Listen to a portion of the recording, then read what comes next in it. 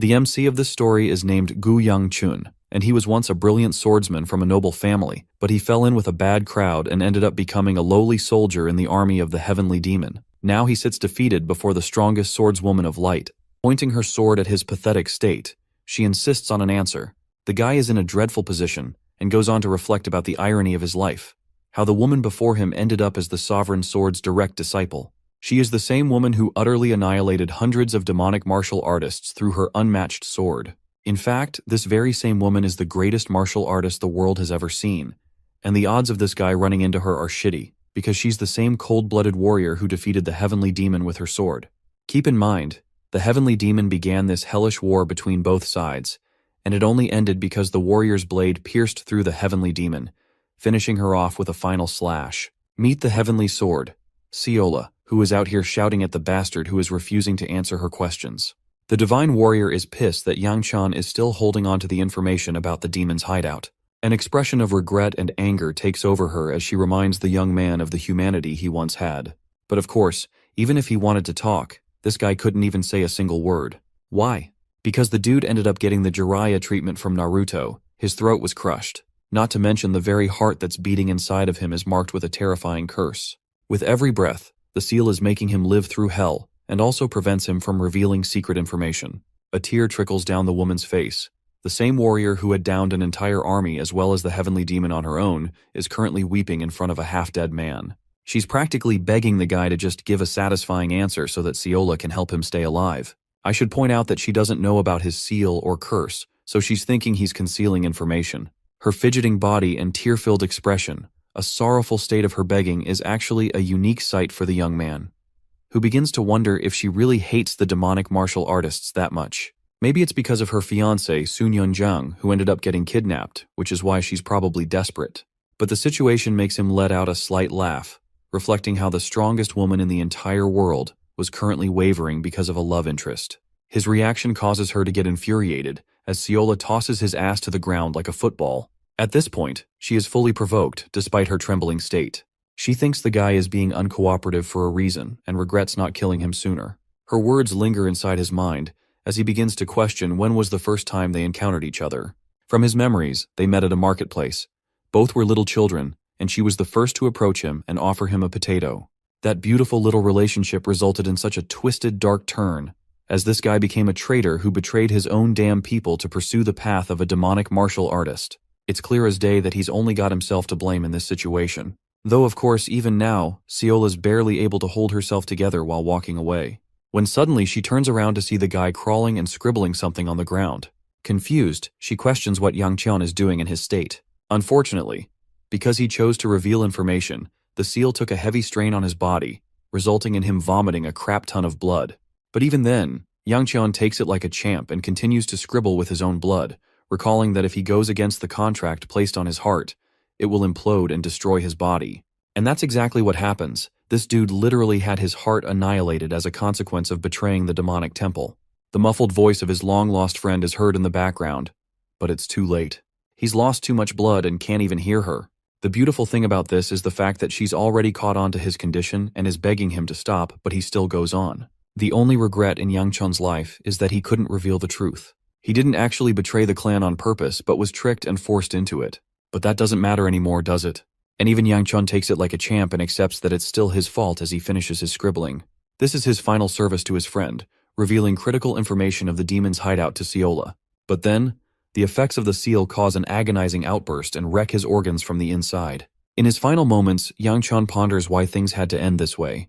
He remembers a sequence of him being helpless in front of his dying sister, who wished him a good life. Seola's voice screams into the alley where he can no longer hear her. Instead, Yang-chan is overwhelmed with the kind of regrets he led up to in his pointless existence. Another sequence comes fresh into his memory when Yang-chan finds a woman clinging to the edge of her life. She felt sorry for him, while he could only stare at her with a look of regret and sadness. Seola's voice roars loud, proclaiming his name again and again as her tears drip down onto his face. Finally, Yang-chan recalls the sequence of another loss he experienced. The white-haired woman rested in his grasp, murmuring to ask if he was crying. But Yang-chan always kept a tough exterior and told her that it's just the rain. Her final words were a request to know about the moon. In her dying words, she found herself relieved, and eventually her existence faded because of the gash she endured in her abdomen. The same Yang Qian, who was once a member of House Ku of Sanseo, a house that was known for being virtuous and righteous, ended up becoming the worst traitor and became a demonic martial artist. And now, his fleeting existence mattered little as he was going to die as a consequence of the war after his defeat. That is supposed to be the penultimate ending to his life, and it's exactly as miserable as it sounds. As he closes his eyes, Siola's voice actually starts becoming clear in his mind. But there's a catch this time. It's the same little girl asking if he wants a potato. Yang Qian's eyes widened with shock as he appeared standing in the same marketplace on that fateful day, not knowing how he'd returned to the past. Our boy stands absolutely clueless, recalling how he gruesomely experienced his death after breaking the forbidden seal. I mean, bro's heart literally burst open. There's no coming back from that one. His final memory was him being in Siola's grasp as he was shouting his name. But now, he could feel the heartbeat coursing through his body like it never even happened. Not to mention his midget body, as he'd become much shorter and younger. It's as if he was daydreaming about the past, and Siola's past self stood there just staring at him in confusion. Yang Qian tries his best to recall the exact words he told her in his original life. Slapping the potato off of her hand, he shocked the girl as he stomped on it, showing a clear sign of his offense. Yang Qian didn't take pity on the girl's gesture and ridiculed her in front of everybody. Anyway, that happened in his original life. But this time, he doesn't hope to make the same regretful choice.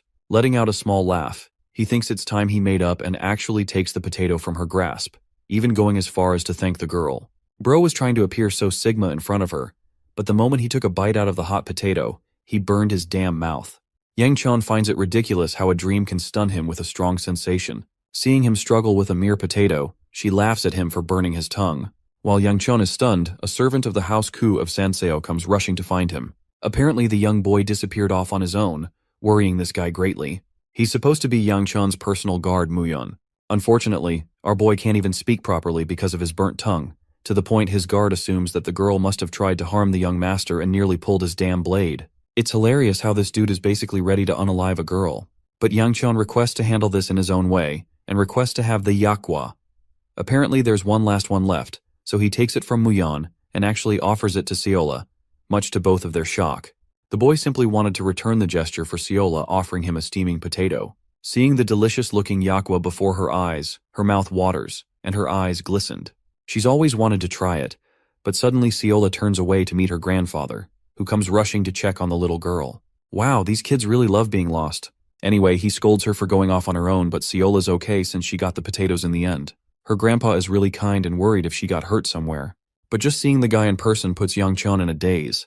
When the girl expresses that she gave a potato to the young boy, her grandpa showed a forceful reaction by pulling her back and actually showed great respect by bowing to the young master of the great house. But our boy tells him that it's nothing to worry about as the girl merely offered him a nice snack. Yang Qian shows proper respect and consideration by praising the food and even offers a yakwa in return. Initially, Siola's grandpa is contemplative, but the little girl jumps in joy and wants to grab it immediately. But the poor girl is absolutely devastated when her grandpa drags her the heck away, believing it would be dishonorable to accept such a delicious snack from the young master. But bro is not giving up because he stops the old geezer, even showing consideration to the little girl and personally handing her the snack. Siola's eyes are literally beaming with joy, and her grandpa is speechless.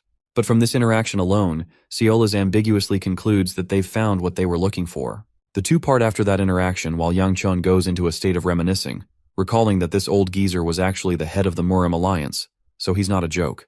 He once sat at the top of the martial world as the strongest ever, and was single-handedly the most feared man from the demonic path. The original sovereign sword, Hyogenwi. But he can't put together why this man would be here at all. It's as if Yang Qian's life is flashing before his eyes.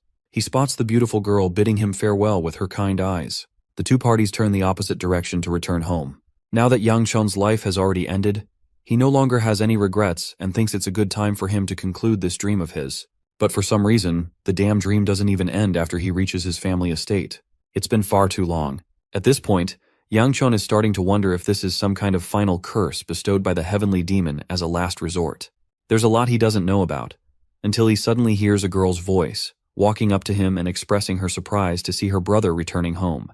Meet the Scarlet Fire Sword Yansu Ku, Yang Qian's second older sister and the one person who hates him the most in the world.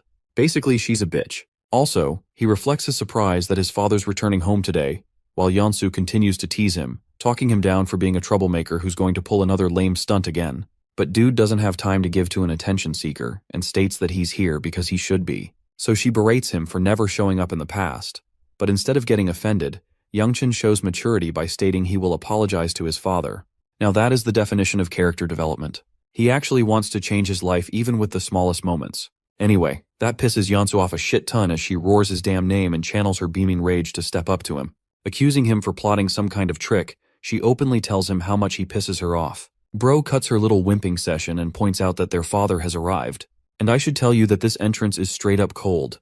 That's how you know Youngchun's papa means serious business. Their father, who basically looks like Musashi over here, is pretty surprised to see his son greeting him so forwardly. He turns his attention to Chief Steward, asking if his sword squads are all prepared. Turns out the first sword squad has already returned from battle while the fourth squad is prepared to leave whenever needed. So he signals to his chief to prepare the fourth squad and find him as soon as possible. Now let's talk about Youngchun's perspective, who finds himself completely paralyzed underneath his father's overwhelming gaze. The housemaster leaves a final regard for the boy, requesting to come find him after his meal. Youngchun is pretty damn shocked to hear that and asks Muyan for a digestive pill because of how intimidating that was. Skipping ahead to the time of his meal, Youngchun recalls the terrible taste of the food. It's the same as ever and he's genuinely terrified to see his father. The anxiety is so bad that he's hoping something will interrupt the meeting. The housemaster speaks over their meal, asking Yeonsu if she's progressed in her martial arts ability. She is very happy to confirm that she's reached the third ring only a few days ago, which is quite impressive compared to the other children her age. So he tells her to work even harder. Now Youngchun actually agrees with his father's words, internalizing how reaching the third ring is pretty damn impressive for a child. Yeonsu has always been the talented type, so a bit of hard work results in wonders. But most impressively, he's shocked to see the little girl smiling, when unusually she has a damn resting bitch face. Which is funny because as soon as he thinks of that, she looks at him with a murderous glare. When his father finally addresses his third child, Youngchun, Bro flinches from his spot. He heard the report from Muyan about the boy heading out to the market. The young boy confirms, causing his father to stand up and express his urgent leave. This surprises the boy because he was clearly expecting Musashi over here to actually say something. Well, Youngchun chalks it off to his father's earlier demand of meeting the boy in his office. But even that is postponed as one of the maids comes to inform him that their meeting is scheduled until tomorrow instead. Again, Youngchun is pretty astonished. That night while in his room, he's surprised that he hasn't woken up from this wild dream of his. At this point, he's also questioning if a potential time travel or a regression has taken place. But that realization comes with the added anger, and a chance for him to potentially kill the heavenly demon before things get bad.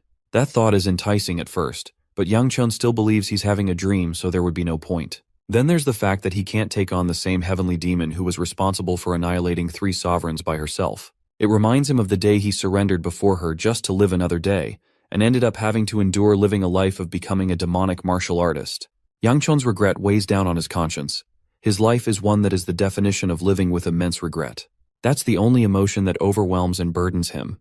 But at the same time, he'd always thought to himself that if Youngchun was ever given a second chance, he would definitely do whatever it takes to live differently. Knowing the eventual future of Seola defeating the heavenly demon as well as the demon temple, he thinks his best shot of living a good life is to hide and play the long game of survival. Knowing that this kind of chance won't come again, Youngchun vows not to fail a second time and to prevent his life of regrets from surfacing again.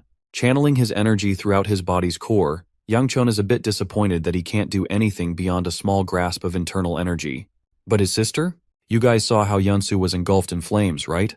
That's the difference between an ordinary person and a prodigy like her, who has achieved the third ring already. Still, even having this much internal energy is enough for the boy, believing that the generational cultivation technique of the house should be more than enough. The art of the 9-flame blaze wheel is his best shot of nurturing his body, and once he reaches the 4th ring, he'll also be able to showcase a bright flame of internal energy. And right after reaching the 7th ring like his father, his body will be thriving with this life-changing power. But as things stand right now, Bro is at the dead bottom of the 1st ring. That's why he wants to gather as much energy as quickly as possible to reach the 2nd ring. Add that to the fact that he can't even equip his powers of the demonic arts to help aid this journey.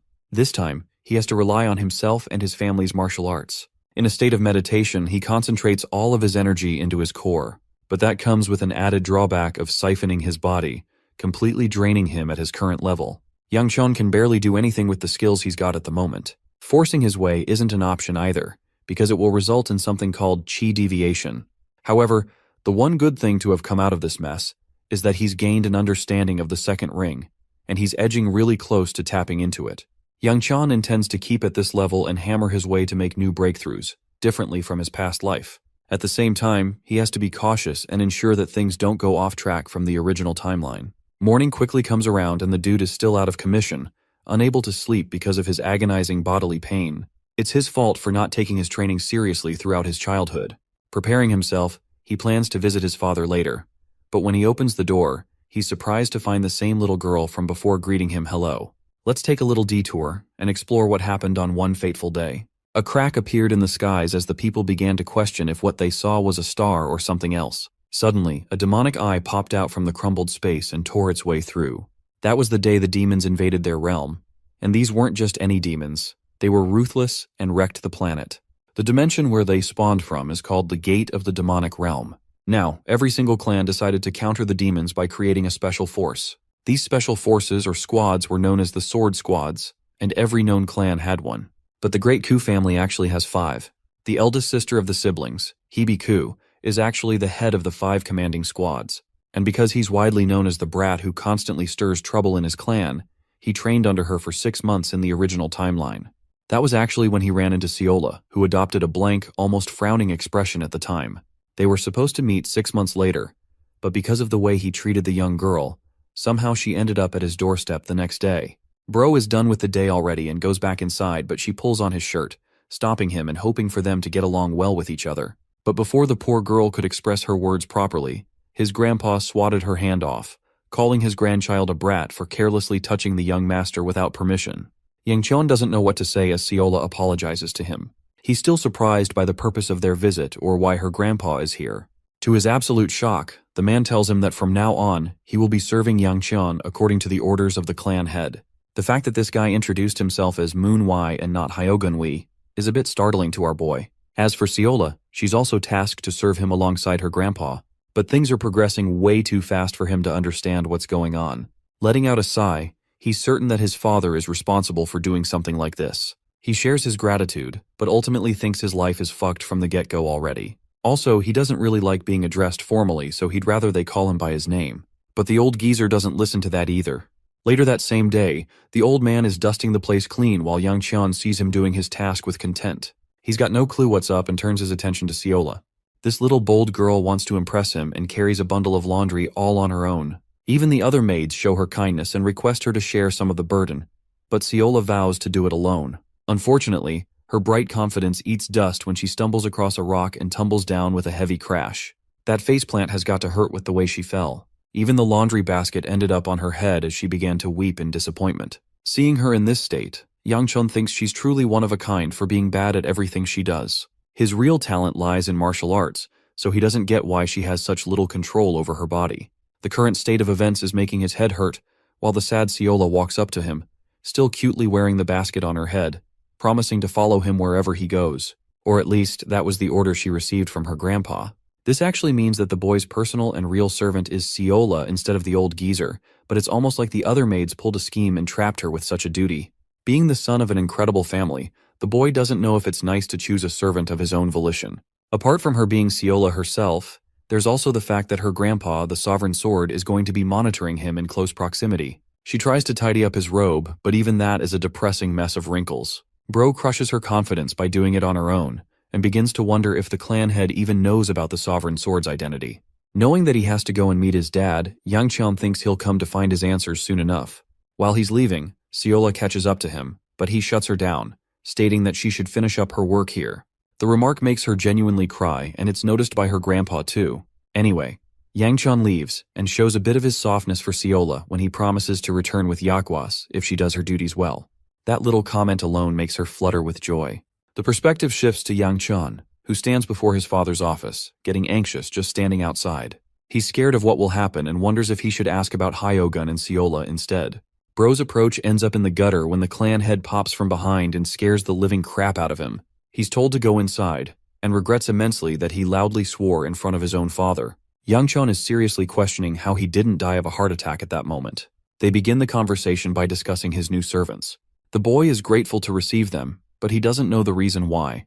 His father refuses to elaborate on the reason and believes his son will come to know eventually. This isn't good, because Yang Chon now understands that his father probably knows about the Sovereign Sword, but the purpose is kept ambiguous. Instead, the clan head recommends that the boy prepare for the Nine-Dragon Council that's due tomorrow. Though Yang Chon complies, he has trouble remembering what the purpose of the council was. Suddenly, the little dude reaches an enlightenment, this time horrified to remember the council's name. Yang Chon thinks even death would be more acceptable at this point, while Muyan, his personal guard, questions if he truly doesn't want to participate in the council. Let's explore the concept of this unique council. It's supposed to honor the original sword squads who worked tirelessly hard to guard the demonic realm, risking their lives for the people of Sanseo. It's held twice a year to commemorate their efforts, and it's also a recruitment event to help bring in new members into the sword squads. And as he's the member of the main family itself, he has to attend the council. But Bro just doesn't want to go, ordering Muyan to behead him immediately. But even the personal guard thinks his father will probably kill Yang Chon a second time if he refuses to go. Then there's the fact that the second elder is hosting the council this time, and he also promised to beat the shit out of Yang Chon if he refuses to participate in this council. The situation got so much worse than he expected. The second elder is a damn annoying geezer who has always treated him harshly ever since he was a child. Then again, the kid is a troublemaker, so it makes sense. Anyway, he entrusted the boy and had high expectations for him to act befitting of the great family household. In some ways, Yang Chon is grateful to the old man, but at the same time, he is afraid of him because of his unending training sessions and handing him a mountain of chores. But it's actually endearing because the second elder always looked after the boy even when the clan head ignored him. It's a miracle that he turned out the way he did in his original life, even after the training he endured from the second elder. Anyway, it's time for them to head out. They're supposed to leave when the carriage is ready, so the boy inquires Honghua about the update.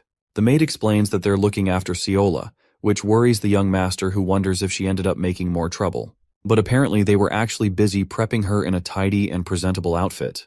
Looking at her in this elegant attire, it even causes Yang Chon to find himself flustered against the girl's pure smile. She walks up to him like a beaming child and expresses how the other maids were praising her beauty.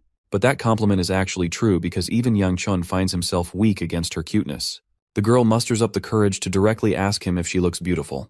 And yup, that alone is enough to make the little master embarrassed beyond hell. He's so flustered that he avoids her and completely switches topics. In the next scene, we get to see the carriage moving at tremendous speeds, giving Siola a joyful ride. It's actually her first time experiencing a carriage ride like this, so she's quite excited. As for Muyan, he tells the young master that the council is being held in the commercial district of Cheonil, known for being the most famous district in their territory. Since it's a long journey of 4 hours, it's going to take a while, so Yang Chon thinks it might be a wise idea to take a nap. But the annoying and beaming child behind him is talking so loud that he just can't. Yang Chon shoves a yakwa snack in her mouth and tells her to shut up for a while. This actually shuts her up to the point he can drift off into sleep. But his sleep doesn't matter at all, because he wakes up a second later and realizes that 4 hours have already passed and that they've arrived. Yang Chon exits the carriage and finds the crowded district charming with beautiful lights to commemorate the important festival. He stretches for a bit and runs into Isil Cheon, the officer of the district who has been eager to meet the young master. Yang Chon introduces himself properly and expresses his honor to meet such an important person. He learns that it's thanks to the boy's sister and the second leader that they were able to pass the first day with ease. But just the mention of Yeonsu is enough to remind him of her shitty attitude.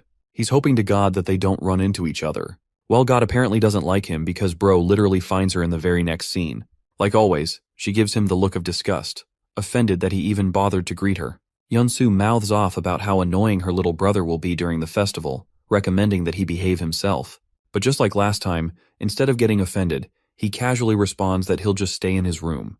This comes across as a bitch slap to his attention-seeking brat of a sister. Suddenly, her attention turns to the girl hiding behind her brother. Yeonsu disgustingly accuses her brother of engaging in the act of lovemaking at a place like this. She goes away sharing her lament for the pervert who doesn't know how to control himself. When the door slams shut, Yang Chon questions what in the actual fudge is wrong with his psychotic sister. He even apologizes to Officer Cheon for witnessing such a scene. But instead of going to his room, the young master prefers to make an urgent stop elsewhere first. Tagging Siola along, they decide to visit the main arena, which is enormous and decorative in its size. The 5 sword squads were applauded on the first day, and tomorrow will come the selection of new members. It's a good thing that the main family members don't have to compete. Yang Chon thinks he's going to live a chill life until the second elder pops out of nowhere. It's the whole, "he's right behind me, isn't he?" meme because Bro's day is about to be ruined. Striking him like thunder from the skies, the second elder is proud of the boy for actually showing up to the festival. Seeing his palm reaching out for his face, Young Chun is terrified that he might get his ass beat, but to his surprise, the older man simply pats him and asks what influenced the boy's decision to actually show up. After all, Yang Chun made his life's goal to escape the second elder every time. When the little boy tells him that he received word of the second elder getting pissed, he pretends like he never even said something so horrific. The old man in particular is known for being obsessed with the boy, because he's really the only son of the household. Seola, on the other hand, is so excited to meet him, expressing her joy. But goddamn, he looks at her like a demon of death, turning her expression to fear and sadness. She's so adorable and winces away, hiding behind Yang Chun, who tells the geezer to lighten up instead of glaring at people.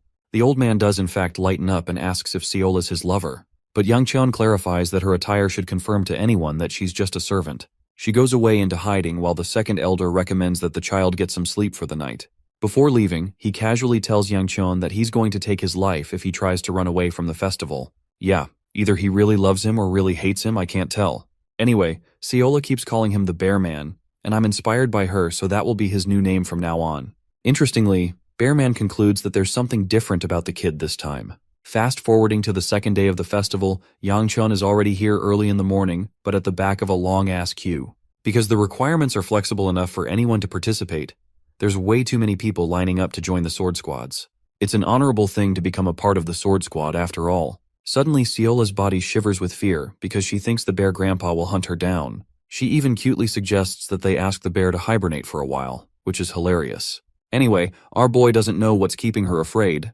Unfortunately, he can't order her around as much because she's the grandchild of the sovereign sword himself. He promises Seola that Muyan will take care of any threats if she's afraid. The personal guard has no idea what the term bear grandpa even means until our boy expresses that it's the second elder they're referring to. Unfortunately, the duty is too much for a personal guard like Muyan, so they conclude that maybe it's best to sacrifice Seola. The funny thing is that she actually takes this order to heart and concludes that today is her funeral day, and that she will sacrifice her life for everyone's happiness. The heartwarming portrayal of her past self is enjoyable. Yang Chun reminds her repeatedly that he was just joking, but turns out Seola just wants him to buy her a bunch of dumplings to die happily, so he lets her do whatever she wants. While she's away, Muyan shares how the young master is offering preferential treatment to Seola, despite her being a casual servant. Of course, it's because he still thinks of her as the Seola from his original life. Though he acts like he doesn't care about her, Muyan is smart and points out how the young master still gave her part of his own money for the dumplings. Unable to argue against him, the young master simply turns away. Muyan is actually pretty happy to discover that the boy is different from the way the rumors portrayed him, while Yang Chun advises him not to have a change of heart over a bunch of damn dumplings of all things. Also, he catches Muyan in his point that he judged the young master for a few rumors. It's only been 2 weeks since he's been assigned as his personal guard. The only reason he said something like this is because Yang Chun freshly received him as his guard right as he regressed into his past life. Their conversation is disrupted by a loud woman calling out to a lady, recommending that she doesn't wander all on her own. The girl expresses that she's fine on her own as there are plenty of great people from the House of Ku around her. The voice of these girls sounds similar to Yang Cheon, putting him in a state of reflection. Yobi, the mysterious girl's servant, argues that it's troublesome if she runs into the young master of the Ku family. Then again, there were plenty of boys in their family, so she could be referring to anyone according to Yang Chun. Even the girl thinks it's impossible to meet him in a crowd like this. But even Yang Chun has a self-aware fourth wall-breaking moment, believing that this is some kind of foreshadowing. The girl turns back, only to become startled to find the astonished young master before her eyes. Muyan whispers in his ear, explaining that the situation is probably awkward based on their reaction, so he's wondering if he knows these people. But of course, seeing her face, Yang Chun simply couldn't forget the girl who had obsidian eyes with a ring on her finger with an ambiguous pattern. Though no one knows about the symbol on the ring, he knows that it belongs to the Habuk's House of Peng region. This very same woman is revealed to be his ex-fiancée. Let's talk about how the engagement happened between these two belonging to the great houses. They were mainly of a similar age, and the House of Peng suspected that the young boy would one day become the clan head. That's why they entrusted their daughter in an engagement with him. As obvious as it could get, this guy ended up causing a shit ton of problems, and because of his stagnating reputation as the troublemaker, the House of Peng became afraid, and the engagement eventually broke up because of his final words to her. Immediately, she questions why he's here, but Yang Chun cuts her off and asks the same. She tells him that it's because of some urgent business, and that she isn't required to explain her intentions in the Sanseo region because of his family. He treats her coldly, which pisses her off as she reminds him of their age difference of 1 year. So he decides to adopt immediate manners and refers to her properly. He turns his attention to Ciola and expresses that they should leave with the dumplings. Meanwhile, this adorable little monster acquired a crap ton of dumplings and is happy to leave. With his parting words, he tells his ex-fiancée to enjoy her time here, which comes across as a shock to her. She regrets having run into him of all people, and takes a note of the servant next to him. She's a bit annoyed that he's already found himself a pretty servant, and internalized that he's still the same damn pervert.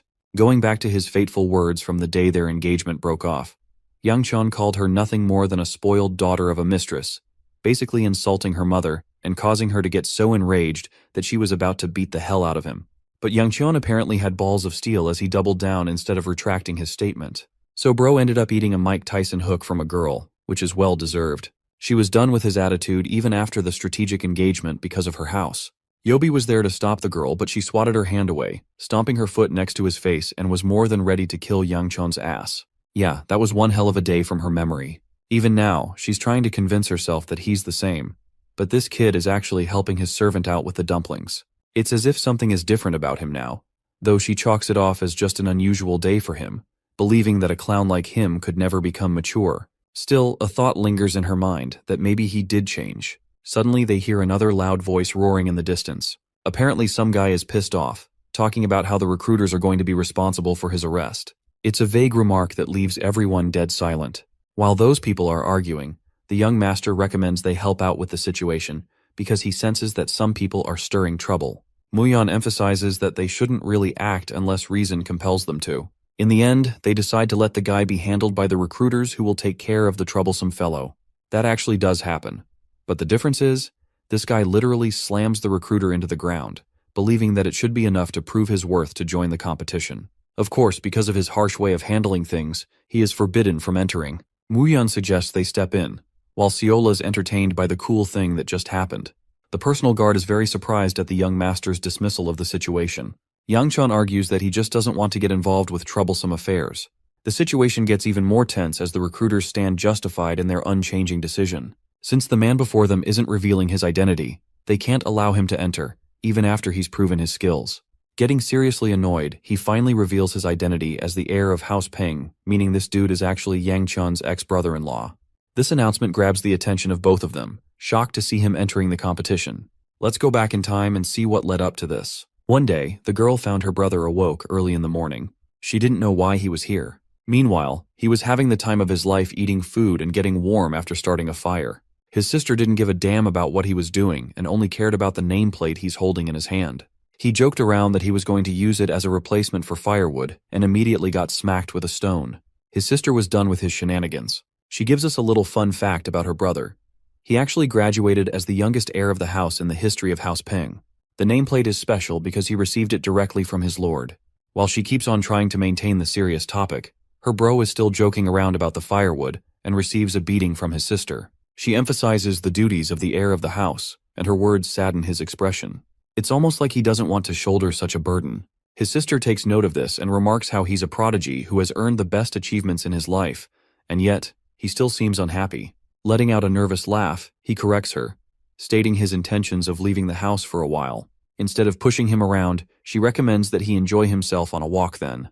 The suggestion lights up an idea inside his little head, but in a way that his sister never could have anticipated. 4 damn months passed since that moment, and all she got from him was a note saying he'll be gone for a bit. She was pissed and complained to Yobi, who actually reported that the Vagrant clan might have a clue on his location. She was dying to hear where her brother had gone, but the region of Sanseo never made sense to her.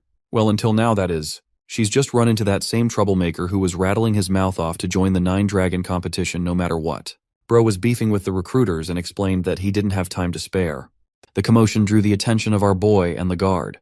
Both of them heard him yapping about the Black Knight Blade, which is a technique of House Peng. Our boy figured the situation would only get worse from here on out, so he sought to scatter away. But of course, Grandpa Bear had to rain down on his moment at the worst possible timing and grabbed the boy's face.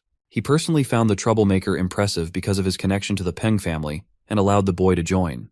It is only then Wu Jin Peng makes his official introduction, expressing his great honor to meet the second elder of the House of Ku. Grandpa over here laughs his face off, and because Wu Jin kissed his ass just now, he's even more prepared to let the boy join the competition now. Even though the recruiters are strictly against the decision because of the boy's identity, the second elder believes that Wu Jin must be telling the truth because the boy takes after his father's looks. Apart from that, the ring he's wearing is yet another proof. I have to point out that Yang Chun is pretty surprised because he didn't know it was Wu Jin either. Anyway, Grandpa Bear expresses that the purpose of the competition is to allow people to join the great squads, so he's curious why the heir of House Peng is here of all places. Wu Jin confidently reveals that he doesn't really enjoy his time back at his house, a reason that makes the second elder break into laughter while at the same time causing Yang Chun to think they're both retarded. Wu Jin casually shares that he ran from his house because he loves rebelling against the rules. Yet another reason for the geezer over here to crack into laughter. Okay, the really intriguing part is that Wu Jin is a whopping 23 years of age, because I could have sworn he was a teenager if they didn't point that out.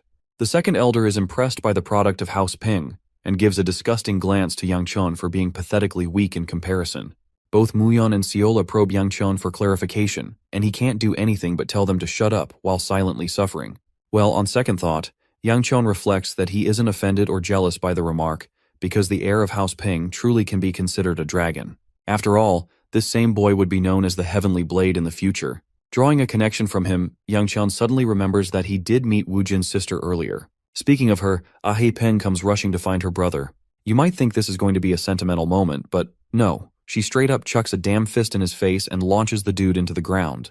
Ah-hee is seriously pissed that he ran the hell away right after becoming the heir to their house. With his face caved in, Wu Jin tries his best for a timeout, but his sister is in her John Wick mode and barely spares him a second before beating the ever-living crap out of him. While beating him up, she talks about how disgraceful he is for ditching his own house just to join a competition for the House of Ku. Bro is legit getting pummeled and begs to be saved like a damsel in distress. Ah-hee's beaten him so badly that his blood is all over her, but the elder's done watching and demands that she stop immediately. Seeing him, she gets startled and apologizes before clarifying the situation and apologizing for the troubles caused. Ah-hee promises to make it up to the House of Ku with additional reimbursements in the future and commands that they'll be leaving now. But her stubborn brother is firm on his decision that he'll stay, causing her to question if he's looking for yet another beatdown. But this time, Wu Jin is serious as hell, to the point that it creeps out even Ah-hee. She doesn't know why he's acting like this, or what's gotten into him. But the boy is clear in his decision, believing that the House of Peng isn't even remotely fun. He thinks anything is better than the life he used to live. Gently advising him, Ah-hee reminds the boy that he's supposed to be the heir now she has got to move on with this kind of thing. But Wu Jin believes that it's his right to have as much fun as he can before eventually accepting his duties as the head of the house. Escaping the duty will require him losing his limbs or simply dying, and since he's not a fan of either, he's found a third way out. Wu Jin openly declares that he despised the concept of being the head of the family, further adding that the people of House Peng can't even be called human because of their methods. Knowing that he's the only one who has to play the part of the heir, he's accepted the title for his sister's sake too. As for our boy, Yang Chun is questioning Bear Grandpa's decision to let Wu Jin participate, especially since this matter is beyond the scale of the competition and concerns the other houses. Of course, even the second elder believes that there can't be an easy way out for this one. So he calls out to Wu Jin with a sweeping recommendation of fighting him in a one-on-one battle. If Wu Jin manages to beat Grandpa Bear over here, he can join. But of course, this is just an impossible task. Even Ah-hee thinks he's terrible with his jokes. But the old man is firm on his words and believes 10 hits should be more than enough to decide the winner. As for Wu Jin, he's got those young and determined eyes. The second elder has no thoughts of going back on his words. The second elder is in the middle of explaining the win condition for Wu Jin, stating that even a single contact with his body will conclude the young man as the victor, when suddenly the young heir of House Peng dashes right behind him with immense speed. Grandpa Bear over here is standing nonchalant, while Wu Jin is about to Chidori his ass from above. But the tables are instantly turned when Wu Jin literally faces a goddamn monstrous reaction from the old geezer as he unleashes his punch. Yep, he's definitely dead.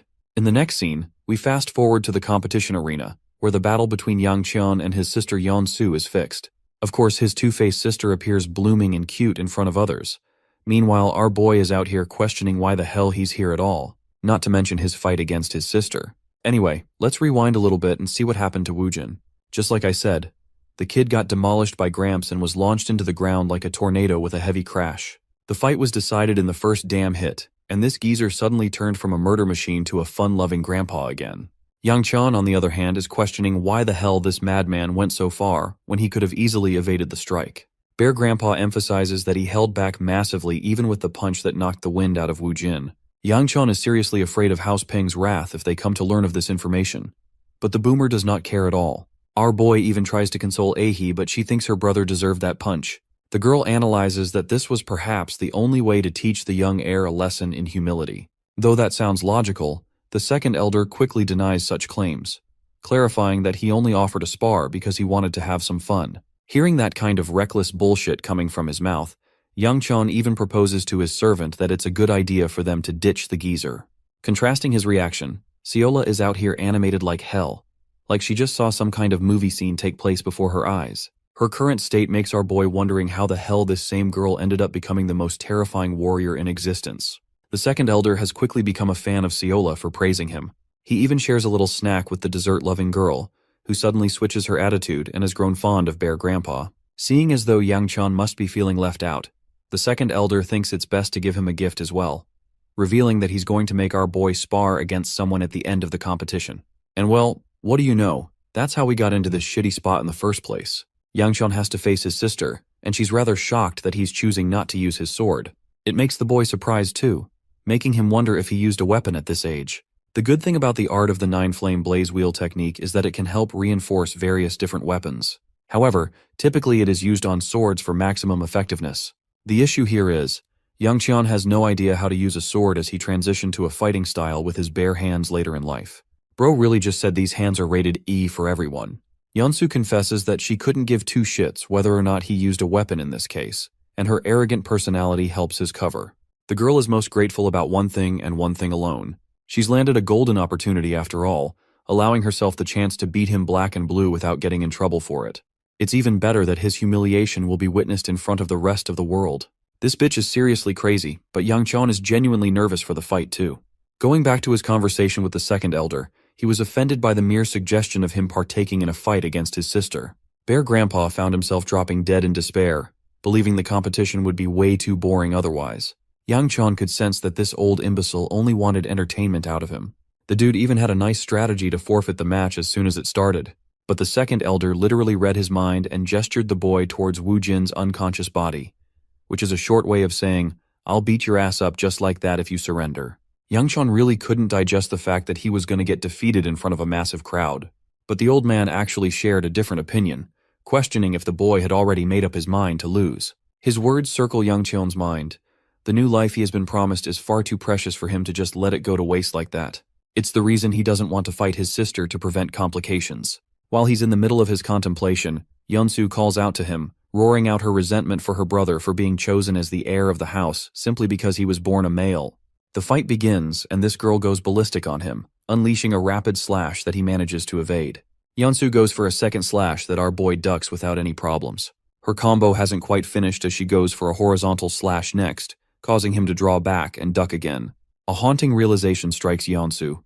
Her brother was dodging her slashes even though he was only on the second ring.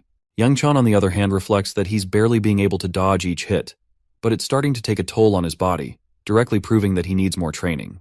But he hasn't yet decided how he should treat this battle. One way could be for him to take a direct hit and pretend to be knocked out. At the same time, with the way she's attacking him, bro is not going to be pretending at all. He thinks he's genuinely going to be put out of commission. Before he can even chart a battle plan, his sister goes on the offensive again, grabbing his uniform to make sure he stays in place as she launches another sword slash. But he dodges that too and quickly undoes his top, causing Yeonsu to slice it down. The boy taunts his sister for having so much bloodlust against him that her attacks are predictable. He recommends they stop the battle, questioning how much she despised him. Even though they weren't even using real swords, she tore his shirt in half with such power. Yeonsu replies that she had to accept the horrid reality that she would never become the heir simply because of the system, even though she trained and gave her life to the cause. And yet, the boy who does nothing and lives like a heap of garbage is easily handed the position because he's a son. That's why she hates him so much and believes that their positions are unfair. Yeonsu takes it a step further by imbuing her weapon with internal energy, raising the stakes of the fight. With her current level, Yang Chun is astonished to discover that his sister has already evolved past the third ring. The onslaught of attacks continues as she does her absolute best to nail him down with at least one attack. She even calls him a coward and a useless clown who does nothing but dodge because that's all he can ever do. That he's talentless, and someone who isn't even determined. She thinks that if her brother is going to continue this lifestyle, then it may as well be fate to get rid of him.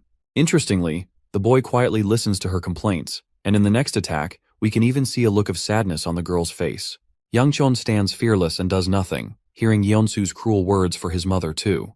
The conclusion is intriguing, as he actually manages to stop the attack by catching her wrist, returning a demonic glare as Yang Cheon questions what rubbish came out of his sister's mouth. Following a monologue of the girl, Jeonsu openly admits that she holds her big sister in high regards. She was given the title of the Searing Blade at the mere age of 15 and was exceptional by the age of 20. Because of her raw talent and effort alone, she eventually became the leader of the 5 swords of the House of Ku.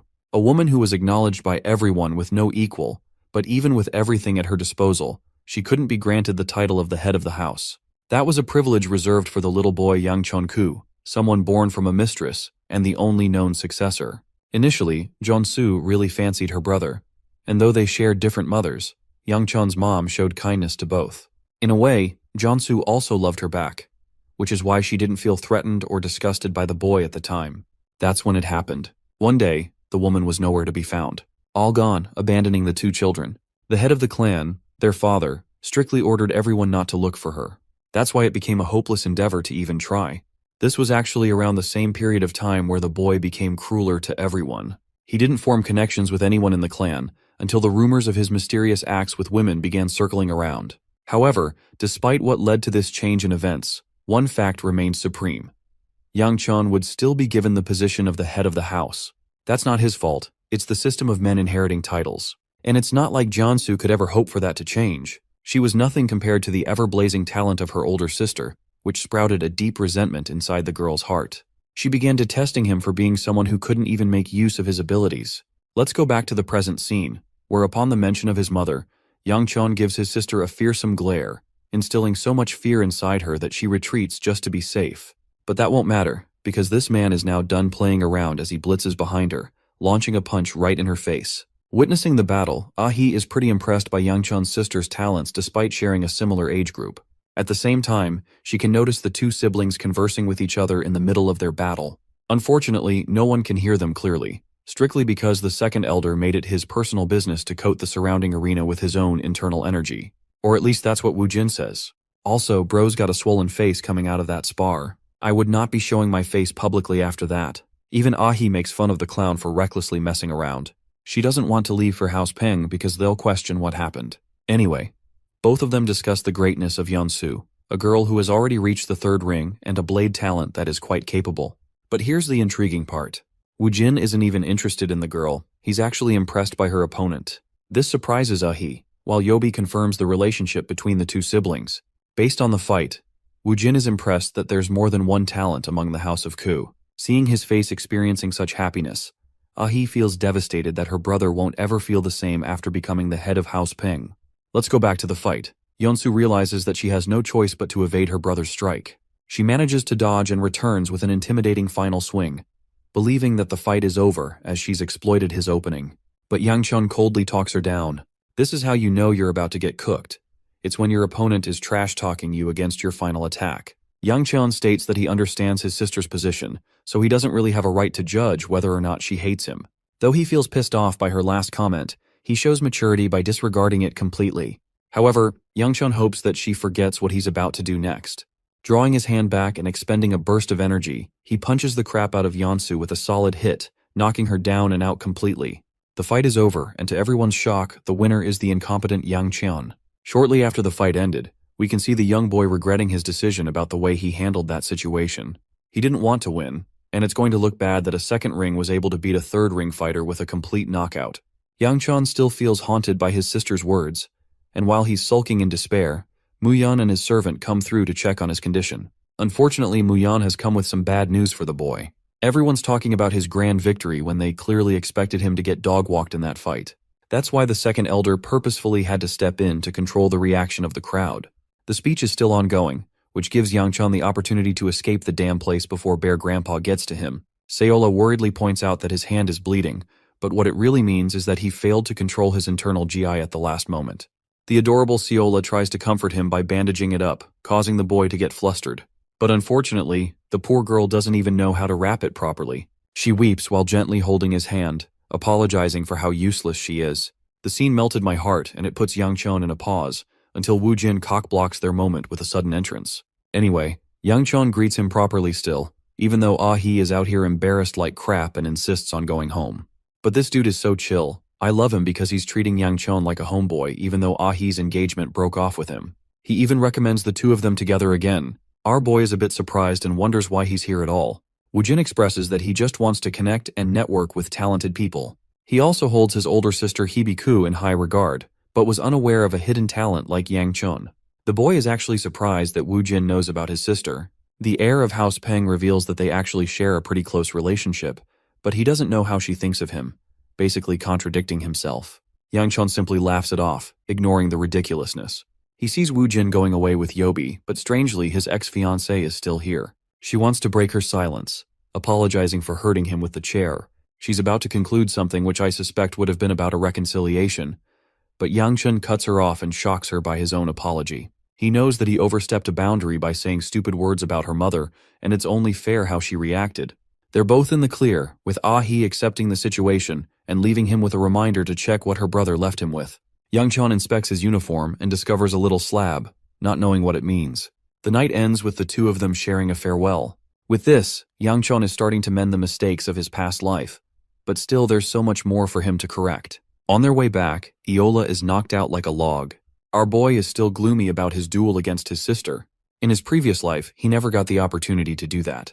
And of all the times he can think of, Yang Chon thinks he shouldn't have been able to win that fight. From his understanding, the future began manipulating the moment Siola began working under him.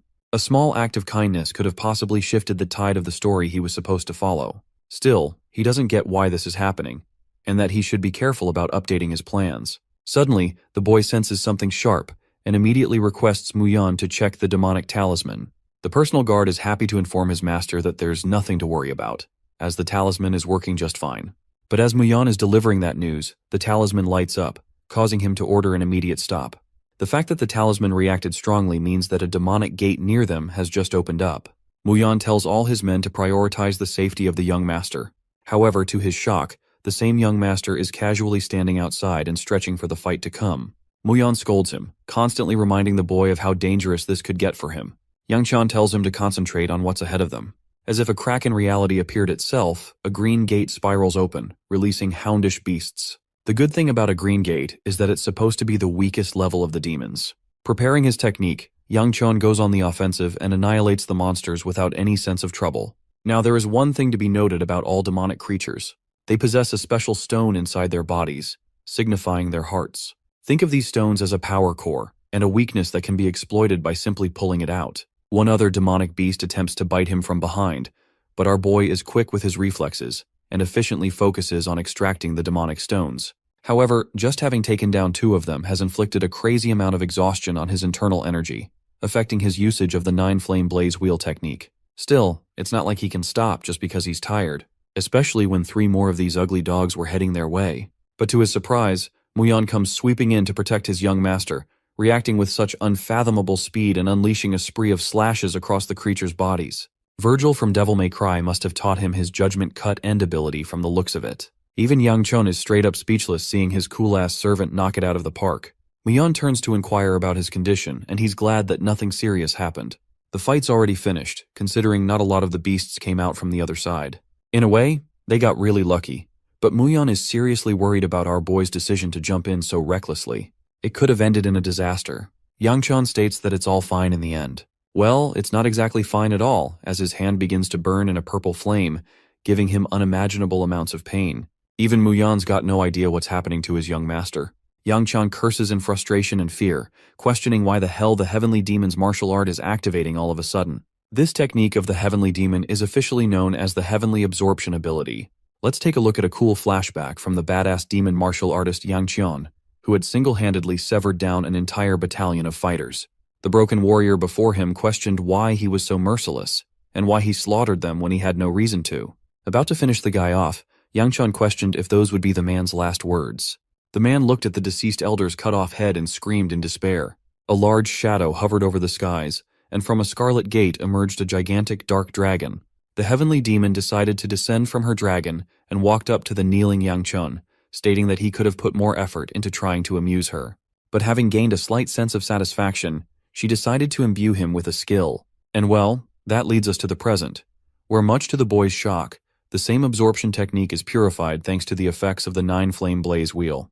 The boy describes this unique process as a kind of a merging effect, something that never even happened in his past life.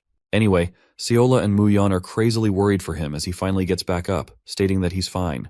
He thinks it's possible he might have sustained an unknown injury during the duel he had with his sister. Muyan wants to find an immediate doctor, but our boy insists that he's okay, especially considering the fact that he wants to hide his ability to consume demonic energy. Seola, on the other hand, is whining like a puppy, squishing his face and asking for confirmation as she finds his condition to be sad. Luckily, the other servant stops her cute meddling and pulls her away for Yang Chon's sake. Once again, Muyan requests that they visit the doctor, but the young master believes it would be better if they just returned home and if he slept to cool off the exhaustion. While his men are gathering around and preparing again for the journey, the boy enters a contemplative state, noticing how he doesn't feel an ounce of demonic energy within him. This means that his family's generational technique must have done something. Interestingly, he also takes note that the color of the stone faded, which confirms the absorption of the demonic energy. Deciding not to dwell on the matter for too long, he crushes the stone within his grasp, believing that he should urgently work on his plans. The following morning, Seola's eye for sweet snacks is acting up again. But our boy actually ignores her pleading request and betrays her from her expectations. Yang Chon reminds the girl that she was the one who keeps tagging along for no reason at all. Anyway, Muyan is pretty curious why they've come out here of all places, especially since the boy is still in the process of recovering from what happened, so it doesn't make sense why he's out in the marketplace when he should be resting. The considerate Muyan even offers to help him if he's looking for something. Though the young master appreciates his consideration, Yang Chun concludes that he doesn't want any help right now. He notices a specific street and scans the alley, confusing Muyan a bit more. First, Yang Chun requests the girl to retreat back home, and then tasks Muyan to follow him. He wants Seola to be the messenger to his house, stating that he'll be back by dinner. The young girl is worried that her grandpa will scold her, so Yang Chun plays with her greed and offers to buy her 10 yakwa snacks for completing this task. Suddenly, the girl is beaming with confidence and adds a condition of dumplings on top. Yang Chun is more than happy with those terms, and the two of them shake on it like best friends. Anyway, back to the alley. Muyan is curious, but our boy doesn't feed him any answers yet. The personal guard is scanning his surroundings, believing that this place seems a bit dangerous to wander alone. But that's something even Yang Chun knows about. It seems that he's found what he was looking for at last. At first, he was worried he wouldn't be able to find it. Muyan is curious why the building is of interest to the young master, and even states that his senses are telling him that something is wrong with the building. Yang Chun commends him for having sharp instincts and opens the door, receiving annoyance from a bunch of crooks who think that the young boy must have lost his way. They also notice that the boy's guard is armed with a weapon, which means this is a good sign for them to kill these two. These thugs put Muyan on edge as he prepares his weapon. One of them questions why the boy came here of all places. Yang Chun confidently reveals that he's simply a customer, but his arrogant tone makes the thug pissed off. He actually threatens Yang Chun to the point that Muyan is ready to strike all of the bastards down. But the young master believes it's not the right time, and reveals that all of them knew who he was the very moment he stepped a foot inside the alley. Yang Chun intriguingly asks if they're afraid of the House of Ku's wrath, but he's not here for that. Instead of trying to slice each other down, the boy offers a negotiation with the branch manager. The thug is actually shocked by the boy's audacity, and reveals that Yang Chun doesn't even have the most basic of manners. But the cunning young master fires back, reminding the thugs that it's not like they're the sweetest people either. This makes the thug snicker a laugh, and instead of going along with the boy's offer, he commands all of his men to slice the kid down. In 1 second, all of them attack him from every single direction. Muyan is done waiting around and demolishes the entire group, carefully making sure that none of them are killed in the confrontation. With this display of power, Yang Chun stands fearless, aura farming while his guard takes care of everyone. The thug is shocked, and yet unsurprised that Yang Chun brought such a powerhouse along. At the same time, it's not like he can comply with the young master's demands either. Suddenly, the thug receives a message from the main manager. Seems like they've already heard of the boy already. The messenger offers his words and discusses the situation. Meanwhile, our boy is forming his own thoughts, questioning what they're planning. At this point, he thinks it's a waste of time and requests Muyan to kill them all. But to his surprise, the thug reveals that their boss wishes to see him, so there's no point in fighting anymore. Though annoyed that they couldn't just do this from the beginning, Yang Chun tells Muyan to stand down. They follow the thugs, and yet Muyan is still out of the loop and inquiries for information. The boy reveals a hint of his original plan concerning the Vagrant clan. Let's talk about the Vagrant clan itself. It's grouped as one of the 10 prestigious clans, simply because of their incredible information network and reconnaissance skills. However, because they follow the path of virtue, they strictly follow a code that keeps their reputation from harm. Now, since the clan won't be able to do what the boy wants them to, he decided to take the second option. Contrasting the Vagrant clan, there is the Hao clan, known for being malicious in all ways possible, which is why he's here. Descending to the lower floors, the boy finds Wenchu Do, the branch manager of the region. She apologizes for her men responding with force upon first encounter. It's really because they were shocked upon the boy's arrival.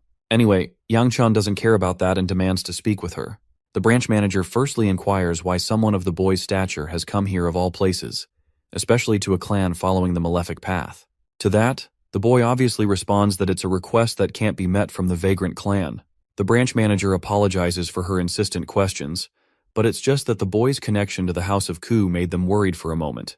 Yang Qian understands their situation, but he's still waiting on a clear yes from their side.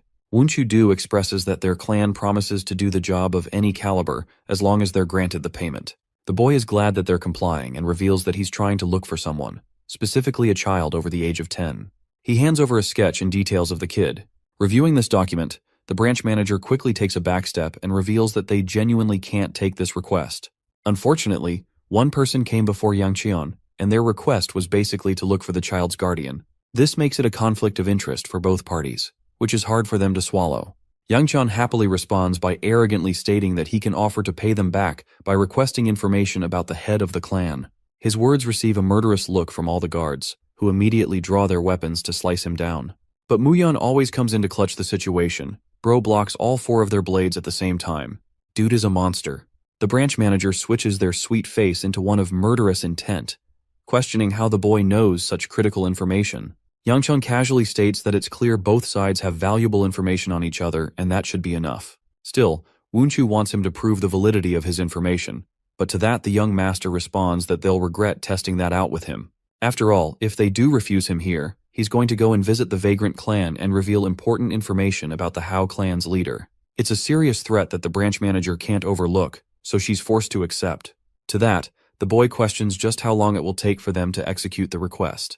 The Hao clan emphasizes that it will take a minimum of 3 months for them, but it's a good time horizon for Yang Qian, and he leaves stating that they'll conduct an official exchange once they've fulfilled his request. However, the boy stops to find the branch manager's gloomy expression, and hints at the Yejok mountain range, alerting Wenchu as he leaves, stating that it's a hint for now. The branch manager is in shambles, while the thug questions if she really trusts a boy to be speaking the truth. The reason she's actually confident in his information is because he knows about their clan head missing, which is why they'll have to take him at his word. However, not even Wenchu gets what the boy is plotting, believing that he has own goals. At the same time, she thinks that such critical information couldn't have been obtained by the young master, which means that the clan head of House Ku must share some involvement. Now, this isn't the case, but that's what she suspects. Ripping off her mask, she reveals her true face, which appears much younger than the older woman she portrays. Wenchu tackles her thoughts, recalling how the clan head actually went into hiding because the clan doesn't exactly respect their master. This is why he had to run away into hiding to prevent people from rebelling against him. That man also just so happens to be her father, which is why this matter is so important to her. The scene cuts to Yang Qian and his guard exiting the building. Overall, despite his confident demeanor back there, our boy was worried that the matter could escalate into a direction he didn't want. It's thanks to the information of his previous life that is coming to use now. From that, he knows about the clan head of the Hao clan being held captive for 5 years. He's also the same reason the clan waged a war against the Obsidian Night Palace. Though the Murim Alliance's attack resulted in a complete catastrophe for the Obsidian Night Palace, unfortunately, the goal of saving the clan head resulted in a tragic death for him. This basically drove the clan to the edge of extinction. The only problem is, not even the boy knows about the information about the location of the Obsidian Night Palace. It's only thanks to the general knowledge that he had that won him the request. Though it's annoying for him to go to such an extent, Yang Qian believes that it's absolutely critical that he finds the young boy. After all, that very same boy would inevitably go on to become one of the most trusted and important figures of the demonic temple. He was known as the strategist and the demonic temple's mastermind, Hyuk Jagal. That's why Yang Qian wants to eliminate him as soon as possible, recalling how the dude's strategies were so cunning that it became an issue for a powerful warrior like Seola many times. If he fails to subdue him here and now, things will get much worse for them all. Muyan cuts off his thoughts and questions what the boy is searching for, but he does add that the request should be fulfilled by summer, and he's also cautious of the young master's knowledge of the Hao clan. Well, Yang Chun confirms that he'll receive the information by summer, but something else comes up and bothers him. He sharply remembers that this is around the same time when House Yan's secret treasure mine was discovered. Unfathomable wealth rested inside that place, but none of it held a candle to the priceless spirit pills. Those pills allowed any person to reach a higher level of martial arts. And in the original timeline, it helped someone become so powerful that they were acknowledged by the heavenly demon. So now the kid has two issues to deal with: Jeagle and the spirit pills. And though he wants to attend to the matter of pills, it's going to be difficult to track down information. So our boy goes with a 1000 IQ strategy that you've probably heard of before. It's called giving up because this shit is too hard. After all, there's just too much going on and he'll have trouble locating the treasure. Let's cut the scene to Seola, who is surprised because a dude is hitting on her and requesting that she serve him instead. The second elder immediately finds Seola's grandpa, stating that he only came this far because of the little boy, and he's even more shocked to find the Sovereign Sword himself looking after the boy. They both share a laugh as the second elder reminds him to keep on working. This pisses him off as he casually shatters the broom, questioning why Elder Ryun came here at all. The interesting thing is how even Bear Grandpa, who is supposed to be seriously powerful, is afraid of the Sovereign Sword's wrath.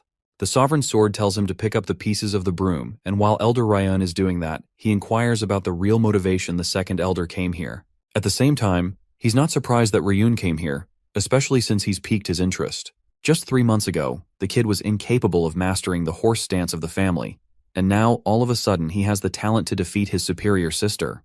The fact that his blaze wheel technique has reached a point of stabilization only continues to point in the direction that the boy is a hidden gem that needs investing in.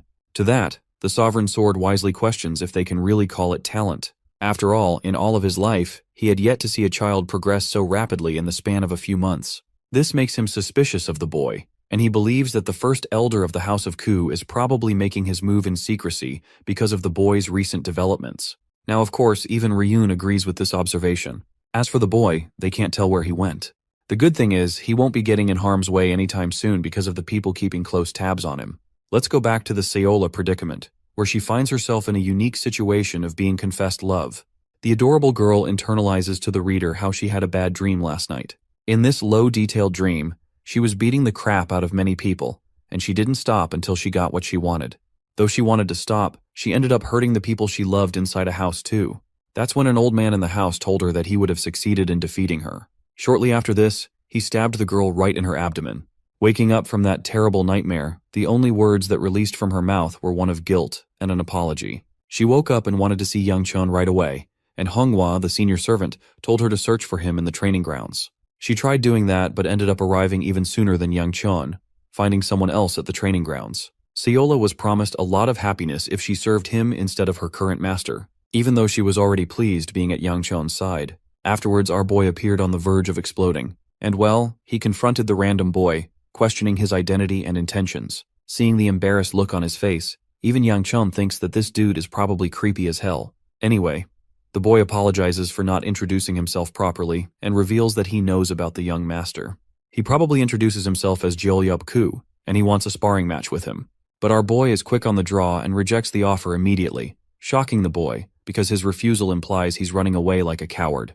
But Yang Chun has no shame in admitting that, which pisses the other kid off and he calls the young master weak for it. Our boy continues to admit that he's indeed extremely weak, so there's no harm in admitting the truth. This leaves the kid speechless. Here's the main issue. If Yang Chun tries to spar with someone randomly off the bat, he'll get in even more trouble than before. But as he's leaving, his life is once again ruined by Grandpa Bear, popping out of nowhere as he implores Yang Chun to accept the battle. Jeolyup greets the second elder with respect too, and refreshes our boy's memory of him. It's revealed that he's actually the grandson of the first elder, sharing a resemblance on their face. The second elder is really accepting of the idea of their spar, while Yang Chun straight up calls out the boy's creepy intentions to seduce Seola. This also makes him wonder if Jeolyup actually came here on behalf of the first elder, which is probably the reason he asked for a spar. Turns out that this fight is actually a political one, rather than one that concerns martial arts. Now, the first elder is known to be extremely ambitious in his endeavors, which is the reason he's been skillfully manipulating the scene from behind, making sure a weak-ass clown like Yang Chun takes the position of househead so that he can manipulate him. However, now that the same incompetent boy has defeated his marvelous sister, things have become complicated, which is why Jeolyup is being sent to beat Yang Chun's ass. Still, our boy shows no signs of interest in facing the kid, even though Elder Ryun thinks it would be a good idea to show kindness. Yang Chun argues that there's no point in fighting when he knows the outcome of the battle will result in a loss. To that, Grandpa Bear gently encourages Yang Chun, stating that he has utmost belief in the boy's ability to win. I'm starting to think that this geezer is genuinely the one who cares the most about Yang Chun.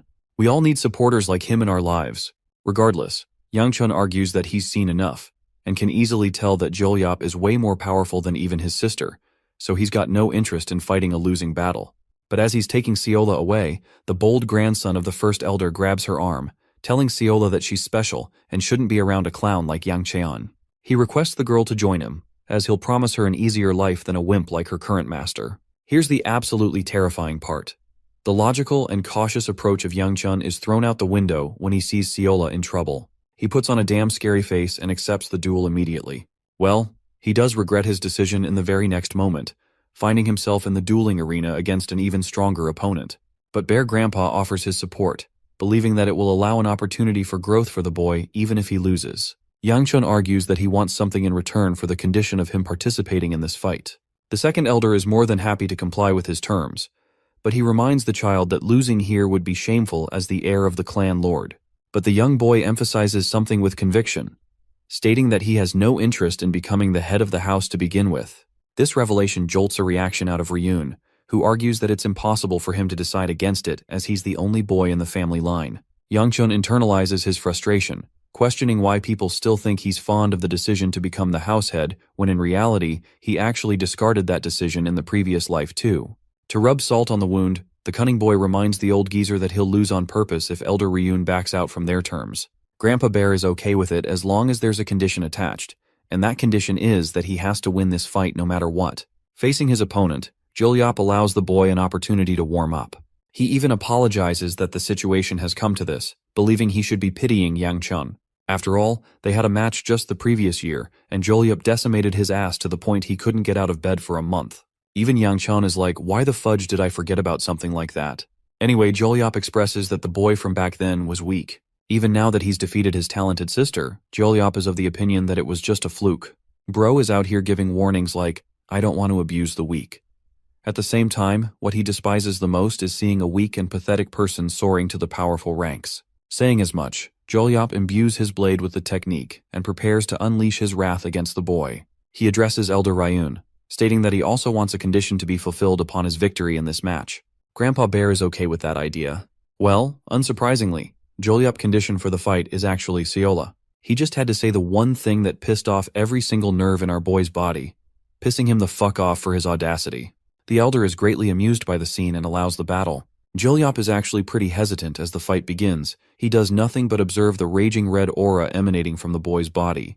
He reveals that traditionally, the stronger opponent is expected to allow his opponent to lead the first move of the battle. Yang Chun calls him out on his bullshit and wonders if Jolyop is actually afraid shitless in this battle. The funny thing is, as competent as Jolyop is of his strength and control over his internal energy, he just can't trust himself to get even close to the young master's terrifying aura. Even though there are a ton of openings he could exploit, he just can't find himself making the move. Suspecting that Yang Chun must be exhausting all of his strength for a show of intimidation, Jolyop laughs and thinks he's got the edge in this battle. He thinks that it's an incredibly stupid decision from Yang Chun's side to exhaust his internal energy like this. Our boy is done waiting around and decides to lead the first attack, and before Jolyop can even finish his sentence, he's already on top of him. An incredibly fast, thunderous kick nearly catches his opponent, but Jolyop is still confident and believes that the difference in their speed is far too much still.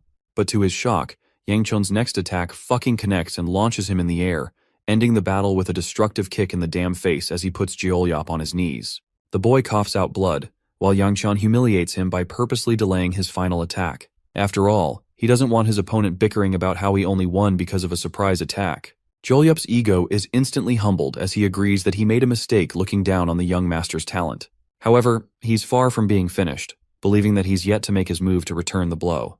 This means that the battle will continue and become troublesome for Yang Chun. Unfortunately, he's once again facing an opponent outclassing him. To make an efficient use of his internal energy, he is efficiently imbuing it in certain parts of the body during his attacks.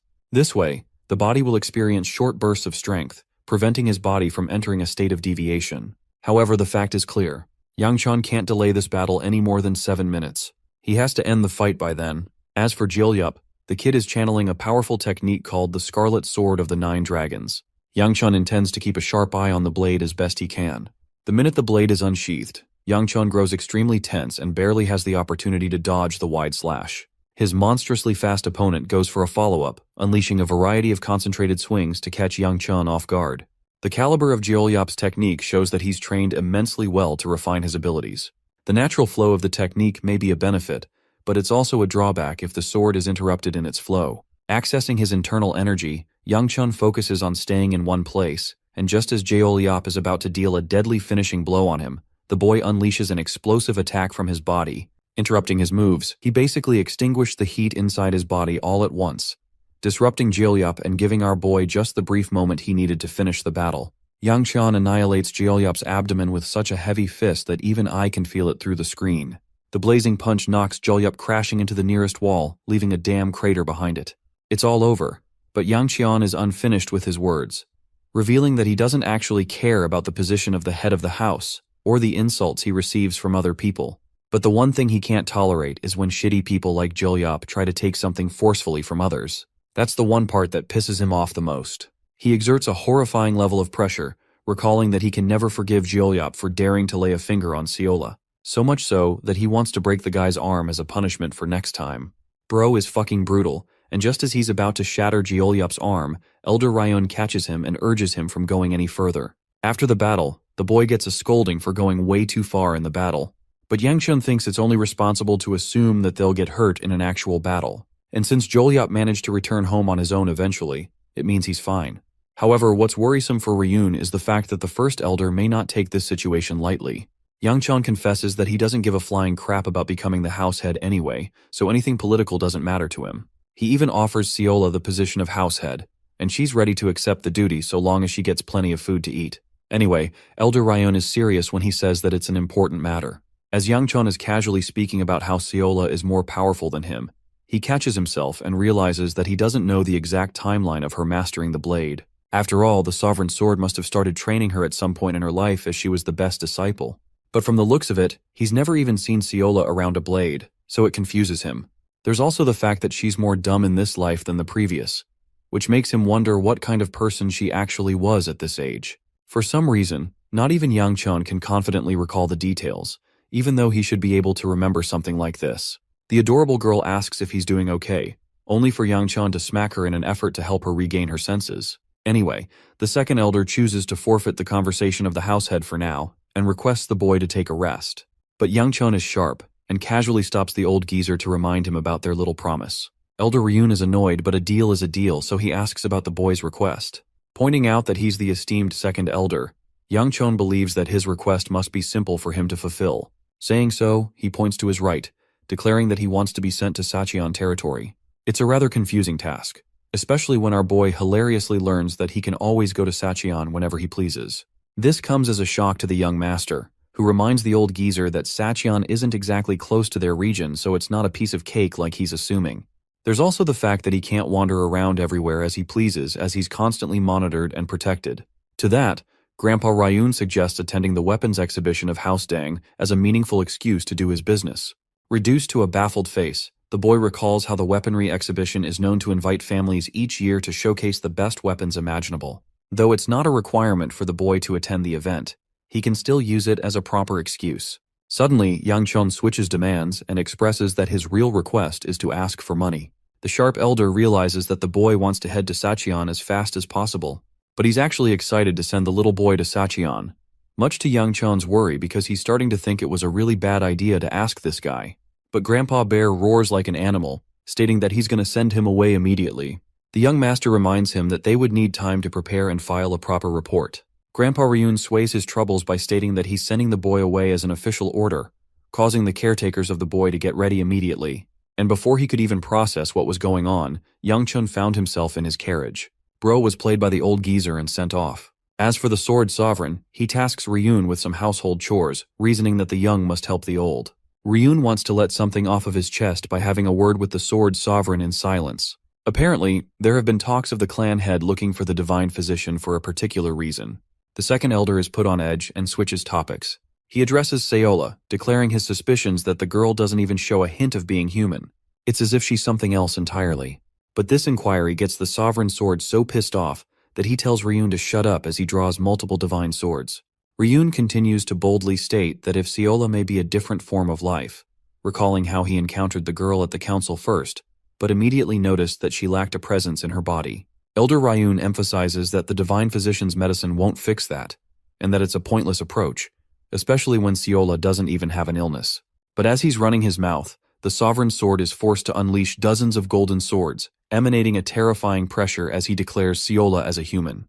Unfortunately, Ryun is unconvinced and walks away, accepting the Sovereign Sword's intentions. Intriguingly, in his reflection, her grandfather believes that he's going to fix the missing parts of the girl by making her human. He's fine if it means sacrificing his very own life for the cause, just so that his granddaughter can become a healthy lady as she grows up.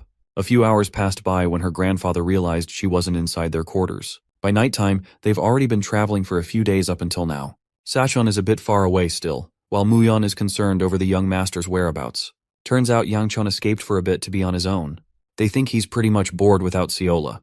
The surprising part is, our boy is actually putting in the damn work by training to the point of exhaustion. Unfortunately, he's still pretty weak as only a few beginner-level punches were able to tire him out easily. Even though 10 whole days had passed on this journey, Yangchon found himself stuck against a wall. He couldn't discover a breakthrough. The one problem he discovered during his matchup against his last opponent, Joel Yap, is the unfortunate reality that he has an extremely low supply of internal energy. This means the first thing he's got to do is home and cultivate his internal energy to its limits. Deciding to activate the demonic art of heavenly absorption, the boy reflects that it siphons internal energy from other beings. But at the same time, with this amazing ability, it slowly corrupts the user from the inside as a side effect of such a power. But in this case, thanks to the blaze wheel technique, he didn't have to suffer any of the after effects of the technique. Now, he doesn't exactly have any demonic energy inside him, which means he can continuously increase his supply of internal energy as long as he kills more demons and obtains more power. Still, the fact is, it's the heavenly demon's martial arts, and that can still become a really big problem for him in this regressed timeline. He genuinely doesn't want to meet the same fate that he met in his original life. Suddenly, a loud scream distracts him and grabs his attention. The boy quickly rushes to find Muyon for a bunch of answers. The personal guard reveals that something is going on inside the carriage, causing our boy to inquire for more information on his own. Inside, we discover Seola popping out with a smile, innocently claiming that she somehow managed to find herself all the way here. Let's go back 10 days ago and see what happened. Seola wasn't allowed to go to the Sachon region because of her strict grandpa. The only reason he even allowed her to go to the Nine Dragons Council is because he could depend on other people to help her out in times of trouble. But that isn't the case for the Sachon region, which could bring about a number of issues for the girl. The grandpa insisted that they get the move on and work with laundry for now. However, Seola found herself depressed, recalling how Yangchon won't be returning for at least a month. She's terrible with her chores on top of that, and unfortunately there's nothing she excels at, so it's not like her going along would add to any benefits. But suddenly a voice calls out to her and startles the young girl. Searching around, she recalls hearing a proper voice from the box nearby. Desperately, the girl tries looking around for an answer, when suddenly, a hand pushes her over, making her trip and crash inside the rationing area. Seola actually didn't even want to go inside, but she was tricked by someone.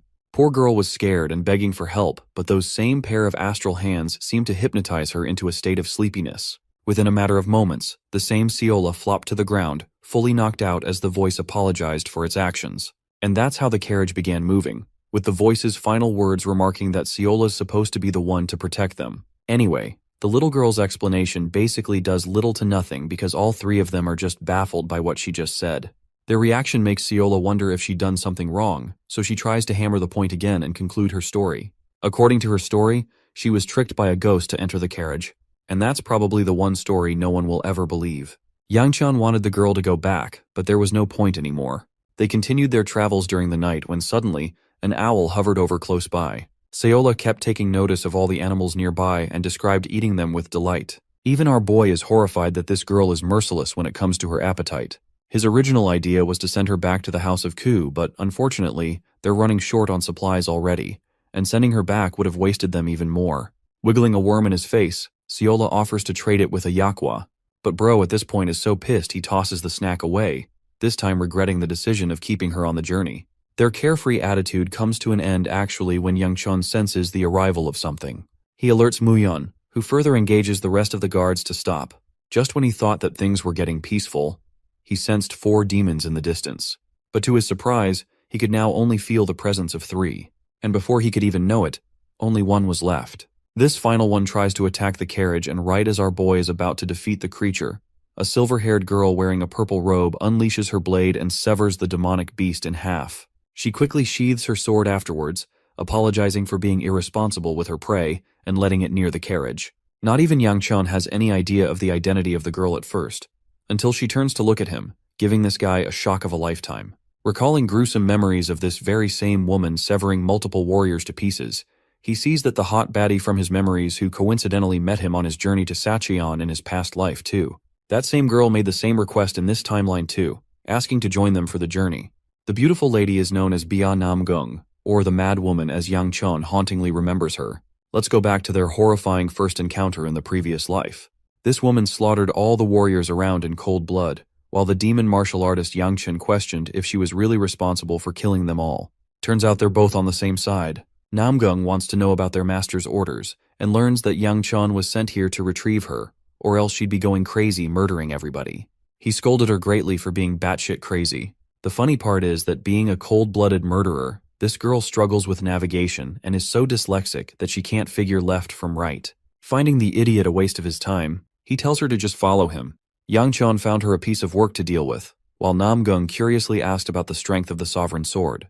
To that, he responded to her by a warning not to engage with any of the sovereigns, as they're supposed to be rivals of the heavenly demon and not them. But Namgung of all people was a curious person, and wanted to know how the blade of the sovereign sword compared to her own, or even their master's. As she went on to yap all day, our boy got pissed and threw an attack right towards her. But without even glancing in his general direction, she sliced the energy ball in half, questioning what the fuck was that about. She was ready to throw hands with him right there and then too. This girl is straight up aura farming. Yang Chen emphasizes that he shot the attack because she's still following the wrong direction, reminding the idiot to just keep up with him. As they were navigating along, she annoyed him by asking another question.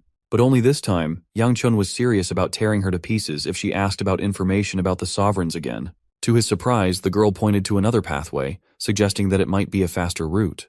Yang Chen had no idea what this girl was yapping about, but before he could even react properly, she was already gone. Here's the hilarious conclusion. Bro reached his destination within the same day, while the crazy chick arrived 4 days late. She sucks at following orders. Anyway, back to the present. Namgung understands that they're headed to Sacheon and requests joining along. But of course, knowing their shitty history together, Yang Chen is like, nah, you're not allowed, bitch. After all, he just can't imagine reliving through that hectic routine again. Aside from that, she will bring him a shit ton of trouble if not for anything else. To keep matters simple, Yang Chen makes it a matter of trust, pointing out that he can't trust a stranger in the middle of the night. Realizing that she has to earn his trust, the girl unleashes a concentrated lightning technique. She's out here turning into Super Saiyan 2 with the kind of attack she's charging up. Mu Yan immediately senses danger from her usage of the ruler's sword technique. The technique results in a gigantic explosion of energy from her body, but before any harm was caused, Mu Yan had already stepped in to stop her. Bia simply wanted to prove her identity and gain trust with the display of her power. With this, Yang Chen has no way but to accept her connection to the Namgung family, so he makes up a second excuse, stating that he can't risk allowing a terrifying technique user join them along. And well, what ends up happening is that Bia actually follows their carriage all the way to the point they were supposed to take rest. Yang Chen has no idea why she's following them and still keeping a safe distance. Not to mention the fact that he even tried lying to her by stating that their destination wasn't Sacheon at all. For now, he doesn't want to confront her but focuses on ignoring. But it's already too late for that because Ciola's already out there teaching the girl how to peel a frog properly. Our boy gets irritated and yanks her away, questioning what the hell she's doing all of a sudden, especially when he ordered her not to linger around aimlessly. Bia shoots an empty glare towards his direction, as if to ask, "What's your problem?" Our boy addresses her and asks what she's doing out in the middle of nowhere from her family. Turns out that Bia actually set off with her family, but embarrassingly, the idiot ended up getting lost from their path. It's exactly what Yang Chen suspected anyway, recalling how shitty she was with directions in her previous life too. The boy then questions why she's choosing to follow them even when he clarified that they won't be going to the Sacheon region. Bia is surprised and decides to ask again for their travel destination. Ciola innocently turns to Yang Chen, who shakes his head in disapproval.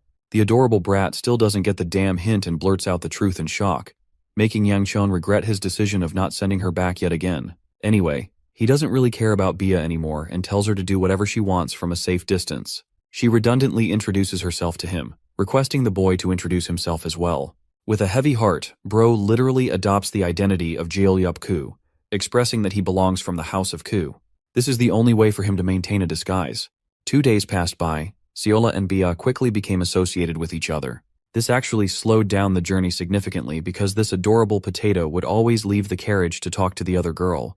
Yang Chon found himself irritated that she refused to get on even after he made his position clear on Bia's case. Finding himself exhausted, he asks Muyan about the time left to reach their destination. The OP guard reveals that they should have arrived within a day, but with the current speed, it's going to take them at least 3 more days. That's crazy. Though he's unaware why Yang Chon is so cautious of the young lady, he thinks it would be better to allow her a spot on the carriage for a faster journey. At this point, our boy just can't take it anymore and gives up in the end.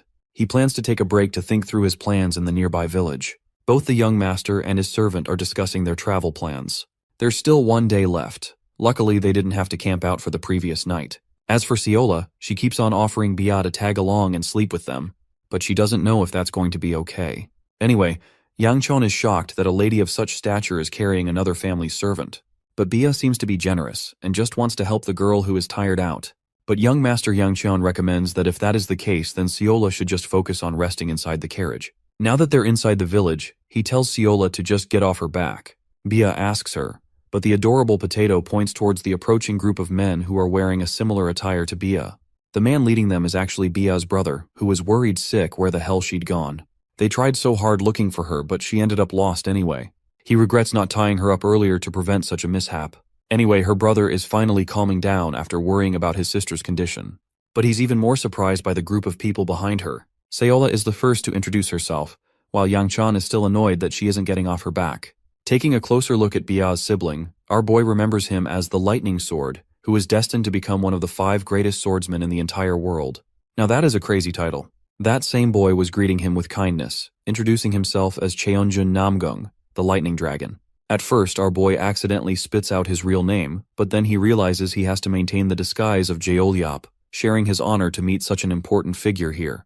Cheonjun appears embarrassed being held in high regard, but he's all the more serious and concerned when it comes to the matters of his sister. Scared shitless, Yang Chun jumps to explain that they met on the way to Sacheon. Unfortunately, Bro blurted out that their destination was really Sacheon all along, causing Bia to catch his lie immediately. This turns the situation even worse. But Cheonjun is okay because he knows that his sister can be quite the handful to deal with. For now, he wants to offer the House of Koo a chance to stay in one of their rooms. But Yang Chun turns this offer down, stating that they were only doing what they thought was right. Though it's a good offer, Bro just doesn't want to be around this crazy psychopath of a girl anymore and hopes to look elsewhere. Unfortunately, Muyan has to remind his young master that they really don't have any rooms booked either. He offers the idea of camping, but Muyan cuts him off, stating that their servants are exhausted beyond hell, so it's going to be hectic to force a camp again. And well, that's how he had to accept the offer in the end. Let's actually go back to Bia's background as the demonic martial artist in her previous life. The first thing she ever did after becoming one was annihilating her entire clan. This is the same woman who killed her own brother and her father, as well as the disciples of the clan. That led to her title of the Demonic Sword Empress, leading to a reputation unlike any other. To this day, Yang Qian has no clue what drove her to such limits to have killed her family in cold blood. But based on their conversation earlier, he couldn't tell any hostility between her and her brother. The weirdest thing about her is the technique called the Ruler's Sword. Back then, when she showcased a hint of it, he could already tell it was much stronger than her brother's. And yet, even after the display of such a powerful ability, unlike the Lightning Dragon, she doesn't seem to have a nickname of any kind. It only makes the boy wonder if there's some kind of internal conflict going on inside the house. Coming out of his room, he accidentally stumbles into Cheonjun, greeting him with kindness. But to Yang Chon's shock, the bastard not only ignores him but also shoves him away, coldly reminding our boy to know his place. Yang Chen has no clue what the fudge just happened. Cheonjun goes on to express that he doesn't want a shitpiece like the boy to be conveniently talking to his sister. He thinks Bia has been somehow seduced by him, especially when she's extremely gullible. Therefore, this dude is prepared to slice Yang Chun in half if he ever dares to speak to his sister again, not to mention the sight of the servant casually mounting on her back. But when Bia suddenly makes an appearance and comes into frame, Bro literally switches personalities and acts like the sweetest and most welcoming child in the world. Yang Chun is out there standing like, what the heck is going on? and his final conclusion about the Namgung family is that these idiots are all crazy in the end. Muyeon the same day greets his master and tries to talk about the matters regarding the Namgung family. But our boy has had enough of his fill already and wants to leave. Muyeon expresses that it's pretty easy for them to set off after breakfast. This is good news to our boy because he's just dying to leave already. He wants to make sure he doesn't become an enemy of the Namgung family from this point onwards. Arriving to get breakfast, he finds Seola and Bia enjoying their meal. Bro is struggling to sit between the two girls, questioning his decision. And well, the moment he does take a seat, Bia's brother is out here on the verge of exploding like a nuclear bomb, giving Yangchon a murderous glare from the opposite table. The funniest part is that every time Bia turns to look at Cheonjun, Bro changes his personality into a sweet child. Even Yangcheon is questioning if this is some kind of technique at this point, because how does one even do that? Though he perfectly understands why Cheonjun is behaving in this manner, the good thing is that they won't be running into each other again at the weaponry exhibition. Yangcheon finishes his meal early, deciding to exit the room as fast as possible. He says goodbye to Bia, who finds herself sensing some kind of dark stench from him. Cheonjun comes up to confront his sister, inquiring why she chose to sit on the side of the House of Ku. She takes one glance at him, at Cheonjun, and realizes that the stench is actually coming from him instead. The lightning dragon recommends that she sit with her own house next time around. Bia doesn't focus on contesting his opinion and simply apologizes. She sees Yangchon and the others leaving and tries to follow them, stating that she wants to rest in the carriage for a while. Her brother is still baffled by her interest.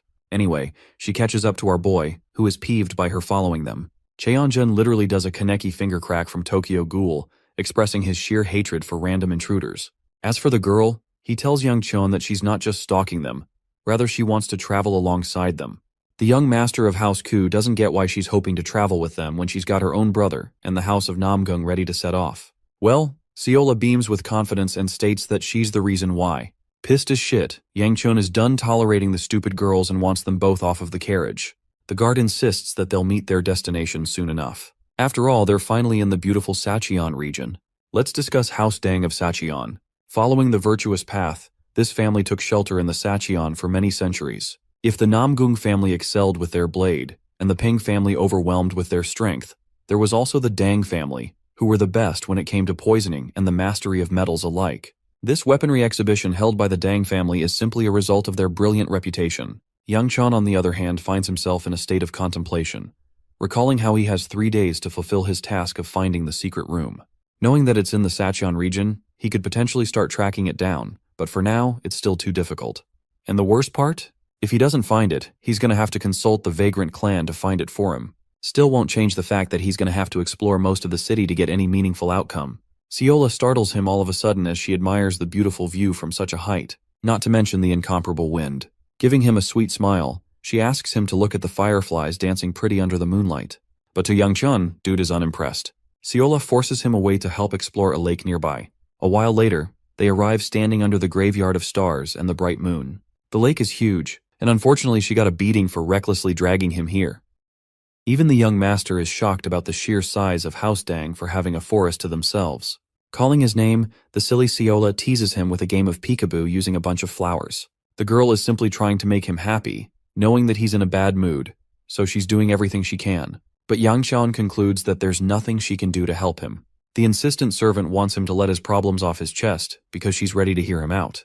Bro decides to gamble on the opportunity and supposes a situation where someone hid a treasure in the giant city. He wants to hear how Seola would try to find such a treasure.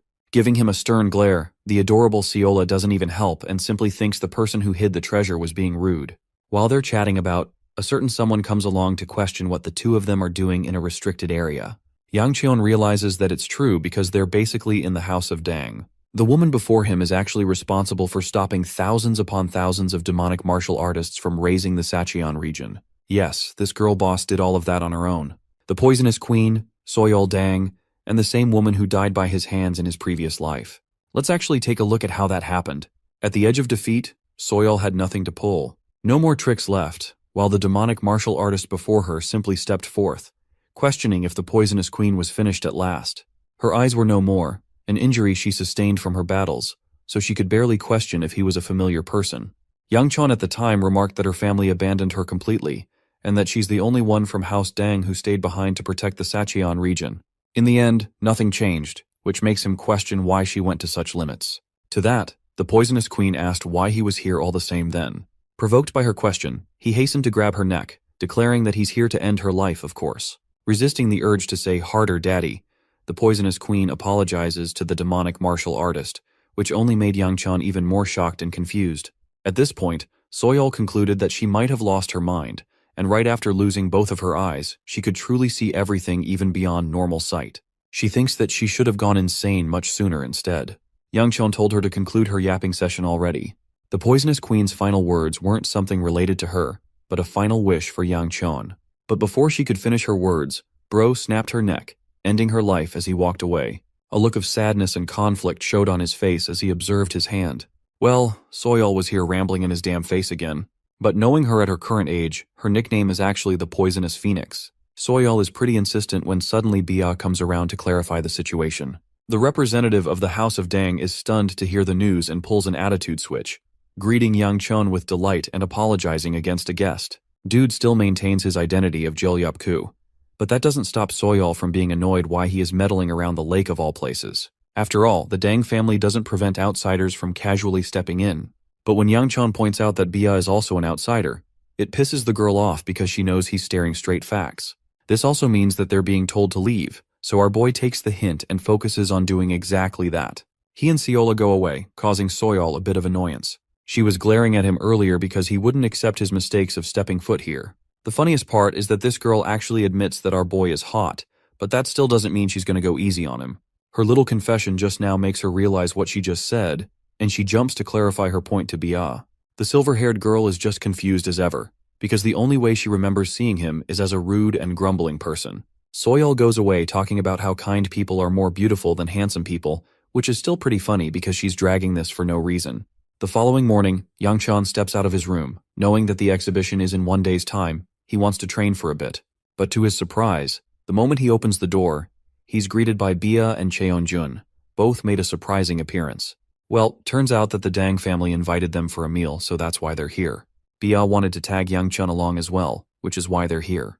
However, our boy acts like he's a shy soul, which is a polite way of declining. Internally, Bro is hoping to God that these clowns leave him alone. But Cheonjun is insistent. Bro is pissed off too and grabs Yang Chan's arm. This is getting irritating for the young master who keeps refusing, and yet he's dragged along for no reason. Fully pissed, Yang Chan releases a hint of his aura, to the point Cheonjun has no point but to pull away. But that's about it for his tough guy act. Yang Chan accepts the offer and realizes that there's no way out of this one. Just one last thing for Cheonjun, he drags him away for a polite little chat, reminding the bastard that he's got a bitch face for glaring at him like that in front of his sister. This bone-chilling warning pisses Cheonjun off, but he can't do anything but simply put on an act in front of his sister. Arriving to get breakfast, Yang Chan stares down at a variety of spicy food options. He's really having a hard time selecting what to eat when everything here is drenched in spices. The House of Dang insists that they eat to their heart's content, but Yang Chan is afraid and decides to go for the safest option: dumplings. As he's about to pick one and take it in his mouth, he notices the poisonous queen staring him down with a careful glare. She's been staring at him just like that in his past life as well, making him wonder what's the deal with her. He's a bit annoyed having to deal with the same pensive stare again. Anyway, the young master puts the dumpling in his mouth, immediately stunning himself with the sizzling spice. Dude is begging for a chance to spit it out without looking disrespectful. Even Soyeol appears to be having trouble with the level of spice. Bia offers him water to survive and actually offers him a piece of meat that isn't as spicy. Seeing her casually talking to him like this, the young master questions why she's doing this. Meanwhile, I just love how Cheonjun is out here crushing his chopsticks out of sheer frustration. Finally, Soyeol comes around to sit right next to our boy, showcasing much of her shyness, much to his confusion. This man is about to end up with a harem at this point. Bro is collecting girls from every region. Yang Chan teases Soyeol for having a lot to say, but she's a flustered mess. Girl is so bold that she nearly asks him if he was into her looks, when suddenly Cheonjun interrupts and asks for a training ground area. Unfortunately, the place is reserved for family members only. The place is well maintained, but Cheonjun is interested in taking a visit, so they all think it's a good idea to go there collectively after the meal. Meanwhile, Yang Chan is getting a bad feeling, realizing that this guy must be plotting something fishy behind his back. Fast forwarding to the scene of the arena, the training ground is gigantic compared to the ones they've had before. To this day, not even the successors of the Dang family have any clue why their ancestors made it so big. Cheonjun laughs it off, and they all learn that Soyeol personally grew up training in these grounds when she was still interested in sparring. Hearing that much about her, Yang Chun is glad that he's not in Soyol's brother's position because he wouldn't want to deal with her. The cute thing about the young poisonous queen is that she feels embarrassed after her brother blurted out that fact. Cheonjun believes that it's a good idea to digest food with a bit of training. He's been waiting for this opportunity after all, and straight up challenges Yang Chun for a spar. This bastard's smiling face just shows how much he wants to beat up our boy in a fight. But of course, he's not stupid to comply so easily. Yang Chun confesses that he's merely a third-rate martial artist, so there's no point in fighting. Soyol roars ahead, stating that it would be terrifying if Cheonjun ended up hurting our boy's pretty face, especially considering the age difference between the two. I just love how she's down bad about him and not even pretending to hide it. Cheonjun expresses that neither of them will use internal energy, and this will be more or less an instructional battle than anything. With this new proposal, he's waiting for Yang Chun's answer with a confident face. Hearing that there won't be any use of internal energy in this battle, Yang Chun finds himself amused and questions if such a fight will even be possible. The bitch face doesn't get his question, so our boy clarifies and repeats himself.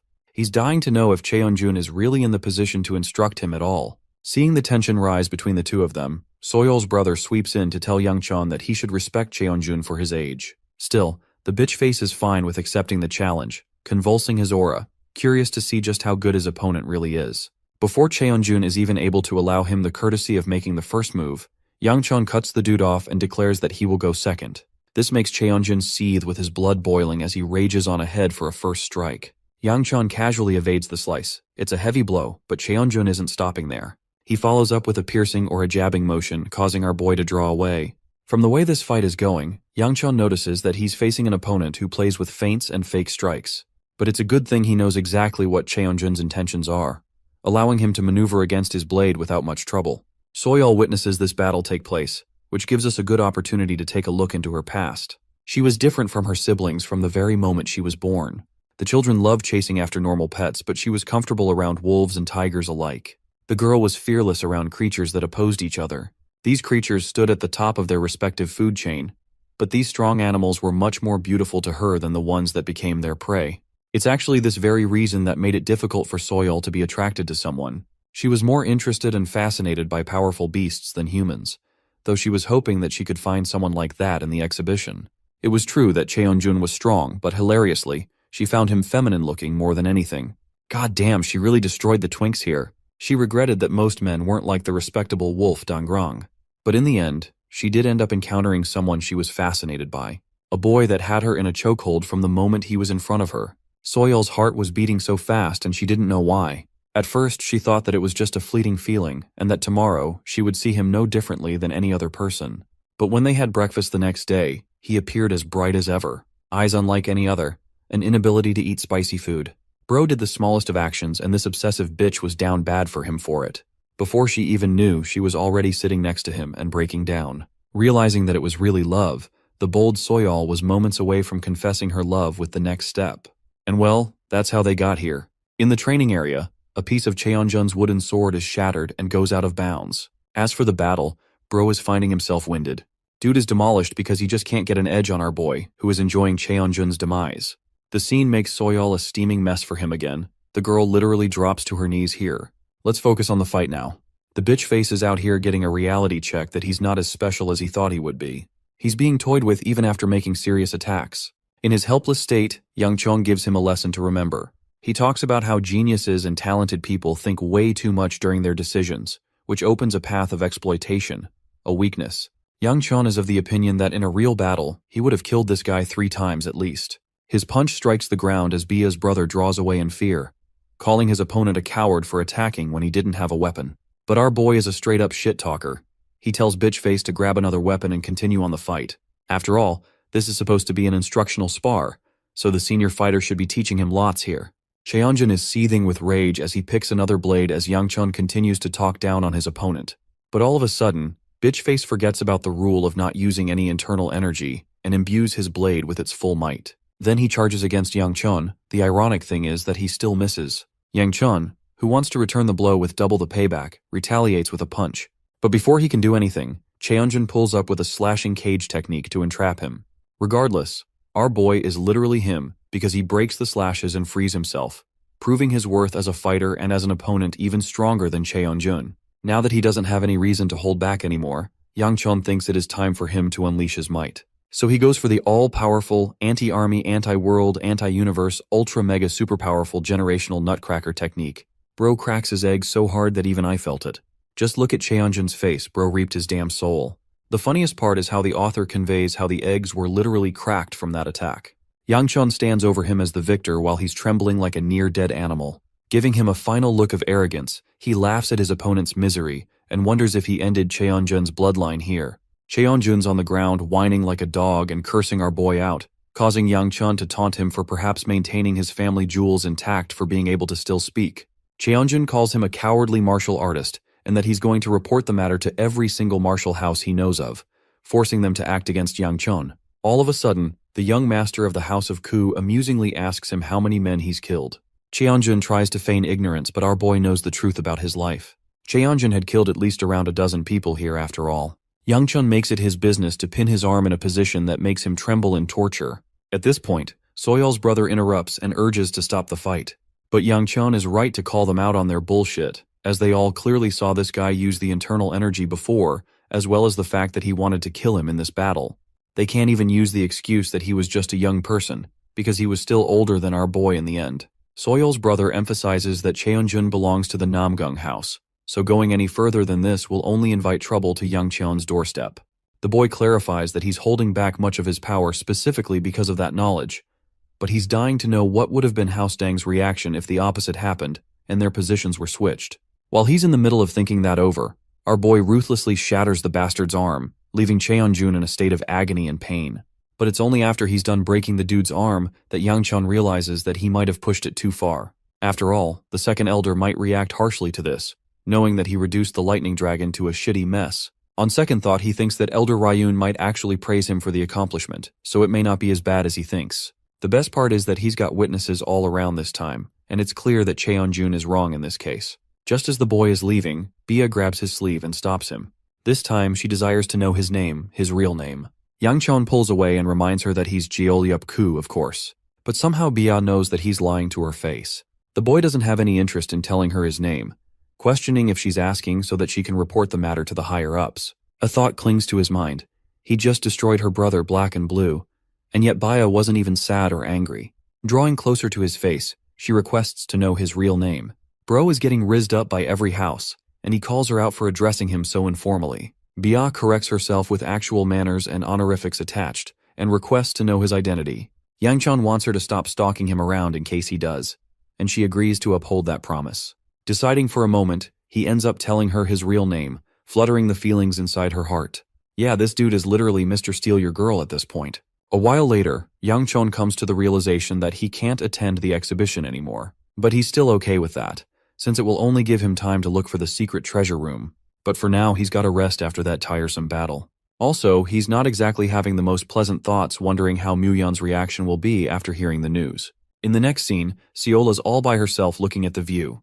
Muyon rages inside to find the young master and asks if the girl has seen him somewhere. She states that he's nowhere around, but this guy is suspicious as heck and scans the entire room. Muyon expresses that Yang Chun has yet to return from his breakfast with the House of Dang. While he's out here losing his mind and learning about the news of his victory against Cheonjun, Seola is busy scanning the city again. The scene drifts off to delve into the House Yeon of Gumcheon region. At a certain point in time, they were once known as the strongest and wealthiest house. They were responsible for the creation of powerful martial artists and ruled over many large companies. But in the end, their glorious reign came to a tragic end with a family massacre. No one knows who caused it. Based on the records of the family, it came to people's knowledge that their family treasure hid under a white maple tree. But that same dang tree has become a pain in the ass for our boy to find. Yang Chun can't even find a maple tree, let alone its color being white. He's been searching all day and there's just no way of finding a tree like that. At this point, he thinks it must be a ridiculous rumor that caused misinformation. While he's resting, Yang Chun finds himself exhausted. Not only did he barely eat breakfast because of the spiciness, he also had an exhausting battle. And the next thing he did was climb a mountain all day long. From out of nowhere, Seola catches up to him and offers him a yakwa, causing him to appreciate her in his own way. He's also pretty surprised that she packed a shit ton of food along for the journey. The funniest part is that Yang Chun doesn't even realize until a minute later that she's not supposed to be here. They lay out dinner and discuss important matters. Yang Chun learns that people are looking for him, so she naturally decides to do the same. The interesting part is how she knew he was headed for the mountain and managed to track him down. To that, she proudly declares it was just her gut feeling. It's a good thing she brought food along, because Yang Qian can survive with this. Still, he's worried about his search because there's no white tree in sight. The food she's brought is actually for 3 days' worth of sustenance, but it's still unclear whether or not he'll be able to find the tree or not. He wants to give up, and talks about how the white tree must have been a damn lie. Sayola casually admits that the tree was actually pretty when she saw it. Yang Qian has a sharp moment of realization as he jumps all over her asking where she saw it. The surprising part? She actually saw it with him, which blows his damn mind. Yang Qian is brought to the place that is supposedly where she saw the white tree, but to his eyes he can't see anything. It's just a dead tree without anything remarkable about it. Sayola for some reason is able to consider it a maple tree and one that is white in color. Bro is so done with her he thinks they'll have to get her eyes checked for a doctor next time. But the adorable potato argues that it's actually him who needs to get his eyes checked, because she can see the tree clearly. Yang Qian doesn't want to argue with her and thinks it's just his fault for believing in the girl. To that, the potato finds herself disheartened, stating that she's not on the list. Here comes the interesting part. There's a voice inside of her head that is commanding her and confirming about the tree's existence. But Yang Qian is still all the same, realizing that he's back to square one with nothing solved for him. With an entire mountain left to scan, things aren't looking too bright for our boy.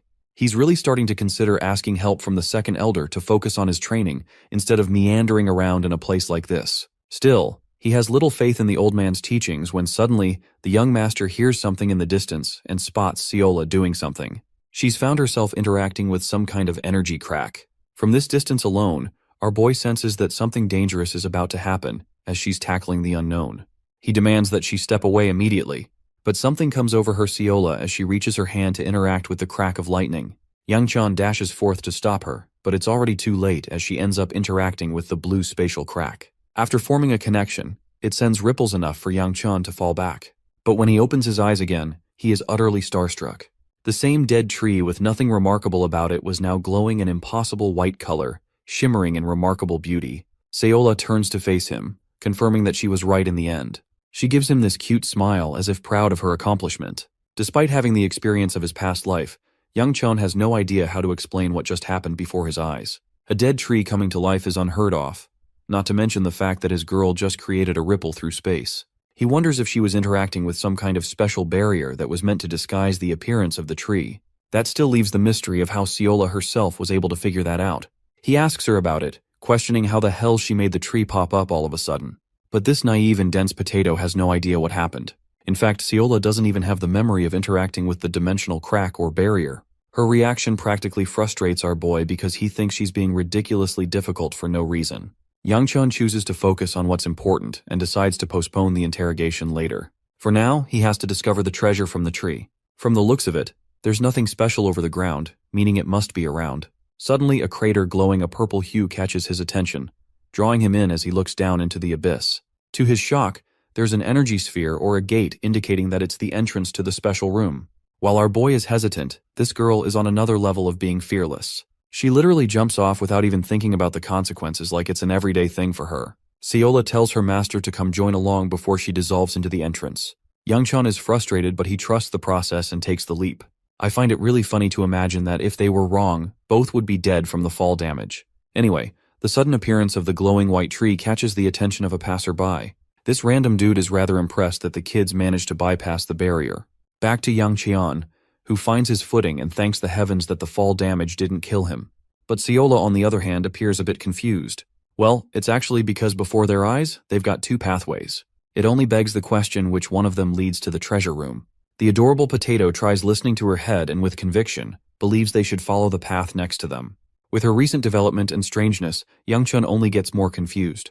Trusting in her gut, he takes the shot by following the advice. As for the random dude from earlier, he's also seen popping from the entrance and tailing them along the way. Sayola's little hair antenna is out here giving her signals like a goddamn GPS, while our boy is starting to question if she was truly right this time, as apparently, there's no end to this pathway in sight. Because of the fact that the lights are diminishing with the more they carry on, he's having a hard time trusting her. Sayola is still assertive and confident and follows through, until finally concluding that they've arrived. Well, it's not exactly the most pleasant sight as there's nothing here. Yang Qian smacks the sweet potato and observes his surroundings, noticing how all the self-illuminating orbs are off. There's also the fact that there's just nothing here, when he clearly expected mountains of treasure. As he's beginning to doubt his decision, The little girl worriedly alarms him of someone following them from behind. Seola finds herself startled by the sound of a snake slithering and making its way around them. The reveal is grand. It's a beautiful white snake, more monstrous than anything else we've seen in the series besides Yang Chan's massive balls. Both of them shit their pants at the sight of the gigantic demonic creature. Seola's out here crying while Yang Chan is trying his best to keep his shit together, questioning why such a gigantic monster would appear in a place like this. Not to mention the fact that this place was abandoned and empty only 1 second ago. There's just no way they missed a beast of this size and appearance.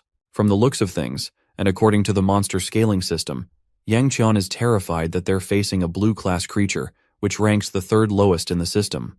The good thing is that the creature has yet to spot them, because it would have started attacking already otherwise. Our boy is of the opinion that it might hibernate, so it's their best chance of escaping. But right as he looked back, the white snake breaks free from its hibernation, locking its eyes with the humans. While our boy is contemplating his chances of survival against a creature like this, Seola's eyes are gleaming a confident gold, resembling the same eyes she possessed in her past life. Yang Chan internalizes that he doesn't see a fair chance of winning this battle, especially not at his current level. Their chances are slim, and an aura of frustration looms over him. He'd worked so hard to get to this point, so there's just no chance in hell he was going to let it all slip against a creature like this. Yang Chan believes that if he's going to go down, he's going to go down fighting. But as he's charging the attack, the creature actually speaks to the boy, demanding that he stop charging his energy. The fact that a demonic creature spoke to him is shocking enough. Yang Chan learns that the snake has no intention of harming them at all. To that, he questions how a demonic creature can even talk to humans. Hearing the word demonic creature makes the snake laugh, before counter-questioning Yang Chan how an unrelated outsider was able to enter the bounds of the Yan family's treasure hold. Our boy simply states that he's been doing his digging. This answer excites the creature, imploring it to ask the young boy why he came in search of this place. Yang Chan comes up with an excuse, stating that it was merely by chance.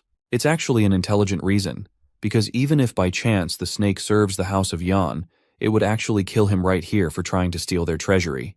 The funny realization is when Yang Chan catches himself calling a literal snake as Sir. Anyway, the creature expresses that the boy has come at a loss because there's nothing of value for him here. He addresses Yang Chan once more, drawing near to the boy's face and asking if the boy has any idea of what fate truly is. It's quite an open-ended philosophical question, to the point Yang Chan nearly curses at the mention of it. It's funny because the snake was somewhat expecting a rich answer, and not exactly what the boy responded with. It reduces the monster to a hearty laughter, satisfyingly enjoying the hilarity of the situation. Even Yang Chan is questioning if the damn snake is on drugs or some shit. The snake confirms that he might have asked a strange question considering their conversation. He always knew that the House of Yan was no more, but for some strange reason, the monster still stayed here in this place, unsure as to why. Perhaps it was some kind of regret, a form of punishment it gave to itself. Yang Chan doesn't want to listen to his yap session and tries to exit the situation. But the snake actually leaves them with a reward for making it experience joy for a long while. It's a golden stone that appears differently from a demonic stone. The snake understands that the stone will end up at the hands of someone else eventually, so it's best for the boy to keep it instead.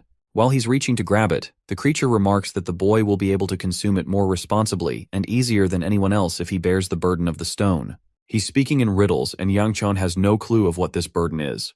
The golden stone illuminates a bright yellow color, alarming the boy as it begins activating its effects on him. Yang Chan is startled and confused. He can't sense an ounce of demonic energy from this stone. His absorption technique is kicking in, but only this time, he doesn't feel like absorbing demonic energy. It's quite different, and frankly agonizing as he struggles to contain the stone's power. Then, a hand reaches out to him, gently patting his back. It's Seola, and before he's even able to recognize what she's doing, Yang Chan is knocked unconscious on the floor. And now for the grand reveal. The snake was actually extending so much of his kindness to please Seola, even though she regrets handling things this way.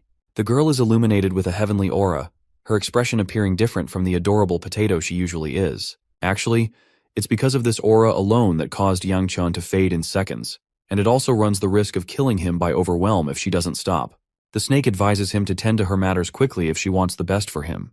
He's also quite amused that Seola is doing far too much to bend the bounds of reality. She wonders if her reasoning is difficult to comprehend to someone like the creature. To that, the snake expresses that it's quite the opposite, but it's also why the creature pities her with all of its heart. Seola counters and asks why a creature like himself willingly chose to hand over an invaluable pearl to a boy that he just met for the first time. In response, the snake states that it was the will of his heart that led to the decision. In the end, he's waited far too long for the Yan family to come and retrieve it. But the reality is, they will never come. So now, it has reached a state of acceptance as its body withers away. A reminder to us all that we should let go of the things that we can't change and just accept reality. In its fleeting state, Seola shows a look of concern, reaching to the embers of the snake's skin, questioning if the creature met so much as a meaningless fate. But when she looks at Yang Chun, something happens to her. She thinks he's a stupid clown, who despite holding his second life as the most precious, still ended up stepping in for her. This means that he valued Seola even more than the second chance he got. His action alone melts her heart, but a voice inside Seola demands that her body be returned. Wiping away her tears, she apologizes to the little girl version of herself and begs to keep the body for just a while longer as there's still danger. The random dude from earlier ended up finding his way here, and he's impressed that the girl noticed his presence. Seola calls him a bitch of the Namgung family just as she considers the rest of them. This pisses the guy off as he readies his blade, stating that these kids were truly reckless for climbing a mountain in the middle of the night, not knowing the dangers. He's also disappointed that Cheonjun ended up losing to such a sorry state of the House of Ku when he can't even handle a mountain climb. Anyway, they came here for Yang Chun upon orders. Saying so, he puts a blade against Seola's neck, who fearlessly asks if this is upon the orders of the Namgung family, or just Cheonjun the bitch-face's bidding. Turns out that it's the latter. Having confirmed this, Seola gently taps the blade, and before the dude is even able to finish his damn sentence, his arm fucking hits the floor. This girl is a literal monster. He roars in pain, and all she does is order him to be quiet. She then invokes the same heavenly blades that her grandfather also used, her hair turning into a golden color, resembling the same in her previous life. Seola wants to end this fight without waking up her precious Yang Chun. Earlier that same night, the scene cuts to Cheonjun. Let's just say bro is not having a good time as he smacks a fist down in frustration. I do have to admit that he's ripped, but that doesn't change the fact that he took an embarrassing L in front of the ladies. Dude is literally such a sore loser that he still thinks that Yang Chun must have used some kind of trick to get one up on him. There's just no way otherwise that a fool like him was able to get the better of him. Or at least that's what this arrogant prick thinks. He can't swallow getting his ass beat so hard that even punching shit in frustration causes him sheer amount of agony, especially the arm that was broken. Finally pissed off, Cheonjun decided to demand his personal guard for a task. Walmart Gojo asked him if they have been successful in any way of exploiting an opening. Mikhail, the guard, expressed that Muyon was incredibly strong, and he's someone they can't take lightly. But for whatever reason, they've spotted the young master to be away from his guard for an unknown reason. This means they've got an opportunity to strike the boy down while he's without any defenses. Cheonjun let out a sinister grin, entrusting Macheol with the duty of killing the kid and returning with satisfying news. However, Mikhail couldn't help but remind his master that they were dealing with a member of the House of Ku, so there could be repercussions for going too far. Cheonjun let his emotions get the better of him, and ordered a full-on assassination on Yang Chan's head, believing that it was only a fair exchange for the troubles he had caused. Armed with his blade, Mikhail set off to execute the order. Lo and behold, back to the present, Bro's just lost his arm against a divine warrior with no equal. He wants to know about her identity, causing Seola to playfully ponder before answering that a shit piece like him doesn't have to know. Before he's even able to say his second question, dude's second arm is slashed off and he's put on the ground like a whining dog. Seola's done answering pointless questions and glances softly at the unconscious Yang Cheon, believing that it's going to be troublesome if this keeps on any longer. Meanwhile, Mikhail is starting to realize this job is way out of his pay grade, and that he's got to run for his damn life. With what strength he can muster, he tries to take a stand, knowing that the girl is distracted by Yang Cheon for now. Dude literally makes a run for it, despite his arms bleeding out like hell. He thinks it'll be a good idea to return another time. His legs running as fast as he can, Mikhail reflects that he'd never faced a monstrous opponent like this before. But just like last time, before he's even able to finish his thought, his body hits the ground. But only this time, his head is severed from it. A brutal killing. Something you could never expect from a warrior shining so brightly like Seola. The future version of Seola apologizes to the past version, stating that she feels sad for murdering someone in her body, but it was necessary. In return, the sweet potato simply demanded control of her body again. Apologizing continuously, the future Seola apologizes and makes one final request to stay for a while longer with Yang Cheon while she can. Just enough for her to admire him more.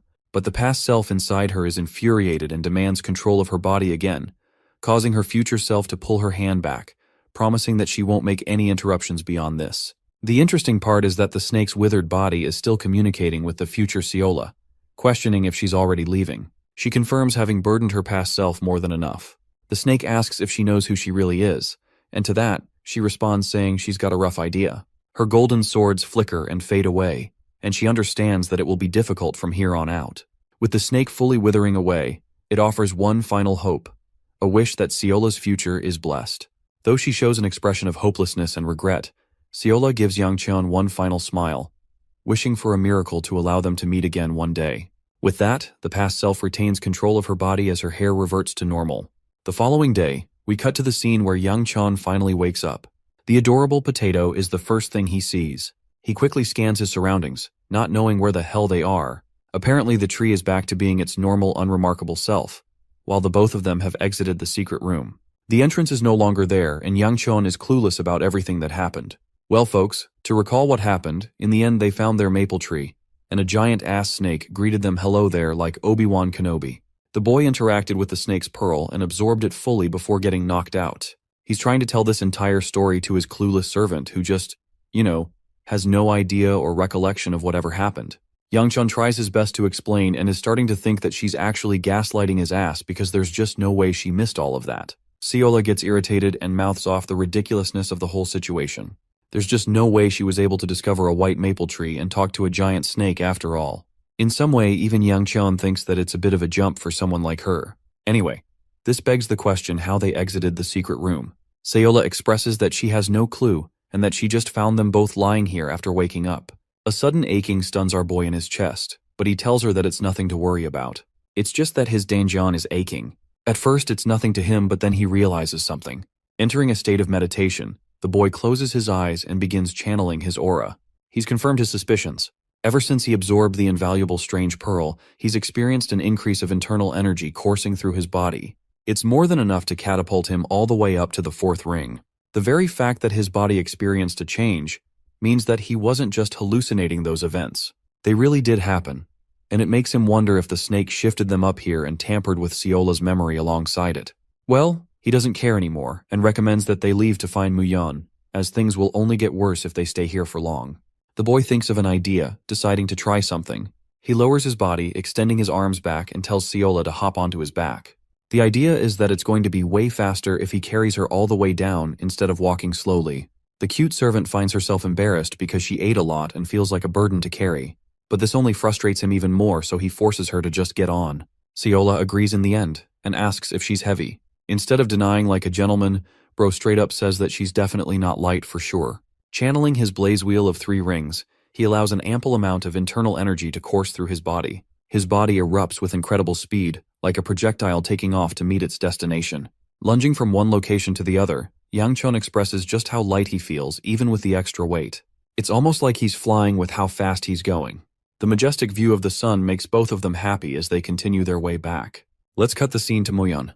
While things may appear to be happy and chill for our duo, this dude is out here biting his nails in worry. He's worried like crap for the young master who has been missing for an entire day. If something happens to him, bro is getting killed.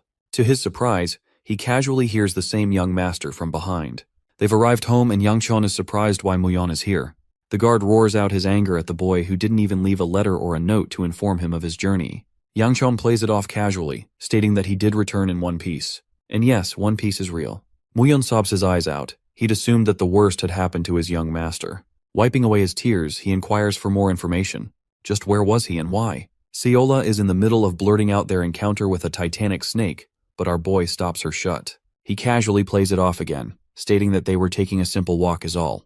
Muyan is worried and suspicious, wanting to know if something happened along the way. Thinking of immediate excuses, Yang Qian realizes that dealing with his clever and questioning servant will be tough. He switches topics and asks about the 2 random people hanging around in his quarters. Those 2 random people are actually not so random at all. They're the hoes. I mean the Soyal and Bia who are munching on food without a worry in the world. Even our boy is confused, questioning if Soyal was waiting for his return.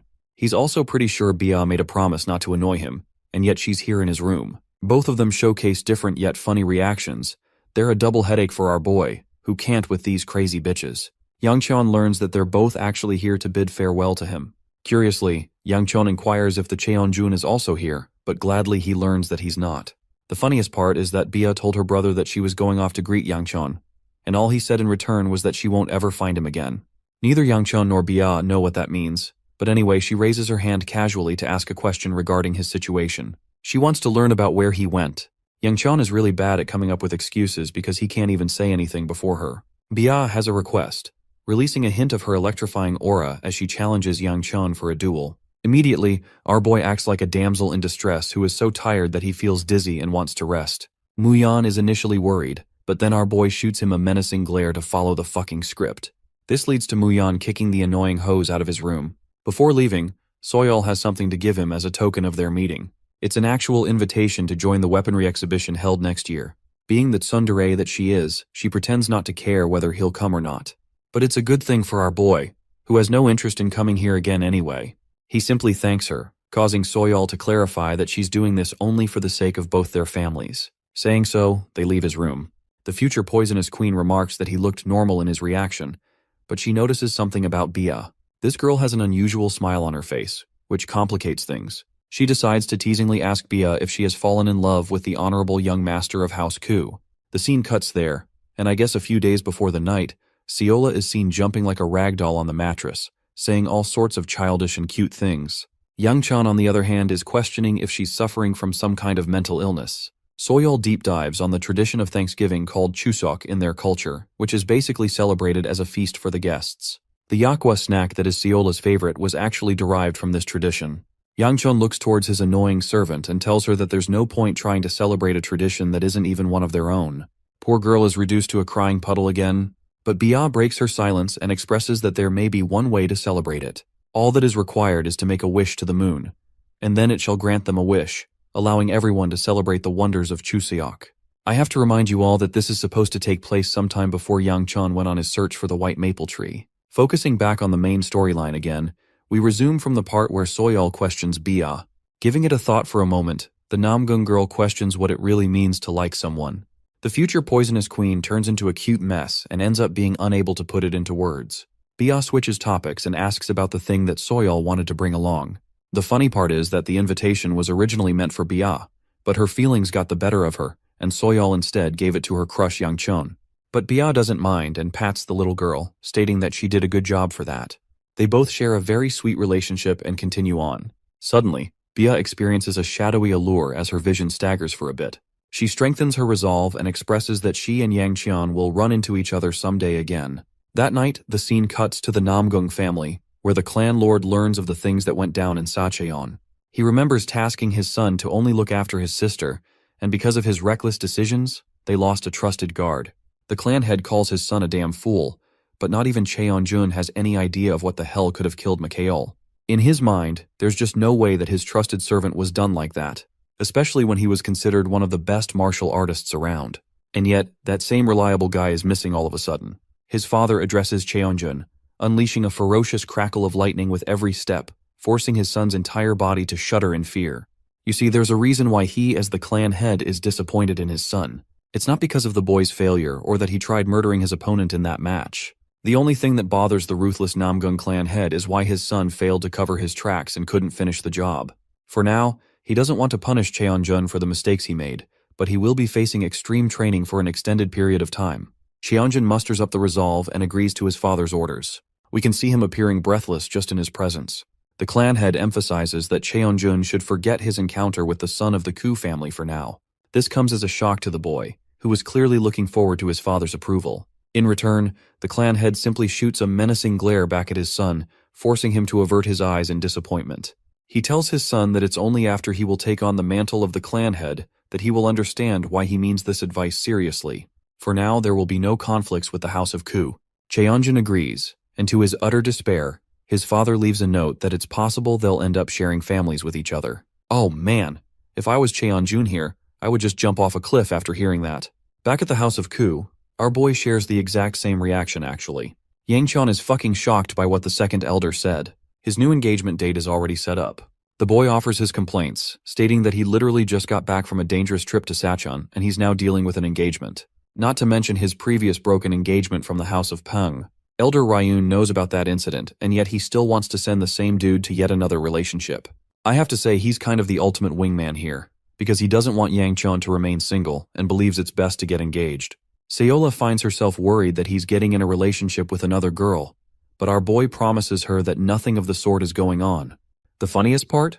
She doesn't even know what a damn engagement is. She thinks it's a food item. Anyway, Muyan consults the young master and confirms that the whole engagement stuff is actually real. He'd been on reporting duty in Sacheon and heard people talking about it casually. The funny thing? Everyone knew about it except for the dude who was supposed to be part of the engagement.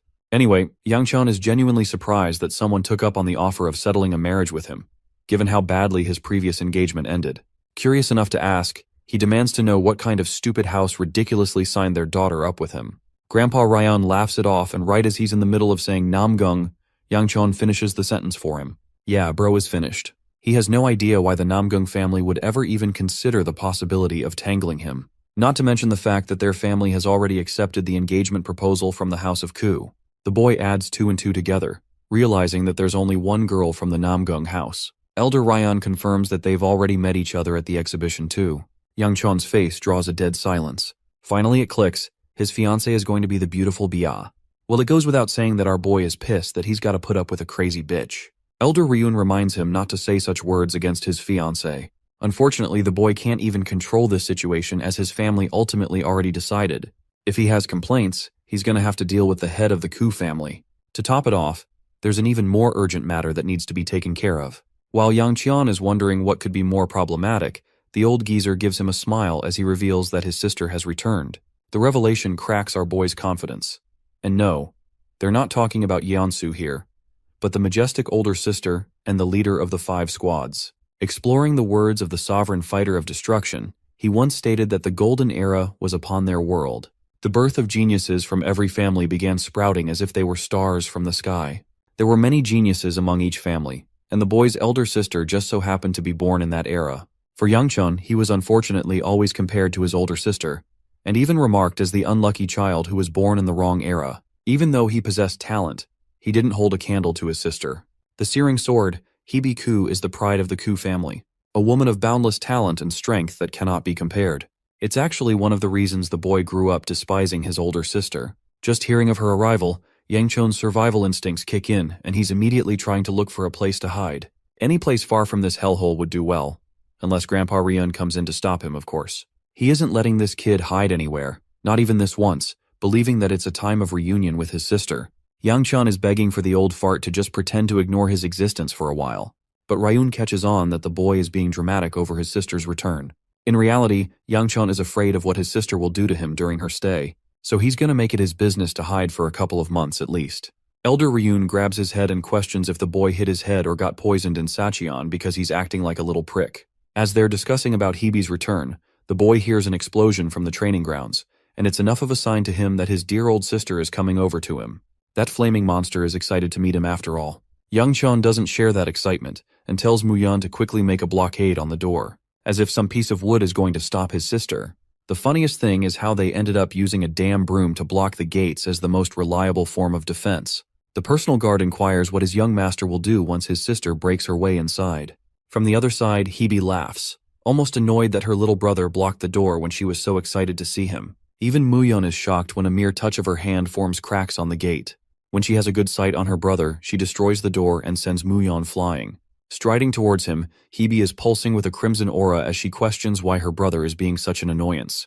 Yangchun probably thinks he's about to see God after this, but she simply waves him hello and recommends that the boy greet older people when he sees them. She's also surprised that he's standing still without doing anything. The question confuses Yangchun, who inquires if he's supposed to be doing something else. Quickly recalling his mistake, the boy kneels in front of her, respecting her rank. Hebe doesn't demean him or anything and simply pats his head. She's glad to meet the second elder as well after a while.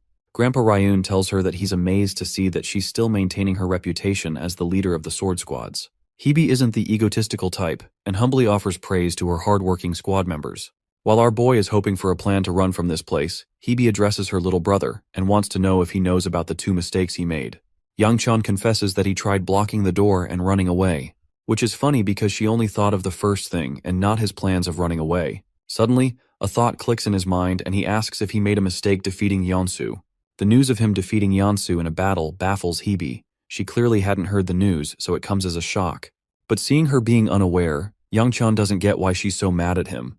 Placing her hand gently on his head, she points to the boy's engagement, something so important that he didn't even mention once. It really pisses her off that he got engaged without even consulting her. As she's about to murder our boy, Yang Chun desperately tries to explain that he too was unaware of his engagement until today, and that he doesn't require her approval. Hebe is shocked that he's mustered the ability to talk back to adults. Bro asks Muyon for help, but with one serious damn glare, she literally scares the soul out of him. The same personal guard who swore to protect his young master until his dying breath is out here giving up with a one glare. Hebe returns her attention to her annoying little brother and thinks it's a good time to beat his ass. But out of nowhere, Seola comes rushing to grab her arm, shocking not only Yang Cheon, but also Hebe herself. The young master understands that her servant made a mistake by intervening. He tells Seola to stay in her place and even defends her in front of his sister. But that's not all. Hebe notices just how devotedly the servant is trying to protect Yang Cheon from getting hurt. She leaves him for a moment and unleashes a wave of fiery aura. Things can take a really problematic turn as his sister has just unleashed her aura. Hebe addresses her little brother about the child squeezing her arm tightly and questions what's happening. Yang Cheon is deathly afraid of what she'll do and explains that she's just a servant who is new to her job. But to his horror, Hebe commands a flame strike and is prepared to hunt Seola down. Yang Cheon calls her a psycho bitch and decides to step in to save his servant's life. Seola, on the other hand, is prepared for the consequences. The end is anticlimactic as Hebe ends up squeezing the potato girl's face for being so adorably cute. She can't believe that Seola's face is so squishy and playful. Yang Cheon is freaking shocked that his sister activated her internal energy just to squish Seola's face in the end. But Hebe is annoyed that her brother hid Seola's existence from her. Actually, she's such a fan of the little girl that she wants to claim Seola for herself. Bro is not ready to give her up and declines strongly. Hebe finds the boy's reaction rather intriguing. After all, he never once in his life refused to give something to his older sister. And yet he's possessive of this particular servant. Yang Cheon is told to sit back down, while Hebe notices a striking development in the boy. His internal energy is so different that she's curious if the elder had any involvement in his growth. Our boy thinks that it's only logical for her to figure this much out. Grandpa Ryan clearly states that he didn't do shit, but Hebe is still unconvinced how the boy was able to undergo such a change in the span of a few months alone. She turns to him and orders the kid to meet with the clan head right away, much to Yang Cheon's confusion. At first she wanted to beat his ass up, but thankfully she's no longer in the mood to do that, so our boy gets to live another day. Yang Cheon, Muyon, and Seola bid farewell to his older sister to meet with the clan head, but she stops him and tosses a little stone in his hand. Yang Cheon has trouble figuring out the properties of the stone because he can't sense any energy expelling from it. She reveals that it's just a souvenir. She bought it from a merchant who offered it as a good luck charm, so maybe it will help him someday. Basically, shit his ass with nothing good for it, so she's passing it down. Hebe reminds the little brat that if he ever dares to lose it, she's going to show him more of her so-called love. And well, that's more than enough to show Yang Cheon that he's got to protect that charm with his life. Cracking a sincere smile, Hebe is so proud of her younger brother's efforts for working so hard lately. The scene is reminiscent of the time he lost Hebe in his previous life. Even in her final moments, all she wanted was for him to live happily. That's a true sibling right there. The boy is lost in thought for a moment and continues on his way to meet his father. Confronting the second elder, Hebe is curious about Grandpa Ryun's involvement. She's concerned how her little brother was only at the first ring last year, and was unable to release his internal energy or make precise movements. But at his current, not only is his energy stabilized, his internal energy has also doubled, and his body is precise and controlled. She initially had suspicions about what happened between him and Yeonsu after their battle, but the fact that her brother was able to evolve at such an alarming rate is nothing short of amazing. Even Grandpa Ryun admits that it's incredible that the boy unleashed his potential like this. Hebe didn't bother peeving her little brother about how he grew so fast, knowing that he's the stubborn type who wouldn't give her a satisfying answer. She can read him by the look of his eyes alone so that he won't comply. Apart from that, she has one other matter to address. Hebe remarks her concerns regarding the servant hovering around the boy.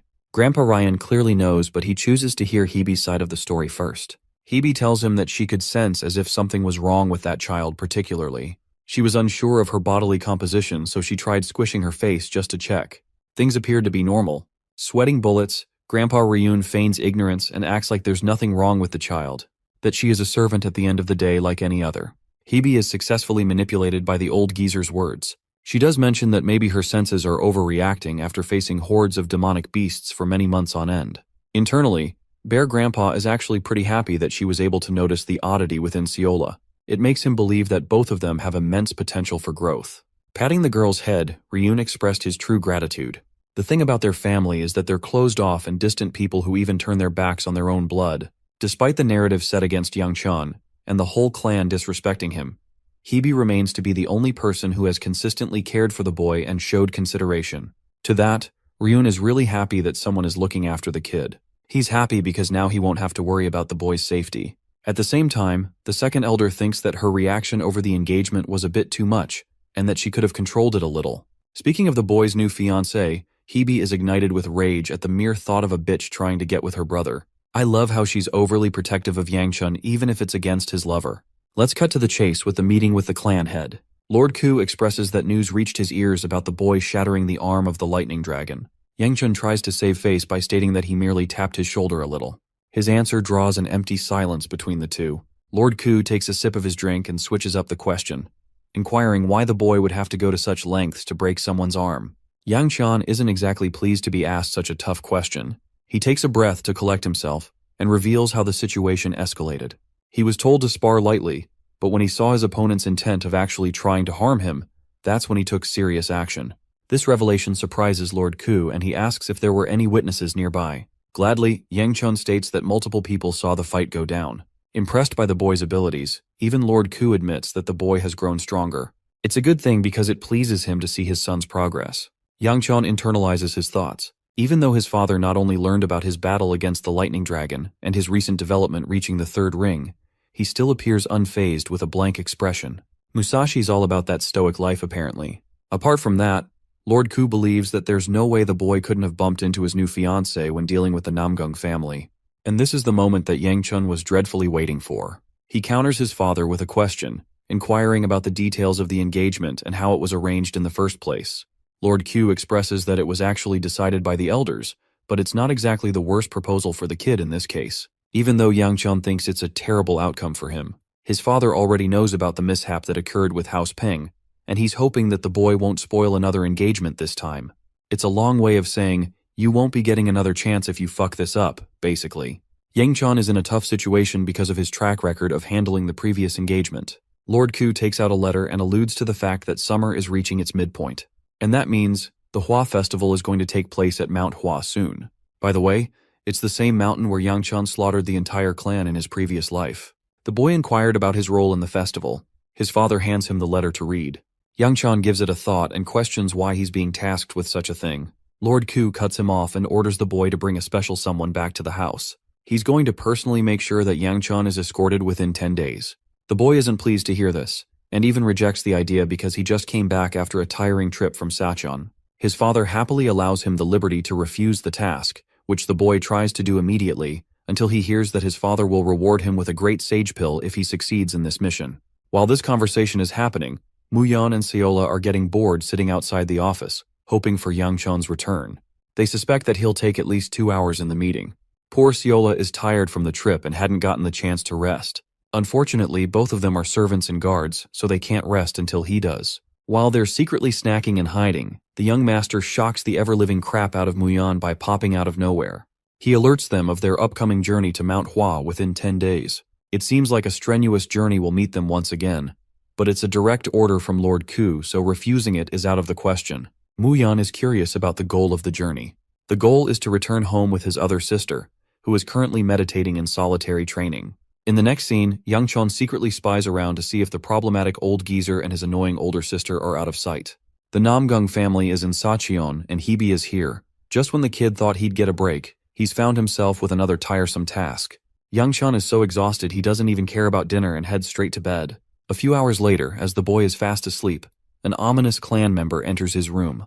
It's definitely Hebe, and she's brought him dumplings. Unfortunately, she doesn't even wake him gently and instead gives him a horrifying scare by choking him. The older sis cares about her little bro and doesn't want Yangchun to go around skipping meals.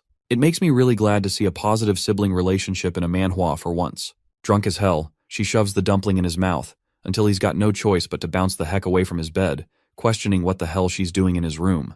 Yangchun reminds her that it's his personal quarters, so she isn't allowed to go and come in as she pleases. But Hebe channels her inner communist energy and goes, "If it's your room, then it's also my room." She's drunk as shit already and ready for more. Yangchun's sister was worried why he didn't show up at the dinner, so this is her way of checking in. Apart from the fact that she's really annoyed how Yangchun ended up marrying a Namgung bitch.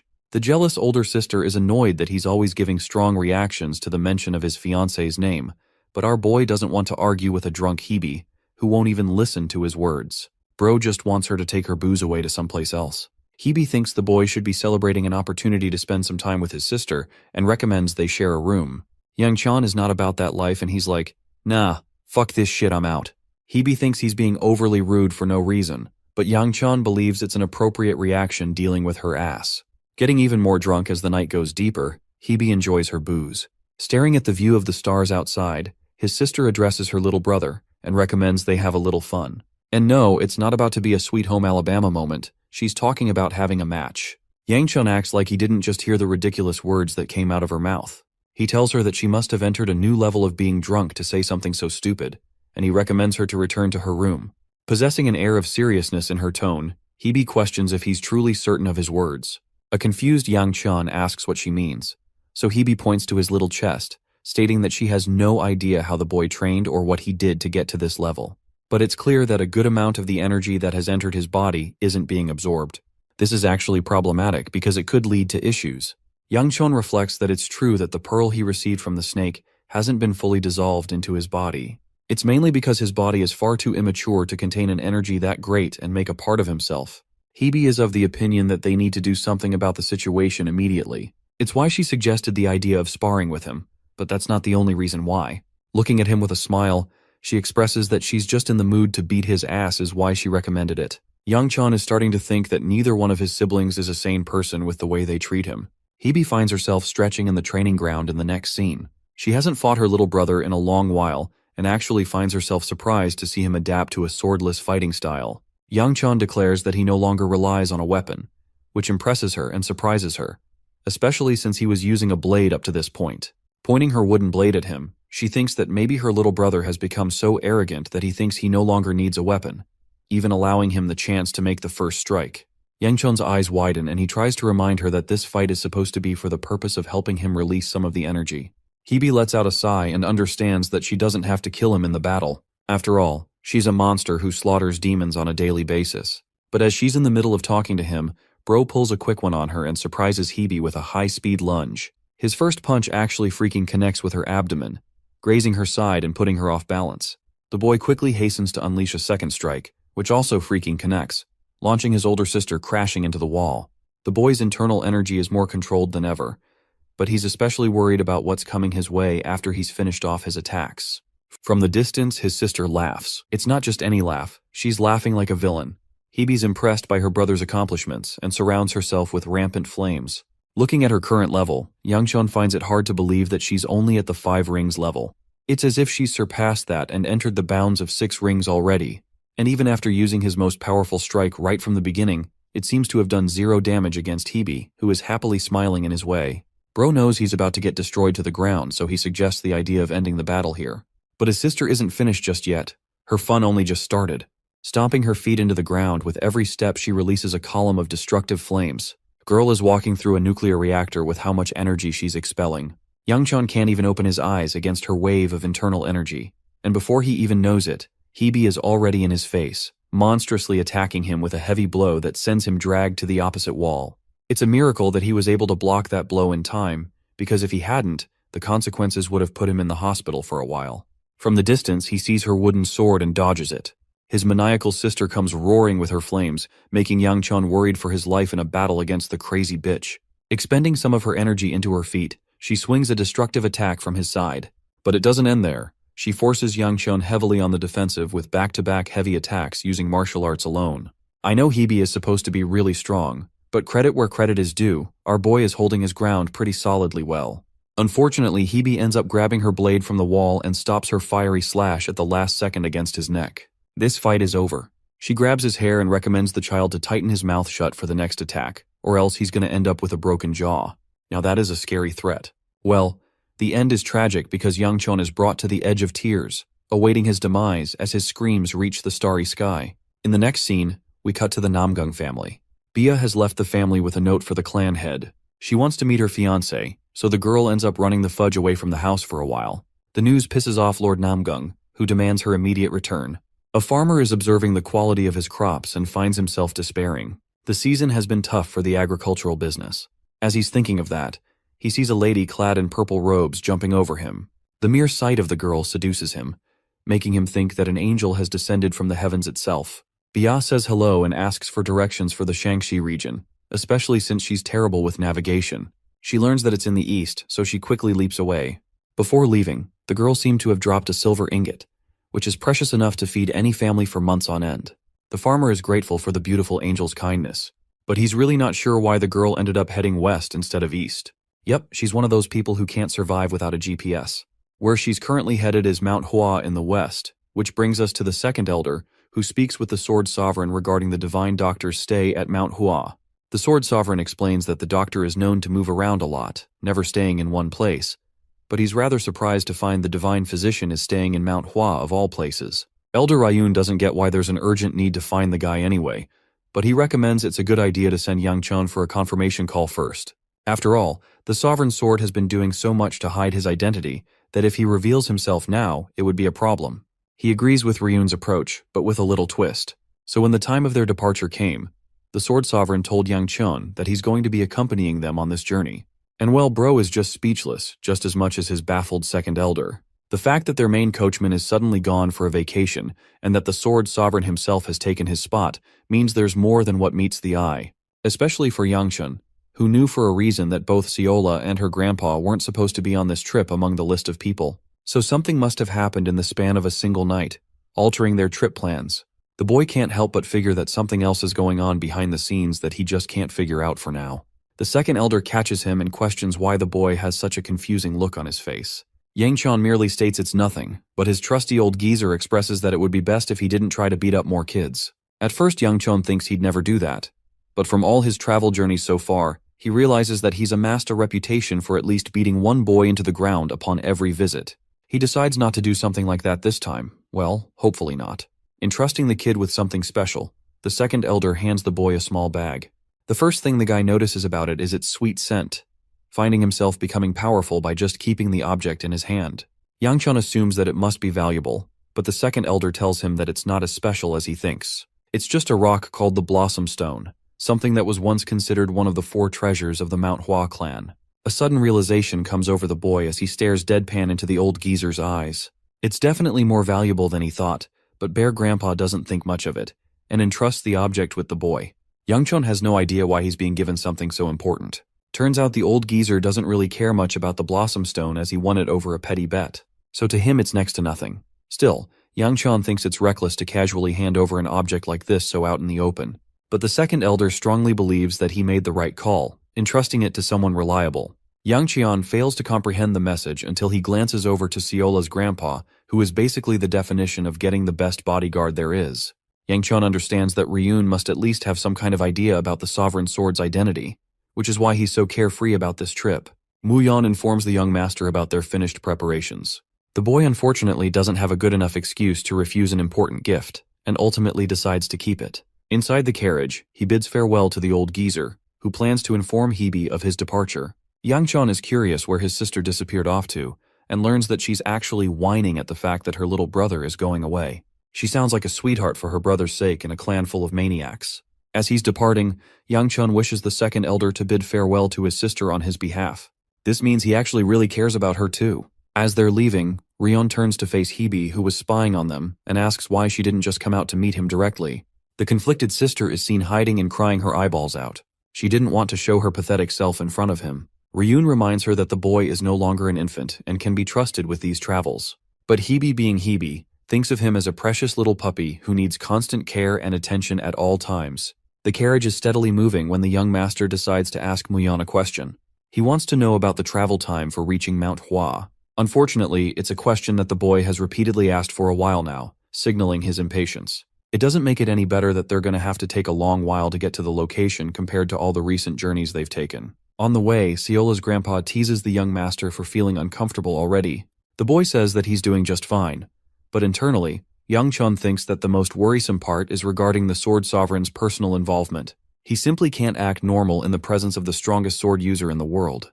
Meanwhile, the same Sword Sovereign's carefree granddaughter is out here munching on snacks as her only purpose of existence. Siola acts like a villain plotting a scheme who requires immediate food to act normal. Things get much worse for Siola when the other servant drops the bombshell regarding the little girl stealing all his honey cookies. Instead of getting mad at her, Yang Chun simply takes one for himself and stares at the boring view, already wanting to go back home. The scene cuts to the house of Ku, where Hebe inquires the identity of the girl of Namgung. Bia somehow managed to end up at our boy's place, despite looking like a complete mess. Just hearing Bia's name is enough to trigger every nerve inside Hebe's body. But to her shock, Bia is actually pretty damn hot. Much prettier than she thought. Hebe complains why she looks like a total loser and a mess when she was supposed to meet her fiancé. Bia replies that she made a few wrong turns and, well, shit happened in between. So then the Searing Sword questions why she took the trouble of traveling long distances just to arrive here. To that, Bia reveals that she is here to meet her fiancé. Hebe reminds the girl with a teasing statement, telling her that nothing is official for now. Not to mention the fact that Yang Qian isn't even here. What Bia didn't know is the fact that she was speaking to her fiancé's older sister. Hebe proudly introduces herself as the brat's caretaker. She looks so proud of herself that Bia adjusts her hair and properly shows her respect by sitting politely. She then inquires about where her fiancé went, but Hebe is again proud to reveal that he's way far off traveling to Mount Hua, which means they won't be meeting anytime soon. But the mere mention of Mount Hua makes the girl happy. Instead of wasting another word with Hebe, she dashes away into the skies with speed. The act confuses Yang Chun's older sister, making her wonder if she's disheartened enough to go home. She's also pissed that Bia didn't even stop to say goodbye, which is disrespectful. That aside, the scene transitions to Yang Chun's group. They're resting after a long day, but Seola's grandpa is up and away, maintaining the fire. He senses the boy's energy from nearby. The perspective zooms into Yang Chun, who appears to be confident in his ability to conquer the fourth ring very soon. However, he's finding it difficult to circulate his energy in his body. The control of his energy is the opposite of what he intends to do with it. That's why he desires to break free from his current level. Compared to his sister, who was explosively wasting away her internal energy without any problem, he can't even channel normal energy that well. This comes down to a difference in talent between the two. Still, Yang Chun refuses to whine like a bitch all day and decides to double down on his training process. The first act of training is to breathe in and then concentrate on his energy. Moments after, energy begins channeling all over him, expelling aura. Well, apart from that, the scent of the Blossom Stone distracts him. Unfortunately, he can't even toss it away as a valuable item from the old geezer. The scent of the stone appears to be much more potent now than before, and it hinders his concentration because of that. Faced with multiple hurdles in his training, the boy concludes that he should end his training cycle for the night. It is then he spots a sudden wave of blossom petals erupting out of nowhere. They're not supposed to be here in the middle of summer after all. Suddenly, a strong voice declares him an outsider rather than a child of Mount Hua. The spiritual pink figure appears to have an ambiguous form and disappears right after the startled Yang Qian looks around. He knows that he wasn't tripping just now. It's clear that he heard a voice. The same voice then questions how a boy like him is able to devour so much energy, even when he isn't from the mountain. This time Yang Qian is certain as hell that he heard an old man's voice. Continuing with its words, the voice taunts him for devouring so much energy, to the point that he's bound to get sick. Yang Qian still has no idea what's being discussed or said, until the blossom stone in his grasp begins overreacting with a wave of energy. The boy finds himself appearing dizzy with the absorption of energy, and soon after, he faints. The unconscious boy is brought back to life by muffled voices of his servant and guard. He awakens in a sudden panic, immediately getting up and questioning what the hell happened to him. Seola hugs him tightly while the personal guard expresses that it's actually the Sovereign Sword who discovered the unconscious boy in the woods and returned with him. Seola's grandpa acts like it's no big deal as he's only doing his duty as a servant. However, he seems to be in a pensive state, to the point Yang Chun is alarmed by it. Muyan is curious to know if something bad happened or took over the young master last night. To that, Yang Chun tries recalling his training session and remembers witnessing the stone's bright shimmering light. However, now that it's in his hand, nothing appears to be changed regarding the stone. But upon unraveling the stone, he discovers an unexpected change. The crystal no longer has a scent and it looks glossy. The absorption technique ended up absorbing the stone's power and resulted in him losing consciousness. He did have high expectations for the treasure of Mount Hua, but not to this level.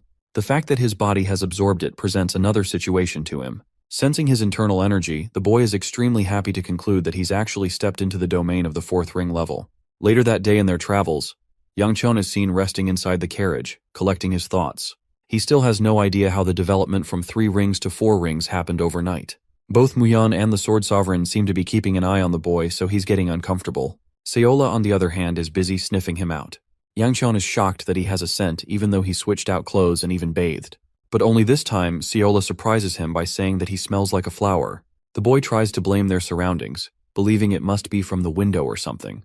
However, Seola is unconvinced. She is firm on her opinion that the smell is a part of him. The fact that Seola's been able to recognize this change means that his internal energy did in fact increase for the good. At the third ring even, he could at most expel heat from his body. But from this point onwards, he thinks it should be no big deal for him to shoot out fire attacks without any hurdles. Bro is hoping to become just as much of a monster as Hebe became in their last battle. Either he's a fan or he's still terrified from the experience. Anyway, it's a long shot from using it, but Yang Chun is confident that later down the line, he'll find a victim to experiment his new strength on. Both Seola and Yang Chun find themselves distracted for a moment before the carriage takes a sudden bump. They crash with a heavy thud as the other servant inquires if the young master is doing okay. The boy immediately gets up to ask Muyan what happened. But for some reason, he's non-responsive and dead serious, staring something down. Yang Chun looks out of the carriage and discovers an unknown man in a white robe. The man respectfully apologizes, and based on his blossom emblem alone, Yang Chun figures out that this guy must be from the Mount Hua sect. The guy introduces himself as Yang Feng, a disciple of the third generation with a bunch of questions to ask. To top it off, he's the same dude who ended up getting severed at the hands of Yang Chun in their previous encounter. The boy faces guilt for the actions he committed in the past, knowing that he slaughtered someone so ruthlessly from the Mount Hua sect. Muyan, on the other hand, finds it an offensive gesture for the Mount Hua sect to send one of their best martial artists to stop their carriage. Yang apologizes once more, emphasizing that his goal wasn't to stop the carriage but a means of verification from them. He desires to know if one of their disciples is actually hiding in the carriage. Yang Chun is desperately hoping that he isn't this mysterious disciple all of a sudden. The Blossom Sword Dragon strides ahead, stating that he sensed a peculiar aura and that's why he wanted to check for himself. But Muyan is seriously on guard and warns the guy that if he takes another step, they'll have to take action. Yang fearlessly turns to face Yang Chun, before excitedly asking the boy why he is covered in the aura of the mountain. The question immediately makes Yang Chun shit his pants. Bro knows he's fucked without answers. Strangely enough, a voice agrees with his opinion. This voice is the same old man, the spiritual being that was haunting him last night. The old geezer is shocked that Yang Chun can see his miniature self. Rubbing his eyes, Yang Chun is having a hard time questioning if what he's seeing is really the truth. But apparently the floating elder before him is in fact real and talking to him. Seeing him distracted, Yang asks for the boy's attention. Yang Chun is out here confused as hell if he's on drugs or if this is a result of overtraining of some kind. The little elder is offended and reminds the boy that this is very much real. Yang is concerned about the boy's condition, while the young master inquires if he can see the floating figure next to him. The insect-sized old man. Yang apparently doesn't see crap and looks at the boy weirdly. Even Muyan is clueless when asked the same question and thinks the young master must have lost it. He pretends to play along as some kind of gimmick, before realizing that Yang Chun isn't messing around but actually being serious about his questions. At this point, no one's going to believe in him, and the mini old man thinks he's only making a fool out of himself by asking others. Yang Chun lost it and thinks he's being possessed by some weird kind of ghost. The mini old man reveals that he's not possessed. It's just that he forgot what he ate earlier. At first, the boy doesn't get what he's talking about, until he remembers that he absorbed the energy of the Blossom Stone into his body. The pieces fall into place, as the old man refreshes his memory, reminding Yang Chun that the idiot ate the sacred treasure when he didn't even belong to the Mount Hua sect. Furthermore, the mini old man helped him right after the boy ended up in a state of blockage after consuming immense energy. And yet he's being called all sorts of things like insect-sized man over here. Confused, Yang Chun inquires for the mini old man's identity. The floating spirit is surprised that the boy really can't tell him apart. Because of his cluelessness, the spirit calls him unaware of his own surroundings.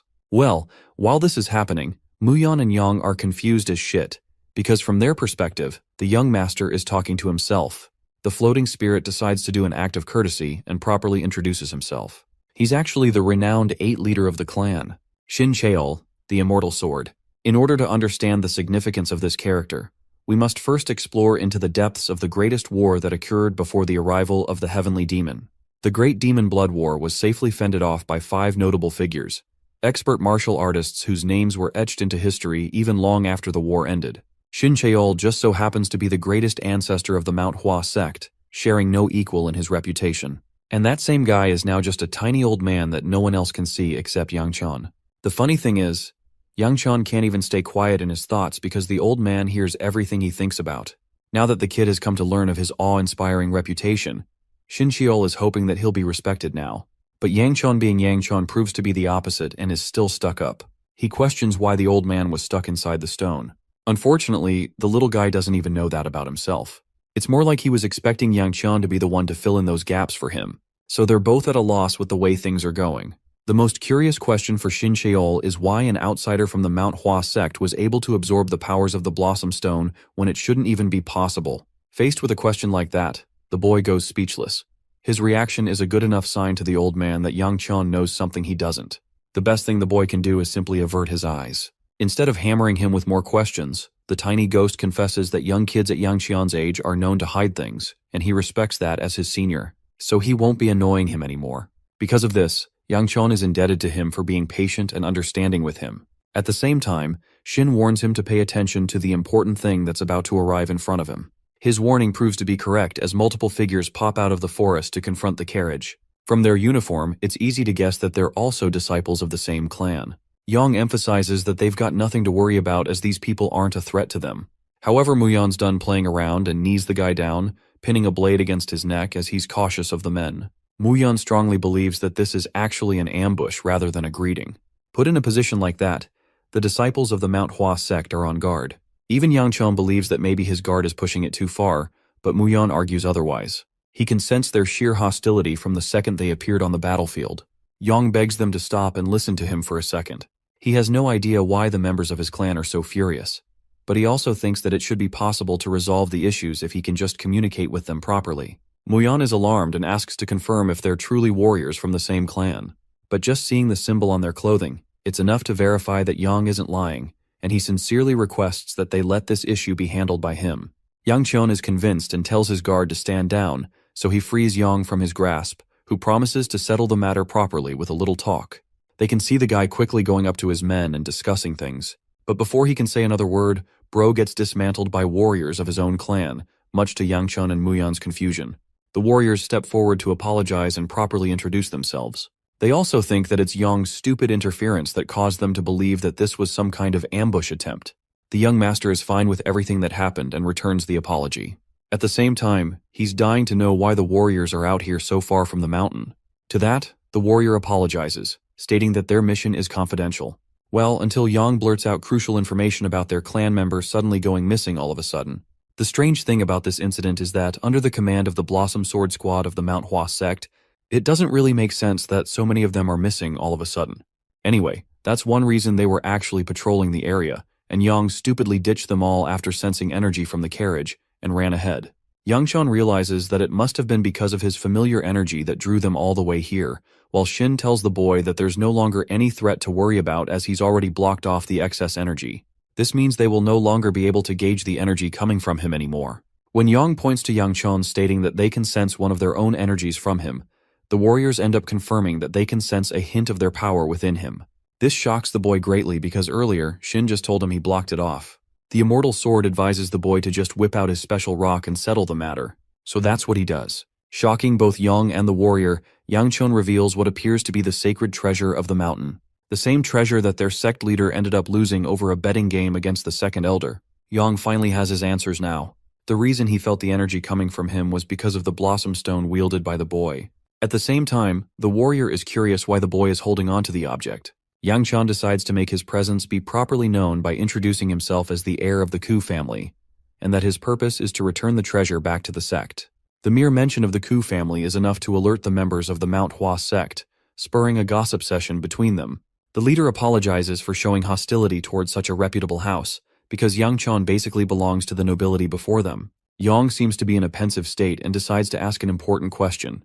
The question is actually regarding the boy's sister, but before matters could get any worse, his comrades quit him for blurting nonsense at the wrong moment. The warrior emphasizes that Yang Qian doesn't need to be worried about Yang anymore. The funny thing is, while he's saying this, the dude is literally getting his ass beat for talking too much. The boy questions if his older sister became a pain in the ass for them. The hilarious part is that the warrior plays it off like she didn't do anything, but inside, Bro is genuinely tired of her. The kid can sense that his sister must have given them a seriously rough time, so he not only apologizes, but also promises to bring her back to the clan upon his arrival at the mountain. The warriors are baffled to hear the news that Yang Qian intends to bring his sister back to his house. Funnily enough, they all get so happy hearing the news that they're ready to offer him a proper walk, respecting him for the choice he's making by taking responsibility for his sister. The action leaves both Muyan and Yang Qian speechless. because it only makes you wonder just how much trauma she inflicted upon these poor warriors. That night, the scene cuts to Yang Chun's sister, who is standing at the door of her teacher before coming inside.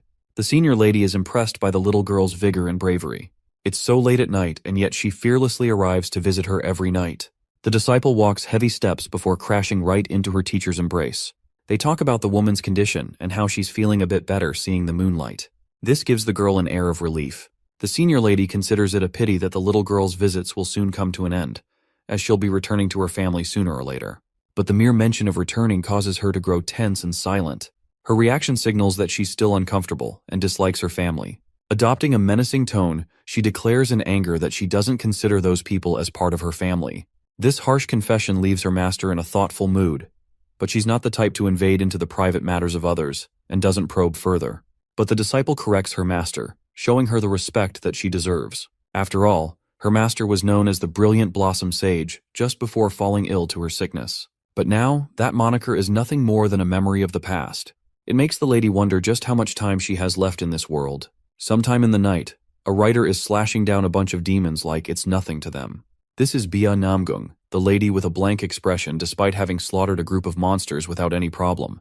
Exhausted, she senses something hovering around her. An object just behind catches her attention, causing Bia to leap away from her spot and tail it down with a few swift lunges. The following morning, Ciola is told to prepare a big batch of food for the warriors of Mount Hua, who actually ended up staying the night for guard duty with the group. As for Yang Qian, the boy is already annoyed with the mini-ghost stalking him around and asks what's the easiest way to get rid of him. Shin reminds the kid that he wouldn't be stubbornly attached to him if he knew a way out either. Curious for a question, Yang Chun calls the mini-ghost an old man again, causing him to yap about his introduction as the immortal sword all over again. Seeing the dude in a pitiful tiny state, Yang Chun gives him one hell of an untrusting look. Still, he goes on with his question, and is about to ask when Shin emphasizes that the boy's worries are pointless, as he has no intentions of stealing the kid's body for himself. Nothing of the sort is going to happen. The young master of House Ku struggles to believe it, as it's coming from a ghost of all things. Shin senses that the boy has things to feel guilty about, as if he's carrying a lot of burdens inside of him. Nervous, the boy asks for clarification. Shin is surprised that Yang Chun is oblivious to the things that are taking place inside of his body. Before that, Shin hammers the kid with another question, shockingly inquiring about information regarding the bloody demon. The mere mention of that causes the kid to be dubious of the immortal sword's true identity. Yang Chun fully expresses his doubts. He's now certain of the fact that this guy isn't who he claims to be. After all, the immortal sword himself was responsible for taking down the bloody demon. So how can it be that this dude doesn't even remember the demon's fate that he slayed with his own hands? The tiny ghost surprisingly admits the same. For some strange reason, Shin doesn't seem to remember the conclusion of his fight against that demon. This leads Yang Chun to make a concerning expression. The conversation isn't going anywhere, so he goes back to asking about the strange thing inside his body. But from here on out, the mini-ghost is giving him an attitude for not trusting in his identity, so he's going to be uncooperative as well.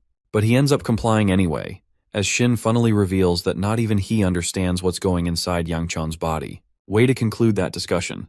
The old man claims that he finds it interesting that the boy can't sense what's going on, especially when there's a violent energy inside of him. For now, Shin is doing his best to contain the energy, but it's definitely nothing to scoff at.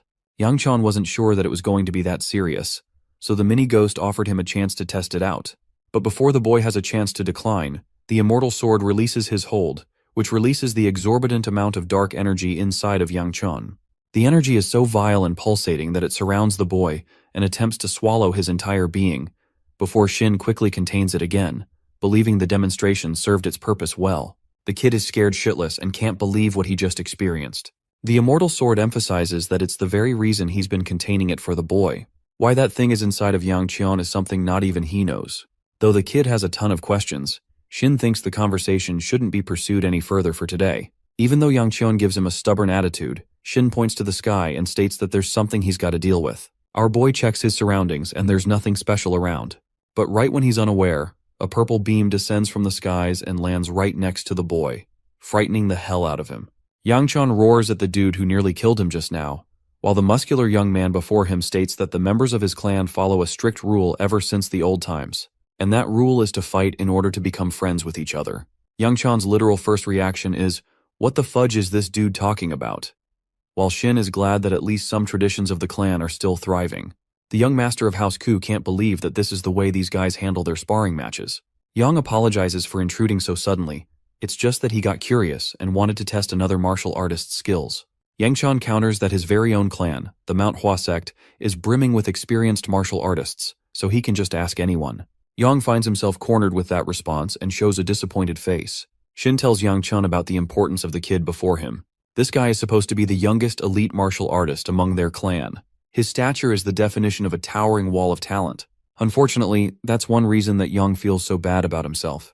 He can't get along with other people well because of his thriving talent. Shin is shocked by the boy's knowledge of someone he's meeting for the first time. I have to remind you all that the mini-ghost can read all of our boys' thoughts, which really makes me curious about their future interactions. Anyway, Yang Chun surprisingly accepts the duel, when in fact his usual attitude is to avoid unnecessary confrontations. But he's ready this time. Just hearing that causes Yang to wear a joyful face, and he bows respectfully for their match. A surge of electricity zaps around him, and you might think that it's his own ability or something. But the funny thing is that it's someone else's attack, and this certain someone tackles the ever-living crap out of the poor guy, tossing and turning him into the damn lake. Even Yang Cheon is baffled to find Bia Namgung here of all places. But I'm sure you all guessed that the Namgung family loves to use their lightning attacks. Anyway, the girl is down bad for him immediately, really happy to have found her beloved fiancé at last. A flashback into the past. It was a dark day for Yang Cheon, yet again, who was losing one of his most trusted allies.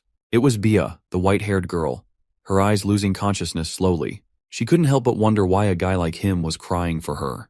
But Yang Cheon, being a stubborn brute of this era, told her that it was just the rain and that he was fine. She found his explanation satisfying and, in a way, unfortunate. Desperate for an answer, he inquired why she went so far ahead. She could have easily avoided this fate, and yet she chose to be reckless. She stopped the attack that was aimed towards him and suffered the full weight of it with her own body. Even now, Yang Chon still doesn't understand why she did that for him. In her dying state, Bia looked at him and stated that it's just what she wanted to do without any reason. Her final question was about the state of the moon. Yang Qian told her that the moon was still up, and to that, Bia happily found herself accepting that her two moons seemed to be fine, indicating that she must have considered Yang Qian one of the people she treasured the most. This cushioned the blow for her death, and then a moment later, she closed her eyes and her body went limp. She was no longer a part of this world. Coming to the scene, an arrogant warrior proclaimed how it is unnatural for demonic humans to fall in love with each other. He continued on teasing the demon, stating that he was soon going to join Bia in death. But Yang Chon merely declared his name with anger, promising the meteor sword that if anything, he will make it his personal damn business to give him an uncomfortable death. Saying so, he unleashed a weight of his demonic aura.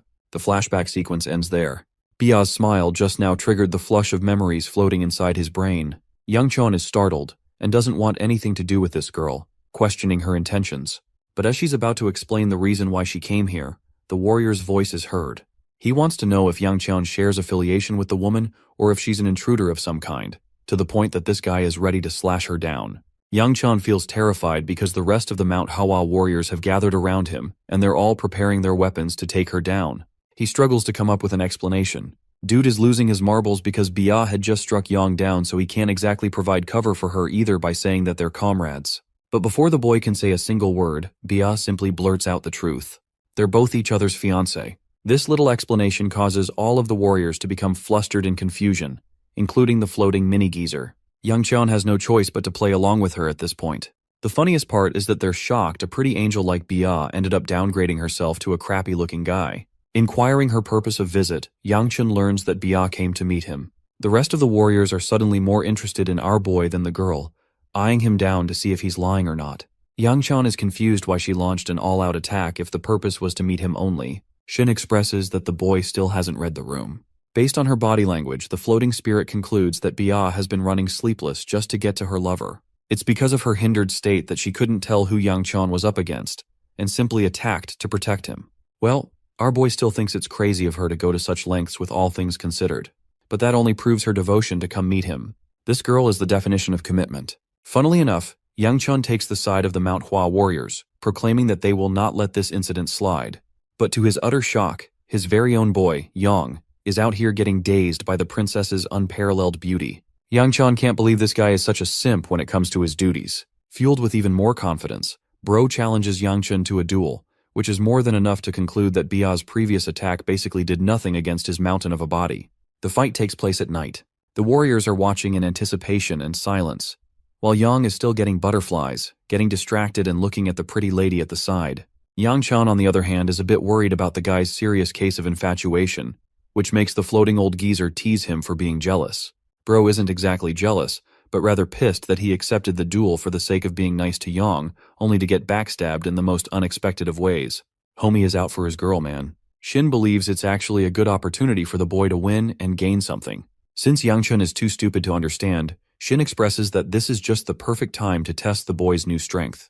Meanwhile, Seola and the others are enjoying themselves with company together, questioning how and when Bia came here. Muyan appears to be the only one worried, caring for the young master's condition in this battle. The warriors of the Mount Hua sect are out here placing their bets on the victor. But ultimately, they all think the real winner of this battle is already decided, and it's going to be Yang, thanks to his godlike talent.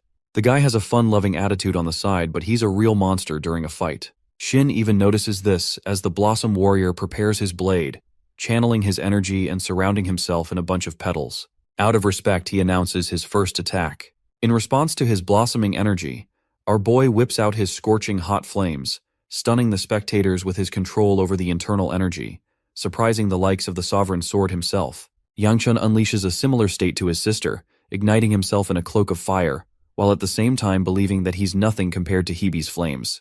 Though the boy pities himself for unmatching his sister's capabilities, his impressive aura surprises his opponent. Yang appears shocked, leading Yang Chun to question if his opponent has grown afraid of his increasing strength.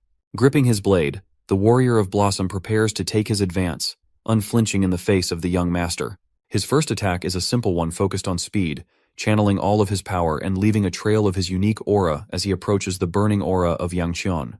Yang unleashes his powerful attack, but our boy appears unfazed and simply gives him a glance before diverting his attack with a gentle push upwards. Seconds afterwards, Yang Chun uses his other arm to unleash his fist inside the warrior's abdomen with such immense speed that it literally launches him away like a projectile. Yang is sent flying with agonizing pain, much to the shock and amazement of the spectators watching the battle. His blade is shattered, and the outcome of the match even leaves the Sovereign Sword amazed. The fight ends with Yang Chun standing over as the victor. The field around them has been scorched down, while his opponent is barely recovering from the burns he received. Just like that, the fight has ended. Immediately, Bia jumps away from the group to confront her fiancé, requesting a battle with her at once. Bro thinks she's going haywire again, and reminds her that he literally just finished his battle with another opponent. Poor Bia has no better counter-argument and cutely stares him down. She's a bit upset, and the floating spirit recognizes that immediately. Yang Chun realizes that if he continues to delay her any further, she's just going to become an issue for him down the road. So while he still has the opportunity, he schedules their battle next time when they get the chance. Hearing his approval of the fight, his fiancée is really happy as she clasps his hands, giving him a sweet smile as she's satisfied with his answer. The scene cuts to later in the night, where Yang Chun is literally unleashing his explosive flaming aura while meditating. Even Shin is in awe of the boy's capabilities at the 4th ring level, having accessed his central core. Yang Chun acts like it's not a big deal and shouldn't be celebrated. But Shin argues that the boy has an unfathomable amount of talent brimming inside of him for his age. At the same time, if he tries to go beyond the level of the central core, he might end up overdoing it and cause the core to overreact inside him. Curious to know more about his core, Yang Chun learns that the core responds directly to one's internal energy, which means the more energy that is expelled, the more pressure on the core it will build. This also means that the kid can't use anything reckless beyond unleashing flames from his body, because the sheer load of using such an advanced technique will disrupt his core. That isn't pleasant news to Yang Chun, who was expecting to continue onwards with his upward trajectory. But for now, he's met his plateau and needs to be patient with it. Interrupting Yang Chun's training, Yang is surprised to find his opponent distraught even after his victory against him. The boy inquires what he's here for, and to that, Yang bows and shows him a gesture of respect, thanking him for an opportunity to learn more from his defeat. Yang knows that the fight had a set purpose behind it, and that Yang Chun was attempting to teach something. Shin is actually really happy with the way Yang is handling his defeat, because it shows that he's capable of maintaining a positive attitude towards growth even after suffering a loss. But the same isn't true for Yang Chun, who is out here beating himself down for having to risk his entire life for some training. Yang Chun clarifies to Yang that he didn't have any purpose behind the training session, but he's still happy for him to have gained some insight from their battle. Yang, on the other hand, had his expectations reset just now. Back at the Mount Hua sect, he was constantly reminded that he was the sharpest talent they had for his age. But seeing Yang Chun fight has changed his perspective on the other parts of the world. It makes him wonder just how much effort the young master of House Ku expended to get to such heights. Funnily enough, Yang Chun finds himself seriously pissed off in this conversation, and even cusses the dude in his thoughts. Shin constantly reminds him to just be a good ear for now and listen. Anyway, Yang is really thankful for the experience and leaves Yang Chun baffled with his behavior. The fact that Thai is the same pitiful guy who he severed piece by piece in his reign doesn't make things any better. It really pisses him off in a way. Anyway, the scene cuts to Seola, who is out here describing the battle like it was an epic movie scene to her grandpa. Apart from her silly yapping, she also informs her grandpa of some trouble they've got to deal with. At first you're probably thinking it's some big issue, but then you remember it's this adorable potato, and she's just annoyed that the young master found himself in an engagement. Instead of celebration, she finds it a really angry occasion. Her grandpa is confused by her reaction until Seola states that she has no idea what getting engaged to someone even means. The potato erupts with cuteness, stating that she's the only one who has rights to do whatever she wants with the young master, so I guess it's also a bit of jealousy there. The Sword Sovereign decides to ruin her innocence by finally explaining to the little girl what getting engaged truly means. And it shocks her to her senses. Shortly after his fight with Yang, a bunch of issues have erupted for our boy.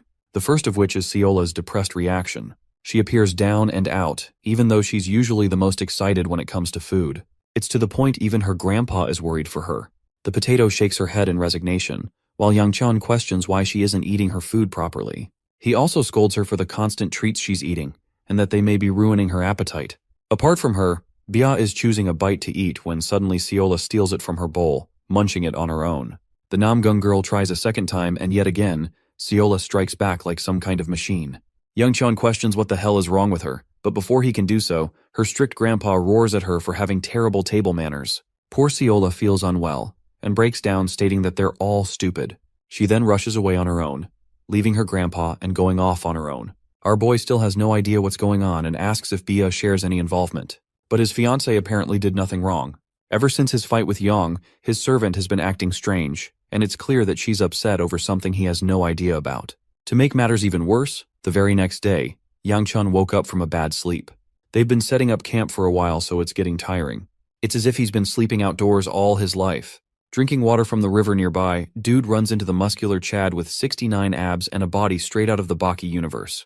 Yang recommends that they train together for the day, while the young master is a bit frustrated to see a shirtless dude walking around casually in the morning. Shin defends the shirtless kid by stating that the body is the pride of a martial artist, and the student of Mount Hua clan only becomes better and grows stronger the more they develop. Long story short, they're training these guys for the next Mr. Olympia.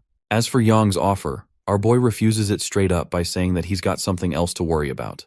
Intrigued by what this important task is, Yang questions if today is going to be special. Yang Chun takes a moment to ponder the importance of today, and the scene transitions to him continuing his travel inside the carriage. At long last, they've finally arrived at the main base of the Mount Hua clan. The place is so damn high up that Yang Chun is complaining about it in the next scene. The dude is pissed that some maniac thought it would be a good idea to build the base on top of a mountain. At the same time, it's a nice change that the warriors of this clan are understanding compared to the rest of the families. The warriors of the sect even suggest that Yang Chun stay in the carriage for the night and that they can climb up the stairs when morning comes. However, the young master believes that it's important for him to go up immediately, considering he has the treasured Blossom Stone. To that, Yang suggests he reconsider his plans. Yang Chun decides to stay in the carriage for the night, leaving the disciples of the Mount Hua sect to carry on with their report for the night. They want Yang to stay put with the young master, and to make sure he reaches safely tomorrow. But our boy actually suggests that Yang also leave with the rest, since he's been busy accompanying them for a while. Hearing that, the talented young man lets out an exhaustive sigh, as if he doesn't like the idea. Well, that's how Yang ended up staying the night with the rest of them. Based on his reaction earlier, Yang Chun concludes that this guy probably doesn't get along with his superiors either. Apart from that, Seola finally goes back to normal and impresses the young master with some special prepared dumplings for the night. Yang Chun is seriously happy to find at least one good thing about the day, and he can finally experience it. Surprisingly, his servant even offers him some water too. She's being overly nice all of a sudden, which makes him question what the heck brought this change. All she does in return is laugh, because she's happy enough just to be of help to him. Yang Chun struggles to piece together the clues to the puzzle. Just a few days ago, this girl was upset like hell, and now she's fine. To make her happy, he pats her head as a gesture of doing a good job. It makes her really happy. He foils the moment by reminding her of how she's normally the opposite of what she is now. As for Bia, The chick comes out of nowhere and offers to feed our boy a dumpling. Yang Qian judges the battlefield between these women and calculates what would be the correct answer here. Meanwhile, Seola's got those eyes of a demon, staring down at her enemy of a dumpling. Girl literally chomps down on Baya's dumpling, munching it in her mouth for her master's sake while giving Baya a sharp glare. Despite being taken off guard, Yang Qian's fiancé doesn't react harshly, and instead only smiles at her. This clearly makes Seola feel a bit guilty about her reaction, while our boy takes notice of the tension between them. Well, for now, he's just infuriated that he can't even eat his food in peace. Far away from Yang Qian and his carriage, we get to see the shadow organization that is responsible for the missing Mount Hua sect disciples. The leader of the organization is annoyed that his underlings couldn't cover their tracks and left a bunch of trails for the Mount Hua sect to notice. He curses their chances of getting anything more out of the situation than what they've achieved so far. The underling promises to send the report to the main palace, and he's reminded that if he's late to deliver the report, he's going to lose some of his limbs as punishment. The spy also reports the news of the divine physician's spotting in the Shangxi region. It's big news to the brooding leader, who further learns that the divine physician appeared to have stayed in the Anhui region first, but now they're in Shangxi. More of their men are trying to figure out his exact coordinates. The leader gets up from his seat, addressing the servant by his name, Beichong. He raises his blade against the underling's neck, reminding him of the order to never use their men for the job. Quivering before his blade, Beichong stresses on the order that was given from the palace head himself. That's the only thing that calms the leader down, though he's confused about their intentions with the divine physician. Apparently, the goal is to imprison the divine physician in their underground area, which strikes boring to the guy. The leader also learns that he's allowed to remove any obstacles in their path, which means he can kill anyone if it means the secure capture of the divine physician. The malicious man is joyful at the thought, the opportunity of being able to have fun by slaughtering others. The scene reverts back to Mount Hua, where Yang Qian is huffing and puffing as he makes his way to the top of the damn mountain at last. The stairs killed him just like Po in Kung Fu Panda. Dude is dropping F-bombs on the idiot who built the base so high up. Yang even rubs salt on the wound by saying that their elders wanted to imbue the importance of hard work through the challenging climb. Yang Qian funnily confronts the annoying little spirit and asks if it's really true. The hilarious part is that not even Shin approved of the idea of setting the place so high up. Seola apparently climbs without any trouble, and even offers to carry him, but he refuses out of his ego. Bia is also pretty chill and even offers her fiancé a hand to get back up. She's cock-blocking every opportunity Seola has, and you can see it in the potato face girl's reaction. Yang Qian gets up and she actually respectfully bows down to him for some strange reason. Shin calls the guy a clown for not even knowing the obvious of what just happened. Apparently the moment is really special to Bia, who clasps her hands tightly, having felt the touch of her fiancé. Seola, on the other hand, is out here like an angry kitten, ready to lash out. Yang Qian realizes that she's actually bowing to receive the same treatment from him that his servant received. She wants him to pat his head. Bro is just about to do that when suddenly, Seola intrudes and starts patting her head instead. She doesn't want Yang Qian to do it after all. But the white-haired girl is actually okay with this outcome too, smiling at her fiancé as she concludes that there will always be a next time. Every time she smiles at him, you can just tell bro is in deep trouble. Yang Qian distracts himself by checking on the others. Seola's grandpa and Muyon appear to be doing just fine, but the other servant is out here breathless and dying while climbing up. She's fine with being left behind like dead weight, but our boy doesn't want her to sacrifice herself to the stairs like that and offers someone to help Honghua out. Aside from that, the gates of the Mount Hua clan are finally made open to the young master of House Ku. Their leader has personally arrived to meet them in person. The old man actually looks a lot like the immortal sword spirit too. The clan leader grabs the boy's shoulders and delightfully expresses just how much he's been waiting for the boy's arrival. Apparently, the rest of the elders in the clan have been beefing with their leader ever since he lost that betting game against Elder Ryun and lost the Blossom Stone. Meanwhile, our boy's doing his absolute best to introduce himself, but this old geezer just won't stop shaking him. Lord Hua reveals that Ryun actually sent a letter just before the kid's arrival, stating the boy's purpose of returning the stone and retrieving his sister. Yang Qian is really happy because now he doesn't have to waste time explaining shit around. He confirms that those two things are exactly the reason he's here. Well, apart from that, Lord Hua mentions that apparently Ryun forgot to mention one critical thing. It's the energy that he can sense from Yang Qian's body. The mere mention of it puts our boy on high alert, because this could mean anything. Aside from that, he also wasn't expecting to see the arrival of the Sovereign Sword, who is acting like an ordinary figure. Still, Lord Hua doesn't confront the boy strongly, and believes that it's best for them to rest after coming here. He tasks one of the guards to personally take care of their stay here. And that's how they made their way inside, to a place filled with dozens of blossom trees. Faced in this unique situation, Yang Chun consults Shin for some guidance, expecting to receive something good from him. But the floating old spirit simply laughs and thinks that this much is a normal reaction when the kid ends up absorbing the energy of the stone. The leader of the Blossom clan apologizes for an immediate meeting shortly after rest. The issue is that he finds it a pressing matter for the boy to have absorbed the energy of the Blossom Stone and appears to be walking around without care. Yang Chun is actually fine with their concerns and complies with him during the meeting.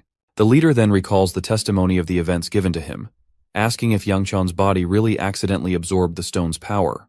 The boy makes a contemplative face at first, and internalizes the best course of action by consulting Shin. The floating spirit expresses that he should keep it simple and stick to his current statement. It's actually pretty difficult for the clan leader to digest the fact that the boy was able to absorb the stone's power, and also maintain multiple different energies of different aura inside of him. It's troublesome, but he doesn't bother the boy anymore and decides to help him meet his sister first. Yang Chun is tasked to follow his lead, and he's curious where they're headed. But to that, the old man merely laughs, ominously reminding the boy that he's not getting free treatment after he's absorbed such an important stone. The kid simply agrees with the approach, without showing any signs of fear, surprising the clan head. Yang Chun states that he isn't afraid because he's gotten used to dealing with the troublesome second eldest of his family. The mere mention of Ryun pisses the sect leader off even more, as if it is offensive for the two of them to be compared. Jokes aside, the leader states that it's time to meet the boy's sister. Fast-forwarding ahead to a serene location of the temple, we come to find that the great lady from earlier is having a checkup on her condition. The results are unfortunate and frightening.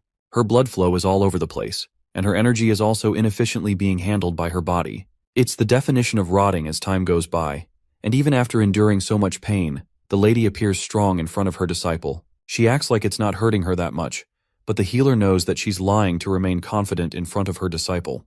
The healer learns that it's been 4 years since she got this illness. As for the specifics of how she got it, just recalling the scene makes her stop dead in her speech. Yang Chun's sister finds herself concerned for her master, showcasing a face of frustration and regret.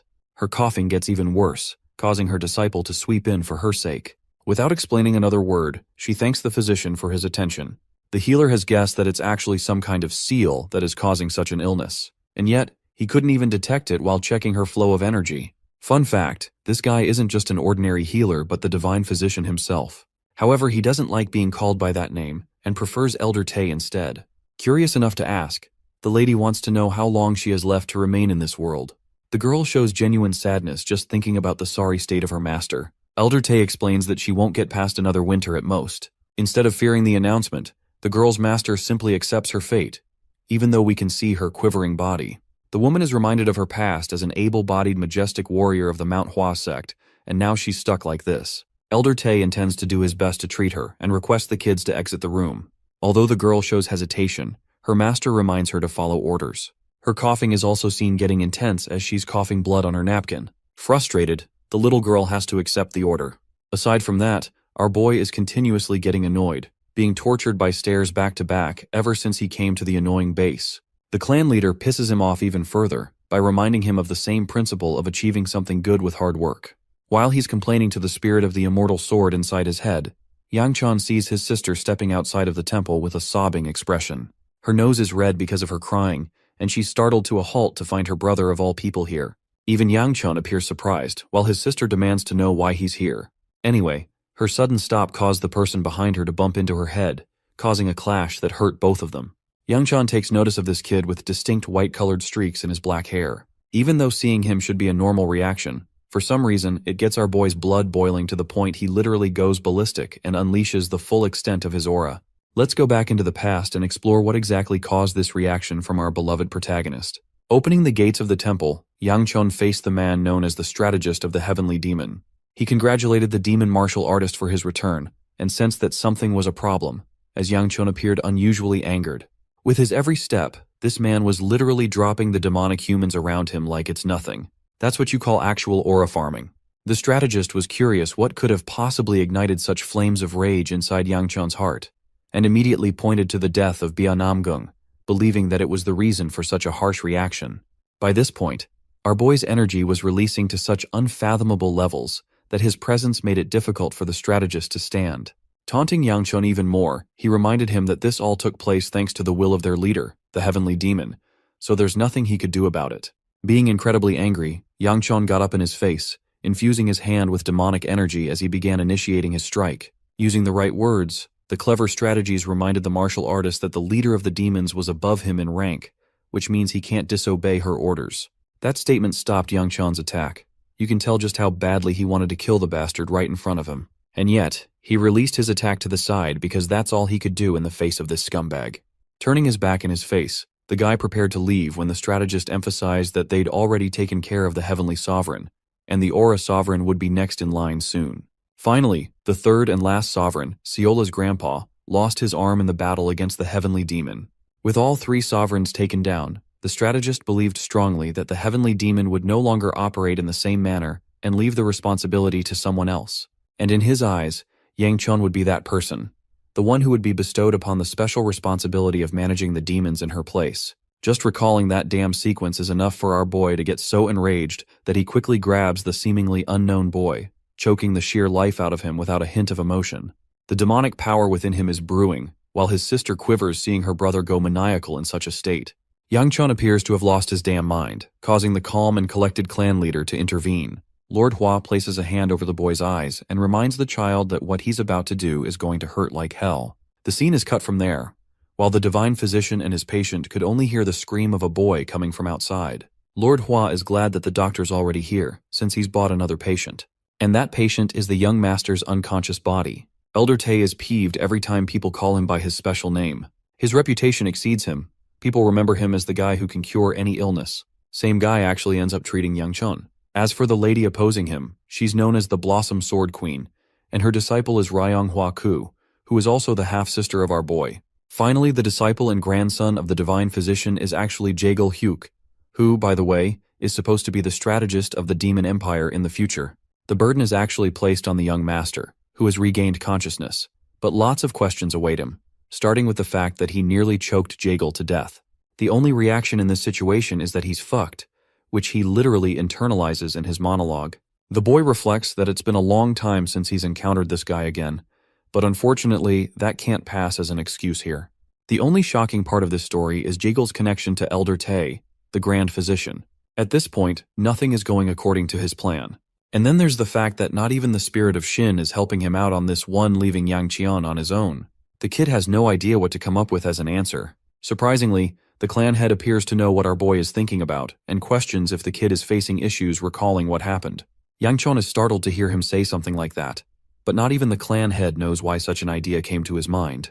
Recalling the scene of what happened, Lord Hua wants Elder Tay to inspect the child's body one time. The divine physician throws a stubborn fit, declining the request. The two old geezers are fighting each other while the Blossom Queen strikes conversation with our boy. Dude is surprised that she knows about him. After all, she was the best friend to his mother, Cheon-hee. Her words appear shocking to the boy, but the Sword Queen is actually pretty happy that they've met at last. As for Ryonghua, she seems to be on guard. She also tells Yang Chun that he shares a resemblance with his mother when it comes to their aura. She also praises him for having a warm and gentle heart. Saying such words, she hastens to leave. The clan head, on the other hand, offers a valuable leaf of a dragon herb in exchange for inspecting Yang Chun's body. Though seriously annoyed, Elder Tay ultimately decides to accept one final request from Lord Hua. Considering the checkup itself, Yang Chun places his hand freely for the elder to inspect. Elder Tay senses an ominous bulk of dark energy concentrated inside the boy's body and releases the boy's grasp. Lord Hua is immediately curious about the issues residing in the boy's body. Elder Tay starts off by dropping a bombshell. It's not just one issue, but multiple. The conclusion? Yang Chun is an embodiment of a corpse. This conclusion even terrifies the boy, who has no idea what that means. The divine physician reveals that there are multiple different kinds of energies inside the boy's body. It should be impossible for the kid to even be walking after that. It's true, after consuming the demon stone, the blossom stone, and finally the white stone from the snake, Yang Chun really has consumed different kinds of energies, although he believed it wouldn't be an issue since they would merge into the same. All this time, he was under the assumption that he had things under control. But now, just like Shin warned him, something inside his body is tampering with the energies. All of a sudden, the mini-ghost pops out of the blue just to disagree with the child, stating that he's wrong in his opinion. The kid is startled and questions where the hell this guy has been when he needed him the most. The tiny ghost innocently claims that he actually ended up losing connection with our boy as soon as he entered his chaotic state. Based on the conclusion that Elder Tay gave, it's clear to the Immortal Sword the kind of condition the boy has. The sole reason for his survival is actually the dark energy residing inside the boy's body. This dark energy is doing its best to control the other energies and suppress them to the point they don't go wild. Now that he's got a bundle of energies inside his body, Yang Chun is curious of what his next moves should be. To be honest, even Elder Tay thinks it is game over for the kid, because he's one moment away from blowing his body to pieces if they go out of control. It's actually a very realistic possibility for the kid's body to explode right here and now too. The Divine Physician really can't do anything in Yang Chun's case. For an even stronger conclusion, he states that the boy's body is so damn unstable right now that he could die at any moment, even while bathing or eating. That's not the best news to hear for Yang Cheon. As for Lord Hua, this news is even worse than he thought. Ryonghua is actually shocked to see her brother's calm reaction, seeing as though he could die at any moment. To that, the boy responds that he hasn't died yet, so there's no reason to worry. The conversation leaves the room in empty silence. For now, he thinks he's okay, but worries about Ryonghua, who needs more serious attention and news to return home. Despite her refusal to return home, Yang Chun argues that it's fine if she wants to stay, but she has to consider their father's reaction when he learns of her refusal. Infuriated by his words, she is forced to admit that their father wouldn't even give a damn if she stayed here forever, as that's the kind of emotionless man he is. Lord Hua observes them closely and recommends Yang Chun to rest up in his lodgings for a bit. The kid leaves, reminding the physician that he'll be back at a later time. Exiting the room, even Elder Tay has to admit that the kid is the weirdest child he's ever met. The same goes for the Sword Blossom Queen, who sensed odd things about the boy. The boy didn't even feel afraid of the news of his impending doom. It was as if the boy no longer cared about his existence anyway. Later that night, the young master appears to be walking leisurely on his own. The mini-old spirit boggles his mind, questioning how the kid can remain so calm even after the terrifying news. Shin wonders if Yang Chun's plan of action is to just keep on eating food until impending doom. The boy replied that he really doesn't care about these things. After all, he's lived a life full of sins, so karma is just a normal reaction from the world. Of course, to the immortal sword, he doesn't get what the boy's talking about as he's so young to say something like that. Coming over to his lodging, Yang Chun finds himself shocked when he sees Bia waiting for him in bed. He has no idea what this girl is up to, but she's firm on her intentions to sleep with him. The funniest part is how Shin is teasing Yang Cheon about he could potentially have a child before he dies. Appearing unfazed, our boy calmly tells her to go back to her separate lodging. Turns out that they only gave them one room to stay in, so sharing the bed will be inevitable. Yang Cheon senses that this must be a damn scheme of the second elder behind his back. Realizing that he could always sleep with his trusted guard Mu-yeon, our boy heads out to leave. Suddenly Bia grabs his hand, requesting that she'll do nothing but hold on to him in bed at most. Yeah, that kind of statement would absolutely destroy any guy who hears it. But Yang Chun is somehow able to keep a straight face before erupting in laughter. She's surprised by his reaction, and instead of feeling like he's laughing at her, Bia is genuinely happy that he smiled at her. Yang Chun is about to leave again when she clasps his hand, stopping him and gently putting it on her face, cutely requesting them to sleep together. I've never seen a ship being developed like this, and for some reason it's suspicious that it's going this well. So many MCs would fold here, but our boy is no simp. Aside from that, the Sword Sovereign pays a visit to Lord Hua at a late hour. He's been meaning to meet the Divine Physician after all. At the same time, some people known as Shaolin and Wudong are searching for the Sword Sovereign too. Lord Hua suspects that the cunning Sword Sovereign has already discovered the location of the physician. This fact is actually confirmed by Seola's grandpa, who knows that he's being defended underneath an energy barrier. And yet, he was polite enough not to force his way inside, respecting the Mount Hua sect. The Sword Sovereign requests a personal meeting with Elder Tay. But to that, Lord Hua emphasizes that there's another patient being treated, not to mention that what he's hoping to get from this meeting won't end up in his favor. As the rustling blossom trees dance with the wind, Lord Hua offers a second way to his troubles by means of a favor.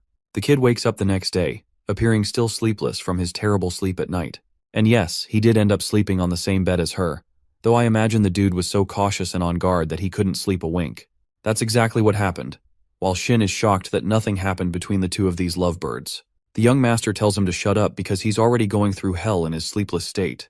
That doesn't change the fact that he still ended up sleeping with the girl anyway. Well, Yang Chun only complied because after his rejection last night, the girl was overloading her body with internal energy, meaning she would have beat his ass right there and started a fight. The floating mini-ghost thinks it's relieving that Seola didn't get to see the two of them sleeping together. At first, Yang Chun was oblivious to the fact that it wouldn't matter, but then the dots start connecting in his mind. The only reason Seola has been starting to act grumpy around him is ever since Bia reunited with them. The funniest part is that our boy is doing his best to make sure she doesn't catch this sight of him with Bia. But to his horror, The girl is literally standing right behind him, and her face is like the devil. It's at this moment that his fiancée also wakes up and turns to face the servant. She kindly asks Seola if she managed to get a good night's sleep. But in response, the servant is infuriated to the point of sadness. She calls them selfish and loathes the idea that she wasn't able to sleep with the young master. Her little pleading goes on, and to Yang Chun's absolute horror, his fiancée casually says that it wouldn't be a problem if they did. She's fine with the idea of including her along. Oh wow, this is going in a very different direction than I thought. But anyway, Seola just feels happy to be included, and only a moment afterwards, she flops to the bed, excited as a puppy to be given the chance to join along. Yang Chun's fiancée is satisfied seeing this, while the boy doesn't have any objections of his own. Barging into their room, Yang comes along and Bro catches two girls laying next to Yang Cheon in bed. The first reaction this guy had is probably the same as the one we had, because he dashes away at the speed of light to leave them to their business. The one good thing about the Mount Hua sect is that its people are actually sane and don't like spreading pointless rumors, or so Shin assures him. But clearly Shin's ass was lying, because in the very next scene, Lord Hua teases Yang Cheon for playing around with two women in his bed. Now the kid has a whole other issue to deal with. He doesn't see any interest in the meeting and turns to leave, when suddenly the clan leader stops the kid and asks if he remembers going to the small establishment yesterday. Of course, how could Yang Chun forget meeting the Sword Queen and the Divine Physician of all people? Lord Hua brews him a drink and reveals a scroll, requesting the kid to deliver it to Elder Tay personally. At first glance, the task seems a bit odd for our boy to execute. After all, he doesn't have anything to do with it. Lord Hua drops a bombshell. It's actually because the rest of the clan has no idea that their beloved Sword Queen is battling an illness, which is why it's necessary for any messages to be delivered in secrecy. Lord Hua has no intention of spreading word of this information, and if he does happen to tackle Elder Tay again, unfortunately they'll have another clash. He also can't request the information to be delivered via his personal disciples, as it's supposed to be a secret. That's why Yang Chun, the kid who is currently indebted to him, is the only fitting person for the job of delivering the message. Kid is already regretting his stay every time this old geezer creeps up behind him. Lord Hua sends the boy on his way. In the next scene, we find Ryonghwa doing her business walking around the marketplace until she reaches the store. She first enters this space and then exits it after purchasing the necessary goods. Ryonghwa then climbs her way back up to deliver the goods, when suddenly her eyes dart towards a bunch of deers living a comfortable and loving life. The scene reminds the young girl of her time at the House of Ku. Before her father, she saw how ruthlessly the young Yang Chun and his mother were treated brutally. Just seeing that horrific scene is enough to remind her not to return. After saying that, the girl camouflages using a technique of the clan, surprising the secret spies of the shadow organization nearby. They can't believe she disappeared, and start to question if she caught on to them. One of them goes up to inspect what happened, and realizes that there's actually an energy barrier placed by the leader of the sect. This powerful barrier prevents any single one of them from intruding inside. But at the same time, it's also given confirmation to these assholes that the Divine Physician is in fact being guarded nearby. For now, they intend to form a retreat, believing that their regional leader will be best pleased to handle the rest for them. Climbing up the mountain of stairs, the girl discovers our boy wasted right in front of her. Dude is not having a good time huffing and puffing the crap out of himself, while Ryonghwa is displeased at the mere sight of him. The boy questions what she's staring at him for, and to that, she inquires what he's doing out here. Yang Chun emphasizes that he isn't out here enjoying a walk, but rather he's got a small mission to deliver something. Ryonghwa bolts upwards and tells him to keep up the pace. Of course, he's doing his best. Yang Chun's half-sister still hasn't forgotten the cold words of Elder Tay, who concluded that the boy's condition is so fickle that he could die at any moment. Meanwhile, our little protagonist is shocked how people are used to climbing the stairs. Ryonghwa tells him to hand over the object he's supposed to deliver, promising to deliver it on his behalf. The offer is unexpected, but being the teasing spirit that he is, Yang Chun points out that she must be worried about his condition. This annoys the girl and repels her kindness. She insults him for being a slowpoke.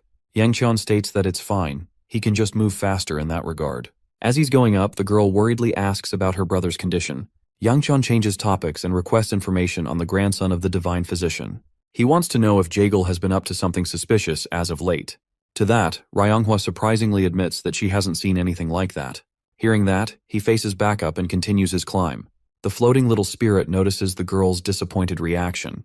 He points out that Ryonghwa isn't even a bad child, so there's no point in the two siblings arguing with each other. But then again, not even Yang Cheon understands why they fight needlessly. For some reason, Shin seems to be bothered and asks if it's troublesome for the young master. Yang Chun states that his biggest concern is his messed up body. The floating spirit emphasizes the importance of family members, reminding the kid that she's still important. The boy was surprised at first because he thought the conversation was circling around Jaegal, the grandson of the physician. As for his sister, dude just doesn't give a fudge about her apparently. Which isn't a good thing either because it makes Shin wonder if these two are actually siblings to begin with. The scene cuts to Elder Tae reading the message delivered by Yang Cheon. Having read it fully, the physician funnily calls out the reality of the situation.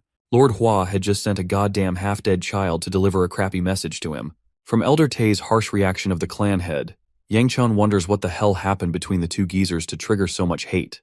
Anyway, Elder Tae understands that it must have been difficult for the kid to have come this far. He asks about the boy's condition. Yang Cheon states that he's not really having any major issues at the moment. The news is good to Elder Tae, until he raises a serious question. Is the little young master truly unafraid of death? The question finds the boy speechless for a moment, making him enter a contemplative state. Elder Tae realizes that he isn't going to get an answer from the kid, and apologizes for intruding. The boy is told to leave, and so he gets up to exit the room. As he's leaving, the considerate Ryonghua worriedly asks again if her brother is really feeling okay. Well, unfortunately, Yang Cheon quickly moves along and doesn't answer her question, leaving her a bit annoyed by his uncaring reaction. Back to Lord Hua, the boy reports having successfully delivered the message, and expresses how Elder Tae was cursing the crap out of him afterwards. Lord Hua isn't surprised, and secretly asks about the Sword Queen's condition as a side note. The boy whispers back, stating that he only saw her sleeping, so he was unable to tell if things were going well for her or not. Lord Hua is unamused by the answer, but Yang Cheon argues that if the divine physician of all people is currently busy taking care of her, then things shouldn't be a problem. While that is true, Lord Hua points out the cruel reality of their clan's fate. They've been constantly getting hit by one unfortunate circumstance after another. The mention of these misfortunes inspires interest in the young boy, as Yang Cheon desires to know more about them. Shin reminds the idiot about the missing disciples of the clan. Then there's the fact that the Sword Sovereign is here, and well, Jaegal's presence is also a misfortune without question. Though these situations would be fine on their own, they all happened back to back, which makes them difficult to deal with. The scene cuts to the Shadow Organization, where the underling finally reports the discovery of the Divine Physician's location, causing his leader to become psychotically excited for his hunt. The disgusting scumbag is ecstatic at the revelation of his location, even though his subordinates haven't exactly pinpointed the doctor's coordinates. This fact underwhelms his satisfaction. Beichong tells him that they've come to discover the enormous energy barrier set up by the clan, indicating that the doctor is nearby. However, this fact frustrates the leader immensely. He doesn't like assumptions, because they've yet to confirm for real whether the doctor is there or not. He questions what Beichong is truly confident about. Slamming his blade right next to his servant, he roars at him for having the sheer audacity to lie to him with meaningless information. The towering and despairing figure of the guy is enough to give Beichong nightmares for life, and he agrees with his boss's opinion that he did in fact being useless information. Beichong apologizes and fully takes the blame for his mistakes. Suddenly, he feels a powerful swing descending across his left shoulder. The man screams in agony as his boss has just sliced his arm off, unimpressed that his goons are unable to find a simple old man. Beichong weeps in pain while apologizing. His boss, on the other hand, thinks that he did a kindness by not killing the underling. After all, he's the smartest servant there is. Despite the pain, the guy thanks his boss for the mercy he's been shown. The scumbag goes back to sit on his chair, letting out an exhausted sigh. At this point, the regional leader is convinced that his underlings won't return with useful information, no matter how many times they're sent out for their mission. Hearing the mention of an energy barrier has him intrigued, however. Beichong's body quivers with the pain of his severed limb, while his boss comes to a conclusion. He's bored and declares his intentions of personally making a visit after 3 days' time. Beichong's strict orders until then are to return with the divine physician within that time period. And if he doesn't, everyone standing in his way will be slaughtered. The crazy bastard thinks it's the perfect plan, and his underling can't do anything but agree with his boss despite his ridiculous demands. Well, in the next scene, we return to our boy Yang Cheon, who is unimpressed by how his day went. The dude basically did nothing except deliver a letter today, and just carrying out that small errand was enough to conclude the day. Shin believes it's time for the kid to return home. Even the young master agrees, believing that his sister shares no intention of returning home, so he needs to make preparations to head home immediately. Suddenly, a voice calls out for him. It's the joyful Seola, who attempts to hug him, but our boy sidesteps and leaves her hanging. He wonders what she's doing all the way out here when this isn't supposed to be her room. The potato reminds him of what they settled upon. Seola was going to be sharing beds with him for the night after all. Yang Cheon never recalls making that promise, but both Shin and Seola do. The boy tries to use her grandpa against her, but Seola isn't worried because the old geezer has been to himself lately. Curious to know where he is, Yang Chon learns that the Sword Sovereign is apparently missing and hasn't told anyone. This is enough of a reason for Yang Chon to extend his stay for a bit. Even though Shin doesn't get what's so special about her grandpa, the floating spirit concludes that their world definitely has changed quite a bit. Anyway, when our boy returns to his room, he sees Bia already waiting for him in bed. Yeah, tonight's gonna be difficult. Sayola quickly climbs inside the bed, as both of the girls demand they sleep together. Bro's definitely got his harem going for him.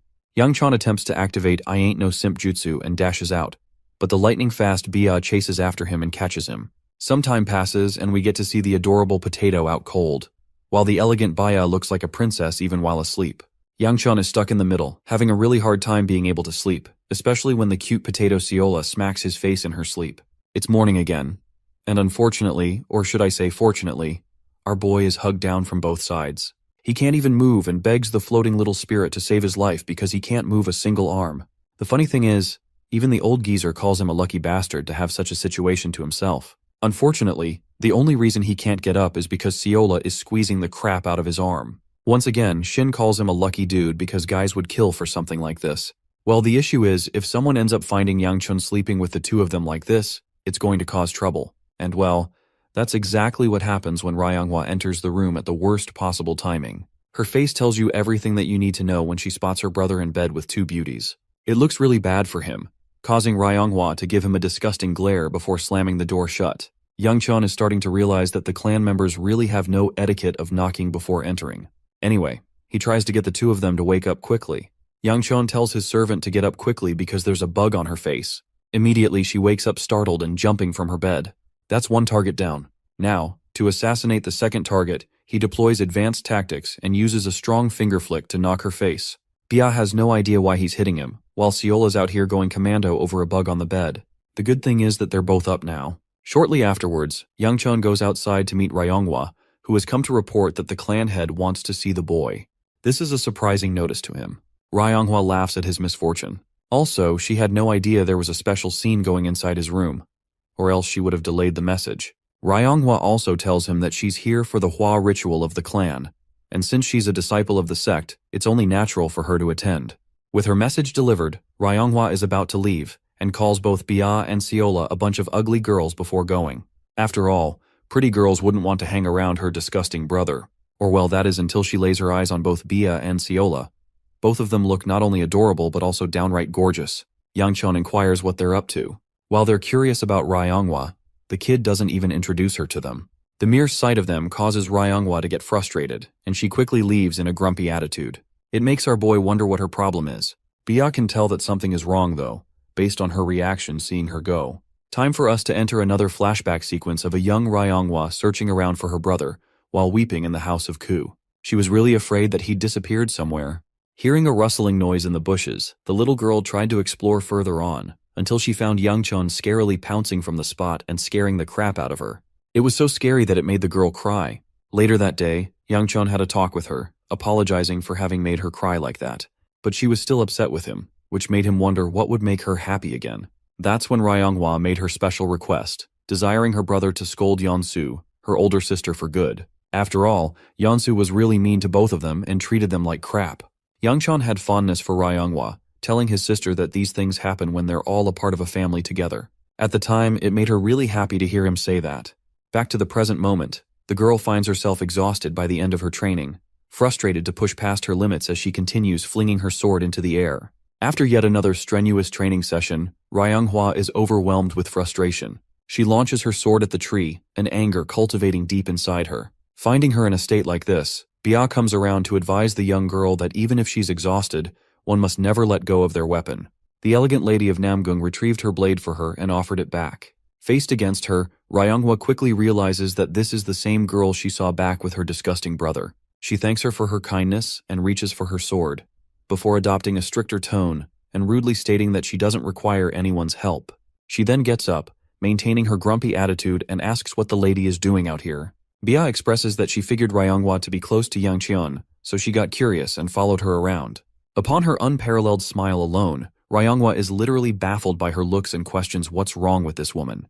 At first, she figured that Bia was nothing more than a useless tool of Yang Chon, but clearly she was wrong. As for Yang Chon's fiancé, the white-haired girl advises the little girl to try and relax more. She's noticed that Ryonghwa grips her weapon too tightly, which is hindering her in training.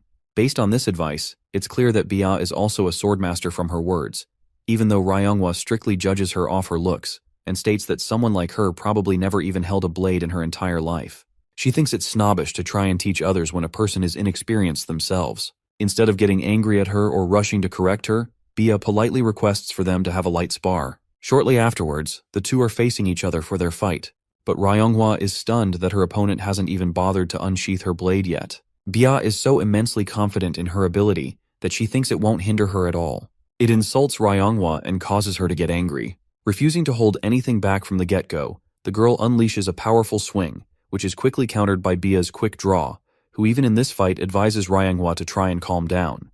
I'll have you guys know that she has yet to unsheath her blade, and she's not only talking but also casually blocking powerful blows. It leaves her opponent Ryonghwa at a loss for words. Once again, Bia repeats her advice, emphasizing that her opponent should try to relax her body. She even demonstrates how by showing a hint of her internal energy, coding electricity in her sheathed blade. Shortly after that spark of lightning, the fight is cut short. Ryonghwa lost immediately, and just the charging up of Bia's attack left a small crater underneath her. The conclusion of the battle is rather eye-opening for Yang Cheon's sister, who is infuriated enough to ask what Bia means in relationship to her brother. Before Bia could even say the word fiancé, she cuts him off, stating that someone as immensely powerful as Bia shouldn't be hanging around her clown of her brother. She is strongly of the opinion that Yang Cheon doesn't deserve a powerful woman like the beautiful warrior before her. After all, Ryonghwa doesn't have any idea that her brother has changed, and still thinks that he's a lazy clown. Compared to Bia, he's just trash. For the first time, Yang Cheon's fiancé shows a hint of frustration. First, she defends his looks, stating that he's anything but ugly. And then she breaks her calm facade, powerfing her blade with a slash of electricity as she reminds Ryonghwa to watch her tone, or else she'll regret it greatly. While her attack is fired off, our boy quickly blitzes right in, blocking the attack just in time to prevent any damage. The scene stuns Ryonghwa quite. The same brother she was calling ugly and weak has just arrived to protect her. An irritated Yang Cheon interrogates his fiancé, questioning what she's doing all of a sudden. Bia's expression is tense, showing her frustration as she expresses that the girl called him ugly. Now that's how you know she's a queen. The girl was ready to throw hands just to defend his looks. Anyway, Yang Cheon thinks it's no big deal, but clearly his fiancé is angered. She wants to know more about the midget and her identity. After all, Yang Cheon wouldn't just take the girl's side otherwise. Hearing that, Ryonghwa arrogantly states that she didn't need any help and doesn't require anyone to take her side. She roars at her brother and runs off, leaving the two of them to each other. As for the young master of House Ku, he's starting to think that his sister must have skipped out on her manners class because she's acting way too rude. Bia is still insistent on knowing who this girl really is, because instead of taking his fiancé's side, Yang Cheon went ahead and scolded her instead. The boy drops a bombshell on her, revealing that they're actually siblings. It stops Bia dead in her tracks because she can't believe that they're both actually biological siblings. Well, the funniest part is, Bia is terrified of what she's done. She thinks she's made a major mistake laying a hand on her sister-in-law. And well, for the rest of the trip after learning that fact, poor Bia was put in a daze and walked around like a ghost herself, clueless of her every step. She wouldn't stop repeating the same words either. Anyway, Yang Cheon that night returned to his room, this time finding Seola already waiting in bed. Seeing that Bia was missing is surprising enough for him. After all, she hadn't come to her room not even once today. The boy wonders what caused her to go missing, and after a while, she was reported nowhere to be found. Well, aside from that, Yang Cheon is curious about the Sword Sovereign's return and questions when he'll be back. Unfortunately, the girl has no clue either. Her grandpa appears to be taking a long-ass time, which also implies that the young master has to do something on his own, or else he'll have to extend his stay. So the next day, a merchant was busy selling leather and bones of demonic beasts as a promising trade. Yang Cheon came here with his guard, desiring for demonic stones. The request rather shocked the seller, but the boy is interested in knowing if there are any being sold that are a day old. To that, the merchant scrubs his head, answering that the stones aren't sold. Even after searching around for a bit, the boy has yet to find a shop that sells demonic stones in this place. Muyan is of the opinion that they won't find any stones here at all. And to be fair, Yang Cheon also believes in that thought. In the end, the stone or the core is supposed to be the most important part of a demonic beast, acting as their heart. However, right after the creatures are killed, it's basically a worthless piece of stone afterwards. Normally that is, because in the case of Yang Cheon, he can still make quite a bit of use from it by absorbing the demonic energy using his technique. Based on the words of the floating spirit of the immortal sword and the divine physician, the boy fully understands that the single reason he's alive so far can be attributed to his demonic energy inside of him. That means the influx of dark energy inside of him must be explored further. He wants to see what makes it tick and what it's really about. That's why he wants to test it by feeding himself another demonic stone. Yangchun is starting to wonder if he should personally hunt down demonic beasts to retrieve the stones at this point. However, that's not going to be easy either, according to Muyan, who understands that the number of demonic beasts has considerably shrunk lately. It's yet another strange phenomena occurring in Mount Hua. Still, Yangchun is grateful that his guard is helpful with the information he is given. Apart from the diminishing health of the Sword Queen, as well as the presence of Elder Tay, Yangchun thinks that he made a good choice tagging Muyan along. His stomach is growling because of their tiring search, so it's about time to head back and eat something nice. Our boy is really looking forward to Honghua's delicious cooking skills. Speaking of cooking skills, when he gets home, he finds a heart attack on a plate. Gordon Ramsay would probably jump off a cliff seeing this plate. Unfortunately, Sayola decided to cook fish today, and well, both Yangchun and Muyan can't even tell if it's fish anymore. It seems as though the adorable potato knows that she messed up terrifically, to the point she's crying. Anyway, Yangchun doesn't bother eating it, and learns that Honghua is making fresh new food for him. He's told to rest, but the young master expresses that he's got some business of his own to deal with, so he's going to take care of that firsthand. Muyan is insistent and argues that they should stick together for any travels, but our boy is stubborn and believes it's best for him to journey by himself for a bit. Let's go and check on Bia for a moment. She's actually busy training Ryonghua in her sword style, correcting the inefficiencies in her stance. They both hear a sound from behind as Yangchun reveals his location, tackling through the bushes. He's rather surprised to find his sister training alongside Bia, even though Ryonghua appears to be annoyed to admit the fact. Yangchun is astonished by their recent development. Just one day ago, these two were trying to kill each other. His sister reveals that the root of her frustration actually had to do with him rather than the elegant swordswoman. Anyway, it turns out Bia ended up apologizing in the end, and after that, she was bugged by Ryonghua to teach her about the sword. Seeing them doing just fine, Yangchun lets out a breath of relief and decides to return, reminding them that dinner's ready. Bia is okay with that and even offers Ryonghua a chance to share the dinner, but for some reason she appears hesitant. They can hear Yangchun's voice from afar, demanding that she comes quickly. She goes away, leaving the boy's sister to her own. From today's training alone, Ryonghua notices how she's formed calluses on her hand from gripping her blade so tightly. It reminds of the scene when she was little. Back at their house, for some reason, Yangchun became really cold and distant to her. He said all kinds of mean things in that one moment, even shouting at her for calling her brother. He simply told his sister to live a quiet life and to avoid getting in front of other people's sight. Another hour or two passes. Ryonghua appears to be training firmly by herself. She is reminded of a memory of a beautiful lady who always looked at her fondly.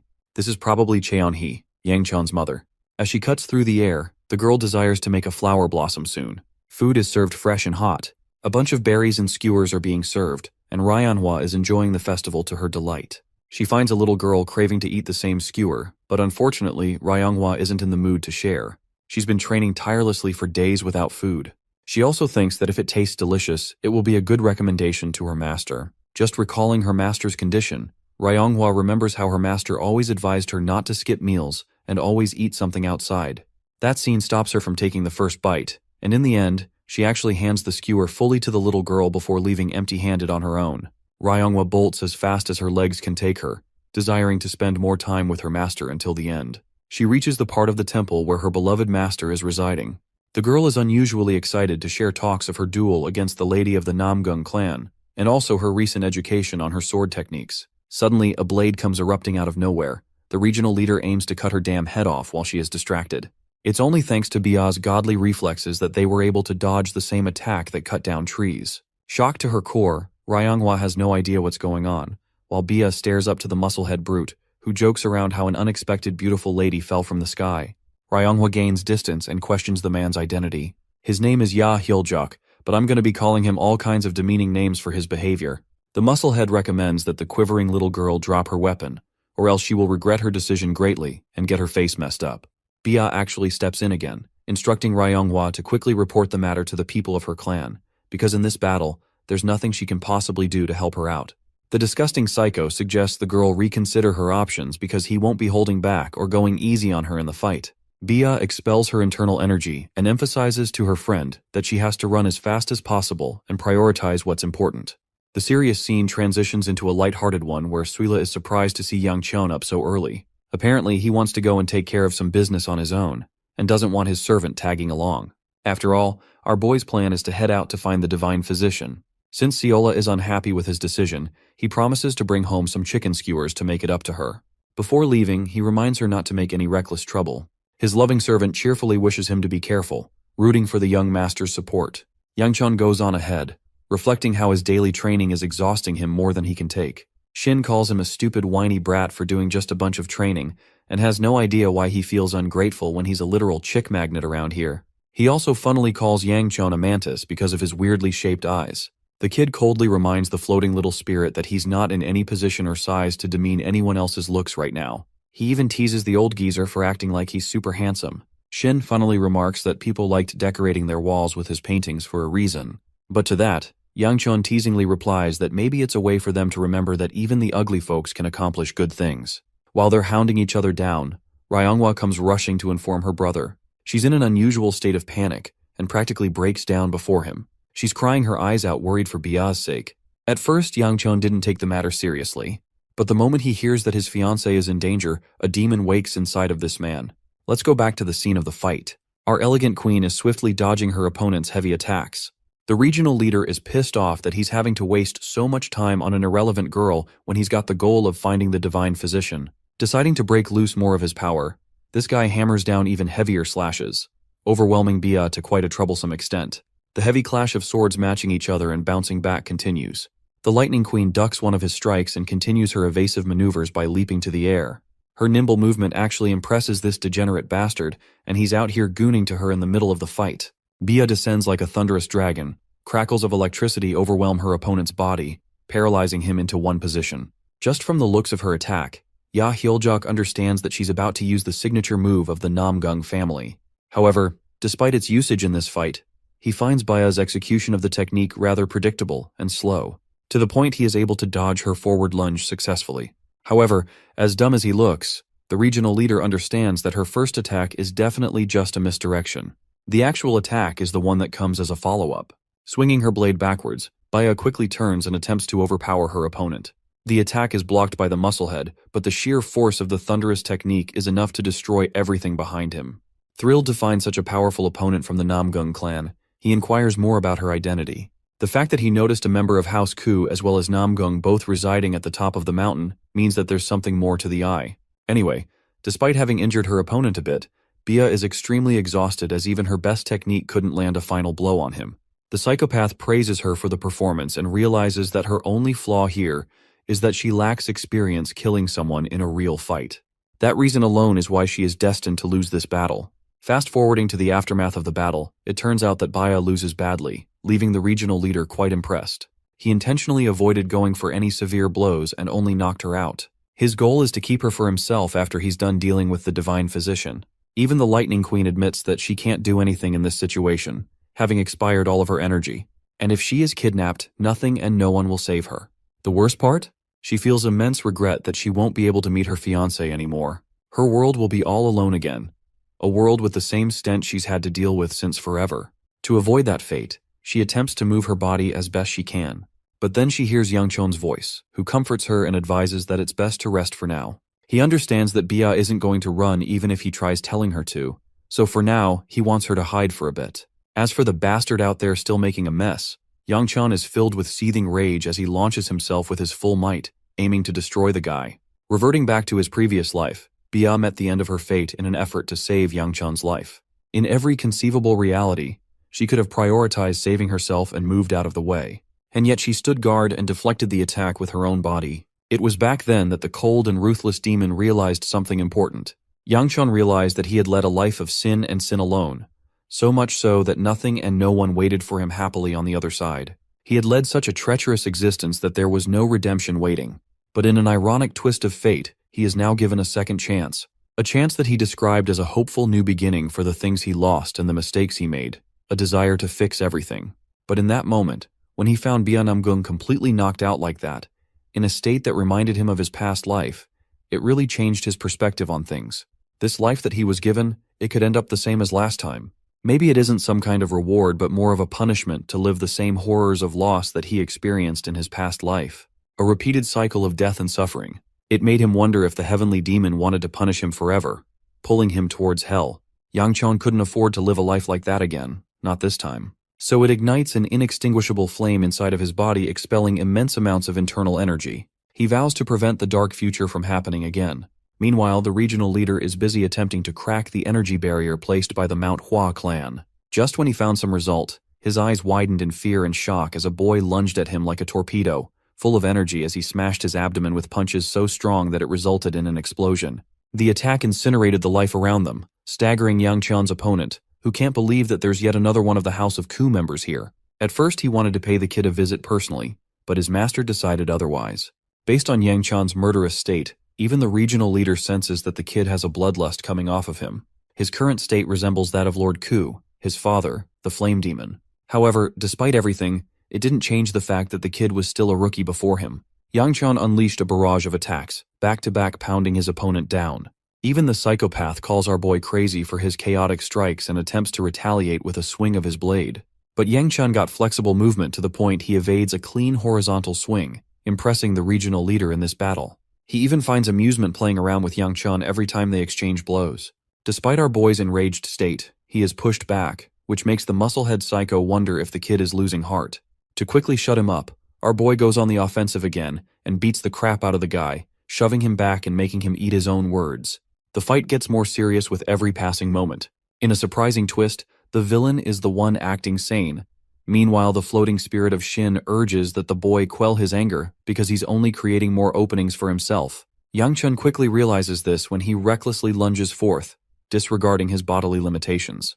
The kid's energy core suddenly cracks, diffusing his attack as the boy falls from the skies. Just when his opponent is about to finish the kid off, a voice from inside Yang Qian's head tells him to devour everything. Suddenly, he regains his powers and grabs Ya Hyuljak's sword, catching the blade and shocking him even more.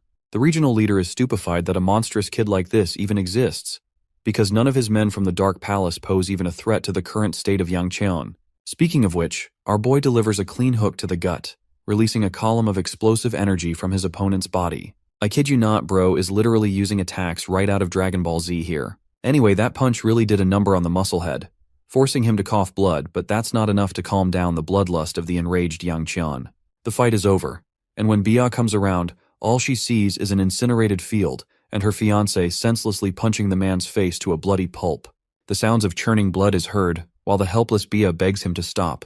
Suddenly, the dark and shadowy stench from before emanates off of his body. It's the first time she sensed something so vile. Even though Yang Qian has already murdered the guy in cold blood, his psychopathic tendencies aren't satisfied as he keeps pummeling the man's face into the ground. Navigating her best in the incinerated field, Bia begs him to stop, her voice pleading to reach his ears. But when he doesn't listen, she embraces his body to help him regain control, reminding him that he's already killed his opponent. She doesn't want him to give in to his urges and lose himself too. Her words are the only thing that calms him down, enough for him to fade away unconscious in her grasp. As for the Shadow Organization, they're stunned to note that their regional leader hasn't yet returned from the mission. They're a bit worried about his condition, but it's clear they can't act on their own and have to obey orders. The goal is to launch a full-scale attack at dawn. To their surprise, an old man has somehow found his way to their organization, and it's none other than the most badass old geezer of all time. The Sword Sovereign is furious that these men are responsible for the disappearance of the disciples of Mount Hua. One of the clowns thinks that he's just a random senile man who came here without a thought. And well, that guy ends up getting cleaved in half without even the Sword Sovereign batting an eye. This man is the definition of aura. The rest of them are horrified to question who this man really even is. They can't even comprehend what the hell just happened. The Sword Sovereign confesses that the beauty of a blade comes from when it is covered by its sheath. He also thinks that bad intentions should ever go beyond one's feelings in life, and they shouldn't translate into actions. During his meeting with Lord Hua, he learned about the disappearance of the disciples. They suspected that the Dark Knight Palace was responsible for the cause. Because the clan leader himself could not leave, the Sword Sovereign was made a request to eliminate every last one of these scumbags. Before annihilating them completely, the old man offers them a chance to drop their weapons. But of course, these arrogant warriors still decide to jump him, thinking that this is Jujutsu Kaisen.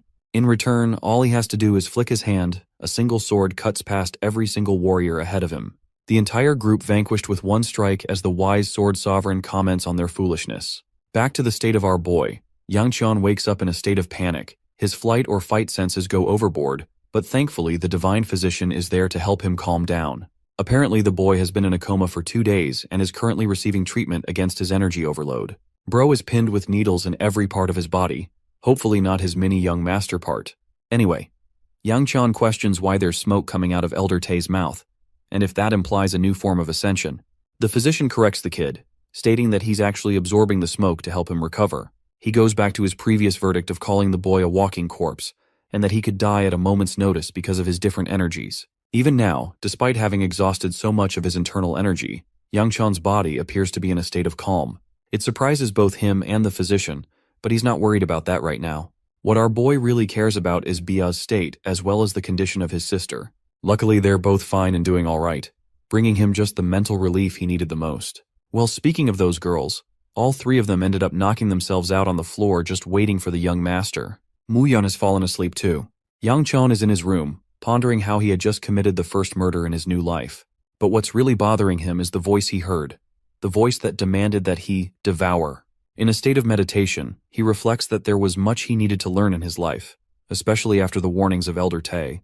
The kid goes for a routine check on his body to see if his internal energy is doing okay. He notices right away that his blood flow is blocked, but his strength is growing and that he may be able to get past that issue soon.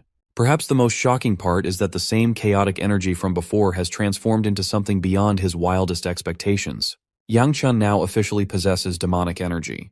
On a different note, the leader of the Dark Knight Palace quickly learns of the assassination of Ya Hyoljuk. The ominous figure inquires to know who could have defeated such a powerful warrior, as he was a professional martial artist with a physical peak. He learns that a rookie from Mount Hua somehow managed to subdue this guy all on his own. It inspires interest into the main leader's eyes, and he believes it's time to send Rakasha to the divine physician instead. The man also appears to boast the same demonic eyes of a demonic martial artist like Yang Qian in his previous life. The sudden hiccup has become a thorn in his path, but he's right around the corner of his materializing his goals. We get to see a shot of a thin girl possessing the same demonic eyes, and she's likely referenced to be the young version of the heavenly demon from the future. The scene switches to Siola and the Sword Sovereign. The little girl is excited to report that the young master is doing just fine with Bia and has recovered back to full health. The wise old man is happy to hear that, but his granddaughter makes an additional request. Placing the Yakwa snack down, she replaces her hand with a sword and requests to learn martial arts, and thus begins the journey of the mighty disciple of the sovereign sword who is destined to defeat the heavenly demon in the future. In the next scene, we see a woman's leg in the water at night. She was having a drink next to a spring. The woman looked at the beautiful houses and mountains that surrounded her. The older Yang Chun was sitting next to a table inside the room. The heavenly demon said that the wine tastes amazing today. She said that it must be because of the moonlight. She referred to Yang Chun as unit commander and told him that it will be nice if he could join her. Our boy turned to her when he heard this. He didn't say anything, he simply stared at her. He turned to the drink on the table. The heavenly demon glared at him. She kicked her leg in the water and made some of it splash on Yang Chun's face. She told him that he has a strange look in his eyes. Yang Chun cleaned the water on his face with his hand and apologized to her for causing her discomfort. The heavenly demon asked our boy not to apologize. She told him that it doesn't really bother her. She picked up the bottle of wine next to her and poured it into her cup. With a smile on her face, she told Yang Chun that he sometimes reminisces about someone while observing her. Yang Chun said that this is not true. The heavenly demon told him that she knows that he is reminiscing about the girl he holds dearly in his heart. She told our boy that his lies don't work on her. Yang Chun didn't seem to be moved by her words. He apologized to her. The heavenly demon smiled and told our boy that someone will be bitter if she finds out about this. She told our boy that it will be sad if the demonic Blade Empress who died for him was to find out about this. Yang Chun turned to her and told her that he will do his best to suppress his thoughts. The heavenly demon told our boy that she wants to know about the wench who managed to cloud his heart. With a creepy smile on her face, she asked Yang Chun if his mind will be intact after she murders the woman with her own hands. Our boy did not say anything. He simply looked down. The heavenly demon took a sip of her drink and played in the water with her legs. The scene shifts and we are taken back to the present. We see Yang Chun climbing the stairs of the Mount Hua sect, while breathing heavily. Our boy called the disciples of the Mount Hua sect crazy bastards. He did not know why they liked their stairs so much. After struggling to get to the top, our boy went straight to the sect leader's office. The old man asked Yang Chun if the divine physician has allowed him to move around. Our boy told him that he is fine. He said that he is not badly hurt. The sect leader apologized to our boy for getting him mixed up in such a dangerous incident. Yang Chun assured him that he is fine. He asked the man if it isn't already time for the Mount Hua ceremony. He told him that he is aware of how important it is to their sect. The sect leader informed him that it was supposed to have begun already. He said that they decided to delay it. Our boy asked him for the reason why they did this. The old man told him that the issue will be resolved soon. Yang Chun was surprised to hear this.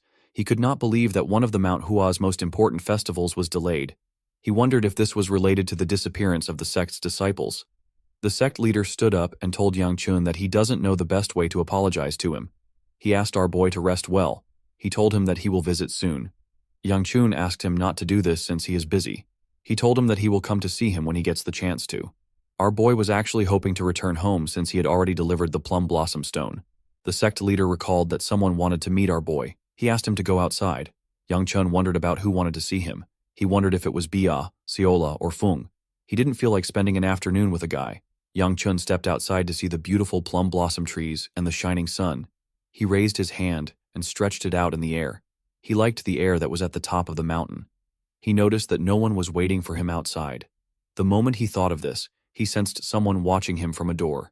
He quickly turned around to see the person, but the person hid behind the door. Someone pushed the person out. The person turns out to be his sister. Yang Chun did not understand what was happening. He asked his sister about what she is doing there. Ryonghua turned to Bia and asked her if she really needs to do it. Bia told her that she has to. Yang Chun asked his sister about why she is mumbling. The girl said that it is nothing. She walked up to her brother and asked him to listen well. She quietly asked him if he is all right. Yang Chun could not hear what she said. He asked her to come again. Ryonghua asked her brother if his body has healed up. Yang Chun asked his sister about why she is whispering. He told her that he has healed up and is walking around. Ryonghua said something to him again. Our boy could not hear anything. He moved his ear close to her and asked her about why she is mumbling again. He asked her to speak up. Ryonghua screamed at the top of her voice to thank her brother. After saying this, she ran. Yang Chun asked her if she is crazy. He told her that she destroyed his ear. Ryonghua asked her brother to shut up.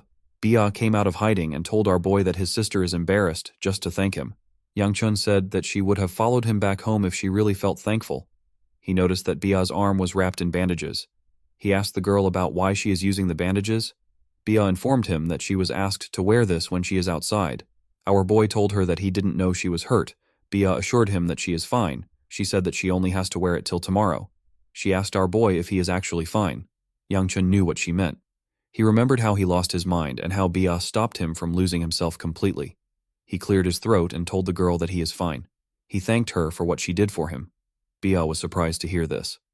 Our boy asked her about why she is surprised. He told her that he simply wanted to thank her and speak casually to her. He told her that they can return to their normal relationship if she doesn't like it. Bia placed her hand on his arm and told him that she appreciates it. Our boy blushed when he saw this. He revealed to the girl that he can't exactly remember what happened. He said that the only thing he is certain of is that she was by his side. Bia blushed when she heard this. Yang Chun thanked her for keeping his sister safe. Bia turned around and began to run. She didn't want our boy to see her blushing. Yang Chun asked her about where she is going. He didn't understand why everyone was running off. In the next scene, we see Yang Chun lying on the ground. He was trying to catch his breath after climbing the stairs leading to the Sword Queen's house. He called out to Chaol and suggested that they beat up someone. The moment he said this, he realized that the old man hasn't responded to him since his fight.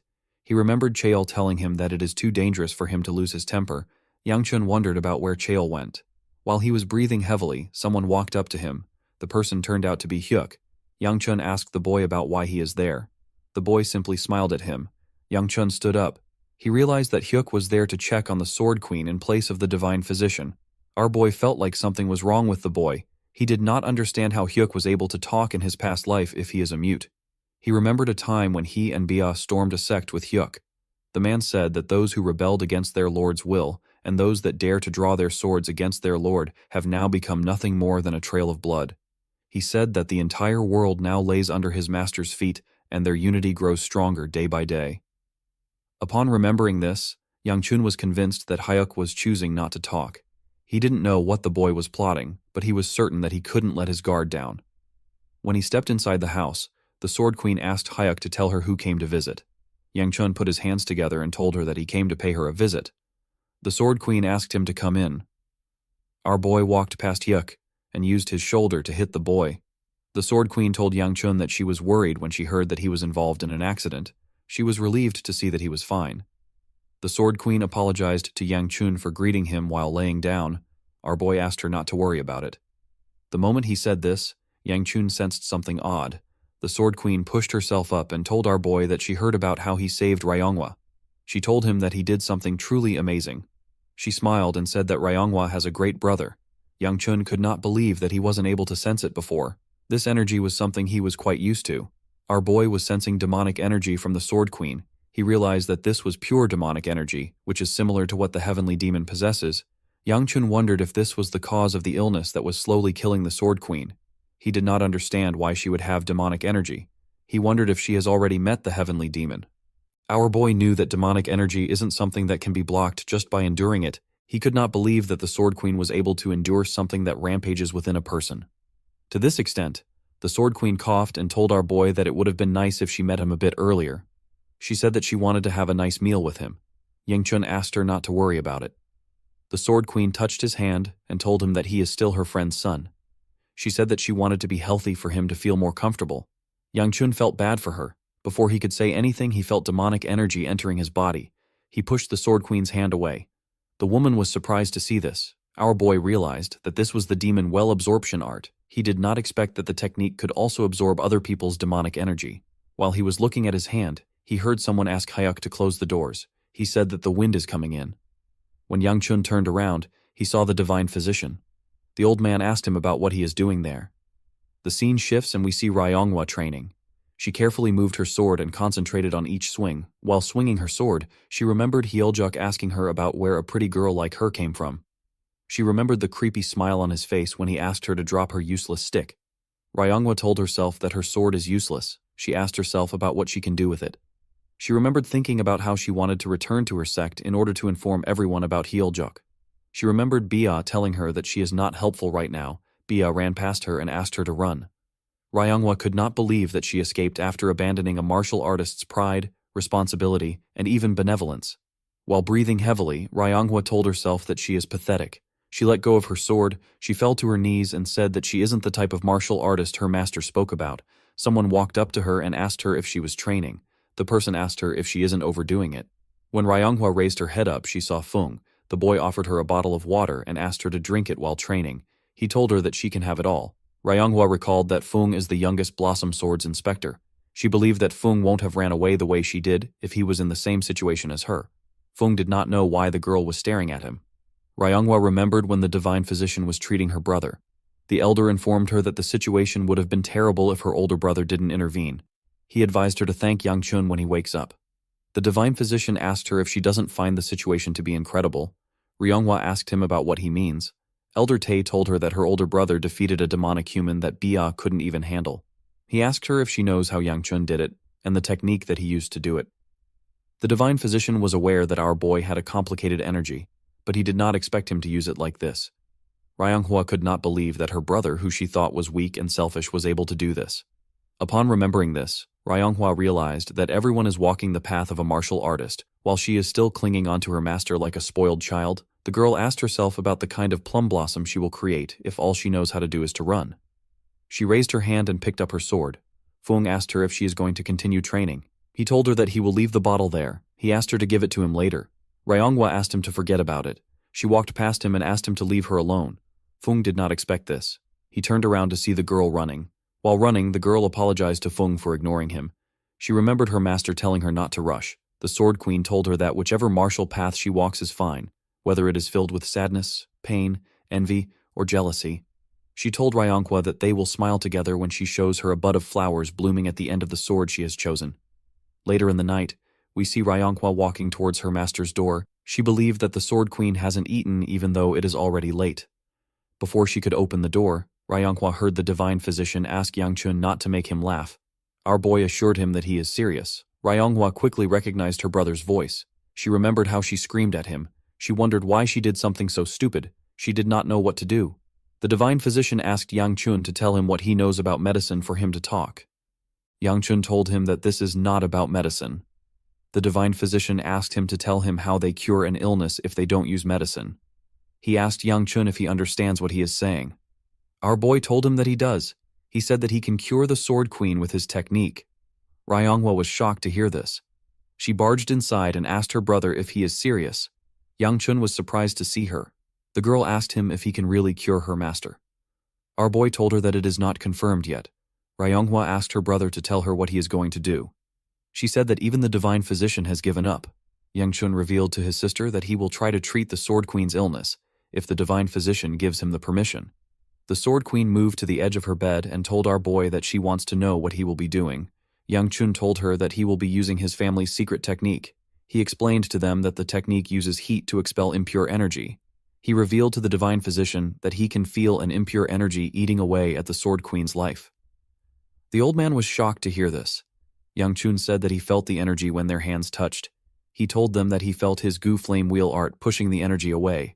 The Sword Queen coughed and said that she does not remember the Gu family's secret art having such an effect. The Sword Queen was correct. This attribute had nothing to do with the Gu Flame Wheel art.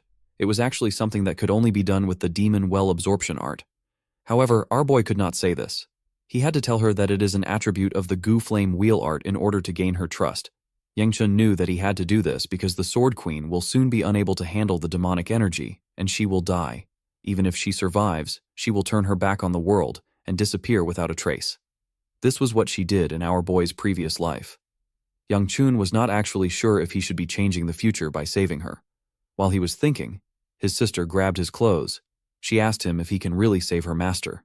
With tears in her eyes, Ryonghua begged her brother to save her master. Yang Chun was not fooled by the tears in her eyes. He knew that his sister only does this when she needs something. However, her tears helped him make his choice. He turned to the divine doctor and asked him to give him permission to treat her.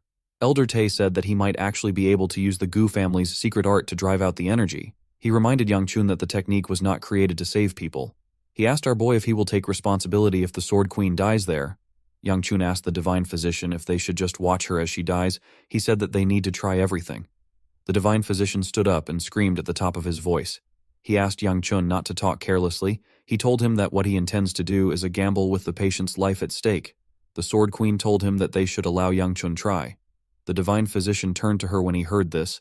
The woman said that she can't stand herself withering away like this.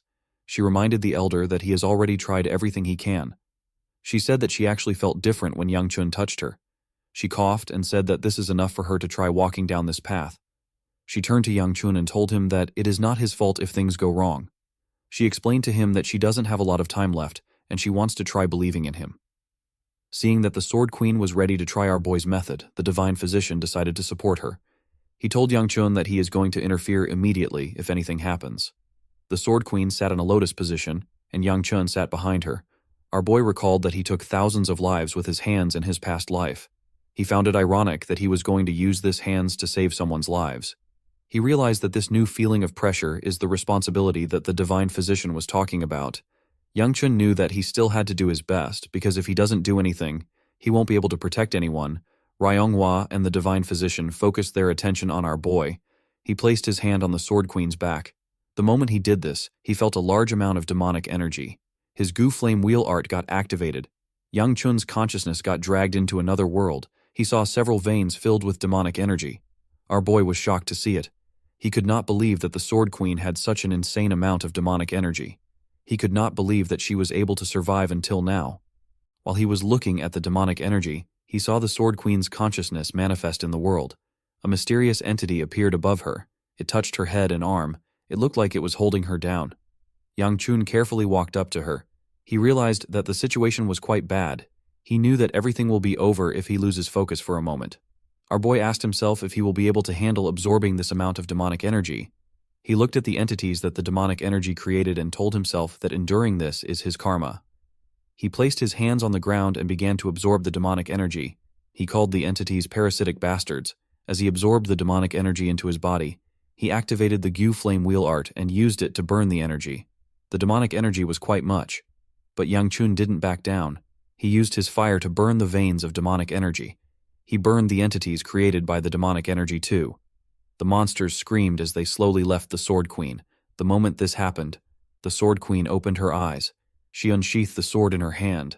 Yang Chun was sent back to the real world. His body was still covered in his energy. His body quickly returned to normal.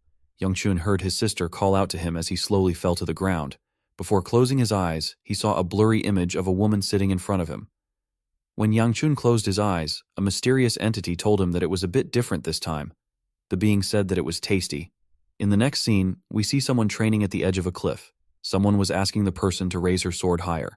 The person who was training was Seola. The girl was being trained by her older self.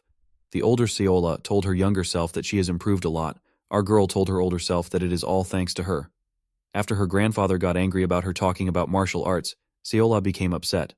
While she was crying, someone asked her to calm herself.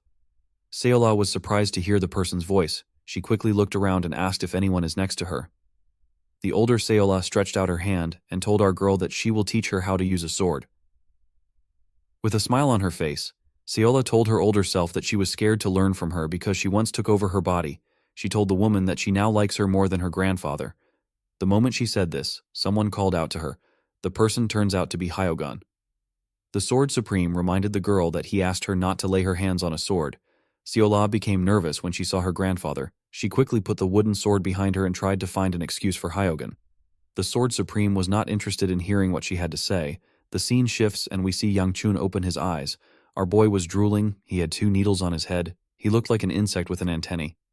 Youngchun found himself in a room. Our boy quickly raised his head up. He called out to the Sword Queen and the Divine Physician. Before he could call out to anyone else, our boy felt a large amount of pain in his body. He grit his teeth when he felt this pain.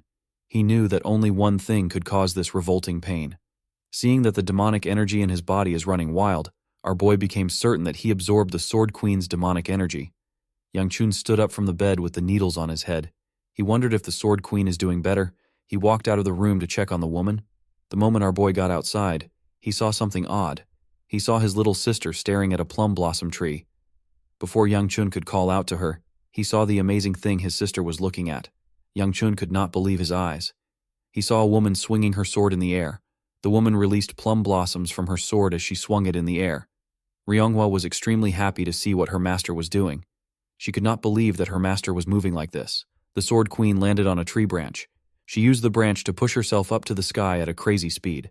Youngchun watched the Sword Queen as she flew. He wondered if this was skeletal overhaul. He quickly realized that the Sword Queen had merely returned to her original state. The Sword Queen raised her sword when she got close to the sky. She made 2 strikes in the air with her energy. Her attack tore the sky apart. It left 2 huge strikes that cut across each other in the sky. When the Sword Queen returned to the ground, she saw that Youngchun had woken up. She told him that there is something she wanted to say to him before her master could say anything. Ryonghwa ran to her and gave her a hug. She hugged her master tightly. The Sword Queen pat her head and thanked Youngchun for saving her. She told him that she wouldn't have survived without his help. Our boy didn't know what to say. He wasn't very good with these kinds of situations. Before he could say anything, someone took out the needles on his head and told him that he did well. The person turned out to be the Divine Physician. The elder told Youngchun that he actually took out the energy that was clouding her system. The Divine Physician was intrigued, with a scary look on his face. He asked Youngchun to allow him test his cultivation method. Our boy was scared to see the look on his face. He didn't want the elder to know his secret. The Divine Physician ran after Youngchun. He asked him to let him test his cultivation method. Our boy begged the old man to stay away from him. The Sword Queen smiled when she saw the elder chasing Youngchun. She seemed to be happy to be able to experience this moment. In the next scene, we see Youngchun eating noodles with Seola and Bia with a scary look on her face. Bia asked our boy to tell her where he was last night. Youngchun choked on his food when he heard this. While he was choking, Bia asked him about where he slept last night. Youngchun drank some water to push his food down. He did not understand why he felt like he got caught cheating. Our boy realized that he is actually going to be getting married to her. He told Bia that he was simply training all night. He said that he fell asleep on the spot because he was tired. Bia did not believe him. She asked him if he is telling the truth. Youngchun asked her if he has a reason to lie. Our boy wondered why he was being interrogated in the first place. Bia placed her chopsticks on the table and told Youngchun that he should have informed her that he wasn't going to come back last night. She told him that she was worried because he never returned. She stood up and asked him to let her know ahead of time in the future. Youngchun asked her about where she is going mid-meal. The girl said that she is going to train. Our boy watched her as she left the room. He did not expect things to be so intense. He noticed that Seola was quiet. He asked her about why she is quiet. Our girl began to cry. Her mouth was filled with food. Youngchun found this gross. He asked her about what she is doing. She said that it is her grandpa. While struggling to speak, Small particles of food flew out of her mouth and got on Yang Chun. Our boy was annoyed to see this. He used his hand to cover his face. With tears in her eyes, Siola said that her grandpa told her that she can't do something. She said that he is so scary. Yang Chun closed her mouth out of anger and asked her to stop spouting nonsense. He asked her to swallow her food first. Siola did as he asked. Yang Chun could not believe that he had to deal with this when his hands are full. He was bothered by the fact that he had demonic energy churning inside him. He also hasn't seen Cheol in a while. Yang Chun wondered if the voice he heard had something to do with the old man's disappearance. The voice told him that the demonic energy he absorbed was delicious. Our boy recalled that Cheol once mentioned something about this. The old man said that he was subduing something within him. Yang Chun wondered if Cheol has been devoured by that thing. While he was thinking, Honghua knocked on the door and informed him that he has a guest. Our boy asked her to tell him who it is. Honghua simply opened the door. The person turned out to be Ryonghua. The girl apologized to her brother for disturbing him while he is eating. Yang Chun asked his sister to tell him why she keeps coming to see him when there is a large amount of stairs between them. Ryonghua asked him to shut up. She told him that she simply felt like seeing him. She revealed to Yang Chun that her master's internal energy is returning to normal. With a flushed face, Ryonghua thanked her brother for healing her master. She told him that she keeps getting indebted to him. Yang Chun ate a dumpling and asked his sister if she came all the way there to say this. He asked her if she has nothing better to do. Ryonghua was annoyed to hear this. She asked her master if she can see how mean her brother is. Yang Chun was surprised to hear her call out to the Sword Queen. The Sword Queen asked Ryonghua to stop complaining. Seol-Ah was surprised to see the pretty woman. The Sword Queen told her disciple that a debt of life can't just be repaid with words. She told Yang Chun that he seemed surprised to see her, with a nervous look on his face. Yang Chun told her that he is happy to see her healthy and energetic. The Sword Queen said that she didn't expect to return to her original state so quickly. Yang Chun asked her if she is completely recovered. The Sword Queen asked him if she looks completely healed. Yang Chun told her that she looks much better than when he saw her earlier at her quarters. The Sword Queen drew a chair and revealed to Yang Chun that she came to see him because she feels inclined to pay him back for what he did. With a smile on her face, she asked our boy to tell her if there is something he wants. She told him that she is willing to give up her life for him since he was the one that saved it. Yang Chun asked her about how she can put her life on the line when she just got it back. With a bright smile on her face, the Sword Queen told Yang Chun that she would have died if it wasn't for him. She promised to grant any of his wishes. Yang Chun asked the Sword Queen if she isn't worried about what he might request for. The Sword Queen grabbed his hand and told him that she is certain that what he will ask of her won't be something evil that would harm others. Yang Chun glared at her hand with a scary look on his face. Our boy wondered about how the Sword Queen came to this conclusion by simply observing him.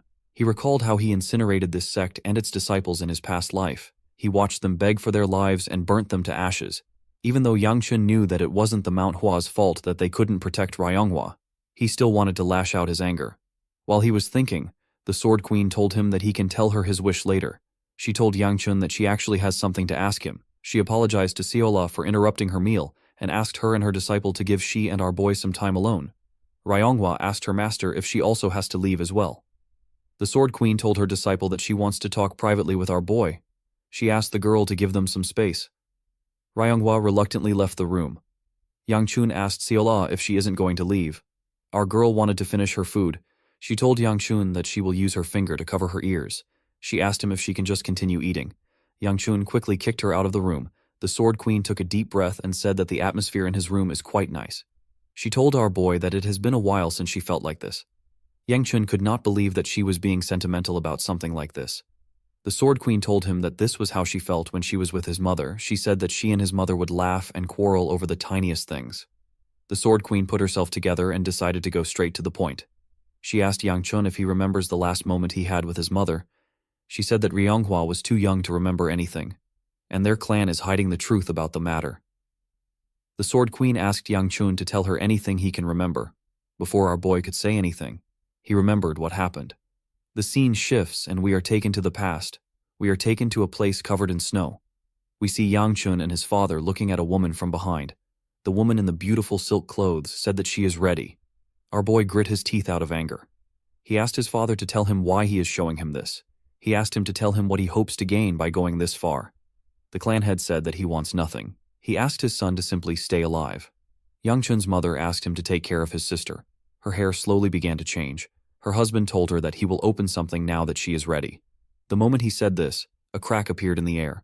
The crack widened and revealed a huge portal. The woman's hair turned platinum blonde and everywhere became red as tears flowed down from our boy's eyes. His mother called out to him. With tears in her eyes, she told her son that she is sorry. This struck a nerve in Yang Chun. He quickly ran towards his mother. He stretched out his hand and asked her not to go. His mother gently smiled at him. The crack closed and the atmosphere returned to normal. Our boy's mother was no longer with him. Yang Chun called out to her repeatedly.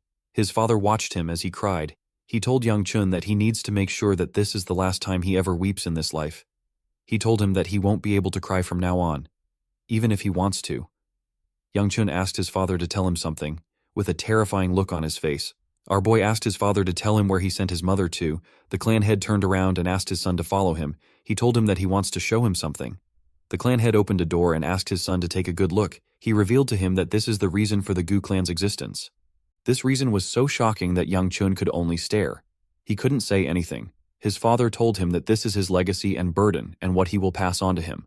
Upon remembering this time, Yang Chun told the Sword Queen that he can't answer her question. The Sword Queen asked him if his mother is somewhere in the world. Our boy said that he also can't answer this question. He explained to her that he will always give her the same answer. No matter what she asked him about, the Sword Queen stood up and told him that she understands. She said that she won't ask him anything else. She apologized to Yang Chun and pat him on his head. She told him that she is aware that he is in a tough position too. She revealed to him that she heard that a pretty girl was helping Ryonghua train. She asked him if Seola is that girl. Our boy laughed when he heard the woman call Seola pretty. The Sword Queen asked him to tell her who it is if it isn't Seola. Yang Chun found it odd that his sister mentioned something like this. She doesn't say things like that. He knew that the person his sister was referring to was Bia. The Sword Queen decided to change the topic. She asked our boy if he is returning to his clan soon. Yang Chun said that it will be very soon. The Sword Queen asked him about when he plans on departing. Our boy revealed to her that Ryonghua said that she doesn't want to return home. The Sword Queen smiled when she heard this. She called out to her disciple. Ryonghua quickly responded to her master. The Sword Queen stepped out of the room and asked her disciple if she doesn't want to go home. The girl told her master that she was just worried about her. The Sword Queen told her that she still needs to visit her home. Ryonghua didn't know what to say. The Sword Queen told her that she has a solution for her since she is nervous. With a smile on her face, the Sword Queen told her disciple that she will accompany her to the clan. Ryonghua was very happy to hear this. Yang Chun could not believe what he was hearing. Ryonghua asked her master if she is really coming with her. The Sword Queen told her that she has some business with the Gu clan. She said that she also hasn't heard Yang Chun's request yet. Yang Chun asked the Sword Queen if it isn't her duty to protect the sect. The Sword Queen found this question to be funny. She told our boy that she is the one who has been protected by the sect. Yang Chun told her that his sister said that she doesn't want to return home, with a crazy look in her eyes. Ryonghua told her master that she will follow her anywhere. Our boy asked her about why she easily changed her mind. Ryonghua asked him not to worry about this. She reminded him that he wants her to go home. She told him that this is good for him while they were talking. Seola called out to Bia, who just returned from training. Immediately the Sword Queen saw her. She knew that Bia was the one her disciple was referring to. She asked the girl if she is the one who saved Ryonghua. The Sword Queen grabbed her hand and told her that she is really grateful. She said that Ryonghua told her many things about her. She told Bia that Ryonghua said that a beautiful girl helped her out. Bia began to blush when she heard this. She didn't know what to say. The Sword Queen told the girl that she is as pretty as she heard. Yang Chun wondered why Bia was shy. He wondered if it was because she was being complimented. Immediately he thought of this. The Sword Queen told Bia that she heard that she is Yang Chun's fiancé. Our boy was shocked to see that she mentioned this. The Sword Queen told Bia that she and Yang Chun have kind hearts. She assured her that the two of them will get along. Bia smiled when she heard this. While they were talking, Seola noticed something. When she looked up, she saw her older self. She referred to her as Sis. The older Seola suggested that they go practice. She said that they have to finish what they started earlier. Seola smiled when she heard this. She stood up and ran with a smile on her face. Yang Chun asked her about where she is going, but she did not respond to him. Ryonghua called out to her master. She informed her that the Mount Hua festival will take place soon. She asked her master to leave with them after the festival. The Sword Queen asked Yang Chun if this is okay with him. Ryonghua was happy to see that her master liked her idea. Yang Chun told the Sword Queen that he cannot do anything if his sister wants to return to the clan. He told her that he will depart with her. The Sword Queen clapped her hands and said that they can schedule the time they are leaving. Immediately she said this. She noticed something about her disciple. She moved close to her to check something. Ryonghua asked her master if something is wrong. The Sword Queen told her disciple that she just realized something. After seeing her in the sun, she told the girl that she has gotten a little fat. Ryonghua was embarrassed when she heard this. Yang Chun laughed out loud when he heard what she said. The Sword Queen told her disciple that she must have been too busy taking care of her. She apologized to the girl. She told her that it will be good for her to spar with Yang Chun. Our boy was shocked to hear this. He asked her to tell him why he would spar with her. The Sword Queen explained to him that she plans on instructing Ryonghua again starting tomorrow. She said that she wants the girl to warm up before that time. Ryonghua told her master that she can warm up on her own. She said that she has been keeping up with her training. The Sword Queen poked her nose and asked her to stop talking back. She asked her disciple to simply do it. In the next scene, we see Yang Chun and his sister in another place. Ryonghua raised her sword and took a stance. She asked her brother if she can start. Our boy felt like this was a stupid question. He reminded his sister that this is a duel. He advised her to do her best. Ryonghua charged at her brother when she heard this. The scene shifts and we are taken back to the past. We see snow falling in the Gu clan. We see a younger Yang Chun and Ryonghua eating together. The little girl asked her brother if he won't tell her about it. Yang Chun didn't say anything. Ryonghua asked her brother if he will continue acting clueless. Our boy asked her about what she means. The little girl said that their mother hasn't returned for days now. She said that him and their father don't seem to care about this. Ryonghua told her brother that it is too weird. Yang Chun asked her to shut up and eat. Ryonghua was not happy to hear this. She called out to her brother again, while raising her voice. Ryonghua asked her brother to tell her why he is acting like this. She said that their mother has disappeared. Our boy asked her if she is raising her voice at him. The girl said that she is, with tears in her eyes. Ryonghua asked her brother to tell her how he can eat calmly when they don't know where their mother went or when she will come back. She asked Yang Chun if he isn't worried. Yang Chun wanted to say something comforting to his sister, but he couldn't. He grit his teeth and pushed the table away. He asked his sister to shut up. He asked her to stop crying at the table. He told her that he doesn't know where their mother went. He asked her to tell him why she keeps asking him the same question. He asked her if she is trying to piss him off. Ryonghua could not believe what she was hearing. With a scary look on his face, Yang Chun told his sister that their mother is dead. He asked her if she feels better. He asked her if she likes the answer. Ryonghua asked her brother if their father was the one that killed her. Our boy told her that he has no clue. He asked her to figure it out on her own. He told her that she can even ask their father. Yang Chun asked his sister to stop bringing their mother up. He said that he won't show her mercy if she raises her voice at him again. Ryonghua cried more when she heard what her brother said. This was the reason why the girl came to hate her brother. She believed that if she stayed at the Mount Hua, she would forget her mother, brother, and their damned clan. Ryonghua remembered watching her master use her martial arts. To her, the Sword Queen is family, but she still also missed her original family. She carefully looked at her brother. In the next scene, we see Ryonghua breathing heavily on the ground. As expected, she lost to Yang Chun. Our boy told her that she has some power and her blade is quick. He said that the Sword Queen taught her well. While breathing heavily, Ryonghua asked her brother if they can return to how they were before. Yang Chun did not expect to hear this. He moved forward and asked his sister to tell him what she is talking about. He said that it is too late for that. Ryonghua sat up when she heard this. She gently smiled. She found it funny that her brother didn't say no. Beneath the majestic Huashan waterfall, where the roaring cascade echoed like the thunderous growl of a dragon god defying heaven and earth, a lone figure stood tall amidst the raging torrent. It was Mu Yan, the loyal guardian of Yang Chun. Each slash of his sword was razor sharp, cleaving the air and shattering falling droplets into bursts of white foam, dazzling like fireworks against the misty curtain. The force behind his swordplay stirred the water below, sending violent waves crashing outward. Mu Yan did not pause. His hand gripped the hilt tightly, veins bulging and muscles taut.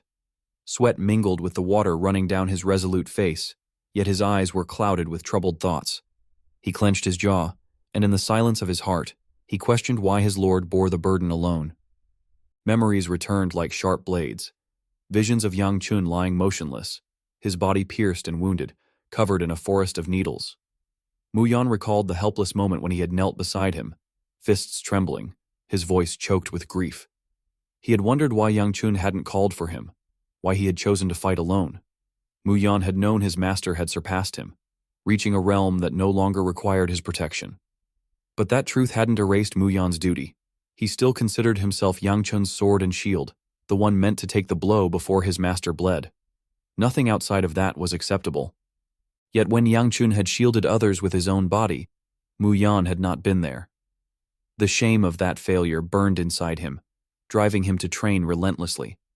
Every slash of his blade was a cry of anguish, a release of the turmoil within. One fierce stroke split the water beneath the falls, sending glittering shards flying like shattered glass under the dim light. And still, his brow remained furrowed, his heart heavy. He murmured bitterly to himself, questioning the purpose of swordsmanship if it couldn't protect the one most important to him. To him, his blade was nothing more than useless firewood if it failed that purpose. Just then, a clear voice rang out from the top of the falls, pulling him from his thoughts. Someone called out that the place was too high. Startled, Mu Yan looked up sharply. His piercing gaze scanned the rocky cliff, his soaked hair blown by the wind, and his grip remained firm on his sword. He instantly recognized the voice. It was Seola's. He couldn't believe she was there. Her voice continued, saying she understood and would keep going. She asked whether she just needed to move the same way as before, remarking that her feet were soaked, but she would continue regardless. She questioned how long she would have to keep her eyes closed.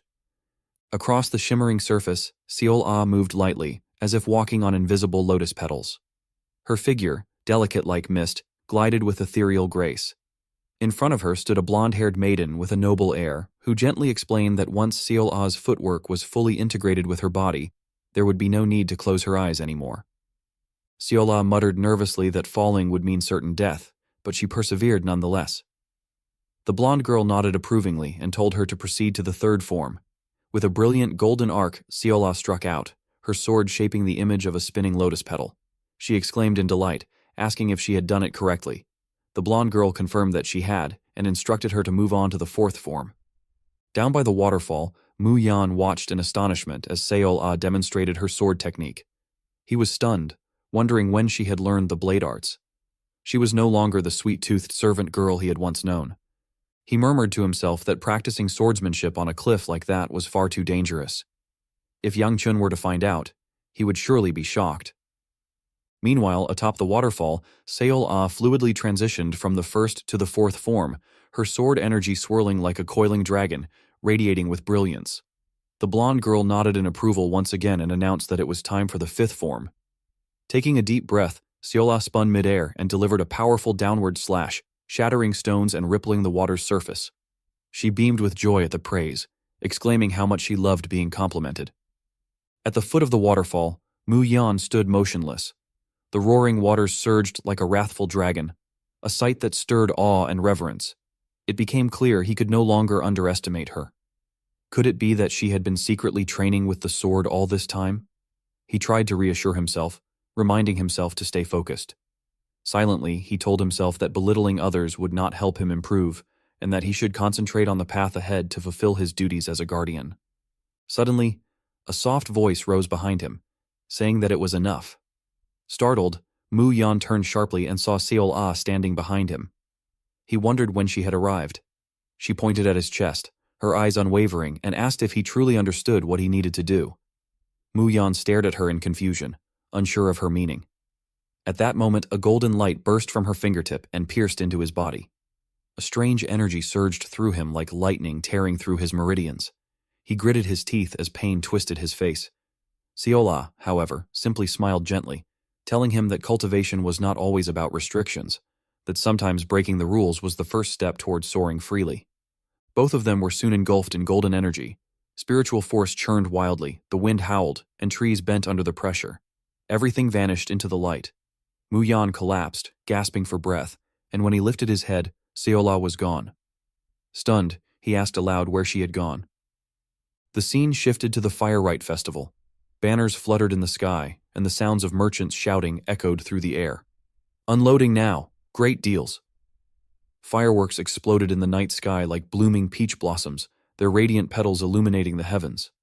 Beneath that breathtaking display, Yang Chun and Bia sat together, enjoying steamed buns as they watched the fireworks. Yang Chun muttered that he hadn't expected things to turn out this way, but since they had, he might as well enjoy the moment. Bia gave him a knowing smile, her cheeks flushed as she winked at him. Yang Chun glanced at her and said she should return home as her family was probably tearing the place apart looking for her. But before he could finish his sentence, she had already fallen asleep on his shoulder. He gave a helpless smile and murmured that she could do as she pleased. The fireworks exploded above them as if cheering for his decision. The night sky looked like a violet silk canvas adorned with luminous peach blossoms, each radiant burst like sword energy turned into flawless, shimmering petals.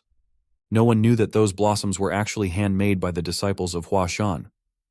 Somewhere behind the scenes, a voice cried out, asking their senior brother if he wanted their hands to break.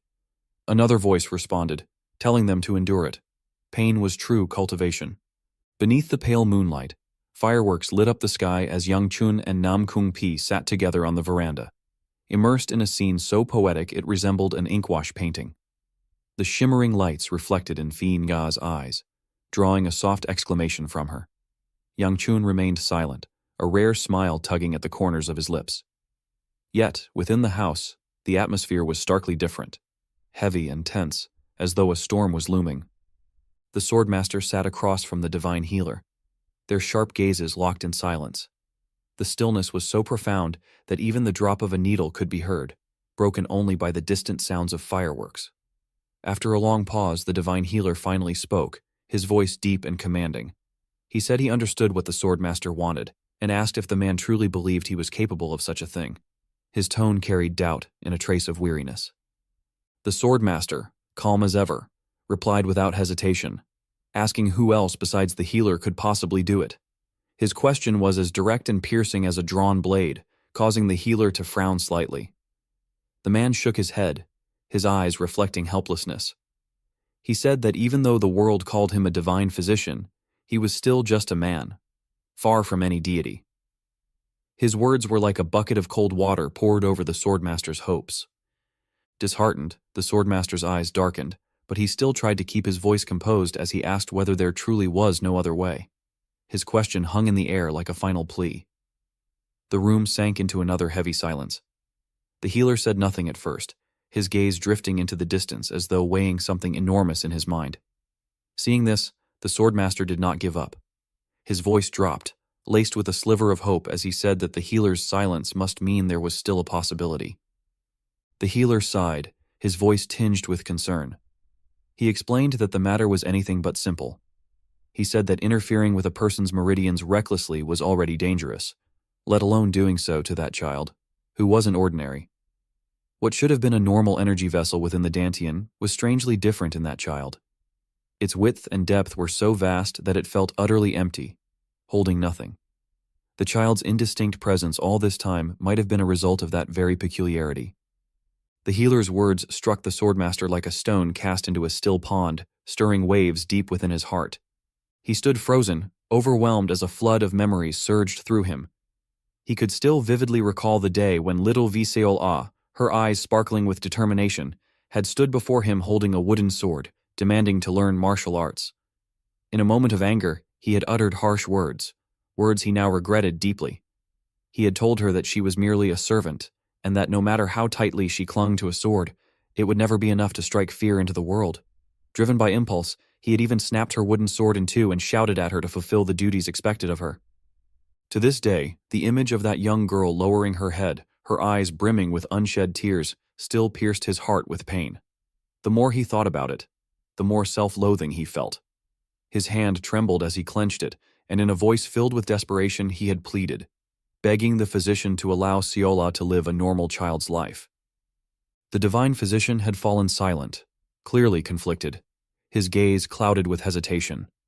He had told the swordmaster that what he asked lay beyond the limits of medical technique. Yet the swordmaster had remained unmoved, insisting that was precisely why he was begging. The physician had then remarked that the request was akin to asking him to overturn the natural order of time and the cosmos, let alone the many preparations required for such a feat. The swordmaster had immediately offered to take on all the burdens himself, vowing that whatever was needed, he would prepare it without fail. The physician hesitated for a moment, a flicker of doubt crossing his eyes, and wondered aloud whether the swordmaster too was driven by something he needed, perhaps for the sake of his own grandson. At that, the swordmaster stiffened, as if the man had struck a vulnerable point. He asked if the physician was referring to the white tear spirit ore. The physician, stunned, slammed his hand down on the table and demanded to know what the swordmaster had heard. But the swordmaster remained composed, his gaze unwavering. He said he believed their hearts were the same, both moved by love for the younger generation. He pleaded once more for help, for the sake of the children. The physician grew thoughtful, then finally asked a single question: why the swordmaster had prevented the child from learning martial arts. In a world as perilous as theirs, knowing a bit of self-defense was hardly a disadvantage, he pointed out. With a weary sigh and sorrowful eyes, the swordmaster responded with a question of his own. If he were to reveal the truth, would the physician then be willing to help? The physician lowered his gaze and replied that if the swordmaster could explain why he opposed nurturing the child's talent, and if he could also procure the white tear magic stone, then he would try to find a solution. Faced with this, the swordmaster finally confessed. What Sayola possessed wasn't a gift, but a curse. Even if she had been born with talent, the cost of wielding it was her very life. He explained that so long as she lived as a normal child, she would be fine. But if she ever blended instinct and intellect to use martial skills, her life force would begin to burn away. The more she used her strength, the more her vitality would be consumed, until one day it would simply run out. The physician was horrified, his voice shaking as he repeated the word, "Her life?" The swordmaster nodded, pain evident in his voice. He said that only ordinary activities posed no risk, but using martial techniques would ignite the fire of her life force. In time, it would consume her completely. Staggered by the revelation, the physician muttered in disbelief, likening it to the demonic bloodlines of the heretical sects. It finally made sense why the swordmaster had forbidden her from learning martial arts. The physician then asked if the swordmaster had visited the Tailing Manor, where the leader of the martial world currently resided. When the swordmaster shook his head, the physician advised him to go.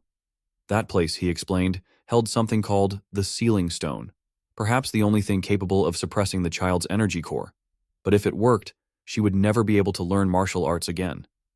He warned that what the swordmaster was doing was akin to breaking her wings to eliminate all risk.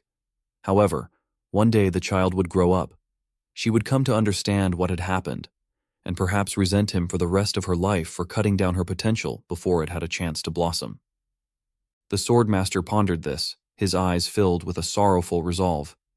If that was all it took to keep Sayola alive, then he considered it a price well worth paying. Meanwhile, outside, under a sky glittering with fireworks, Yang Chun and Nam Gung Fi were strolling through the lively streets.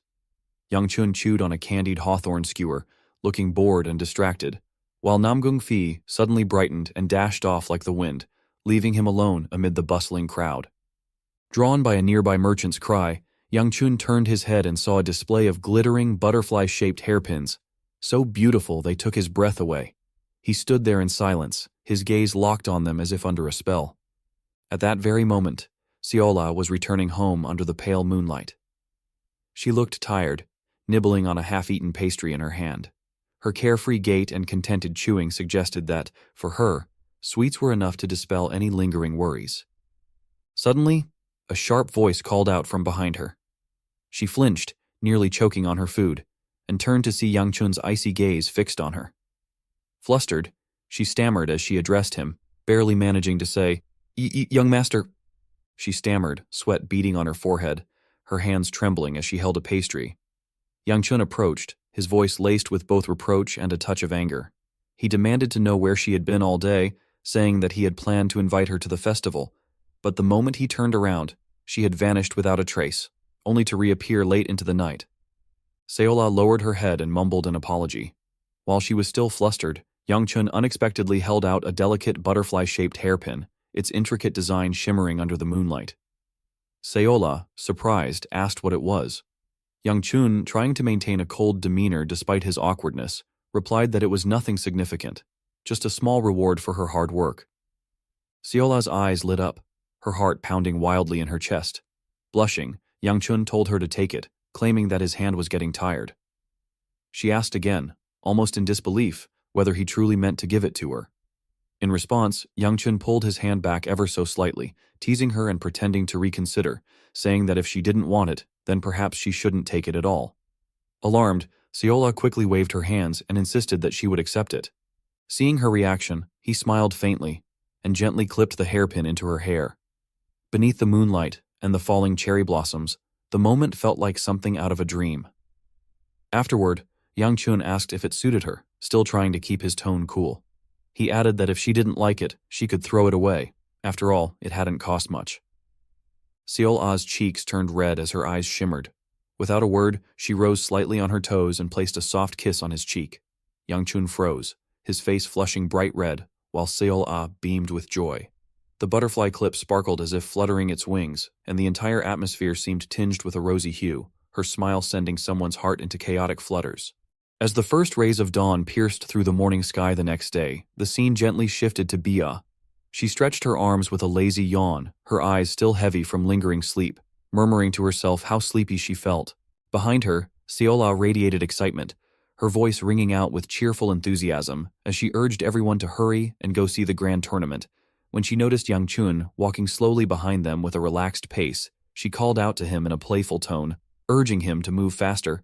Yang Chun, observing the girl's boundless energy, had a fleeting thought pass through his mind. It was truly remarkable how she had completely recovered after just one night. Suddenly, Seol-ah furrowed her brows in concern and asked him whether he was feeling unwell, pointing out that his face was turning red. Startled by her comment, Yang Chun tensed slightly and stammered in response. Images of the previous night's encounter briefly flashed through his mind. But he quickly composed himself, silently nodding as he reminded himself that he was no longer a child and shouldn't let such things trouble him. He told himself to just let it go. The scene then shifted smoothly to the martial contest grounds of the Mount Hua, where the crowd buzzed with lively conversation. Someone asked if the famed sword dragon would be participating this time. Another responded thoughtfully, noting that the person in question hadn't appeared the previous year and wasn't yet known by that title back then, but was certain to show up this year. As they continued, a memory seemed to surface. Someone wondered aloud who had won the championship last year.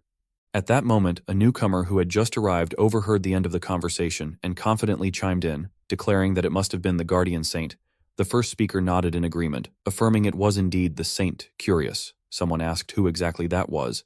Just then, Yang Feng stepped forward with a warm smile and introduced himself as one of the 3 top disciples of the Mount Hua.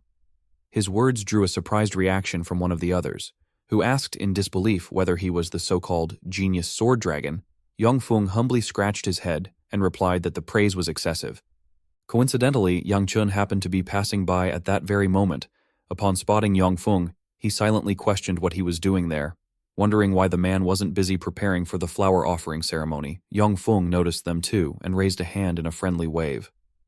When he addressed Yang Chun as the heir of the Gu clan, Yang Chun paused his steps. Yang Feng quickly approached and asked if Yang Chun was also on his way to watch the flower offering ceremony. Yang Chun confirmed that he was, but questioned whether Yang Feng should even be there, suggesting he must be swamped with preparations. In response, Yang Feng smiled gently and explained that things were nearly ready, so it was fine. Behind them, several disciples of the Mount Hua were seen busily hauling equipment. One of them shouted in frustration, demanding they hurry up. He complained that with the flower offering ceremony approaching, everyone had disappeared. Another disciple responded that everyone was busy hastily practicing for the major martial competition taking place that day. The first one grumbled further, claiming that such last-minute cramming was no better than cramming for an exam. Yang Feng could only offer an awkward laugh before sheepishly suggesting that since there was still a bit of time before the ceremony started, perhaps he could show Yang Chun the training grounds. Hearing this, Yang Chun silently reflected that when Yang Feng said preparations were done, it seemed he had actually meant preparations for the great competition. Later, Yang Feng enthusiastically introduced the place, stating that it was the very arena where the grand contest would be held. Standing before them was a majestic and grand training ground. Seol-ah's eyes lit up as she exclaimed in amazement over how vast the place was. Yang Chun glanced sideways at her, quietly thinking to himself that she had already seen similar venues during the Nine Dragons Assembly. Yang Feng then asked whether the Gu clan heir would be attending the flower offering ceremony. Yang Chun waved him off, saying only a madman would join, and urged him to come to his senses. Yang Feng laughed heartily, clarifying that he was just joking. After all, the ceremony was only meant for disciples of the Mount Hua. Yang Chun fell silent at that. He wondered to himself about Ryonghua. Who was her opponent going to be? He just hoped she wouldn't get utterly destroyed. Suddenly, Yang Feng brought up a new topic. He asked if Yang Chun had heard the news, that he himself was going to be Ryonghua's opponent in the upcoming match. The moment those words were spoken, Yang Chun felt as though he had been struck by lightning. In disbelief, he questioned internally what was going on and insisted to himself that Ryonghua couldn't possibly be a match for Yang Feng. Bia, who had been listening, showed visible excitement, and remarked that the grand competition was bound to be thrilling. Seola, upon hearing Yang Feng's statement, turned around and curiously asked whether the young lady would truly be competing against him. Yang Feng smiled and explained that the two of them would indeed be dueling, and that he hoped the Gu clan heir would watch the match and provide an honest and sharp analysis. Yang Chun, hearing this, couldn't believe that even now the man was still expecting him to offer commentary on the duel. Just then, a loud voice rang out, calling everyone to clear the arena. The flower offering ceremony was about to begin. Bia reminded the others that it was time to step aside. As Yang Chun began to leave, he muttered to himself with growing unease. He wondered if things were truly okay as they were, questioning who on earth had arranged such a match. He suspected there might be malicious intent behind it. He cursed under his breath, frustrated by the strange feeling creeping over him. Was he actually worried for Gu Rayonghua? No, he quickly reasoned with himself. It must be because she was going to get thoroughly beaten that he felt this way. Just then, another announcement rang out, informing the crowd that the sect leader was about to enter the arena. Though the leader had yet to appear, his voice had already begun to echo across the field.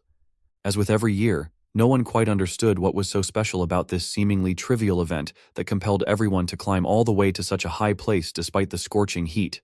Regardless of the Mount Hua leader's words, Seola paid no attention to them. Her focus was solely on the falling peach blossoms drifting gently through the air. Following the trail of those delicate petals, a sudden beam of light shot down from the sky and landed in the center of the dueling arena. As the light gradually faded, the figure of the Mount Hua sect leader came into view. He expressed his deep gratitude and said that he hoped everyone would watch carefully to witness just how brilliantly the disciples of Mount Hua had trained and persevered. Below, Yang Chun watched Seola with slight irritation. She had come to see the duel, yet didn't seem to care in the slightest, instead engrossed in her own strange antics. At that moment, the disciples of Mount Hua responded in unison, shouting that they were the ones who should be grateful. The Mount Hua sect had always been thankful to those who helped preserve its legacy. Then, the sect leader declared the official beginning of the first grand duel. Instantly, the falling petals exploded in a burst of celebration in place of applause. Even the blossom in Seola's mouth detonated, leaving her wide-eyed with surprise. The crowd roared with excitement, and the atmosphere buzzed with energy. Moments later, the sound of clashing swords rang out continuously as two Mount Hua disciples put on a spectacular performance. The audience cheered wildly, especially for Wu Ayan-san, urging him on. This year, everyone seemed particularly fired up. The duels continued one after another until the sun slowly disappeared behind the mountain peaks. Meanwhile, near Ryonghua, two Mount Hua disciples approached her with concern. They remarked that it was their first time seeing her wield a real sword, and explained that the ones used in the duels were slightly lighter than standard ones. They asked if she was ready, addressing her as junior sister. Ryonghua remained silent for a moment, eyes closed in contemplation, before quietly replying that she was, thanks to them. Hearing this, the two disciples became so touched they were moved to tears. One of them exclaimed in awe that she had sincerely thanked them. Another, feeling bolder, suggested she begin learning his personal ultimate technique. Just then, Yang Chun appeared and called out to her. The two disciples immediately turned around with hostile glares, demanding to know who dared to call their junior sister so casually. They angrily asked if he had a death wish. Yang Chun smirked at their reaction, his eyes flashing with cruelty, and responded that he was her older brother, calling them filthy toads. Moments later, both disciples lay in a heap, their faces bruised and distorted. Yang Chun approached Ryonghua and told her he had heard the news and came because of it. He asked if it was true that she would be dueling with Sword Dragon. Ryonghua replied softly that it was. Yang Chun continued, saying he didn't mean to belittle her, but if this decision had been made by the Sword Queen, then it would be better to call it off. No sooner had he said this than the two disciples, seemingly revived, sprang back to their feet and demanded to know who this guy was. Accusing him of ruining the mood, Yang Chun, completely unfazed, stated bluntly that it was precisely because the opponent was Sword Dragon that the situation was regrettable. To him, the outcome was already painfully obvious. Just then, Tuyatoa spoke up, catching Yang Chun off guard. She told him that she had already decided and thanked him for worrying enough to come. She admitted she hadn't expected it but urged him to listen.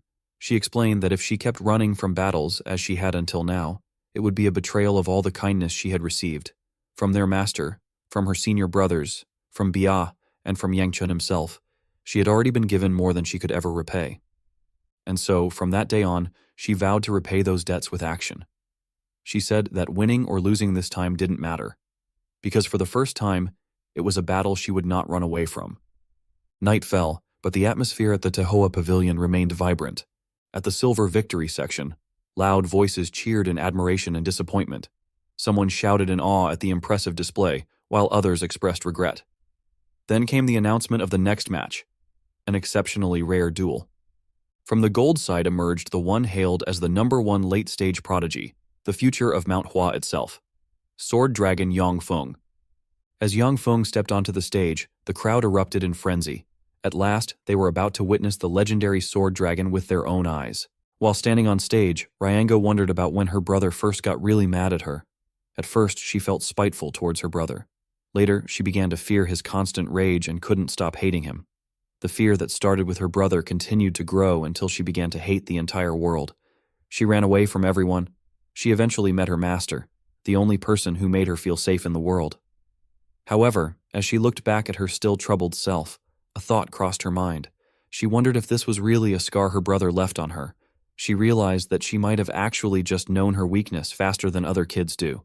After understanding her problem, Ryangwa made up her mind. Even though she didn't like her brother and her family, she will no longer run from them.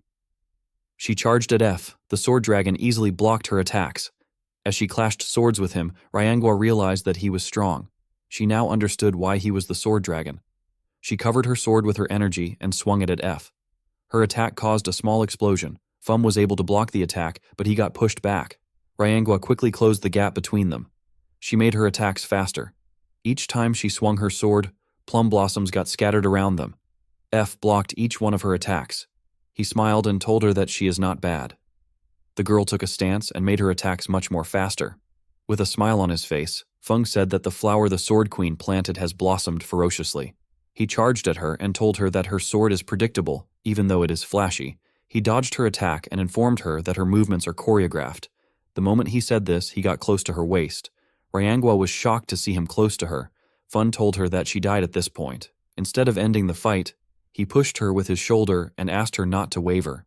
He covered his sword with his energy and told Ryangwa that he is aware that she still has things to show him. He said that he wants to witness what lies beyond her full potential. He asked Ryangwa to let everything bloom at this festival. The moment he said this, he swung his dazzling sword at her. The people were amazed by the skills they saw. They did not think that Ryanga would be this skilled. As Yangchan watched his sister, he realized that she has grown. He understood that she has been released from her chains. He was happy to see this. He was happy to see that he saw a meaningful thing today. He realized that his sister was right to not think about winning. He turned around after seeing what he wanted to see. Baya asked him about where he is going. Yan told her that he just realized that he has something to do. He asked her to tell his sister that she did a good job. In the next scene, we see Yanshan running somewhere. Now that everyone's attention is on the festival, our boy decided to check something. He went to Hejik's hideout. The Mount Hua found the place. Our boy wanted to see something himself before the Murim Alliance arrives there. He looked around to make sure they weren't there yet. He was relieved to see that they weren't there. Yongshan told himself that he will make it back before the finals. He decided to take a quick look at the cave. He created a fire with his energy and went inside. He was surprised to see sword marks everywhere. He wondered if the Mount Hua fought the remaining stragglers. He heard that the sect only cleared out the bodies inside the cave. Yang Chan wondered about what the Dark Knight Palace was trying to do in a place like this. While looking around, he sensed something. He saw a jar which demonic energy was leaking out from. He realized that he was in the right place. He opened a curtain and arrived at the final room. He could sense the most intense demonic energy in this place. Due to what he knew about the Dark Knight Palace, our boy knew that they always build a secret room in a place like this. He moved close to Hejik's throne and looked around. He knew that there would be a place where he could sense demonic energy clearly. The contraption that hides the room is usually hidden in a tricky place. While looking around, Yangchan noticed something odd about the armrest. When he pressed it, the throne moved back and revealed the stairs that led somewhere else. Yangchan couldn't believe his eyes. He wondered if these people were stupid. He didn't really care because this was good for him. He went down the stairs. When he arrived at the bottom of the stairs, he found a pool filled with blood. Our boy became angry. He saw the bodies of the missing Mount Hua disciples. He couldn't believe that this bastards made a lake of blood. He wondered why the Dark Knight Palace did something this horrible. He noticed a flower in the middle of this blood pool. He wondered if the Dark Knight Palace did everything all because of this flower. Yang Chan wondered about what it was. While he was looking at the flower, he saw something odd. He pulled a body out of the blood pool. He realized that this martial artist isn't from the Mount Hua. He could tell that the man died recently. Thanks to the logo on his clothes, Yang Shan was able to deduce that the man is from the Murim Alliance. He now understood that the Murim Alliance has already been here. While he was looking at the body, something flew towards him. Yang Chan quickly bent his head to dodge the dagger. The dagger hit the rock in front of him. Someone commended Yan Chan for having good reflexes. Yang Chan quickly turned around. He saw a masked man sitting on the stairs. The man said that he now understands why Hijik lost. Yang Shan asked the man if he is a lackey. The man did not expect to be called a lackey. He called Yang Chan a rude brat. Thanks to our boy's red robe and small stature, the man was able to guess his identity. Yang Chan did not expect the Dark Knight Palace to be aware of his identity. The masked man stood up and revealed to Yang Shan that he was one of his targets. He did not expect our boy to deliver himself to him. He said that this is convenient. Yang Shan quickly took a stance. The man told him that he wants to make him an offer. He revealed to him that the palace wants him alive. He asked him to comply and follow him willingly. Our boy released his energy and asked the man not to spout nonsense. He reminded him that he just tried to kill him. The man told him that he didn't know it was him. Yang Chan advised the man to put more effort into his lies. He asked him to come at him if he is going to fight him. The man was annoyed to see that Yang Chan was smart. He took out his blades and introduced himself as the warding demon. Yang Chan asked him about why he is introducing himself. The warding demon charged at our boy at a crazy speed. He said that he introduced himself because he is being nice. He told Yan Chan that it will be better for him to know who killed him. The moment he said this, our boy saw his blade in front of his eyes. He was shocked to see how fast the man was. Before the blade could touch his eye, he released his fire on the warding demon. Unfortunately for him, the man was able to dodge his attack. He appeared behind him in an instant. Yang Chan quickly turned around. He recalled that the exit was quite far from him. He wanted to run away. He didn't think that he could defeat this man. The warding demon appeared above him and closed the gap between them. He swung his blades at Yan Chun at a crazy speed. Our boy had to quickly bend his head to dodge the attack. The warding demon told him that his blades are smaller than Hijik's own. He asked our boy about why he is running. Yang Shan grit his teeth out of anger. He knew that he could take this man if he had more internal energy. He quickly jumped to dodge the warding demon's blades. The man raised his head up. He said that he can't believe that Hijik lost to A was like him. He said that Hijik deserves to die. Immediately he said this. He swung his blades at our boy. Yang Chun used his arms to block the attack, but he got pushed back. He fell into the pool of blood before he could lose consciousness. Someone told him that he woke up to see that he has already gotten himself into another mess again. Yang Shan was shocked to hear this voice. It was the voice of Chiol. Our boy used his hand to pick up a sword from one of the corpses of the Mount Hua disciples. Chiol said that he hopes the heavens takes note of how hard he worked even after his death. He asked Yan Chan to get up. He said that they need to try again. While Yang Chun was talking to Chiol, the warding demon looked around for him.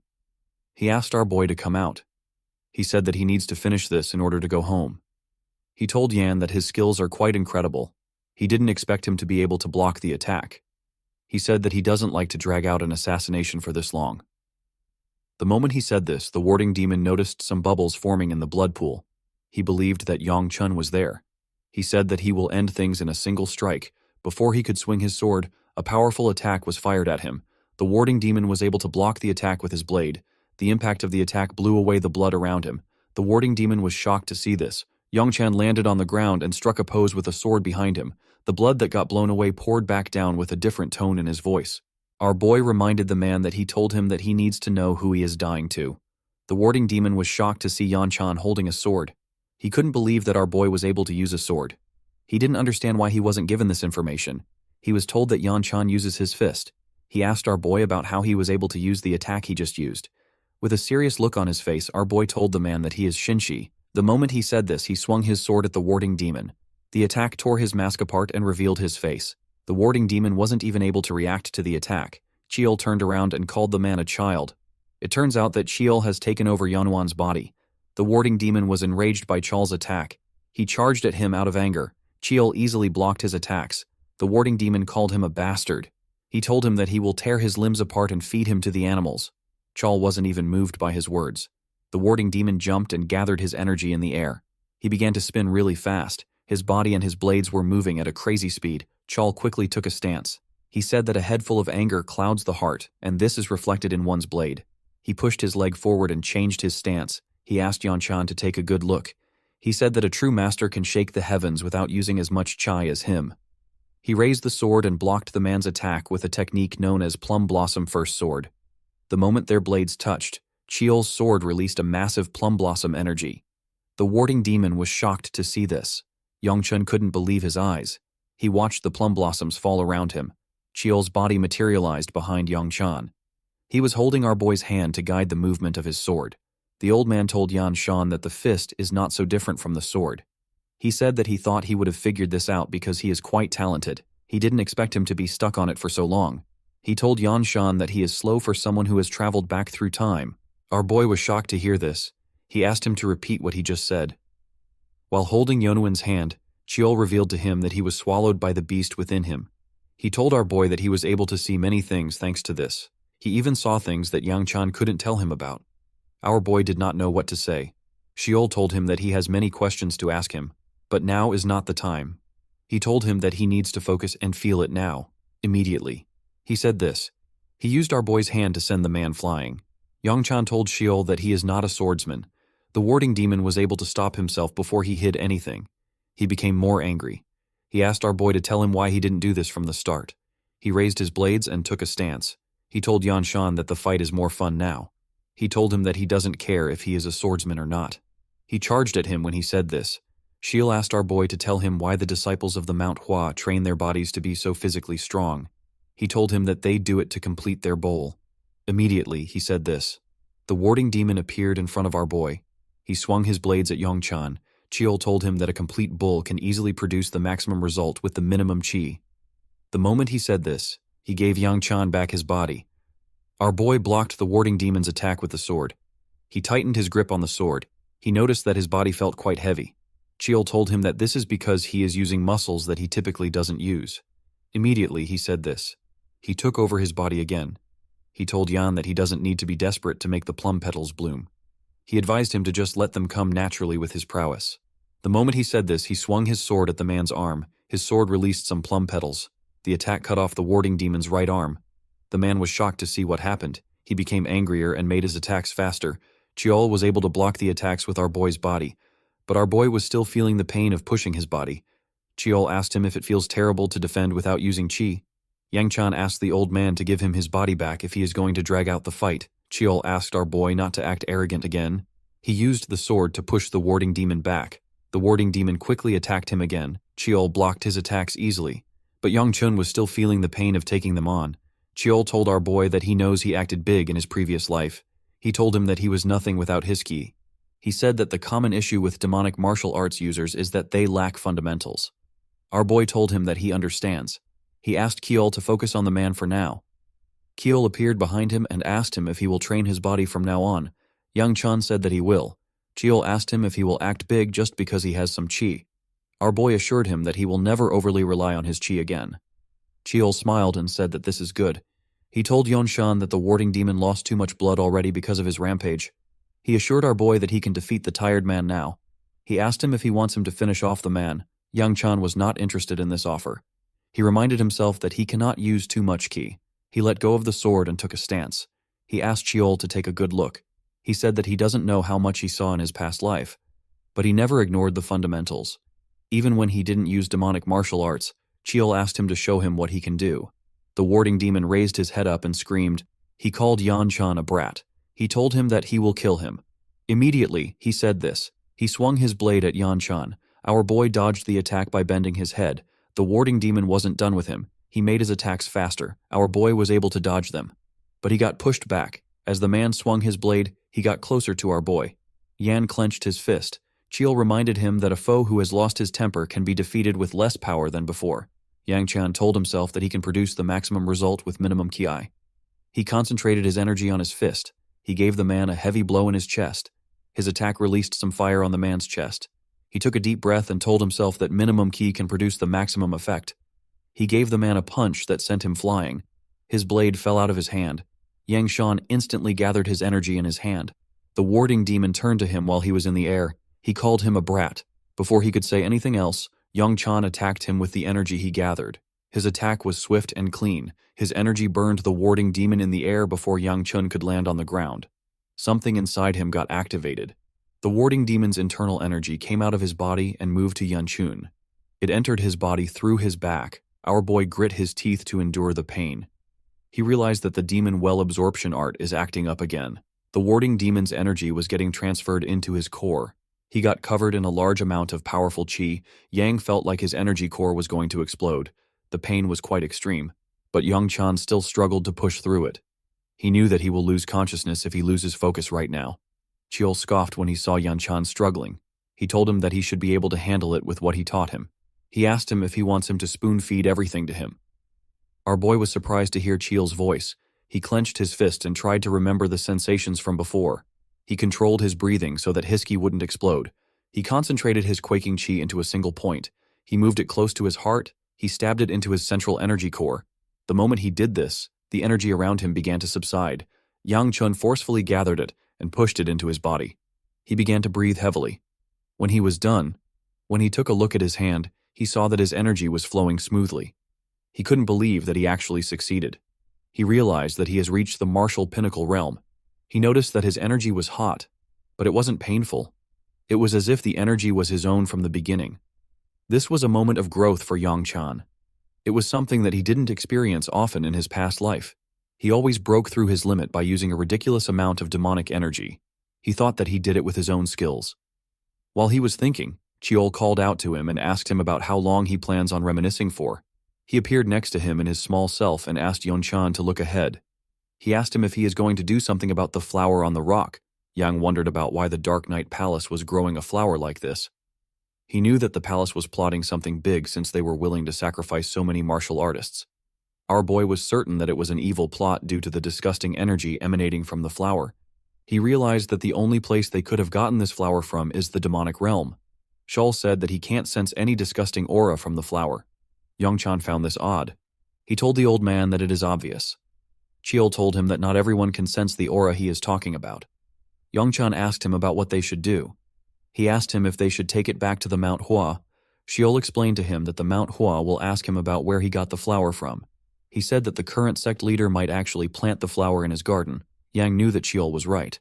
He asked him about what they should do with the flower. He said that it would be wasteful to burn it. Chiol advised our boy to eat it and turn it into his own power. Yangchan was shocked to hear this. He asked him if he knows what he is saying. He asked him if he can't sense the chaotic energies within the flower. He said that he can't just take something so pertinent to the Mount Hua. Chiol called him a fool. He reminded him that he claimed to have made up his mind. He asked him about why he is worrying about things like this. He advised Yanchan not to use his guilt or his Pulri morals as an excuse to hesitate. He believed that Yangshan was well aware of the best method of atoning for those who have fallen until now. He asked him to focus on growing his own power, regardless of the method. Yangshan couldn't argue with Chiol. He knew that he was right. He told him that he understands. He plucked the red glowing flower. He told himself that Chiol is right. Since he already made up his mind not to regret the past, our boy decided not to hesitate. He shoved the flower into his mouth and swallowed it. The moment the flower touched his energy core, Yangchun felt a ridiculous amount of pain in his body. His veins popped out. He could feel deist energy, internal energy, and demonic energy in the flower. He couldn't believe that a single flower had such a messy amount of qi. He was certain that this flower wasn't made for a normal martial artist to consume. He gathered the energy in his hand. His flames became purple. Our boy noticed that his fire was burning with the hue of deist energy. He could feel the resistance of the flower weakening. The fire in his hand began to slowly fade away. When it was completely gone, Yangchun placed his hand on his chest. He noticed something shocking. Chal also noticed the same thing. Yangwen's core now had 5 wheels spinning around it. His Gu Flame will art has reached the 5th star. Our boy was happy to see this. A while later, we see Yangchun running inside the forest. Although he was happy about his progress, he didn't want to be late. He knew that the ceremony would be over already. He jumped on the trees and used them to get out of the area. He saw that the sun was already rising. Before going inside, Yang Chan washed off the blood on his body and burned his dirty clothes.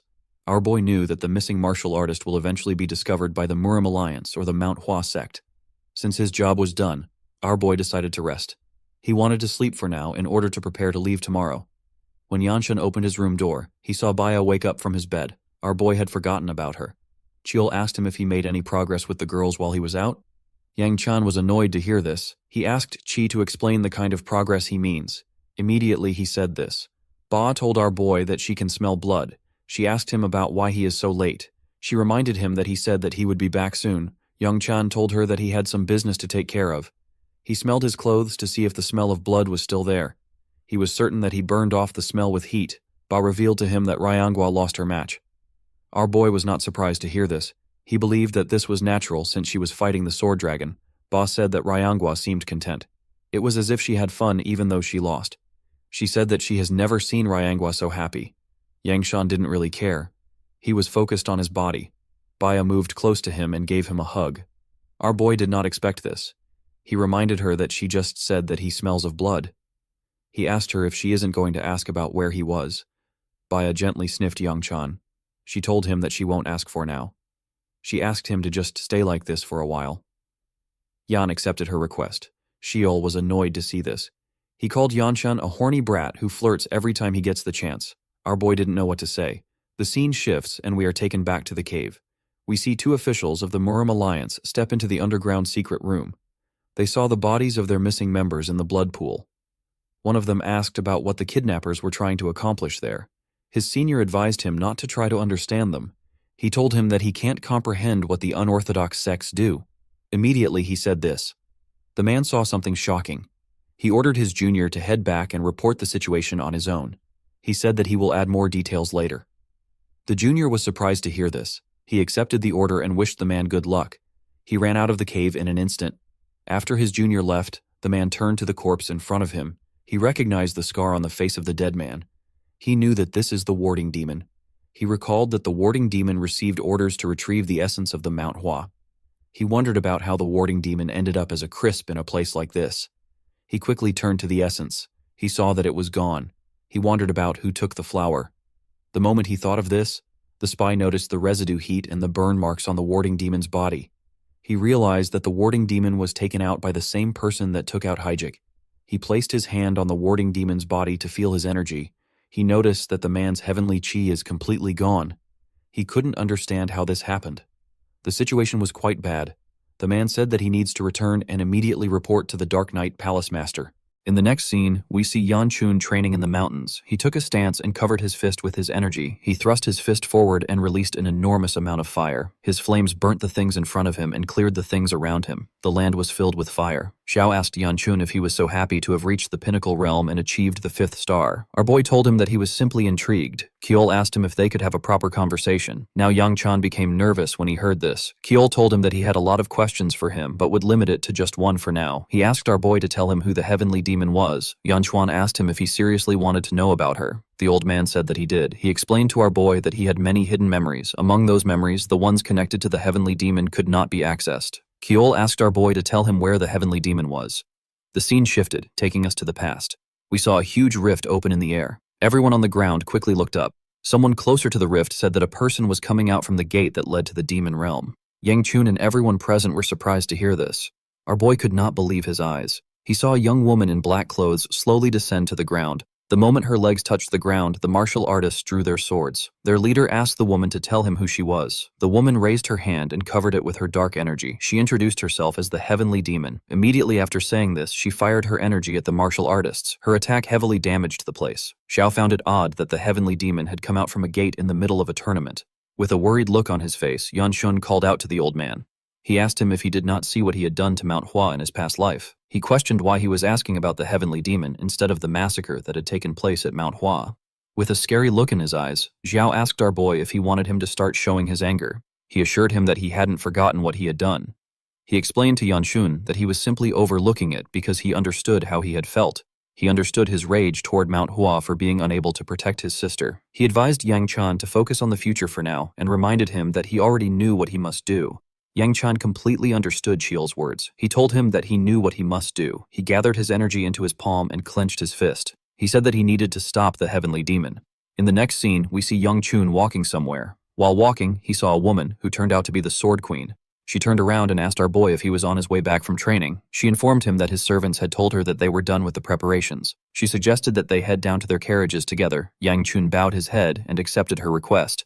Near the carriages, we saw some disciples crying as they spoke to Ryangwa. They asked her to eat well and not forget about them. The disciples told her that they wouldn't forget the smile she had at the Mount Hua festival. Ryangwa grit her teeth in anger. She told the men that she could not forget their scary faces. Yang Chan wondered what these people were doing there. The moment he thought of this, he remembered something. He asked the Sword Queen if he could use the favor that she owed him. The Sword Queen asked him if he had thought of something. Our boy told her that he wanted her to take his side for a short while. The scene shifted and we saw the sect leader Fu and his senior disciple. The old man told Yan Shan that he hoped he would return home safely, even though many things had happened.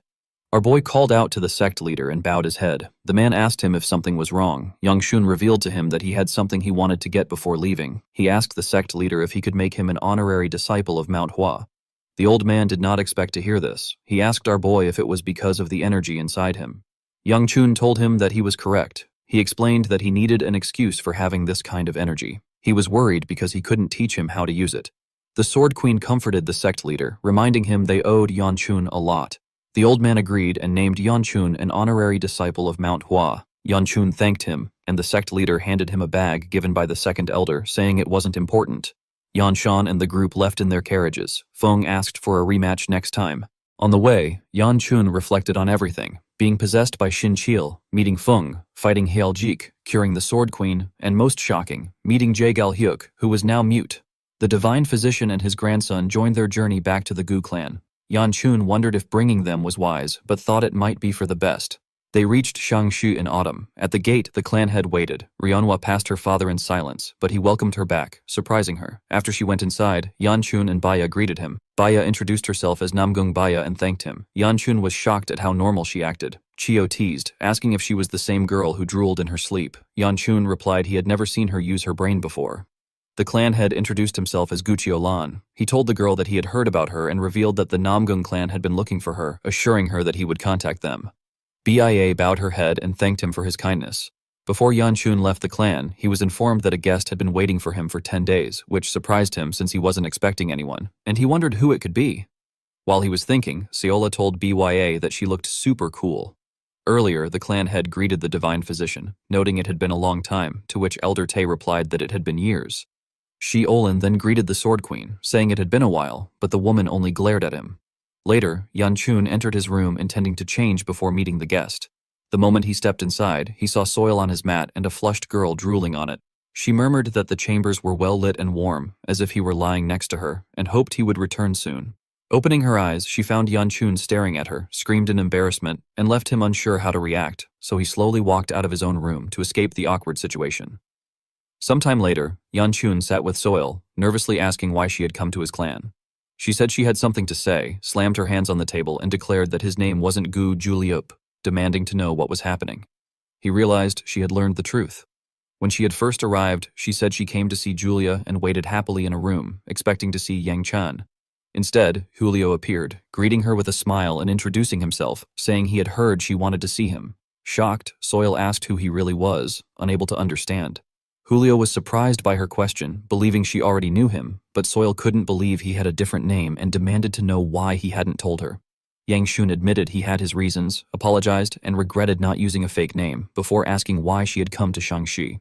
Soil realized she hadn't explained yet and said she obviously came to see him, then quickly corrected herself and told him she had something else to say. Nervously, he asked her to explain, and she pulled out a document. She explained that the time for the Dragon and Phoenix Assembly was approaching, blushed gently, and invited him to accompany her. He was surprised to receive the invitation. The Dragon and Phoenix Assembly was a martial arts tournament of the Orthodox sects, where the Muram Alliance gathered promising young martial artists, though in recent times it had become a place of vanity where titles were handed out. Yan Chun recalled hearing that the recent assembly was full of monsters, and it was there that Tang Soil had gained the title of Poison Peak.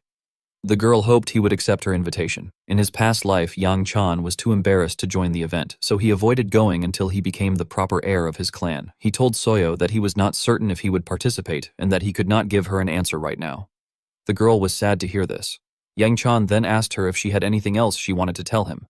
Soyol told him that there was nothing else. He could not believe that she came all the way from Sichuan just to tell him this, and he did not understand why she would do so. At that moment, Kiol appeared and asked him if he really did not understand.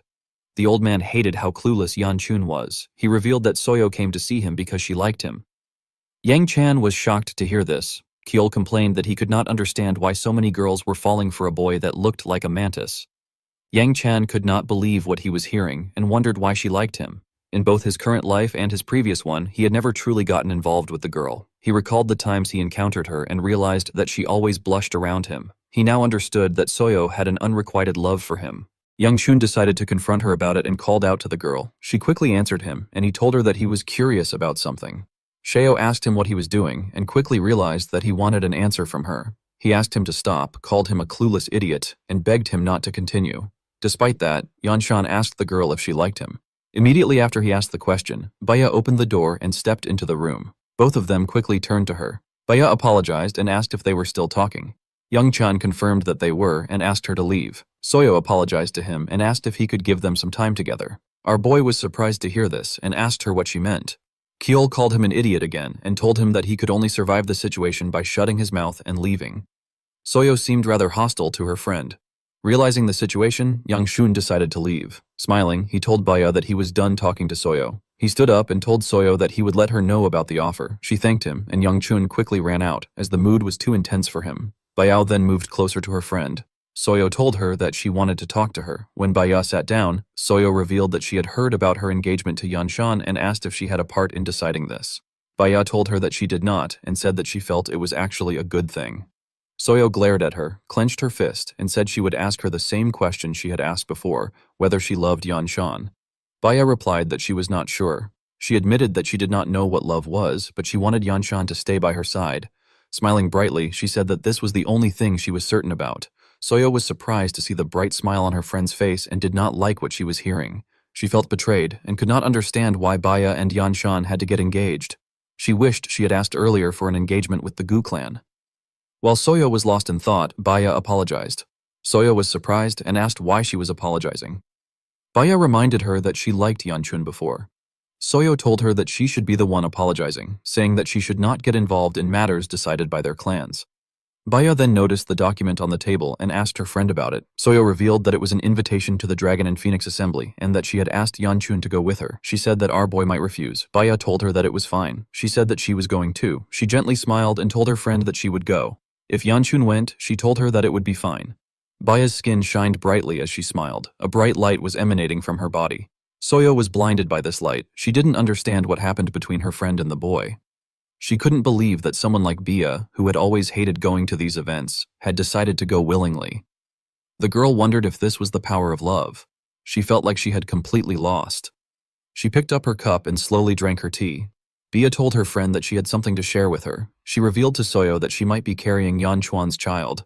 The girl spat out her tea when she heard this and coughed out loud. Bia asked her if she was all right. Soyo pulled herself together and asked her friend to repeat what she just said. Bia gently blushed when she heard this. Outside the room, Yanchun was walking somewhere. He suddenly stopped and turned around. Chio asked him if something was wrong. The boy said that it was nothing. He told the old man that he just had an ominous feeling. For some reason, he hoped the girls weren't talking about anything weird. Soyo asked her friend if she was really carrying Yanchuan's child. Baya gently touched her stomach. She said that they had slept together in the Mount Hua sect and held each other's hands. She told her friend that the child might have been conceived at that time.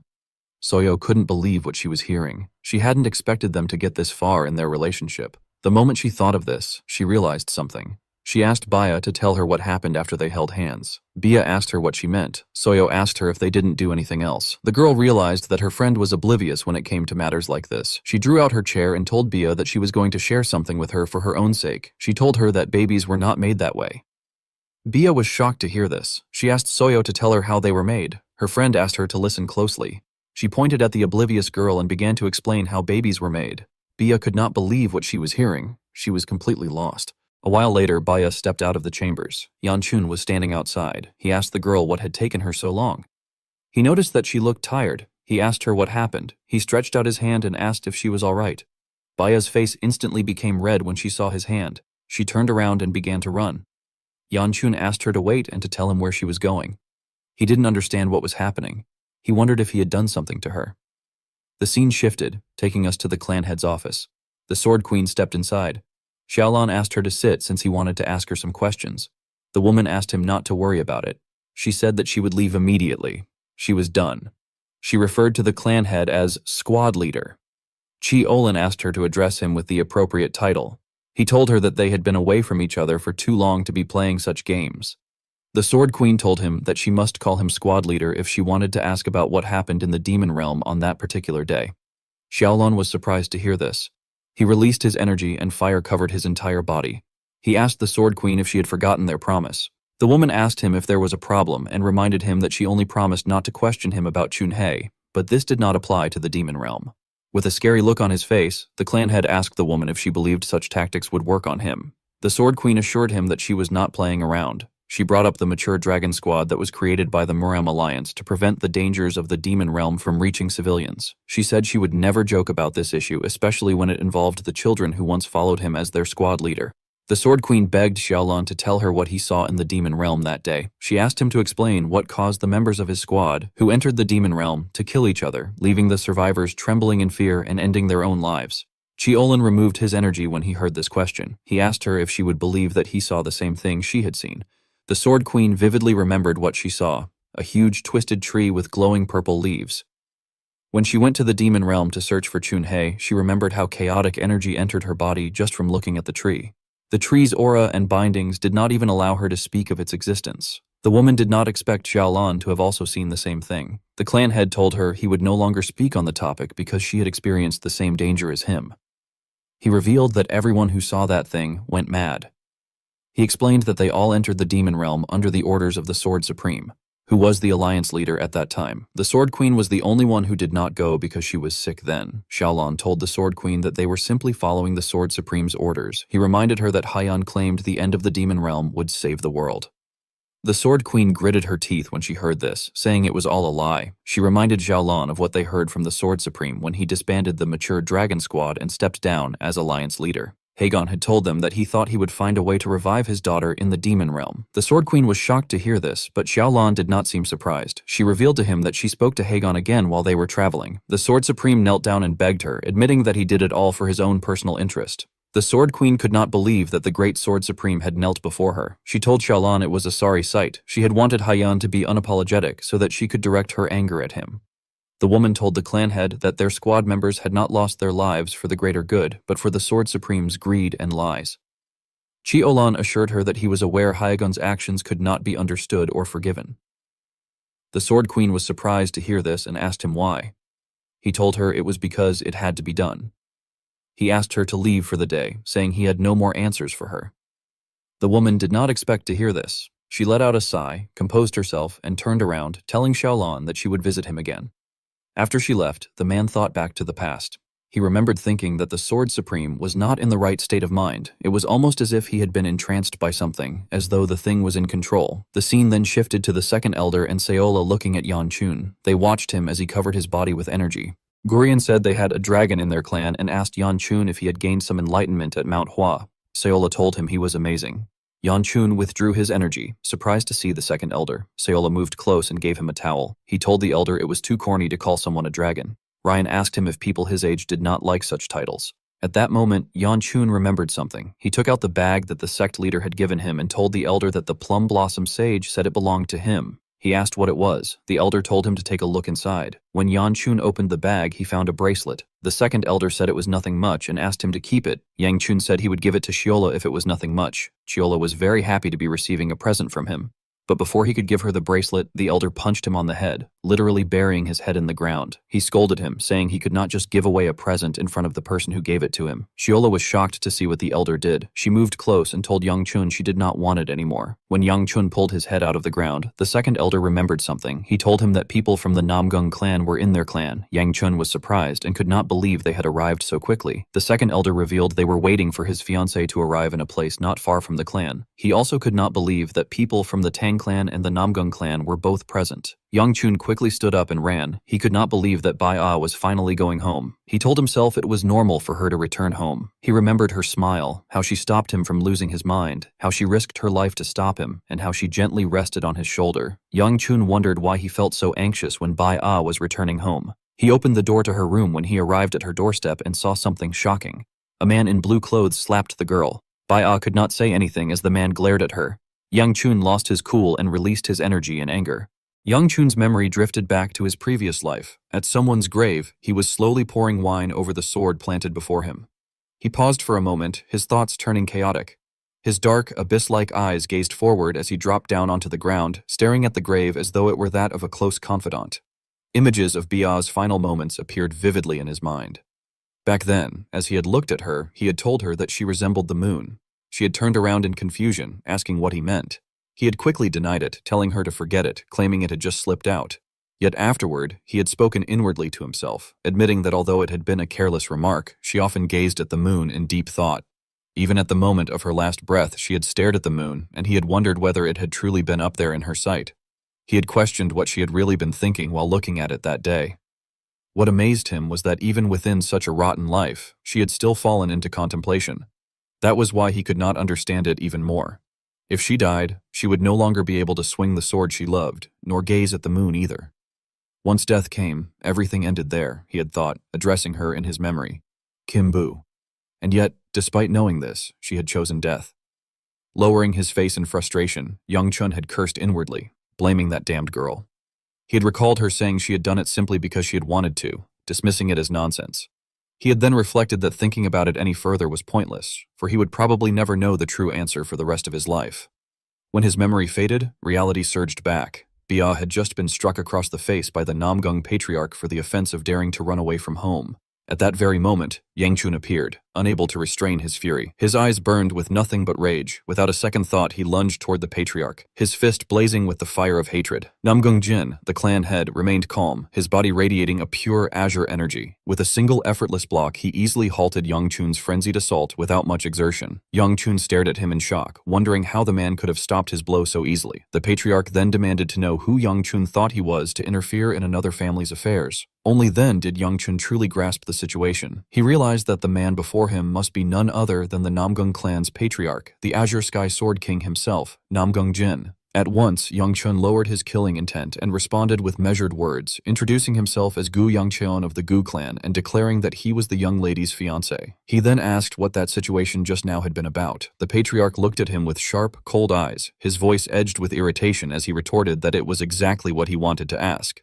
He said that as a father disciplining his own child, he wondered whether Yang Chun thought it was right to interfere with the patriarch's actions. Yang Chun, calm and steady, bowed his head slightly and replied that he could not simply stand by and watch another man strike his fiancée. From his perspective, it had looked as though the patriarch were harming his guest. Those words only inflamed Namgung Jin's anger further. Calling Yang Chun an insolent brat, his entire body erupted with violent energy, shaking the surroundings with its intensity. Bia desperately tried to calm him, pleading for restraint, but her words had no effect. The patriarch's voice thundered as he told Yang Chun that although he seemed to have talent, he lacked humility and that he was just like his father. Yet instead of cowering, Yang Chun met his words with defiance. He declared that at least he was not like the patriarch's own son, who had flaunted himself without either talent or humility. Then, with biting irony, he added that the man was no longer a son, but had become his second daughter instead. Every word Yang Chun uttered only fueled the man's fury, making him wish he could tear apart the young brat standing before him. Overcome with rage, the man shouted an insult, calling Yang Chun a little brat. Suddenly, a gentle hand rested on Yang Chun's shoulder from behind, and a calm voice remarked that it seemed his son had caused trouble. Slowly turning his head, Yang Chun saw that it was the clan head who had appeared. Clan head Namgung, noticing clan head Gu's presence, was visibly surprised and stammered his name in shock. Clan head Gu, however, spoke with composure, saying that Yang Chun was still merely a childish boy, that he would discipline him later, and that Namgung should be generous this time. He then scolded Yang Chun directly, telling him to hurry and apologize. Yang Chun quickly bowed to show sincerity and muttered an apology to clan head Namgung. With that, clan head Gu led his son away, saying they were sorry for the disturbance and would now take their leave. From behind, clan head Namgung called after them, insisting that such an incident could not simply be brushed off with an apology. Yet the only response he received was the cold gaze of clan head Gu. Realizing the hidden meaning in that silent look, Namgung chose not to press the matter further. The doors slammed shut, leaving only Namgung and his son standing in silence. Before departing, clan head Gu remarked that they would meet again at tomorrow's gathering. The room sank into oppressive quiet.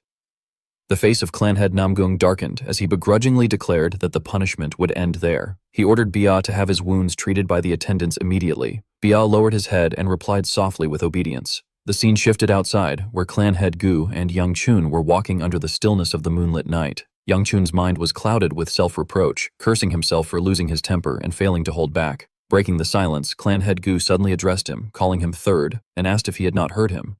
Startled, Yang Chun flinched and stammered a frightened response, thinking inwardly that he was surely doomed, perhaps even about to be killed. Contrary to his fears, however, clan head Gu only offered words of praise, telling him that he had done well. Stunned, Yang Chun froze, unable to comprehend, and asked what he meant.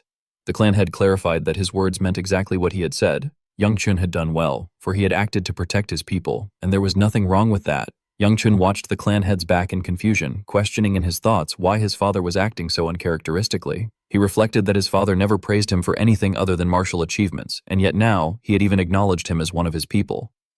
Memories from childhood surged forth. The times when Yang Chun and his younger sister had tried desperately to express their affection toward their parents, his mother's warm smile, and the affectionate pat on the head that he could never forget.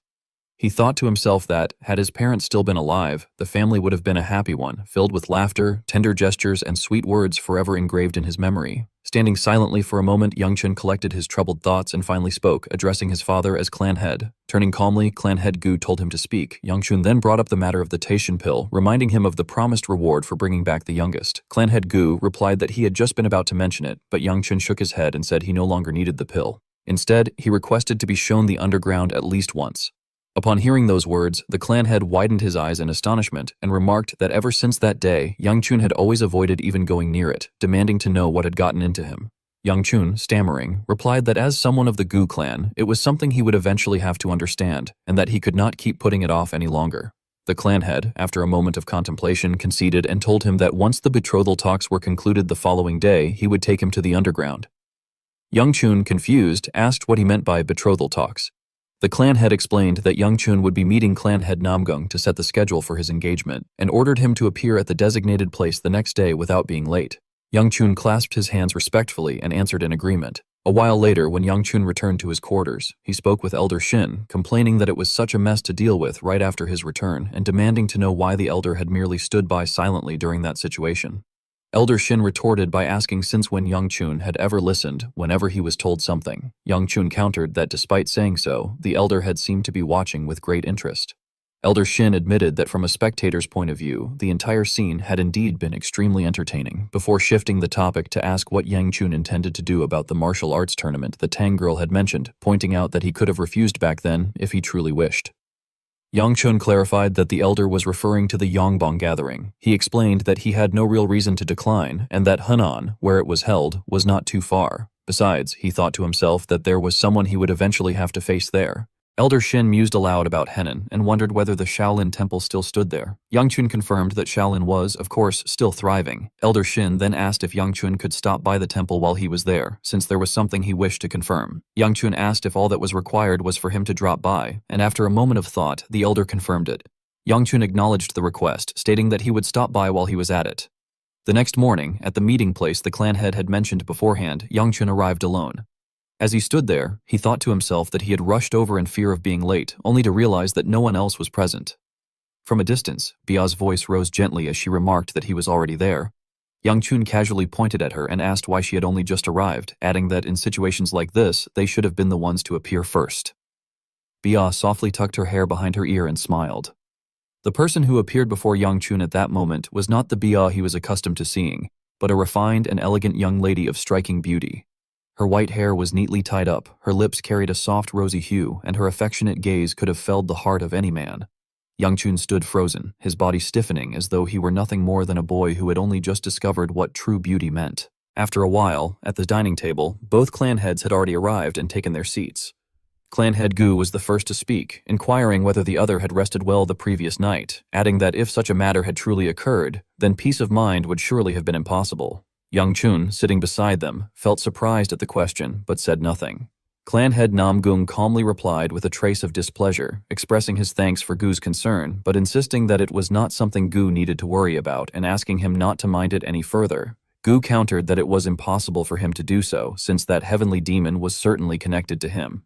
Upon hearing this, Namgung's expression darkened with irritation. He gripped his cup tightly in anger and remarked that the previous day, he had also felt Gu remained exactly the same as in the past. Slowly raising his teacup, he went on to state that in terms of realm, he still believed himself a step above. Yang Chun was left speechless, wondering silently what exactly Namgung meant by those words. Gu eventually shifted the subject, saying that he wished to discuss the children's marriage. The atmosphere grew so suffocating that Yang Chun wished only to flee. Contrary to expectations of bloodshed, however, the meeting unfolded more smoothly than anticipated. Perhaps it was because, despite their enmity, both sides still observed the boundaries of courtesy. Yang Chun cast a glance at Bia, who was eating, and thought to himself that in truth they were only sitting here as placeholders, wondering how she could eat in such a stifling setting.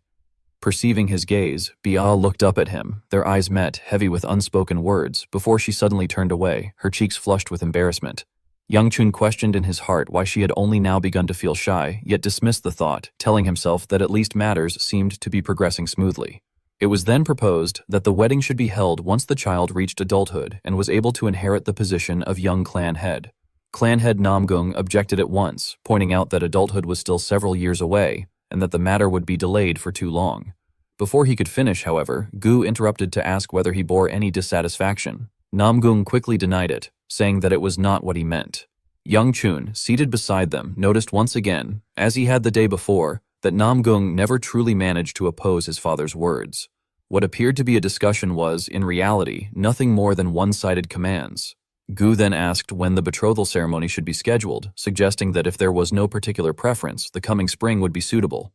Namgung reluctantly agreed, saying that he would consult with the elders and then send a letter informing Gu of the decision. Gu declared the matter settled and said that he looked forward to a favorable outcome from Namgung. After that one-sided discussion, clan head Namgung later sat alone in his chamber, staring at his sword in a fury. The moonlight streaming in only heightened the tension. His teeth ground together as veins stood out across his enraged face. Muttering Gu Cheolan's name in his heart, memories of his youth surged back once more. He recalled that Gu had not changed in the slightest and still looked at him with the same contemptuous gaze. He remembered vividly the day of his defeat, a humiliation he had never forgotten. The blazing flames and scorching heat had been overwhelming, a power far beyond what any youth of their age should have possessed.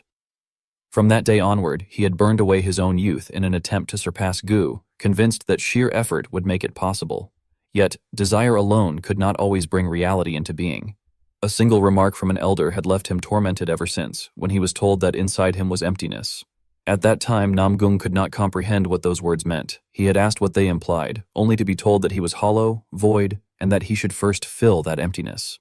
The elder had been one of the 3 celestial venerables, and his words had not instructed Namgung to merely cultivate inner strength, but rather to fill some deeper void. He had pondered that statement for decades, wondering if even now he remained unable to escape Gu Cheolan's shadow. His eyes glowed with suppressed turmoil, his mind consumed by countless thoughts. Worse still, even Gu's son now dared to treat him with contempt.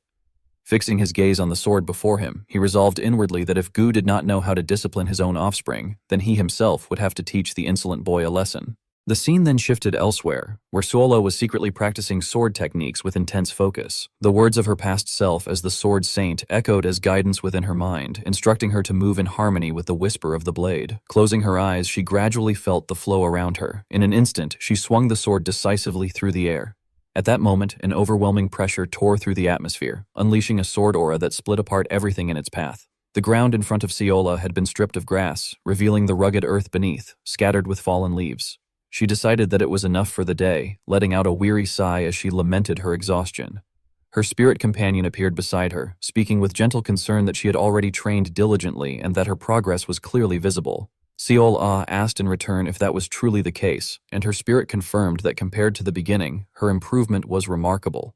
Yet suddenly, an ominous premonition surged into her mind, interrupting her train of thought. Turning her gaze toward the source, she realized what had caused it. Her spirit asked if she too had sensed it, the eruption of immense energies where the Namgung clan resided. That was where Namgung's elder sister lived. The sword Saint Suola, feeling uneasy, urged her to hurry there immediately. Suola hesitated, pointing out that if she went in her current state, others might discover that she was actually a servant of the Gu clan. But then she smiled with determination, saying that she already had a way to deal with it. At that very moment, on a deserted road, the Namgung clan head was striding forward with burning fury, intent on venting his anger. Suddenly, he was stopped. Someone called out for him to halt. In front of him stood Suola, wearing a hat that concealed her face, with moonlight spilling across the path. He demanded to know who she was, but immediately recognized her, realizing she was the attendant who had followed Chiet Von's son earlier. The clan head mocked her for such a clumsy disguise, and Suola's face froze. She thought in alarm that her elder sister's plan had already been exposed. The sword. Saint Suola fell silent, understanding now what kind of method she had meant earlier. The Namgung clan head fixed his sharp gaze on her and asked what business such a lowly servant could possibly have in this place and who had sent her. Then, as if dismissing her, he told her to get out of his sight at once since he had no time to quarrel with someone like her. Seola, though hesitant, replied that leaving was not an option. His eyes widened in disbelief at her words, asking if he had heard correctly. She pointed to the terrifying killing intent radiating so clearly from his body and asked where exactly he intended to go. Lowering her head, she cautiously suggested that he might be planning to unleash his anger upon the young master. Those words struck directly at his pride, igniting uncontrollable rage. In an instant, his entire body erupted with violent energy, a storm sweeping through the heavens. Panic rose within Seola, and she hastily asked her elder sister what she should do now. Her spirit urged her to draw her sword immediately. The clan head roared in fury, declaring that even the descendants of the Gu clan dared to speak so insolently. He raged that all of them were the same, arrogant and disrespectful, nothing but eyesores who offended him simply by existing. Clutching his sword tightly, lightning surged around him like torrents crashing down from a waterfall, devouring everything in their path. When he drew his blade, a vicious arc of sword energy, sharp enough to chill the bone, slashed towards Seola, wrapped in a storm of thunderous force that howled like a starving beast. The sword. Saint Seola urged her to act according to what she had practiced, and Seola answered with resolve. Drawing her sword, she sliced the ferocious strike into 4 separate fragments with effortless precision. The cut was light and graceful, yet refined and deadly. The Namgung clan head froze in astonishment at what he had just witnessed. His overwhelming sword strike had been shattered into countless fragments of energy that exploded harmlessly behind Seola. His body stiffened as chaotic thoughts swirled through his mind. He wondered in disbelief if she had truly managed to block his attack. Narrowing his eyes warily, anxiety crept through every fiber of his being. He demanded to know who she really was, but Seola gave no answer. She simply remained silent, her gaze fixed intently on her opponent with unwavering concentration. A figure walked through a dark, torchlit dungeon and stopped before a prison cell where an old man was being held captive. The visitor asked the old man if he had called for him. The old man looked up from the floor, examined the visitor's appearance, and remarked whether the man had grown fond of the clan he was imitating. The visitor touched his face and replied that after hiding for so long, it had simply become a habit. Growing impatient, he pressed the old man to explain why he had been summoned. The old man handed him a letter and told him that he needed to make a trip to the Black Knight Palace. The visitor was shocked and questioned the destination. The old man explained that the first elder had received a request and that the letter had to be delivered. The visitor complained about the troublesome errand, but the old man simply told him that he would leave it to him. With that, the visitor left the dungeon. Alone in his cell, the old man scoffed and muttered to himself that they were reaching even here in order to secure a seat. Elsewhere, a man named Guang Jun, blinded by greed, smirked and declared that he liked it. In a forest under the full moon, a fierce battle raged. Namong Jene clashed with the veiled Seola, their blades radiating with powerful energy. He struggled against her assault, shocked by its sheer force, and wondered what was going on. Though he noticed that her movements were riddled with openings, he still found himself being pushed back. The energy between them erupted, and Seola cried out in pain as the blast sent her flying backward, her veil tearing away in the force. Namong Jin wasted no time, unleashing another powerful slash that sped toward the airborne Seola. Her eyes widened in shock as the energy was about to strike. The two fighters collided in a brilliant explosion of power, the clash sending shockwaves rippling through the forest. Namong Jene was left impressed with his opponent's skill. He observed that Seola was reacting and blocking at the exact moment. Seola lay on the ground, clutching her arm from the last exchange. Namong Jin wondered aloud whether the Ghoul clan now taught swordsmanship to its servants. He was shocked that his attack had been blocked. Suddenly, a low hum filled the air as both his and Seola's swords began to vibrate. He recognized the sound instantly as sword resonance. Staring in disbelief, he questioned how a mere servant could accomplish a feat so difficult even for sword masters. He could not believe it. To him, the thought that the Azure Sky Sword King might be troubled by a mere servant was absurd. With that, he unleashed a massive wave of energy that engulfed the area in a storm of blue light. In the face of this immense power, Seola underwent a transformation, her dark hair turning into a brilliant golden yellow. Namong Jini glared at the newly transformed sword Saint Seola, challenging her and asking if she could block the same move as before. He released another powerful wave of energy, but his attack was met with an equally powerful force. Sword Saint Seola stood firm, deflecting the slash. The two warriors charged at one another, their blades meeting in a brilliant flash of light. The energy from their clash erupted in a massive pillar that tore through the forest, devastating the landscape. When the dust settled, Namong Jin stood alone, looking around and wondering where his opponent had vanished. Suddenly, sensing something, he looked upward in shock. Sword Saint Seola was now above him, her golden hair and sword glowing with immense power. He was taken aback by her sudden change in hair color. They clashed again, their powers radiating outward, and he realized that the flow of her sword had completely changed. Sword Saint Seola looked at him with disappointment and told him that his sword was empty, calling it a pity. Her words made Namong Jin tremble with rage. Shaken, he clenched his teeth, his sword crackling with energy. Enraged, he shouted that she dared to run her mouth and insisted that she should not spout nonsense. Gathering a massive amount of energy, he prepared to unleash a powerful blast. The attack erupted, sending a blinding light towards Sword Saint Seola. Namong Jin and Sword Saint Seola continued their fierce clash. As they fought, she recognized his technique as the Namong sword style, though she noted it felt rough and chaotic, as if it had lost its way and been severed from its roots. She recalled that even Chan Jin, a master of the highest realm of Namong swordsmanship, had agonized over this rough style. Facing Namgung Jin's attack, she questioned inwardly whether the Namgung sword was always like this by nature. Sword Saint Xie reflected that there had been one exception, the Demon Sword Queen. Their blades clashed in a brilliant display of power, and she remembered how the Queen's sword had always felt as though it knew the path. She wondered why, among all the warriors of the Namong clan, the Queen alone had walked a different sword path. As these thoughts passed through her mind, she and Namong Jin collided once more in a massive explosion of energy. The blast hurled Namong Jin through the air, and he crashed to the ground, defeated and coughing blood. Looking up at Sword Saint Kola, he asked in disbelief why this had happened. She stood over him with an unreadable expression. Suddenly, dozens of swords made of pure energy materialized in the air, all aimed at him. Powerless, Namong Jin repeated his question, demanding to know why. In frustration, he screamed again, asking why his sword could not reach her.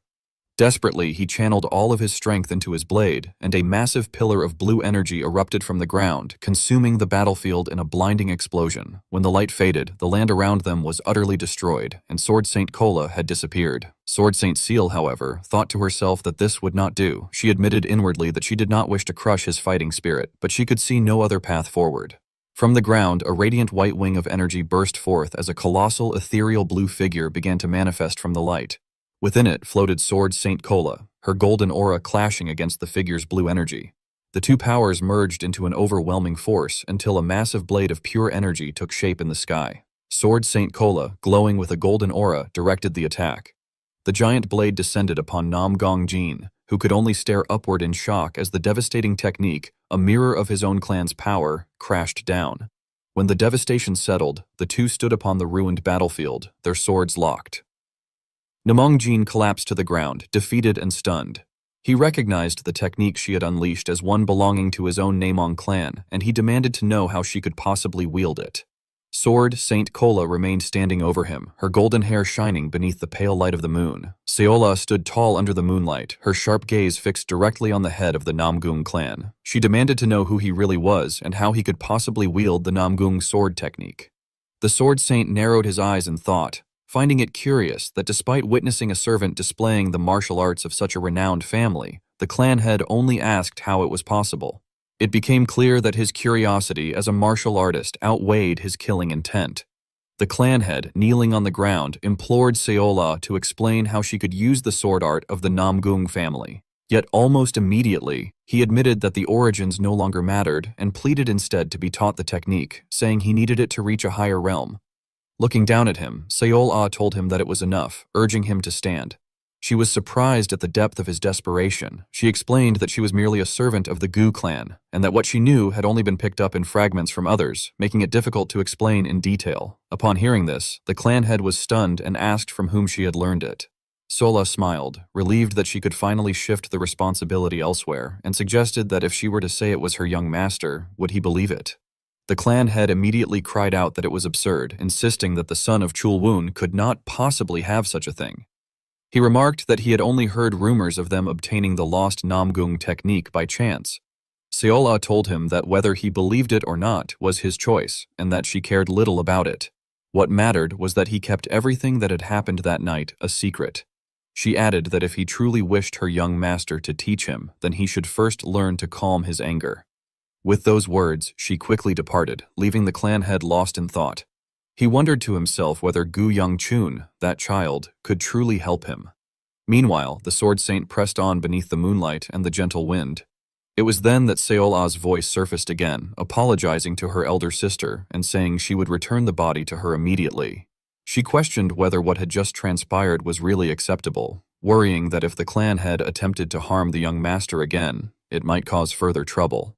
She told her sister not to be concerned about it, though admitted she had only ended up forcing more burdens onto her. She then whispered an apology to Gu Yongchun.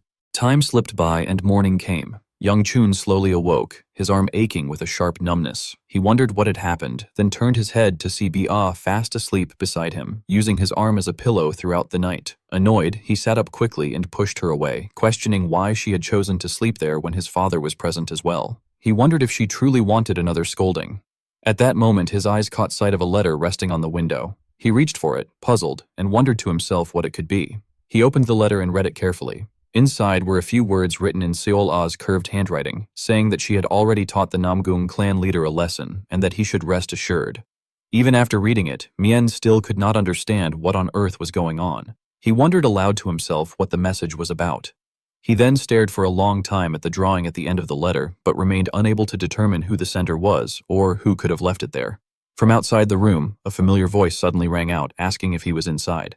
Yongchun was startled in fright when he recognized the voice as belonging to the Namgung clan leader. He could not comprehend why the man had come so early in the morning. Stammering, he hurriedly asked for a moment, then rushed to open the door, his clothes still not properly put on. He hastily asked why the clan leader had come at such an hour. The clan leader calmly explained that he wanted to ask him a few things, but his words trailed off when he caught sight of another figure in the room. Bi-Ahi emerged from Yongchun's bed, and the atmosphere immediately froze. She asked who had come, then panicked when she realized the situation. Rage flared once again on the clan leader's face, and he inwardly cursed her for waking up at such a critical moment. His murderous gaze turned toward Yongchun, as if he wished to tear him apart, though he restrained his fury for the sake of the larger matters at hand. He instead suggested that if Yongchun had no pressing business, they should speak outside. Yongchun stood there in shock, but then quickly changed his clothes and followed the clan leader out. He could not fathom why the man had chosen to speak at the training grounds. The clan leader slowly raised his sword in a deliberate, dangerous motion, and Yongchun's mind whirled at the thought that perhaps this was a pretext to kill him. In panic, he hastily gathered fiery energy into his palms, cursing inwardly at the thought that the threat might be real. Yet the clan leader did not attack. Instead, he demonstrated a sequence of techniques from the Namgung sword style. When he finished, he sheathed his weapon and asked Yongchun what he thought of it. Yongchun, bewildered, asked what the man meant. The clan leader clarified that he wanted Yongchun to say what his swordplay lacked. Yongchun shook his head in refusal, insisting that such a request was absurd and that he truly did not understand what was being asked of him. At that, the clan leader thrust the sword toward him, declaring loudly that he should not feign ignorance, for he had already heard that Yongchun was familiar with the perfected Namgung sword style.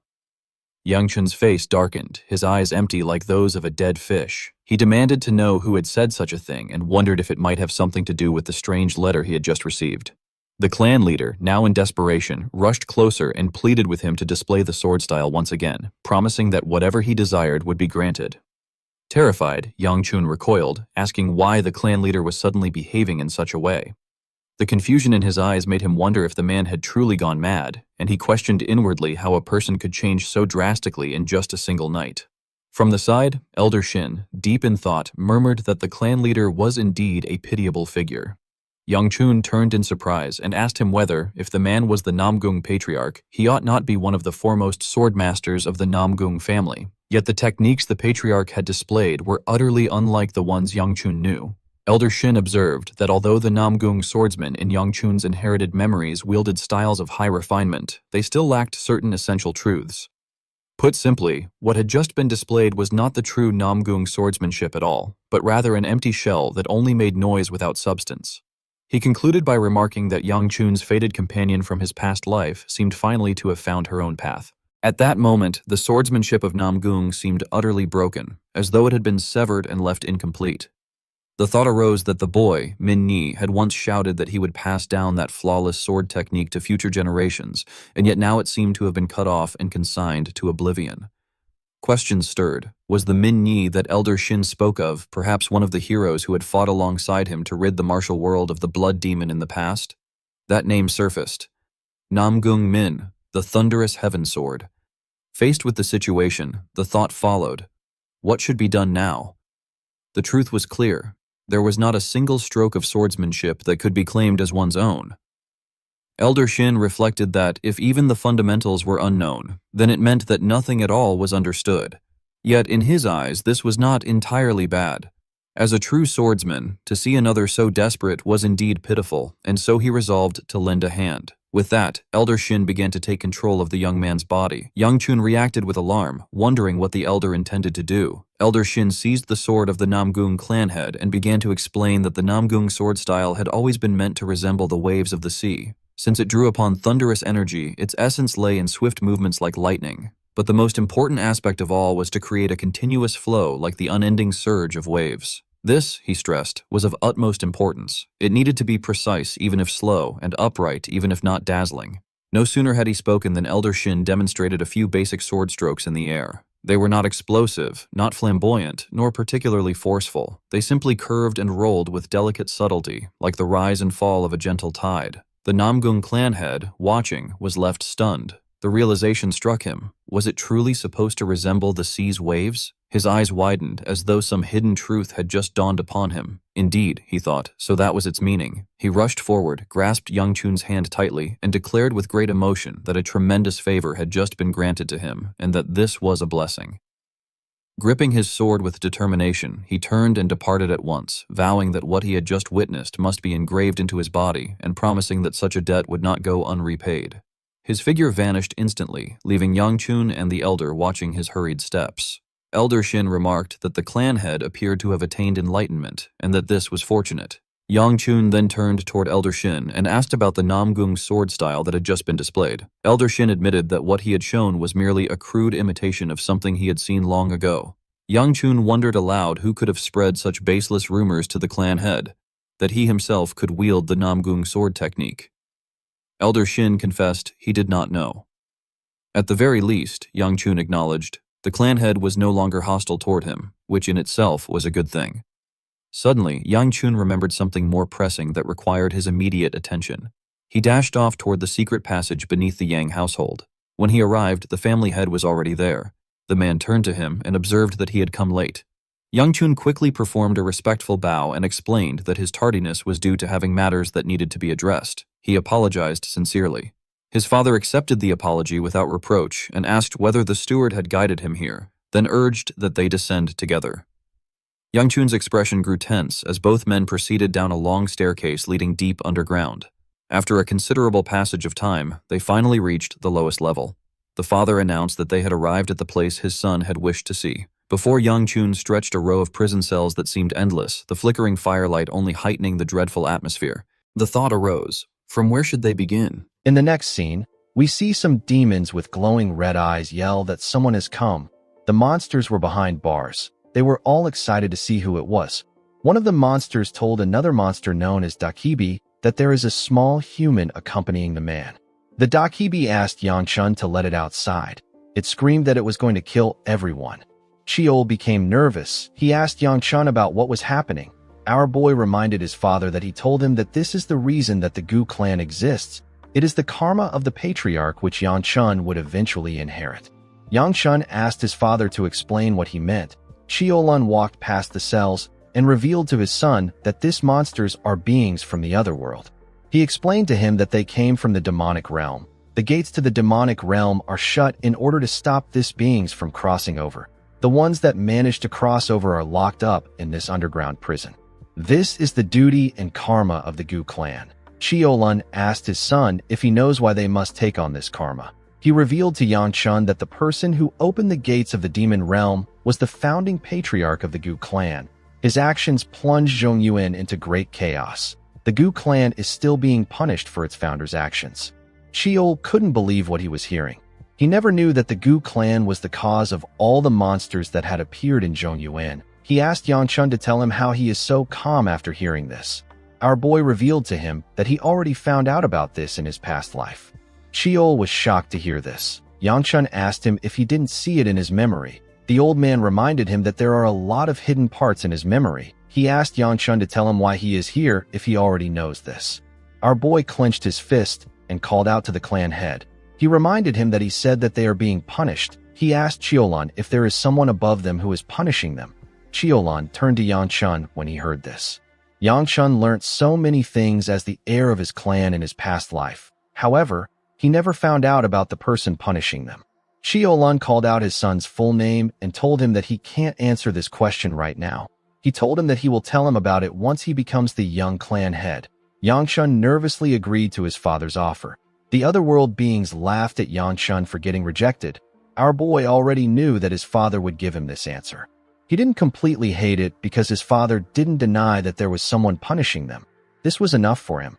Qiulan walked past his son and told him that they have been there long enough. He told his son that they are leaving. Yang Chun called out to the clan head and told him that he would like to look around on his own. A while later, we see Yang Chun breathing heavily as he walked deeper into the prison. Qiul told him that he doesn't look well. He told him that he has been in there for too long. He advised our boy to leave now. Yang Chun put himself together and said that he needs to go a bit further. He recalled that the first elder used the monster he is searching for to execute his plan. He wanted to see the being while he was there. He walked up to a cell and spoke an unknown language. Qiul asked him about what he just said. The being was in shackles and he was naked. He grabbed the bars of the cell when he heard what our boy said. The being transformed into Yang Chun and smiled at him. He asked Yang Chun to tell him why he said his name. He asked him to tell him how he knows his name. Qiul didn't understand what was happening. The Dakibi noticed that Yang Chun wasn't shocked. He told him that he was trying to scare him. He transformed into the clan head and asked our boy if he is scared now. Yang Chun simply glared at him. The Dakibi was surprised to see that our boy was not fazed. Yang Chun noticed that there was no trace of the Dakibi leaving the prison. The Dakibi called him a boring bastard and asked him about why he came there. Our boy told him that he came to see how he is doing. He told him that he is done now.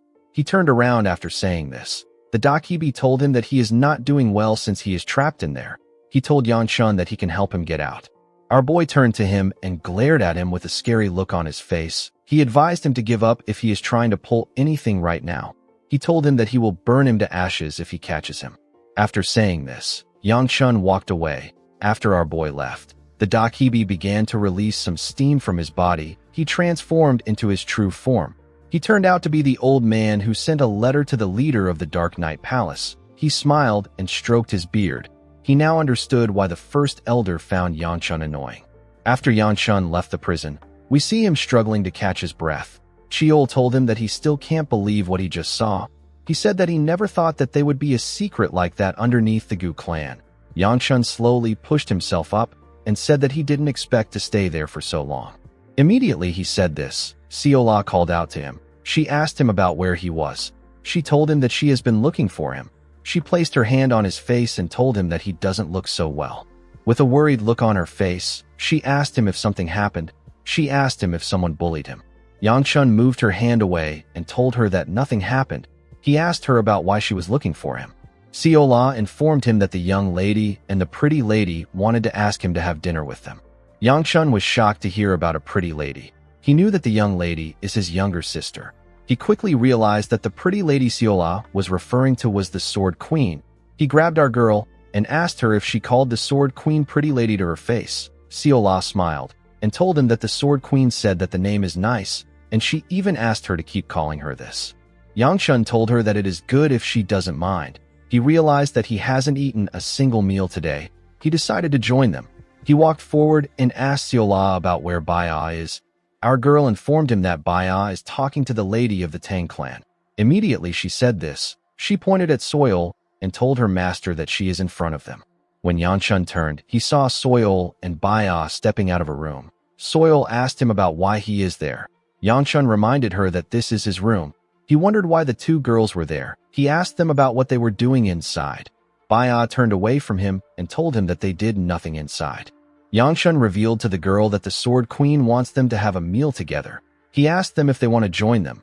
Soil was extremely happy to hear this. She asked our boy if this is okay. She couldn't believe that she was going to have dinner with Yang Chun.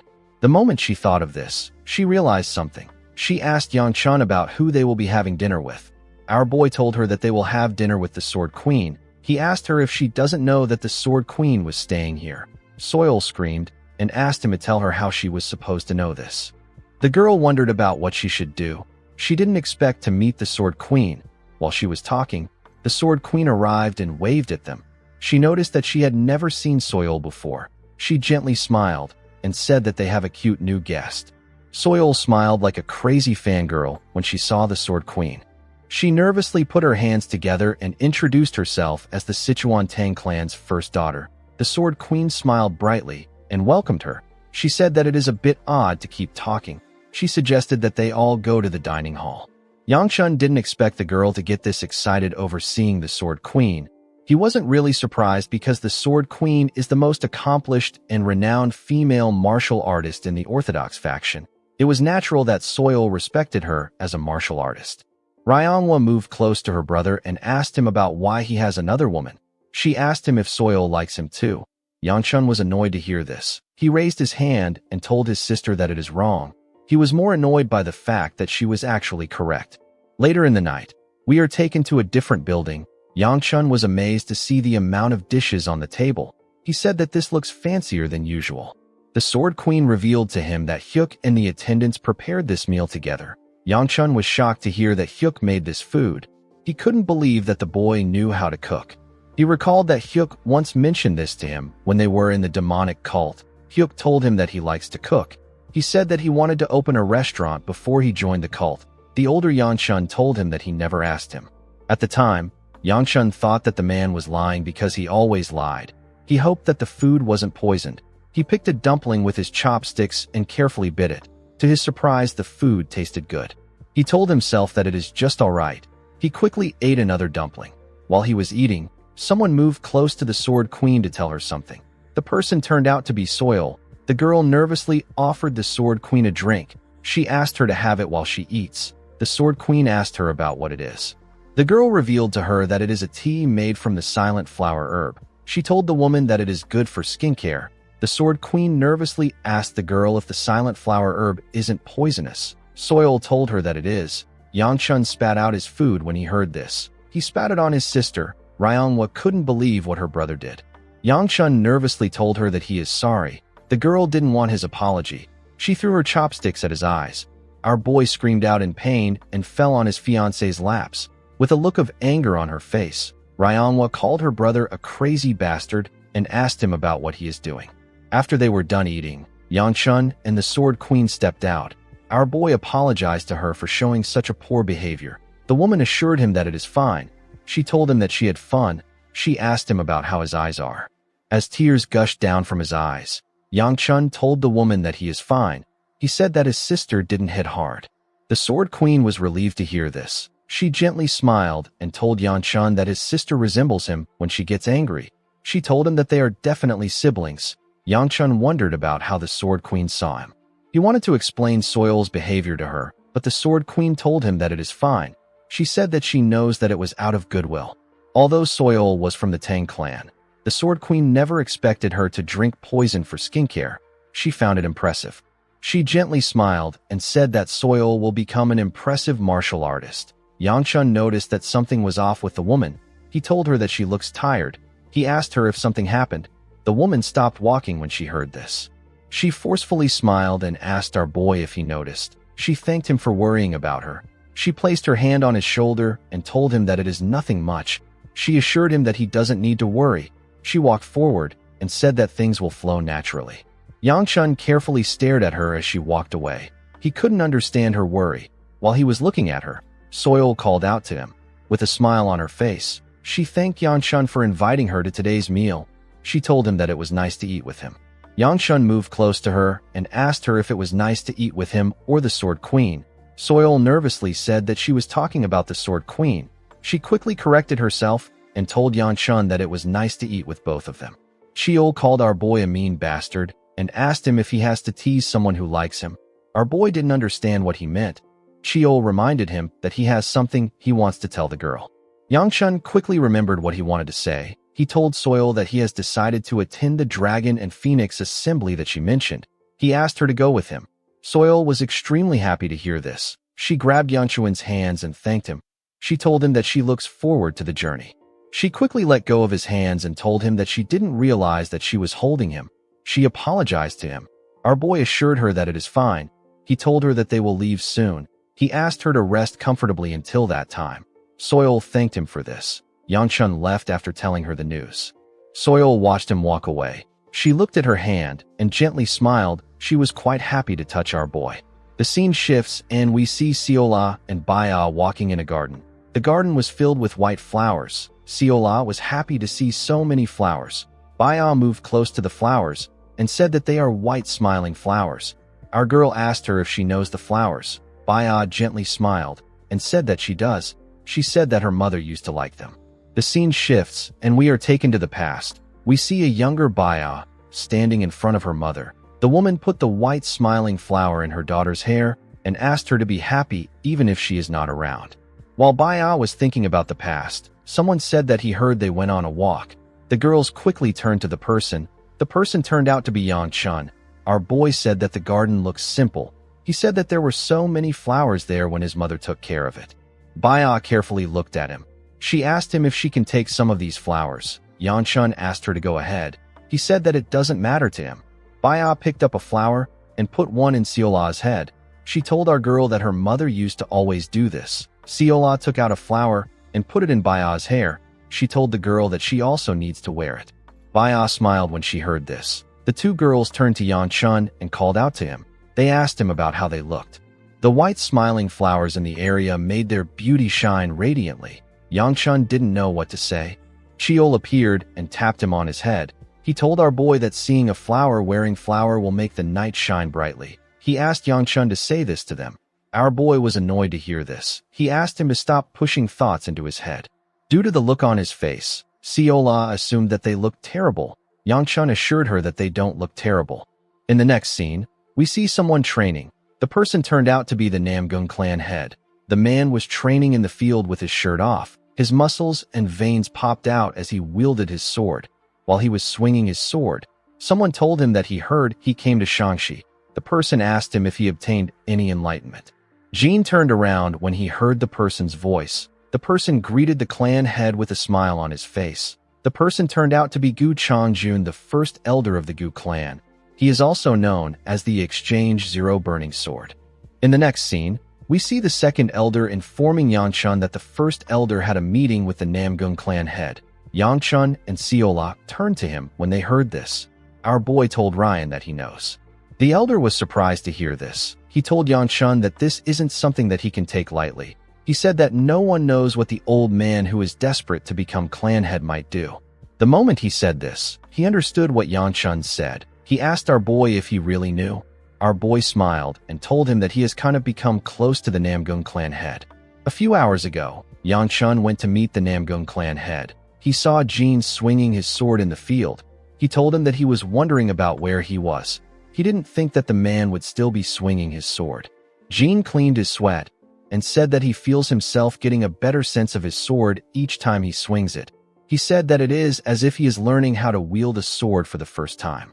He asked Yang Chun to tell him how his sword looks compared to what it was in the morning. Cheol asked Yang Chun to tell the man that he has grasped something even though it is faint. Our boy said this to the man. Jin told him that he was able to receive his teachings thanks to her help. He assured Yang Chun that he will repay this debt. Our boy didn't know who Jin was referring to. He nervously laughed. The clan head decided to reveal to our boy that the first elder came to see him earlier. Yang Chun was surprised to hear this. He did not think that the old man would finally make his move. He asked the clan head if he can tell him about what they discussed. Jin thought about it for a second and told Yang Chun that he will be honest with him because he received his teachings. He revealed to our boy that the conversation was nothing more than a simple greeting. He said that Changjun asked him if he is interested in joining his cause and if he has the same desires as him. The elder suggested that they meet at a later time to discuss the specifics. Jin raised his sword and told Yang Chun that he can obviously see that he and his father are not very close. He said that he would have accepted the first elder's offer if he had come earlier. However, the man is only interested in honing his sword further. He said that he doesn't wish to trouble himself with anything else. He asked Yang Chun not to worry. He assured him that he will reject the elder's offer. Our boy smiled and told him that he would prefer if he accepted the offer. Jin was shocked to hear this. Yang Chun reminded him that he said he would pay him back. He told him that he wants them to settle the debt this way. He asked the clan head to pretend to go along with the first elder and tell him what he is plotting. He told Jean that he will give him more sword lessons if he helps him. He asked him if he likes the offer. Jean couldn't believe what he was hearing. He asked Yan Chun if he is serious. The scene shifts, and we are taken back to the present. Yan Chun was relieved to see that the clan head was only interested in his sword right now. He was happy to see that he was able to turn a disaster into an opportunity. He told the second elder that he doesn't need to worry about the first elder for a while. Ryan told him that he is even more worried after hearing this. He asked our boy if he will soon be leaving since he is participating in the Dragon and Phoenix Assembly. Yan Chun told him that he is correct. He said that an invitation should have come for him. He asked the elder if he has heard anything. The elder put his hand into his clothes. He told Yan Chun that he wanted to give it to him as a present. He took out a cookie and gave it to Siola. Our girl began to drool. She told the man that she thinks she likes him. The elder took out a paper and gave it to Yan Chun. Our boy thanked him. Immediately he did this. He saw something shocking on the letter. With a smile on his face, the elder told Yan Chun that he got this 2 years ago, and he has been waiting for the chance to use it. He said that he is quite touched. Yan Chun told the man that this isn't an invitation letter. The elder explained to him that the character written on the paper is the character for defeat. He told our boy that it is a recommendation letter from the Aura Supreme. The Aura Supreme is one of the 3 great Supremes. He survived numerous defeats and persevered. He ended up eliminating a large number of unorthodox sects with his fist alone. Yan Chun wondered why the Aura Supreme would take interest in someone like him. He asked the second elder about where he got it. The old man told him that it is from the Aura Supreme. Our boy asked him about why it is from the Aura Supreme. Most recommendations are written by clans. The second elder pressed Yan Chun's head and asked him to shut up. He told him that he should just accept anything an adult gives him. He turned around and asked Yan Chun to tear his opponents to shreds. Our boy wondered about how the elder was this connected. He didn't like this situation at all. Worrying about the first elder was already enough for him. He knew that things would be bad if people at the assembly found out about this. Siola moved close to him and told him that he looks tired. Yan Chun told her that he is actually very tired. He said that he is going for a walk. He turned to Siola and asked her if she wants to join him. Our girl was very happy to hear his offer. She quickly accepted it. They walked in the town. Siola ran freely in the town. It had been a while since she last came there. Yan Chun advised her to slow down. He did not expect her to be so excited. Our girl quickly went to a stall and greeted the owners. The woman there told her that it has been so long. The man told her that she has gotten prettier. Siola smiled and thanked him. Yan Chun recalled that our girl said that she used to like walking around here. The moment he thought of this, he wondered about what she meant when she said this. While he was thinking, Siola bought 2 candy sticks from the store owners. She took one to Yan Chun and told him that it is her treat. Our boy was surprised to hear this. He asked Siola if she has money. Our girl revealed to him that she gets paid as a servant. Our boy couldn't believe that this was the same girl that begged for all those treats. Due to how she spoke with the merchants, Yan Chun realized that our girl has changed. He believed that she will soon become her past self. Immediately he thought of this. Siola referred to him as Gu Clan Heir. Our boy was shocked to hear this. He asked her about what she just called him. Siola called him the Gu Clan Heir again. She told him that this is what everyone calls him. She smiled and said that she wanted to try calling him this, but it might not suit her. She told Yan Chun that it seemed cool when other people said it. The moment he heard this, Yan Chun remembered something. This thing happened long before the heavenly demon appeared. The scene shifts, and we are taken to the past. We see an older Yan Chun sitting at the edge of a cliff in another world. Our boy had not yet joined the demonic cult at this point. Someone came to meet him. The person referred to him as Gu Clan Heir. Yan Chun turned to the person and asked her if something is wrong. He told her that they still have some time before they switch. He asked her about why she is out. The person turned out to be the older Siola. Our girl asked him if he wouldn't like someone to talk to while standing guard. She asked him if she can sit next to him. Yan Chun asked her to do something about her messy hair if she wants to sit beside him. Siola told him that she doesn't have anything that she can use to tie it back. Our boy did not like this. He tore a part of his clothes and offered it to her. Siola was surprised to see this. She gently smiled. She tied her hair and asked Yan Chun about what he's going to do when he gets out of this world. Our boy did not expect this question. He didn't understand why she brought something like this up when they have been transported to the demonic realm for 3 years. He reminded her that half of the talented martial artists at the Dragon and Phoenix Assembly died to demonic beasts immediately after being transported here. He asked Siola if she doesn't find it weird to still have hope about them getting out. He said that he should have never participated in the stupid event. He got pushed into it because he is the heir of his clan. Siola asked him if he has some dreams that he wants to achieve. She told him that she wants to hear about them. Yangchun dismissively waved his hands and said that he has never thought about it. Siola seemed a bit disappointed. Our boy turned to her and asked her about what she wants to do when she gets out of there. Siola smiled and said that she wants to tour the world. She said that she wants to go to a place where many people live in. She wanted to explore their own world. The scene shifts and we are taken back to the present. We see Siola staring at Yangchun. She wondered about what he was thinking about. She asked him if he is angry because she addressed him as Gu Clan heir. She told him that she won't do it again. Yangchun dragged her cheek and asked her not to do it again. Siola told him that he is so mean. Our boy watched her run forward. He wished she could stay this innocent forever. 7 weeks passed, and it was finally time to head to Hunan. The second elder left to the battlefront because there was a problem with the 5th Sword Squad. Since Wibby is the squad leader of this group, something must be really wrong for her to call the elder. Before leaving, the second elder gave Yangchun some pocket money and asked him to spend it wisely. Our boy was surprised to get some money from the elder. The elder informed him that his sisters will be participating in the Unified Dragon Assembly this winter. He asked Yangchun not to worry about it. Our boy asked the man if he is really talking about his second sister and his younger sister. The second elder told him that he is. Yangchun's second sister was actually also in the clan. However, our boy wasn't able to meet her because she was in solitary training. He realized that Yanxio decided to participate in the Unified Dragon Assembly after hearing that he will be at the Dragon and Phoenix Assembly. In the end, Yangchun will be leaving the clan with Soil, Muyun, Siola, and Baya.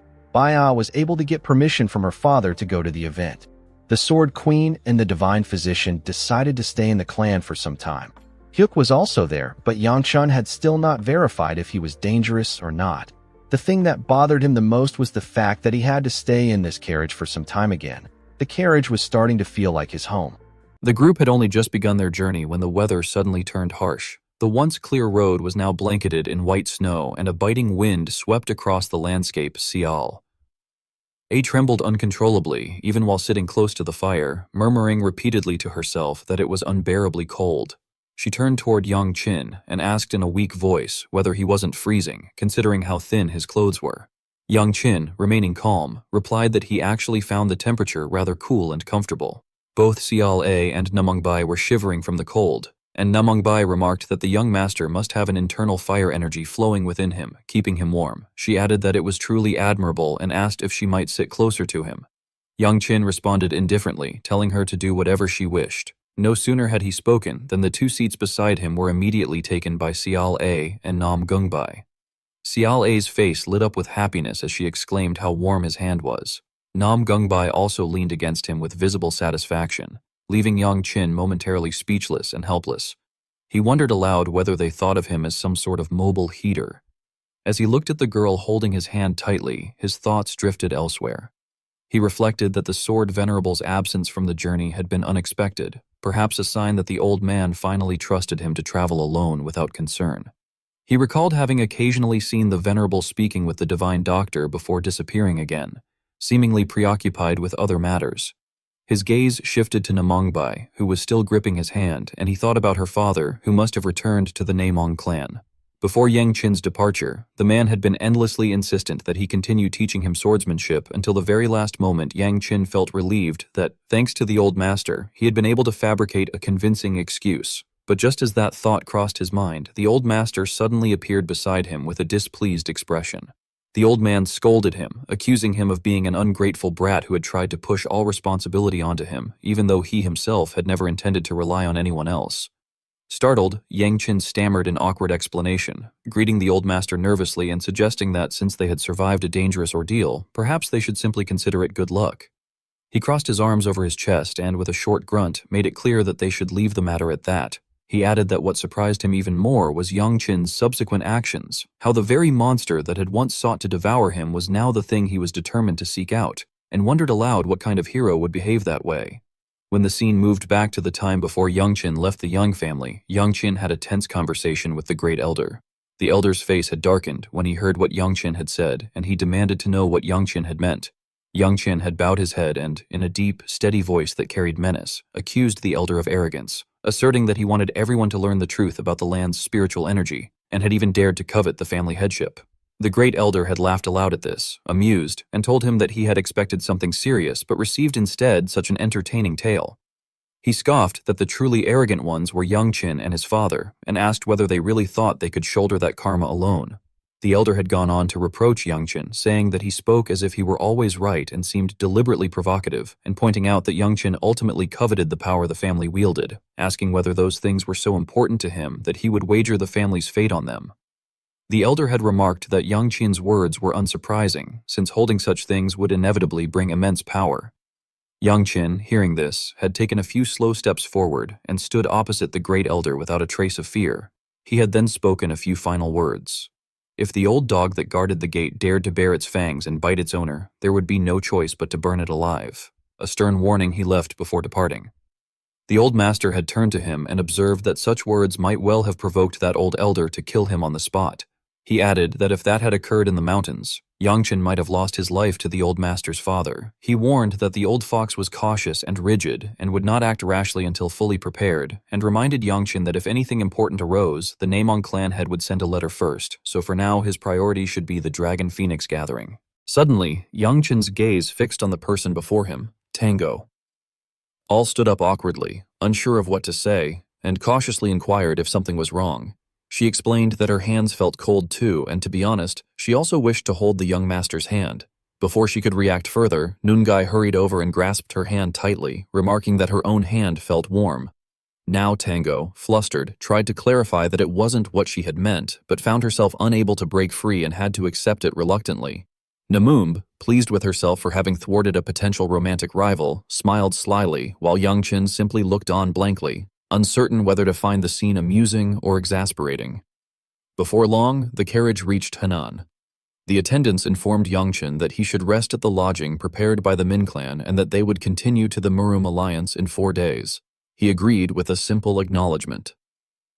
Upon entering his room, Yangchen tossed the money pouch the second elder had given him onto the bed, as though discarding a burden.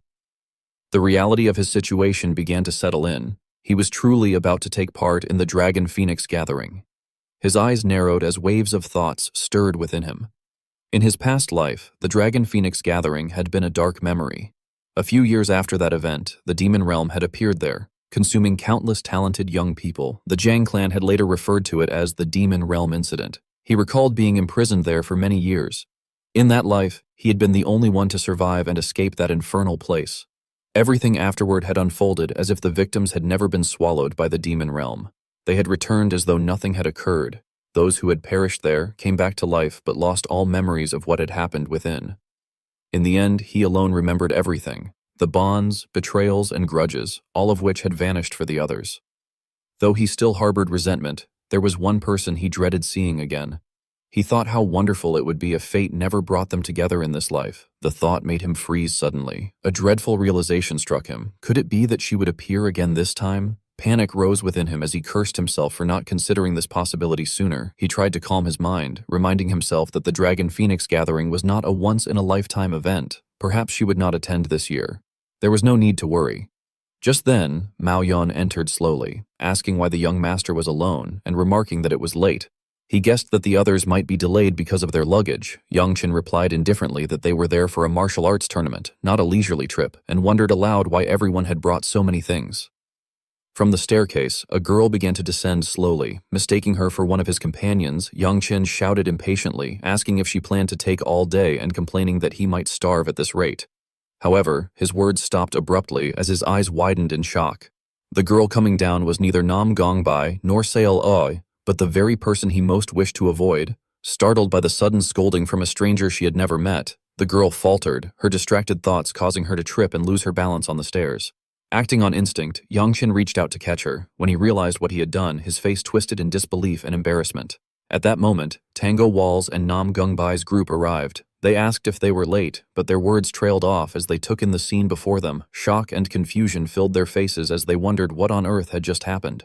Yangqin lay sprawled on the ground, shielding the girl who had tumbled down the stairs and landed beside him. He cursed inwardly, asking if she was all right, though he could already sense that things were not looking good. A deep unease settled in his chest. Among the 4 disciples, this girl was the most renowned for her exceptional swordsmanship, the disciple of the divine doctor from the Muyang clan, their cherished daughter, one of the 5 dragons and 3 phoenixes, known as the Snow Phoenix, Muyang He. Memories from his previous life surged through his mind once again, and he immediately recognized her as the person he least wished to encounter. He scolded himself in silence, wondering bitterly why fate had led him to this situation. His past memories resurfaced, the time she had berated him endlessly in the demon realm as he lay on the ground, powerless. He regretted ever reaching out his hand, realizing how foolish it had been. From nearby, one of the onlookers questioned mockingly whether his head was filled with rocks, remarking that even after falling so hard he still dared to make fun of others. Another voice added that he was truly shameless, a contemptible person through and through. The sting of those words deepened his self-reproach. Then, a calm yet familiar voice interrupted from behind, asking whether the person before them was Miss Muyang He. Holding her head, Muyang He composed herself and greeted the newcomer, noting that it had been a long time since the last Dragon Phoenix gathering. She inquired what had happened. Rising to her feet, she explained that she had slipped on the stairs and that it was thanks to young Master Yang's help that the situation had not turned worse. She admitted fault and apologized sincerely. The other girl brushed off the apology, saying that it was all right and that she did not mind. Yangqin noted inwardly how that same stubborn personality remained unchanged, and he decided that it was best not to dwell on it. What mattered most was leaving the place as soon as possible. However, before Muyang he could finish her next sentence, Yangqin quickly made up an excuse to escape. He hastily suggested that they go out to eat and that it would be best to end things there. As he spoke, he wrapped his arm around Tang Soal's shoulder, causing her to blush awkwardly. Namong Bi, dressed in blue with silver hair, soon followed them out, which immediately drew Muyang He's attention. Her attire clearly marked her as someone from the Namong clan. Muyang He called out to them, asking them to wait. She remarked that their meeting must be fate and politely requested to join their table, saying that she had not yet eaten and that her group might take a while to arrive. The words made Yangqin freeze. He turned around, his face pale, blurting that she rarely ate lunch anyway. The moment the words escaped, he covered his mouth in panic, realizing the terrible mistake he had just made Muyang. His lips curved into a slight, knowing smile. She commented that he was truly strange. He always seemed irritated with her for no apparent reason, yet he somehow knew all her habits. She reminded him that this was supposedly their first meeting, and yet he knew so much about her. She asked curiously if perhaps they had met somewhere before. Yangqin's heart sank as despair filled his eyes. He wondered why fate was toying with him once again, and why he was being dragged into the same tangled past he had tried so hard to escape. Then, the scene shifted. Returning to the past, deep within the demon realm, where a vast and oppressive mountain range loomed under a dark sky. A voice echoed through the barren expanse, declaring that one person would have to be expelled. The declaration sparked outrage. Someone protested that it was impossible to abandon a comrade, insisting that if anyone had to leave, it should be them instead. Another voice urged calm, addressing the speaker as Little Sword Saint. It reminded them that if the strongest among them left, the group's survival would be jeopardized, and that they had all endured 3 years in the demon realm only thanks to that person's power. The one speaking was none other than Muyang Shua, also known as Muyang He, who reasoned that while loyalty and righteousness were admirable, the situation required objective judgment. Not everyone held the same value, she said coldly. Though her words were harsh, she maintained that ensuring the survival of the majority was the only choice they had left. The Sword Saint's face narrowed and she asked with concern who it could be, but before anyone could answer, Yangqin stepped forward from behind and interrupted, asking rhetorically what was wrong and insisting the answer was obvious. After all, hadn't they been saying that someone like him, whom no one would miss even if he died, should just disappear? Ninth young master Muang Shua met Yangqin calmly and assured him there was no personal grudge, hoping he would not misunderstand. He explained that he knew Yangqin had been chosen because he was the weakest and most useless, and that, conversely, if Yangqin were in his position, he would also be ready to leave, since Muang Shua was cold-blooded and strict even with himself. After speaking, Muang Shua quickly walked past the group and told them to take care, saying that if he died, they would see him in the underworld. Yang Qin's small figure gradually faded into the chilling snow of the demon realm as he walked away, truly appearing lost.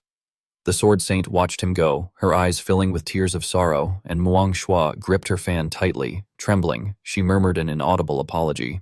Outside the building, back in reality, the snow had stopped falling and the group had finished their meal together. One of them thanked the young master for allowing them to share the table and said the meal had been very pleasant. Muang Shua turned to Yang Qin and cheerfully asked if she might call him ninth young master, promising she would repay the favor when he attended the Mu Yang clan's banquet. His face darkened and he answered with bored sarcasm that he was very much looking forward to going, though when pressed about why he would go, he merely thought it strange that Muang Shua, who was not the sort to accept favors without reason, was suddenly acting so obliging toward a stranger she had just met. She wondered what she could possibly gain, and then considered whether the ninth young master might be a descendant of the Shaniju family, and perhaps also wield fire energy.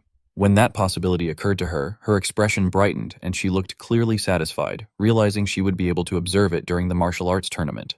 Their conversation was cut off by a voice from behind. Someone addressed Miss Mu Yang, remarking that they had wondered where she was and noting that she had arrived first. Yang Qin's eyes widened when he saw the newcomer and recognized Namong Chun-jun, who was also participating in the tournament. The two immediately exchanged looks, full of killing intent, each wanting to tear the other apart.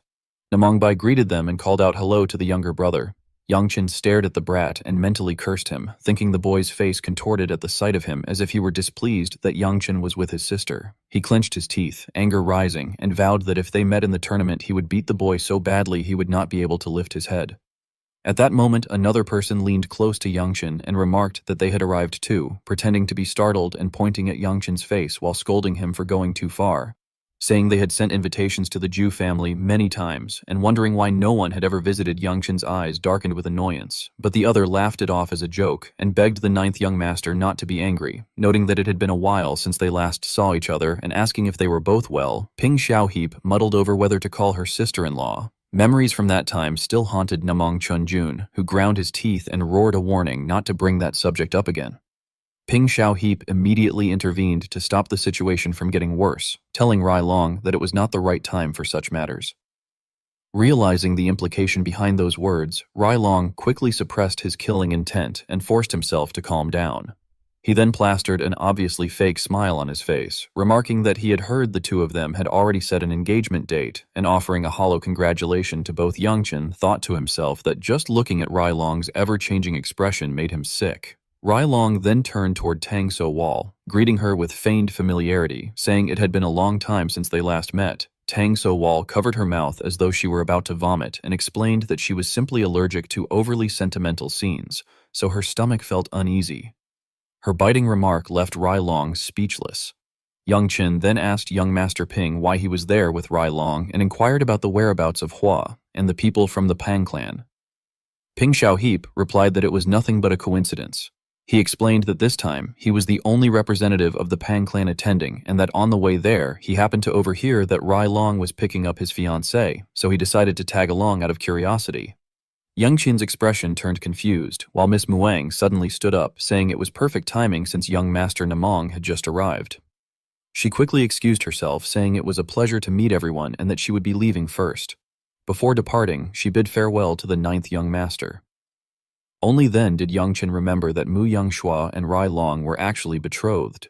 As Rai Long was being dragged away by young Master Peng, he still tried to shout back that they would have to have a serious talk later, as brother and sister. Namong Bai merely waved her hand lightly and told him to be careful. Yang Qin then realized the reason Mu Yangshua had been so attentive to Namong Bai during the meal. It had all been to build a relationship with the family she was engaged to. He finally understood. But then he wondered why he himself couldn't establish a connection with the Namong clan as well, since he too had some ties to them. Still, he knew that her main motive wasn't that simple. The real reason, he suspected, had to do with what had happened earlier. He recalled the moment when the two of them had tripped before and remembered the incurable illness that caused cold energy to accumulate within her body. The absolute meridian sickness. It became clear that her true goal was to find a cure for that disease. He remembered that she had mentioned something about fire energy, and it all connected in his mind. Mu Yangshua had spent her entire life searching for a cure and had learned to fabricate emotions to achieve what she desired. That, he concluded, was her true nature. Weeks passed, and 4 weeks later, the opening day of the Dragon Phoenix Gathering arrived. Yangchen and the others hurried toward their carriage. He urged everyone to get in quickly, scolding Sayal A and Nungai for still not being ready despite him reminding them that there was a banquet that day and they needed to reach the Murum Alliance before dark. Sayala defended herself, saying that since it was winter, her elder sister had forgotten to hibernate. Yangchen snapped back, asking if she was a bear to be talking about hibernation, cursing under his breath that at this rate they would be late and wondering what they should do. When he turned around, he was surprised to find Mu Yang Sehua still standing there. He asked why she hadn't left yet. She smiled softly and explained that the 9th young master and she had met again by chance. She added that young master Noon had been careless and gone ahead without her, so they would have to share a carriage. Hearing that, Yangchen could immediately smell deceit. It was clearly a lie. The carriage soon rolled toward the Murum Alliance. As they arrived, Yangchen remarked that they had made it just in time. Mu Yang Sehua quickly excused herself, suggesting that they all head to their rooms to change and then meet again at the banquet. When Yangchen called out to her, she turned back and asked blankly if something was the matter. He hesitated and said it was nothing, thinking that she had misunderstood his intentions. She then told him that since they were both busy people, it would be better not to waste each other's time, and walked away. Right after she spoke, the old master appeared beside Yangchen, scolding him for being a frivolous brat who had barely been gone and already managed to acquire another girl. The old man remarked that it was not the right time to talk about such matters and teased that the two of them seemed quite compatible.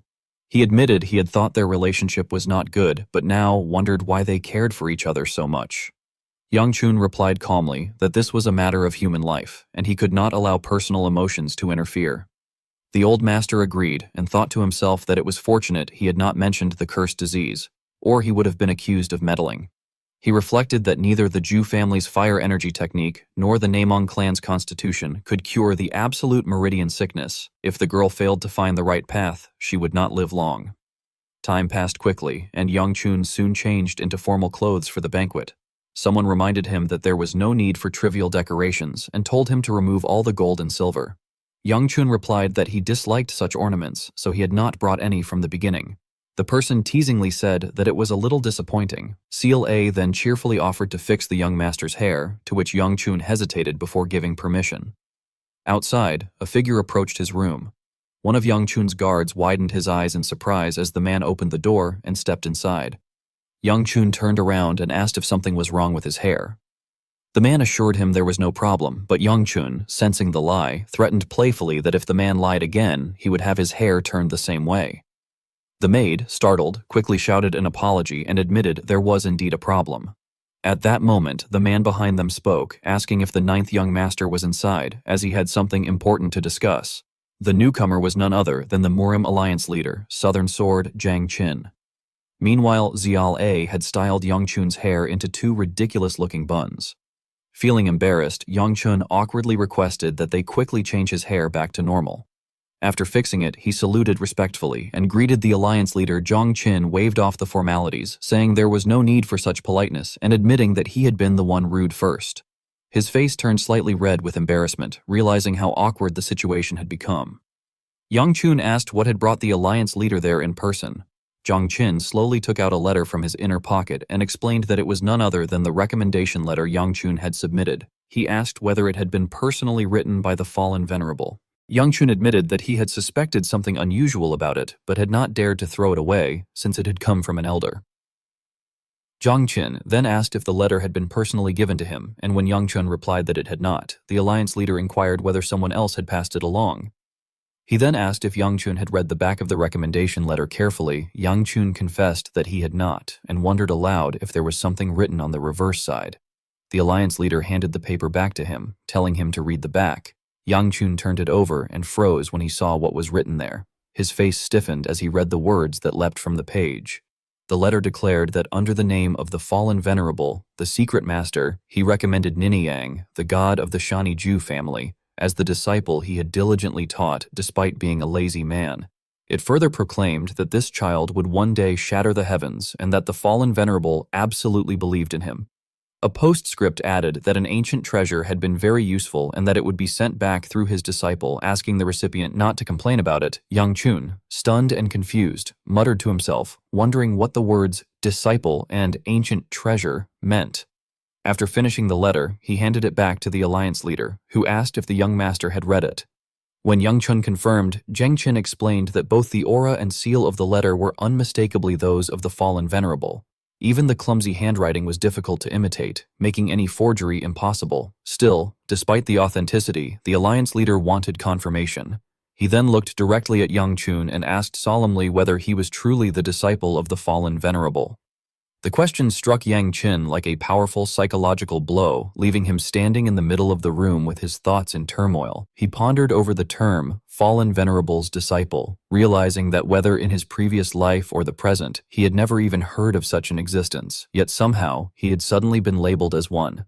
To him, it felt utterly absurd, nothing short of a ridiculous joke.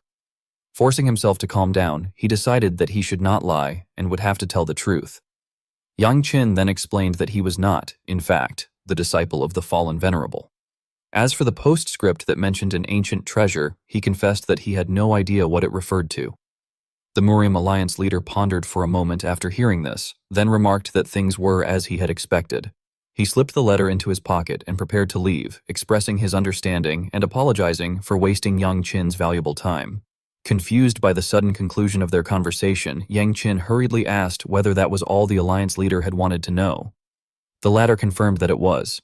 He explained that his original intention had been to ask if Yang Qin knew the whereabouts of the missing fallen venerable, but judging from Yang Qin's reaction and answer, it was clear that he truly did not know. Therefore, he would let the matter rest. However, the alliance leader reassured him that the recommendation letter was genuine, so he had no need to worry about being accepted. On the contrary, he added, for Yang Qin to have reached such a level of skill at his age was impressive, even if he was not the fallen venerable's disciple. He said he looked forward to seeing Yang Qin's performance in the upcoming Dragon Phoenix gathering, and that they would meet again at the banquet later. Yang Qin bowed respectfully, expressing that it was an honor to meet the alliance leader and thanking him sincerely. After the man left, Yang Qin was once again alone in the quiet room. The silence didn't last long. Frustration overwhelmed him, and he began pulling at his hair, muttering in agony that he was going insane because of that damned old man. His outburst was so loud that it startled Maon outside. He cursed the elder who had written the recommendation, shouting that no one had given permission to call him the fallen venerable's disciple. Clearly, those old men must have made some ridiculous bet with each other and decided to write such nonsense. Exhausted, he held his head in his hands, wondering who he should even blame. Now, he admitted to himself that he had expected something like this might happen, and that it was ultimately his own fault for letting things reach this point. Though he had never imagined he would be called by such a title, he began to wonder if the Murium Alliance leader truly had only that one question in mind. One of the three great masters who had vanished years ago had suddenly sent a letter claiming to have a disciple. Perhaps that was the only reason the alliance leader had taken an interest. Yet what bothered Yang Qin most was the fact that the fallen venerable was actually that man's father. He reflected that he did, in fact, know where the fallen venerable was and what he was currently doing. He could have answered truthfully, but doing so would have made him look like a real disciple. Besides, even if he did know, it would be difficult for anyone to recognize the fallen venerable's current form. Then a new thought crossed his mind, the ancient treasure mentioned in the letter. The fallen venerable had clearly said it would be sent through his disciple. At that moment, Yang Qin remembered the pouch the second elder had given him before he left, along with the words telling him to take it and spend it carefully.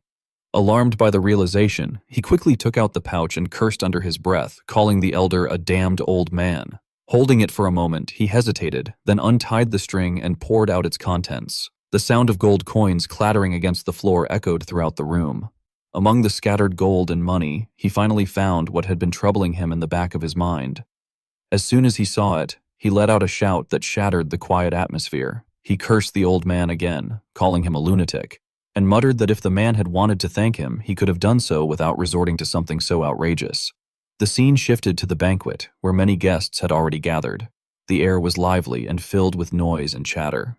At one of the tables, a short-tempered man was raising his voice, complaining impatiently about why the event had not yet begun, and wondering aloud if something had happened to the alliance leader.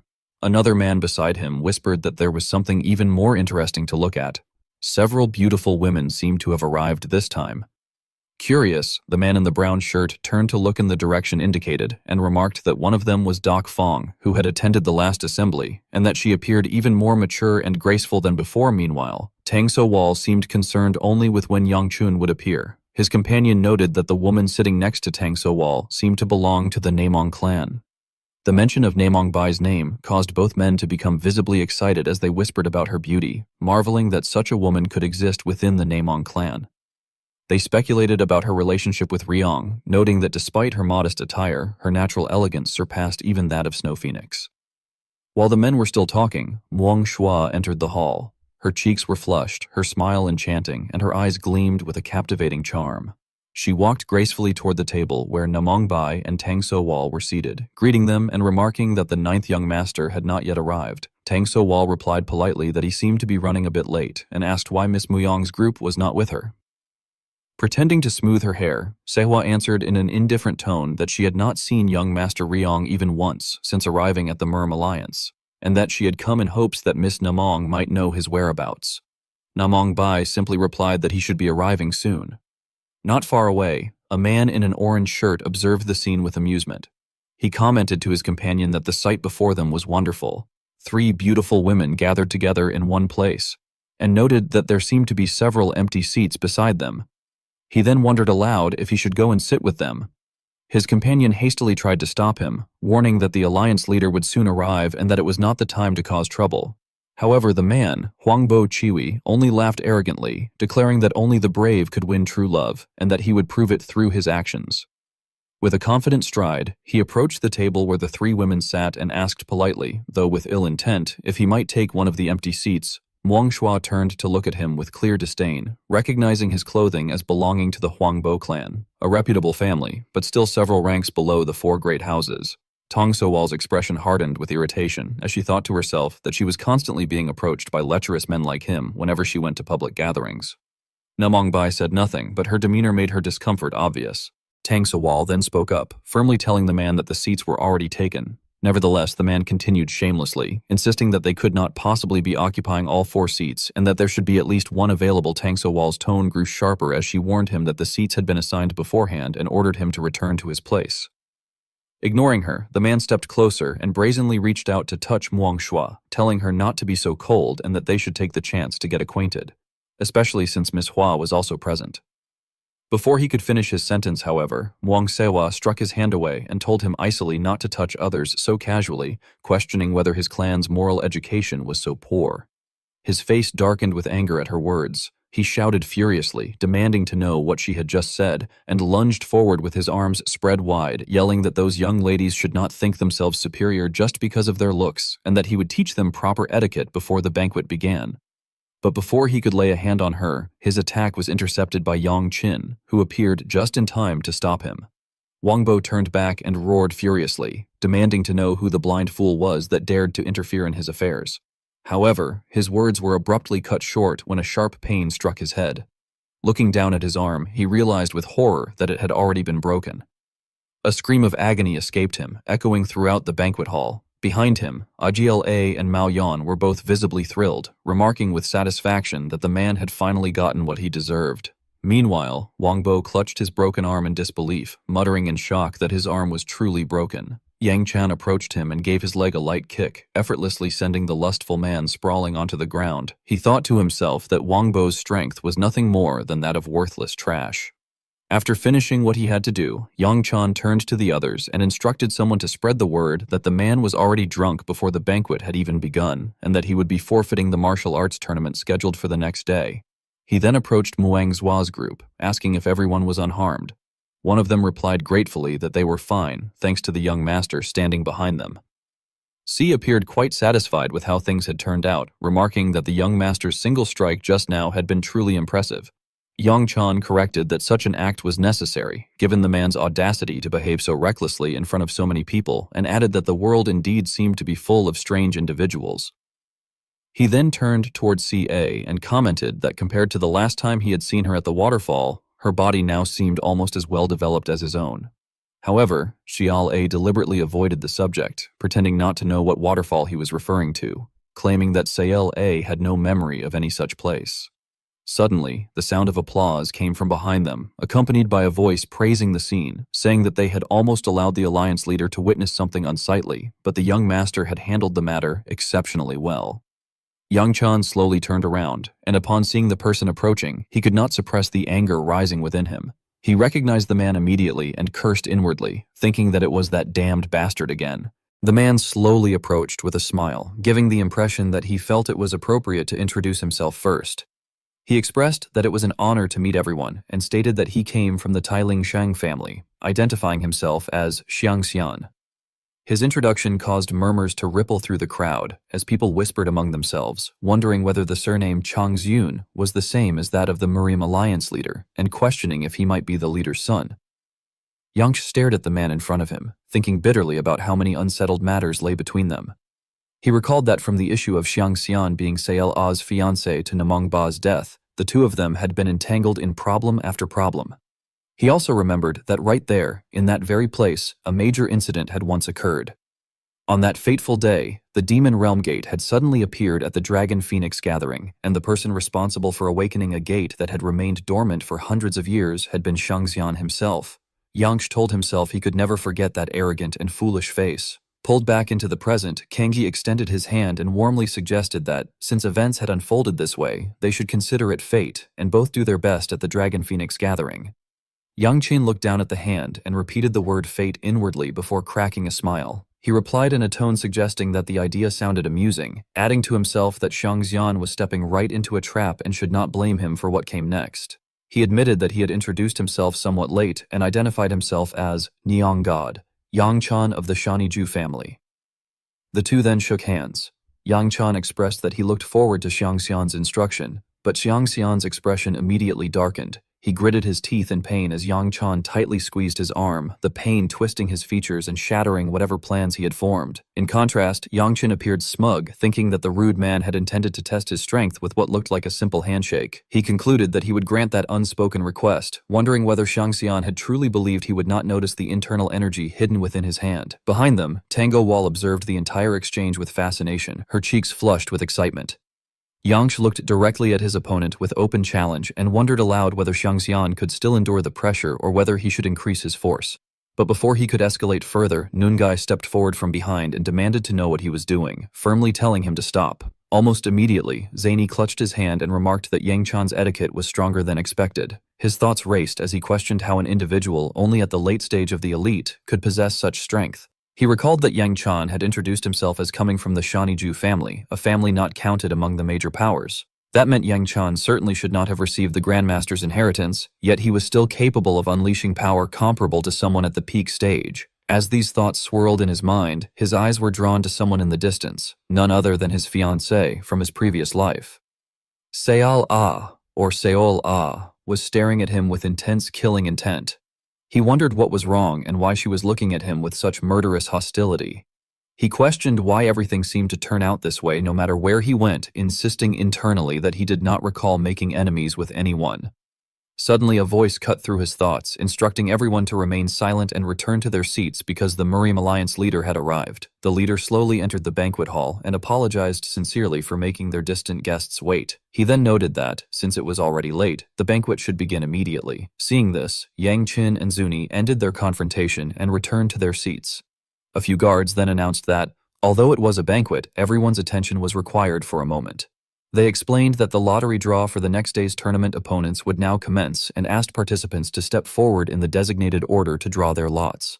People began gathering around Xiang Xian after discovering his identity. They expressed admiration toward him and asked whether it was his first time attending the banquet. He admitted that it indeed was and added that everything felt new to him, which made him a bit embarrassed. Some people then insisted that he should visit their clan's banquet the next time. Tango, clearly irritated, walked away while questioning what was so impressive about a flirtatious man like that. She felt that young Master Yang had been the one who handled the situation earlier, yet everyone only mentioned Xiang Xian. The atmosphere of the banquet grew lively again after Yang Qin's earlier confrontation. Some people nearby began discussing the young master who had subdued Zhang Xy, noting that he had introduced himself as Yang Qin. They wondered whether he came from the bloodline of the Savage Gate and remarked that his aggressive demeanor made sense if he indeed belonged to that lineage. Others claimed they had heard that a disciple from an evil sect had registered for the tournament using the same name. They were astonished, saying that if the rumors were true, an unprecedented participant had joined the tournament.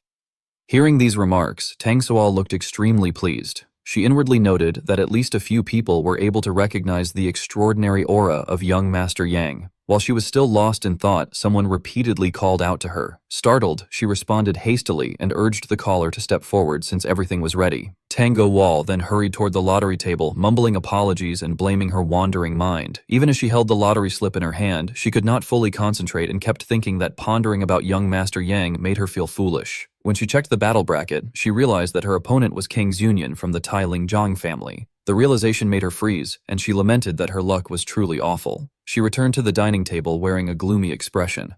Someone asked her whom she had drawn for her match, and she replied that it was him. Another commented that it meant they were all placed into different brackets, while someone else joked that she looked miserable simply because she felt bored. Tango Wall then approached Yang Qin and, with a serious expression, told him that she wished to make a request of him. A few days later, at the tournament grounds, the referee announced loudly that Niniang god Yang Qin of the Shani Ju family would be fighting Baal Sik of the B clan. He asked whether both opponents were ready and declared that the battle would begin if they were. Baal Sik rushed forward immediately, but Yang Qin remained perfectly calm and still. As many had expected, Baal Sik was defeated by Yang Qin with a single basic strike and was sent flying out of the arena. The referee then announced Yang Qin as the victor. The old master appeared beside Yang Qin and grumbled, asking whether he felt ashamed for standing there blankly. He criticized Yang Qin for defeating the boy with a single blow despite his superior skill and told him he should at least show some sincerity and fight properly. Yang Qin turned to him and retorted that he was fully aware that what he had done was akin to choking a child's wrist, but said that this was not the time to worry about such details. He explained that he needed to hurry to watch the match in the second bracket and that he had never expected Tang Soal to face Chiang Jian in the very first round. He recalled that when he had shaken Chiang Jian's hand the previous day, he had sensed that the man's strength was far from ordinary, and he feared the match would be too difficult for Soal. Yet she had still asked him to fulfill her request, leaving him confused about what she was thinking. Meanwhile, at the second arena, Tango Wall was fighting fiercely. Drops of her blood had already fallen onto the floor.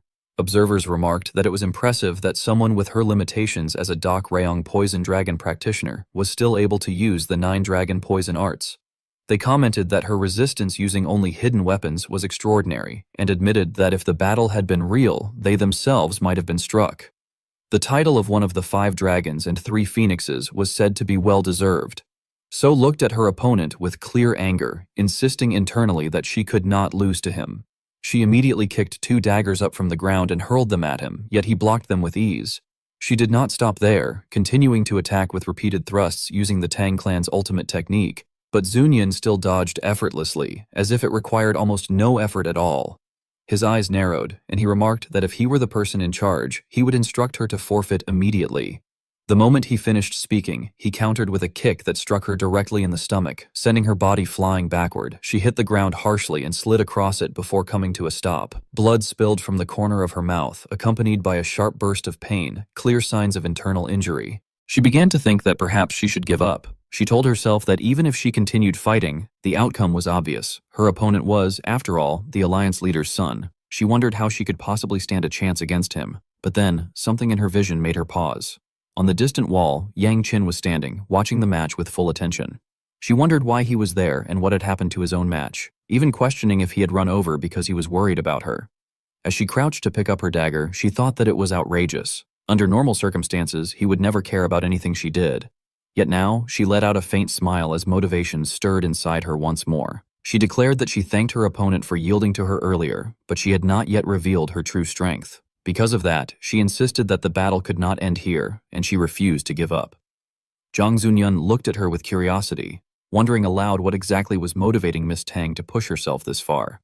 She did not answer. Instead, she widened her eyes and fixed her gaze straight ahead while gripping both daggers tightly. A terrifying surge of killing intent burst forth wildly, as though countless venomous snakes were coiling around her, ready to strike down anyone who dared to underestimate her. Seeing the sudden rise of murderous intent, Zuyan's expression turned tense, as if he could hardly believe what he was witnessing. He seemed to question in shock what was happening. The scene opened by taking the audience back to the day before the tournament. In a rare quiet moment after practice, Tang Soal gently pulled young Master Yang Qin to a corner. Her voice was small but filled with determination as she told him that she wanted to say something. Yang Qin raised an eyebrow, his sharp eyes reflecting curiosity, as he asked what could possibly require her to drag him all the way out there. Tang Soal hesitated, taking a deep breath as if gathering all her courage before finally revealing that her opponent the next day would be young Master Zheng. The statement struck Yang Qin so suddenly that he froze for a moment, his gaze becoming serious, as though he had already guessed the worry in her heart. She continued with a voice mixed with sincerity and a hint of nervousness, explaining that she had originally planned to wait until she passed the preliminaries before telling him. However, because she was unsure of how strong young Master Zheng truly was, she had wanted to tell him earlier. Yang Qin looked at her silently, waiting, before asking what she wanted to request of him.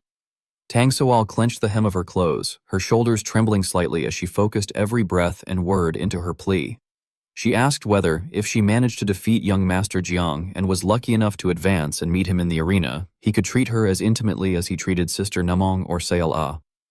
At that moment, Yang Qin fell silent, not out of confusion, but because he was completely taken aback by her request. He suggested that if she truly wanted that, she could simply say it. But Tang Soal immediately blushed and insisted that if she said it first, it would feel no different from having already lost. She turned her face away, her ears burning red, while the unspoken feelings in her heart surged like a torrential flood. She admitted, to herself more than to him, that at first she had only been impressed by his handsome appearance. Yet after months of traveling together to Henan, she had realized that his heart was even warmer than his looks. When someone felt cold, he would quietly release fire energy outward. When she had no appetite, he would secretly pack extra dumplings into her hand and pretend it was part of training. She knew he treated everyone kindly, but she wondered how she could not be moved and how she could not long to stand a little closer to him. Her voice softened as doubt crept in. She reflected that she always questioned whether she was worthy of standing beside someone like him, someone weighed down by clan matters, older brothers, and titles. She herself had never been destined to be the strongest. Earning the title of Poison Phoenix had already been a long, painful journey. She had thought that this time would be no different. But when she stood opposite Namong Bai and Sayal Ah, something deep within her had quietly awakened. She realized that she no longer wanted to give up. Looking up, her eyes shimmering as if on the verge of tears, she resolved that no matter how childish or ridiculous her actions seemed, she had to show him that she was not some soft and useless person. And with that unwavering gaze, both proud and vulnerable, she pleaded for him to accept her request. The look in her eyes seemed to still even the evening wind. The scene then shifted to the hazy white of the infirmary. Tang Soal slowly opened her eyes and jolted upright, cold sweat still clinging to her brow. She anxiously questioned where she was and what had happened to the match. Looking around the room filled with other injured contestants, she suddenly remembered everything. The defeat returned to her in a painful rush, and the shock brought tears she could no longer hold back. She lamented that even though she had used the Poison Fang Iron God, it had ultimately been useless, and she admitted to herself that the son of the Merim Alliance leader was truly formidable. Gripping the blanket tightly, she cried bitterly and blamed herself, wondering why she was crying now of all times. Her thoughts were interrupted when a familiar voice remarked that she was finally awake. Tang Soal jolted in surprise and looked toward the speaker, realizing it was Nine Yang God Yang Qin. She asked him since when he had been there. Yang Qin, leaning calmly against the bed with concern visible in his eyes, told her not to be surprised and explained that the physician and Nam Gungbi would arrive soon, urging her to rest peacefully. She lowered her head and confessed in shame that she had spoken as though she could actually defeat him. Yang Qin turned his face away and reassured her that it was fine, saying that she had fought until the end regardless and that she had looked impressive. His words left Soal frozen for a moment before she quietly murmured that she had still lost. Before she could mention the promise she had been thinking about, Yang Qin announced that he was going to rest and turned to leave. She tried to stop him, attempting to clarify what had just happened, but he was already walking away, unwilling to look back for fear that she would notice how red his ears had become. Tang Soal watched his retreating figure for a few moments before smiling softly, her eyes filled with happiness as she reflected that he was truly terrible at hiding his feelings.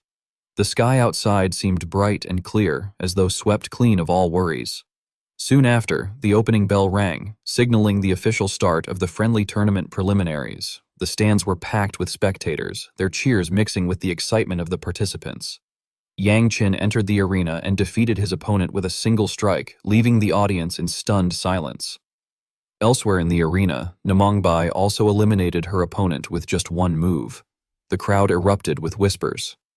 Some people exclaimed that taking down an opponent with a single move was unbelievable, especially since something similar had happened the day before. Others speculated that a new dragon or phoenix might emerge this year and wondered who the likely winner would be. Rumors circulated among the spectators. Some remarked that the young man who had defeated Dak Bong Poison Phoenix the previous day was clearly extraordinary and claimed to have heard that he possessed the bloodline of the Murim Alliance leader, insisting he should not be underestimated. When asked who might win, others responded that Niang God Yang Qin of the Zhu family was also a strong contender, noting that he inherited the bloodline of the savage tribe and was rumored to be the disciple of the fallen venerable. Suddenly, young Master Peng appeared behind them, startling the group. He stated that he too believed young Master Gu would win. The two men he had been speaking to recoiled in shock, exclaiming that he had frightened them and then realized who he was. They questioned whether he was really Peng Wu-jun, the former divine dragon, and pointed out in confusion that the Hube branch had not even entered the tournament. Peng Wu-jun only smiled calmly, explaining that he had merely happened to stop by the alliance on business. On the other side, Namong Bai approached Yang Qin with eyes full of challenge, remarking that he had won easily again. Yang Qin returned her look with a calm expression, saying that she had also won and reminding her to at least remember whom she had fought. Nami only shrugged with a bored look, saying that fighting those people felt dull and that she simply wanted to hurry and duel him. In that moment, Yang Qin briefly wondered why she was so obsessed with fighting him. He glanced around and asked the others if they had seen the little girl, noting that she must have gone outside again just like the previous day. Scratching his chin in thought, he considered reminding Hunghua to keep a closer eye on the child. The scene abruptly shifted to a dark, oppressive space. A man clutching his bleeding arm was overwhelmed with panic as screams echoed endlessly behind him and blood stained the ground like the depths of hell. Corpses were piled and scattered everywhere, creating a horrific sight. He desperately tried to escape the dark cave, thinking that it was a nightmare, haunting memories of the Shani branch being wiped out because of one wrong decision to ignore the palace lord's orders. Yet here, everything was supposed to be strictly controlled. He wondered why such a situation was happening when not even the abbot of the Shaolin Temple should have known anything. Stumbling through the darkness, his heart sank into despair. Behind him, Xiao A's figure slowly emerged, the sword in her hand reflecting a cold glint. He realized that the one responsible for everything was an unknown little girl. He told himself that he could not die there and that he had to escape at all costs to report back to the palace lord. With that thought, he turned and ran at full speed, every cell in his body screaming for survival. He kept telling himself that there had to be a way. Without hesitation, Xiao A lunged forward and ended the black-clad man's hope with a precise strike. His head was severed while consciousness still lingered. Standing over his body, Xiao A murmured that she was sorry for having borrowed his body without permission and for forcing him to do all of this. Another voice, gentle, warm, and belonging to her past self, responded that it was all right, saying that Xiao A had acted out of concern for the young master, wanting to lessen the burden he carried. The past self added that she now understood everything, since Xiao A was her future self. Having resolved the matter, Xiao A quickly made her way back to the inn. As she approached, she heard Hunghua calling out urgently in the distance. Xiao A ran toward her and embraced her beloved older sister tightly. Hunghua gently chided her, her voice filled with worry as she asked where she had been and reminded her how anxious she had felt. A only smiled innocently, explaining that she had merely gone out to look around for a bit, but had ended up getting lost. Hunghua repeated her warning, saying that if A ran around like that again, she would truly scold her. She then took A's hand and told her they should go inside, adding that the young master had been very worried about her. In her mind, Sail A heard the voice of her future self echo like a solemn promise, declaring that if there were even the slightest chance to atone to Gu Yanqin, she would seize it. On the third day of the martial arts tournament's group stage, Yang Chun stepped out of his room while stretching tiredly. As he did, the sound of an argument drew his attention. He soon found Namun Bai and Namun Chen Jun locked in a tense confrontation. Chen Jun was urging his sister to stop what she was doing and return with him, insisting that her behavior would bring serious trouble upon the Zhu family. Namun Bai retorted in irritation, questioning why he was so determined to come to her when they already had separate living arrangements. She demanded that he let go of her hand. Chen Jun pressed further, saying he could not understand why she was taking things so far when the matter was simply a marriage arranged by the family, and he questioned what kind of engagement could push her to this extreme. Bai's expression immediately darkened. She tore her arm free from his grip with anger, surprising him enough that he called out to her in shock. She responded with a cold voice, warning him to choose his words carefully and declaring that she never wanted to hear those words again. As she spoke, lightning-infused qi erupted from her body like a violent electrical storm. Across from her, Chen Jun stood stunned by her fierce reaction. At that moment, Yang Chun approached, remarking that he had wondered who was causing a disturbance and remarking that it turned out to be the brother-in-law. He looked at Chen Jun and asked what the two of them were doing there. Chen Jun avoided the question, saying it was nothing important and that they would be leaving. But after only a few steps, Yang Chun provoked him again, mentioning that he had checked the competition roster and discovered that his next opponent was none other than his brother-in-law. He flashed an eager smile, while Chen Jun clenched his teeth in anger as Yang Chun told him he hoped he would give his best this time to make a spectacular match. Chen Jun responded by tightening his fist, veins bulging, and stated that he looked forward to receiving Yang Chun's instruction. Time passed quickly until the quarterfinals. The referee introduced the two opponents. Namun Chen Jun of the Namun clan versus the Nine Young God, Yang Chun of the Shanqi Ju family. Standing opposite Yang Chun, Chen Jun spoke first, explaining that he had held back earlier only because his sister had been present, but now he intended to speak plainly. He warned Yang Chun not to act smug just because he had lucked his way into this round and asked whether Yang Chun truly believed that miraculous coincidence from before would repeat itself. Since Yang Chun had been the one to insist on fighting seriously, Chen Jun declared that he would not hold back in the slightest and warned him not to regret it when he ended up crawling away covered in injuries. Hearing this, Yang Chun merely smiled and commented that it sounded great. The referee then shouted for the match to begin. Instantly, Yang Chun charged forward with a blazing punch of fire qi, the flames shaping themselves into a bloodthirsty firewolf capable of incinerating anything in its path. Chen Jun's eyes widened at the sudden assault. Before he could react, the firewolf swallowed him in a vast inferno. A devastating explosion followed, blowing apart a section of the arena floor. The audience was stunned, shocked that the arena had been shattered and wondering whether Yang Chun had been hiding such terrifying power all along. Namung Bai, Seal A, and Tang So Wal were all thrilled by Yang Chun's overwhelming opening strike as murmurs spread through the crowd, questioning what had happened to Ryung. From within the thick smoke, hundreds of sword strikes erupted, slicing through the debris and scattering the billowing haze that covered the arena. Chen Jun glared at Yang Chun with eyes full of murderous intent. He seemed to accuse Yang Chun of thinking that such a cheap trick could defeat him.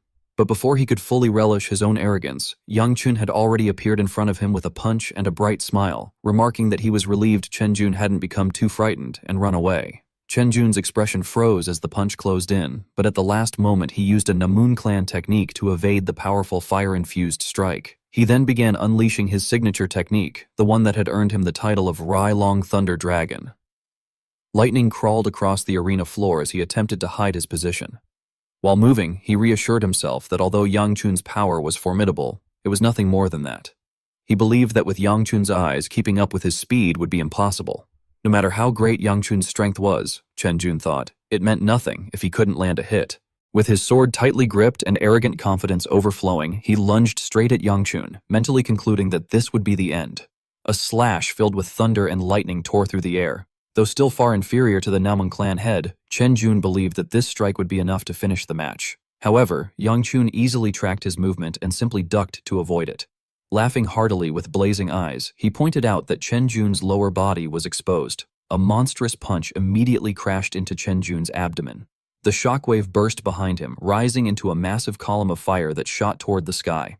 Everything within its radius was reduced to ash. A searing pain stabbed directly into Chen Jun's mind, staggering him. He wondered what kind of illogical power this could be. Before he could process the agony, Yang Chun leaped into the air and kicked him straight in the throat. Without pause, Yang Chun seized both of his arms and executed a familiar ground-pounding technique, as if questioning whether such power could truly come from someone younger. A massive slam sent Chen Jun hurtling away like a cannonball shot from a large-caliber weapon. The arena floor shattered, and swirling smoke hid the scene from the spectators. Yang Chun landed lightly, shards of stone raining down around him like falling stars. Amid the devastation, Chen Jun lay flattened on the ground. Memories resurfaced in his mind. He thought of how absurd the situation was, how the one who should have been lying broken on the floor should have been Yang Chun, not him. He internally begged Yang Chun not to look at him with those infuriating eyes. He recalled how everything had gone wrong ever since he became entangled with Yang Chun in Sichuan. It began with Yang Chun's overwhelmingly superior talent, and from there, everything spiraled beyond his control. Even his respected sister changed after meeting him. To correct all the mistakes, Chen Jun had accepted a power so dangerous that even his father had feared it. When he obtained it, he believed everything had finally reversed. He remembered being told that through the ritual, the energy would integrate into his body, but that before the internal force stabilized, he absolutely must not use it. Yet his growing frenzy and rage had caused him to lose all composure and ignore every warning. He convinced himself that even if the timing was wrong, he no longer cared. Right here, in this place, he believed he absolutely had to win. As long as he could defeat Yang Chun, he told himself he could accept any consequence. With a mad roar, he lunged at Yang Chun once more. His sword became engulfed in a sinister dark energy, and his power surged abruptly and violently. Yang Chun was momentarily stunned, forced to use his hand to block the sword strike as he retreated. Confusion washed over him. He could not understand where this sudden surge of power had come from. When he observed more carefully the second time, he finally noticed something. The sword had grazed him, and from that moment on, he no longer had control over the situation and was forced to dodge continuously. Seeing this, Chen Jun laughed loudly, looking thoroughly satisfied. He seemed to mock Yang Chun by expressing that things finally looked the way they should, asking whether Yang Chun could now see the overwhelming difference in their skill levels. He continued swinging his sword wildly with the newfound power, declaring with arrogance that a worthless nobody like Yang Chun had no right to taint his beloved sister. He insisted that his sister could only ever belong to him alone. However, the moment those words left Chen Jun's mouth was the moment Yang Chun became truly furious. Yang Chun directly snapped Chen Jun's sword with his bare hands, shocking Chen Jun. Yang Chun then stated coldly that he would demonstrate what the true difference in skill level looked like. Chen Jun's eyes widened in disbelief, unable to grasp what had just happened. The answer came in the form of Yang Chun's strong hand tightening around his arrogant throat. Chen Jun could only stutter in panic as Yang Chun pinned him to the ground, the fire chi behind Yang Chun surging violently like an uncontrollable volcanic eruption. Yang Chun's voice became icy and filled with terrifying killing intent as he demanded to know where Chen Jun had obtained that power. As Yang Chun's hand squeezed tighter, Chen Jun struggled desperately, unable to breathe.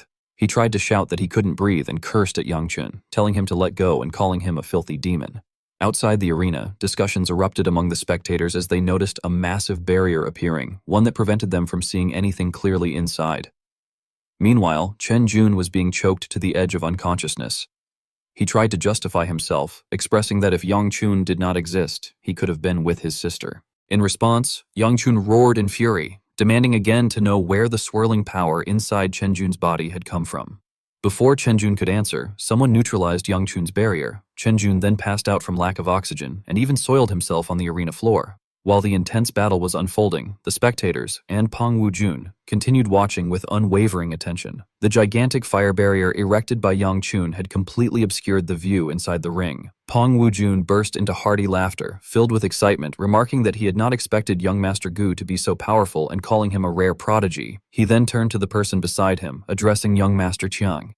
Jiang Xi narrowed his eyes in displeasure, his voice growing stiff as he asked whether Peng, as the head of the young clan, truly believed the current situation was something to celebrate. Chiang pointed out that a junior revealing strength far surpassing the registered disciples of the three great clans was a matter severe enough to threaten their plans.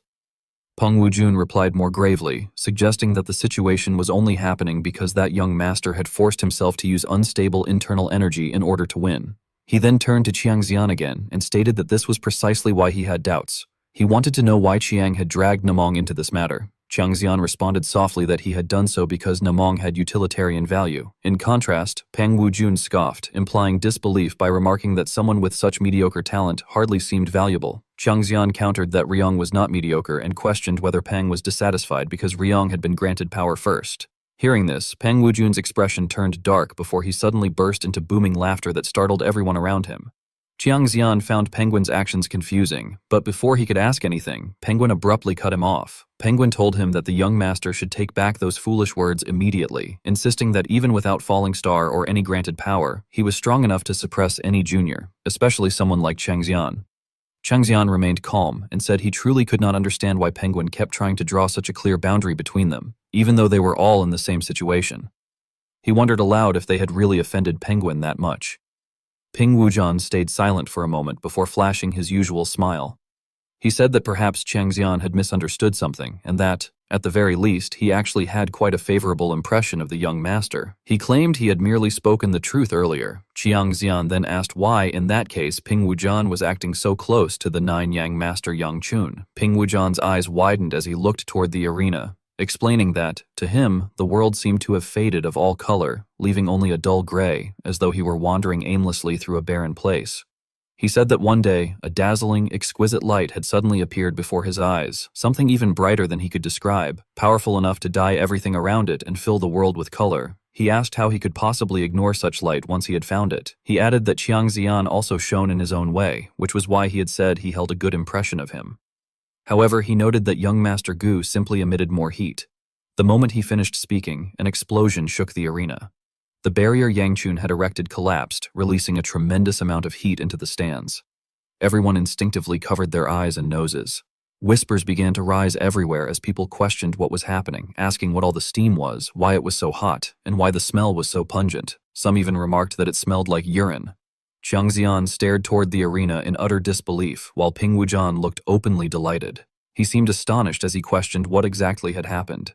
Below the arena, smoke and dust obscured the scene, plunging everything into chaos. But once the barrier dissolved, the smoke quickly dispersed, revealing the winner and the loser of the battle. The referee's voice rang out like a wake-up call, declaring that the winner was Nine-Yong Master Yang Chun.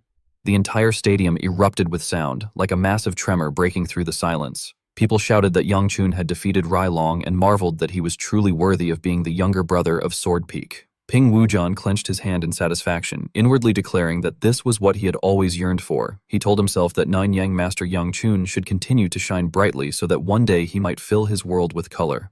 Meanwhile, below, Yang Chun was looking at his hand, which was overflowing with the strange qi he had just absorbed. His expression was tense, sweat beading on his face from exhaustion as he silently cursed the situation. Time continued to pass. From inside the treatment room, frantic screams echoed without pause. Chen Zhen, who had just awakened, was clutching his head and shouting in despair. He kept repeating that his internal energy, his Mai Qi, was gone, questioning why such a thing had happened. As he recalled the earlier battle with Yang Chun, he insisted to himself that such an outcome could not be real and that he absolutely would not accept it. Marang Hua sat nearby, nervously biting her nails as she thought that everything seemed to be falling apart. She reflected on how hard she had worked to secure her engagement with him, only to face such a disastrous situation now. She told herself that if this continued, she would be in far greater trouble than simply having to seek help from the Namen clan. More precisely, she would need help from the Heavenly Venerable. Letting out a tired sigh, she wondered how long this terrible drama would last, and when she could finally escape the constant worry of her vein-blocking disease. She wished it could simply melt away like snow in spring. Memories of her first encounter with Yang Chun surfaced, and she considered that perhaps she still had another option, if only she could verify it again. The scene then returned to Yang Chun, who was walking down the mansion hallway with Muon. Muon expressed, with deep admiration, that the young master had been truly brilliant, and asked how long he had been that strong, saying he was deeply moved. Yang Chun dismissed the flattery and then remarked to his bodyguard that Muon too had apparently surpassed the threshold of the peak stage realm when he wasn't paying attention. Muon scratched his head awkwardly and replied that such progress was simply the natural duty of a bodyguard of the Ju family. He then asked how the match earlier had ended, explaining that he had been unable to see clearly because of the steam. Hearing this, Yang Chun's face turned pale as he hurried to come up with an excuse. He claimed that he had simply finished the opponent off with the fire wheel technique. Internally, he wondered how he could possibly reveal the truth, knowing it had been a complete mess inside. He recalled that he had generated heat only to dry the urine of that terrified child who had wet his pants from fear. If not for his consideration of his position as a potential son-in-law to the Neimong clan, he would have let the boy be mocked forever. Fortunately, he had put up a barrier in time to keep the incident from being exposed. Laughing loudly, Yang Chun continued walking and stated that he was exhausted and needed to rest. Muon agreed respectfully, saying the young master had worked hard. But when Yang Chun reached for the door, he hesitated. He had never expected events to unfold like this and wondered what was wrong with his strange body. He recalled that the entity inside him had reappeared and unilaterally absorbed all that unusual qi from Rai Long. He questioned where the boy could even have obtained such energy. Despite his efforts to investigate, he had found no useful clues. At first glance, the qi was not demonic. Instead, it felt oddly familiar, the type of qi that counteracted his own internal qi. He realized it felt similar to the qi he had sensed from Seale. Just as Yang Chun opened the door, Seale jumped up with a cheerful smile, expressing warmly that she welcomed him home and that his match that day had been truly outstanding. But Yang Chun immediately stepped back in surprise, causing Seale to fall flat on her face. Yang Chun was told that he had been running around outside too often lately, and Seale asked whether he had properly watched the martial arts matches that day. She looked up at him in pain as she explained that she had indeed watched them, saying she had heard all the upcoming matches would be important ones, so she had gone with the sisters to observe. She quickly stood and moved closer to Yangchun, adding that she had learned how to braid hair from Sister Ling Hua and asking him to allow her to braid his hair. Yangchun reacted with flustered confusion and wondered aloud whether such a thing was really necessary at that moment, since it was not a special occasion. Seal immediately put on her familiar pout and insisted that he let her try just once, saying she was very confident this time.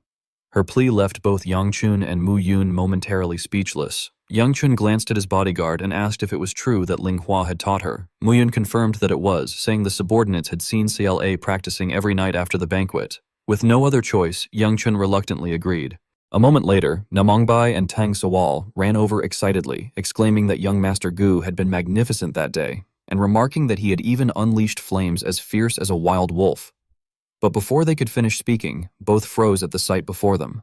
Seal was braiding Yangchun's hair, yet the result resembled a chicken feather duster.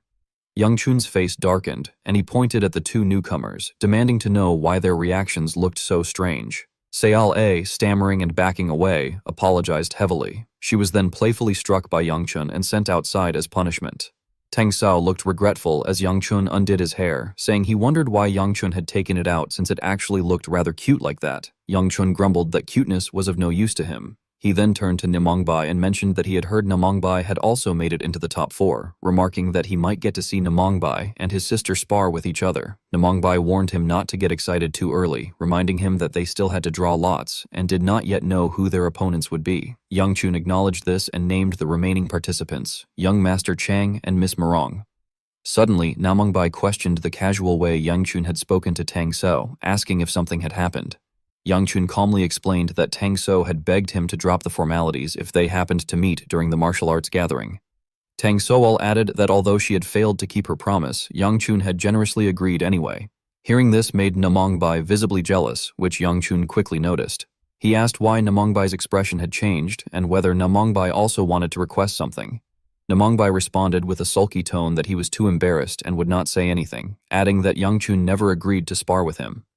Yangchun scratched his head awkwardly and apologized if it was about that, reassuring him that, just as Tang Sao had said, they might meet in the main arena this time and that Yangchun absolutely could not avoid it. Namongbai accepted this with a smile. However, things did not unfold the way Namongbai had hoped. The opponent lists were announced for the Friendly Martial Arts Tournament quarterfinals. 9 Yang Master Yangchun of the Shaniju family was assigned to face Morong Silhua of the Morong clan, while Namongbai of the Namong clan was to face Yang Zuni of the Tai Lingjiang family. Meanwhile, Zhang Xian stepped onto the arena with an expression full of conceit, believing that the stage meant solely for him had finally arrived before his eyes. Yangchun stood silently while examining the opponent roster, thinking to himself that Naini Yang, Master Yangchun of the Shaniju family, would face Morang Hua of the Mairong clan, while Namongbai of the Namong clan would be matched against Zhang Xian of the Tai Lingxiang family. His expression remained somber as he reflected that, considering Tang Sawal's situation, it would have been better if he had faced him earlier. He had never expected such an incident to occur. At that moment, Namongbai approached him from the side and asked why his expression was so heavy. Startled, Yangchun turned toward her and denied that anything was wrong, asking when she had arrived. She replied that she had only just arrived and remarked that he did not seem concerned about his own match, instead asking whether he was worried that she might fail. Hearing this, Yangchun felt a sharp sense of guilt and hesitantly explained that it was not because her strength was inferior to the others, but rather because that man, Zhang Xian, appeared to be hiding something suspicious, which made him feel deeply uneasy. Suddenly, Namongbai reached out and took his hand, gently telling him not to worry. With a soft smile and a warm voice, she assured him that he did not need to concern himself and that he should simply trust her and watch. As the battle began, time quickly advanced to the next match. Namongbai prepared herself to seize victory, releasing a breath as she regained her composure. She thought that although she was surrounded by many people, she still felt relaxed, reasoning that it must have been because Yangchun was watching her from somewhere. Her thoughts were abruptly interrupted by Chiang Xian, who remarked that he had not expected Ryong to have such a beautiful older sister. He stepped into the arena with his usual refined and dignified bearing, stating that they seemed to have met briefly at the banquet and introducing himself as Xiang Zunyan, a descendant of the Tai Lingjiang family, before saying that he looked forward to receiving her guidance. Namongbai replied in an indifferent tone, introducing herself, but a strange sensation suddenly arose in her mind, causing her to reflect. She felt that although this man could not be compared to Yang Chun, there was something unsettling about him. Despite his almost imperceptible presence, she could not understand why she instinctively did not want to get close to him. Soon after, the referee's announcement echoed throughout the arena, declaring the quarterfinal match between Namong Bai and Zhang Zunyan, instructing both sides to prepare and signaling the beginning of the fight. Instantly, Chang Xian prepared to charge forward, gripping his sword tightly. However, an overwhelming pressure emanating from his opponent forced him to stop. His body froze in place, and anxiety slowly flooded his mind as he wondered what that pressure was and why his legs felt so heavy that he could not lift them at all. He clenched his teeth in frustration and looked up when Namong Bai's voice echoed, remarking that since he did not seem intent on advancing, she would make the first move instead. At that moment, her body was engulfed in a violent surge of demonic energy. Lightning tore through the surrounding space like a raging storm, sweeping everything aside. Namong Bai slowly approached while Chiang Xian was pressed to his knees by the destructive force. She raised her sword unhurriedly, her gaze sharp and utterly devoid of mercy. Chiang Xian's face turned pale as sweat streamed down, the blade drawing ever closer. In his mind, he cursed desperately and urged his body to move faster. At the final instant, he managed to dodge aside, narrowly avoiding Namong Bai's immensely powerful slash.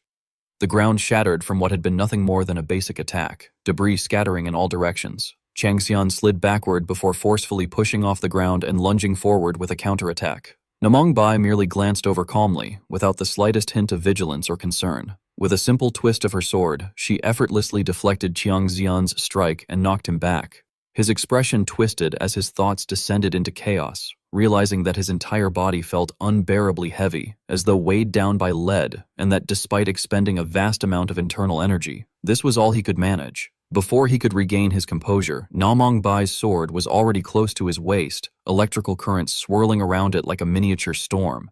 He gripped his sword with both hands and slashed downward in an attempt to defend himself, but even that was insufficient to halt her power. In his mind, he acknowledged that this strength was on a completely different level compared to Rai Long, and he questioned whether this was the true sword technique lineage of the Namong clan. Namong Bai's expression remained as calm as ever, as it was clear to her that this opponent was nowhere near her level. She poured more force into her sword, sending Chiang Xian flying far across the battlefield. Seizing the momentum, she immediately rushed forward and unleashed a relentless barrage of attacks. Each strike seemed to etch lightning-infused chi between heaven and earth, every movement fluid and elegant, yet mercilessly forcing her opponent into a desperate struggle merely to defend himself. Finally, Kang Xian was cornered at the edge of the arena, left with no choice but to use his trump card if he wished to win. He could hardly believe the situation and was unwilling to accept defeat there, thinking that the place had been prepared for him to shine and that it could not possibly end that way. Namong Bai leapt toward him, her slash aimed straight at Chiang Xian. However, at the very last moment, everything was completely reversed in what could only be described as a dark reversal. In the stands, Yang Chun's eyes darkened as the rage he had felt earlier surged up once again. In the arena, Chiang Xian had knocked Namong Bai sprawling to the ground, his sword stained with a familiar dark demonic energy. Yang Chun wondered what kind of move that had been, then tightly clenched his hand in fury, crushing the chair beneath him. He realized that Chiang Zunyan had used the exact same type of chi as Ri Long. Chiang Xian walked up to Namong Bai and proudly remarked that she was truly formidable, admitting that it was the first time he, as a junior, had been forced to fight so hard. Namong Bai struggled to sit up, coughing up blood from the internal injuries caused by his unexpected counterattack, and wondered what had just happened, as she had not seen anything at all. Chiang Zunyan gently dusted off his robe and stated that perhaps he should apologize, because he now realized that she was an opponent against whom he could not hold back or finish the fight quickly. As soon as he finished speaking, he leaped forward again, using the strange chi he had just activated. Namong Bai struggled to grasp her sword as her body suffered severe internal injuries. She desperately tried to fend off Chiang Xian's rapid slashes and was gradually forced backward. He laughed loudly and commented that she was still able to block that move, praising her while remarking that after enduring that blow, her body could not possibly be intact. Namong Bai clenched her teeth as the uncomfortable sensation from earlier returned to torment her once more. She found it utterly disgusting and felt nauseous, wondering why that foul smell had reappeared. She told herself that she had to find a way to escape as soon as possible and wished she could be by Yang Chun's side at that moment. Her eyes involuntarily drifted toward the stands, where she caught sight of Yang Chun's familiar figure. However, his gaze and expression only made her feel even more distraught. She realized that this was happening again and recalled how she had told him to trust her and not to show that kind of expression. She despised her own helplessness and wondered why she could never be of any help at all. Being by Yang Chun's side had taught her what happiness truly meant, yet she knew she could not continue as a burden that held him back. Because of that, Namong Bai Ah resolved to prove herself, to prove that she could stand firmly on her own 2 feet without anyone's assistance. Chiang Shunyan shouted at her, telling her to try blocking his sword technique. Namong Bai Ah immediately became serious again, gripping her sword as though it were an extension of her own body. Against all expectations, she succeeded in blocking Chiang Shunyan's finishing strike. His eyes widened in shock as he realized that she had blocked it. Staring at the sword in front of him, he noticed the sound it produced and thought that it was sword resonance. He questioned whether she was truly capable of producing such a clear sound, wondering if this might be some kind of hidden trump card. However, he quickly dismissed the idea, sensing that she did not seem able to control it. That led him to consider another possibility, whether this could be a moment of enlightenment. Namong Bai Ah whispered to herself with firm determination as she focused her mind, urging herself to concentrate. Channeling that focus, she knocked his attack aside and forced Chiang Shunyan backward. Sword chi swept violently across the arena floor. For a brief moment, everything seemed to slow down, and her concentration reached its absolute peak. She realized that this was it. Her eyes shone brilliantly as the sword seemed to erupt with the enlightenment of her sword technique and the power of her will. She understood that this would be the decisive blow of the match, and she reassured herself that she could do it. Without a doubt, she could succeed. Before Namong Bai Ah's eyes, countless sword trajectories seemed to unfold as she reminded herself that she must not rush. She knew she had to move slowly yet with absolute precision, believing that the most important thing was to identify her opponent's weakness. At that moment, the memories of her ancestor were being passed down to her as the true successor of the Namong sword technique. Namong Bai Ah then charged forward, her composure pushed to its absolute limit as she eliminated all emotions from her mind. Across from her, Chiang Xian remained confused. He observed that her entire body should have been covered in injuries and questioned what she intended to achieve with such slow movements. He recalled a similar experience from before, remembering that the same thing had happened when he faced Doc Bomb.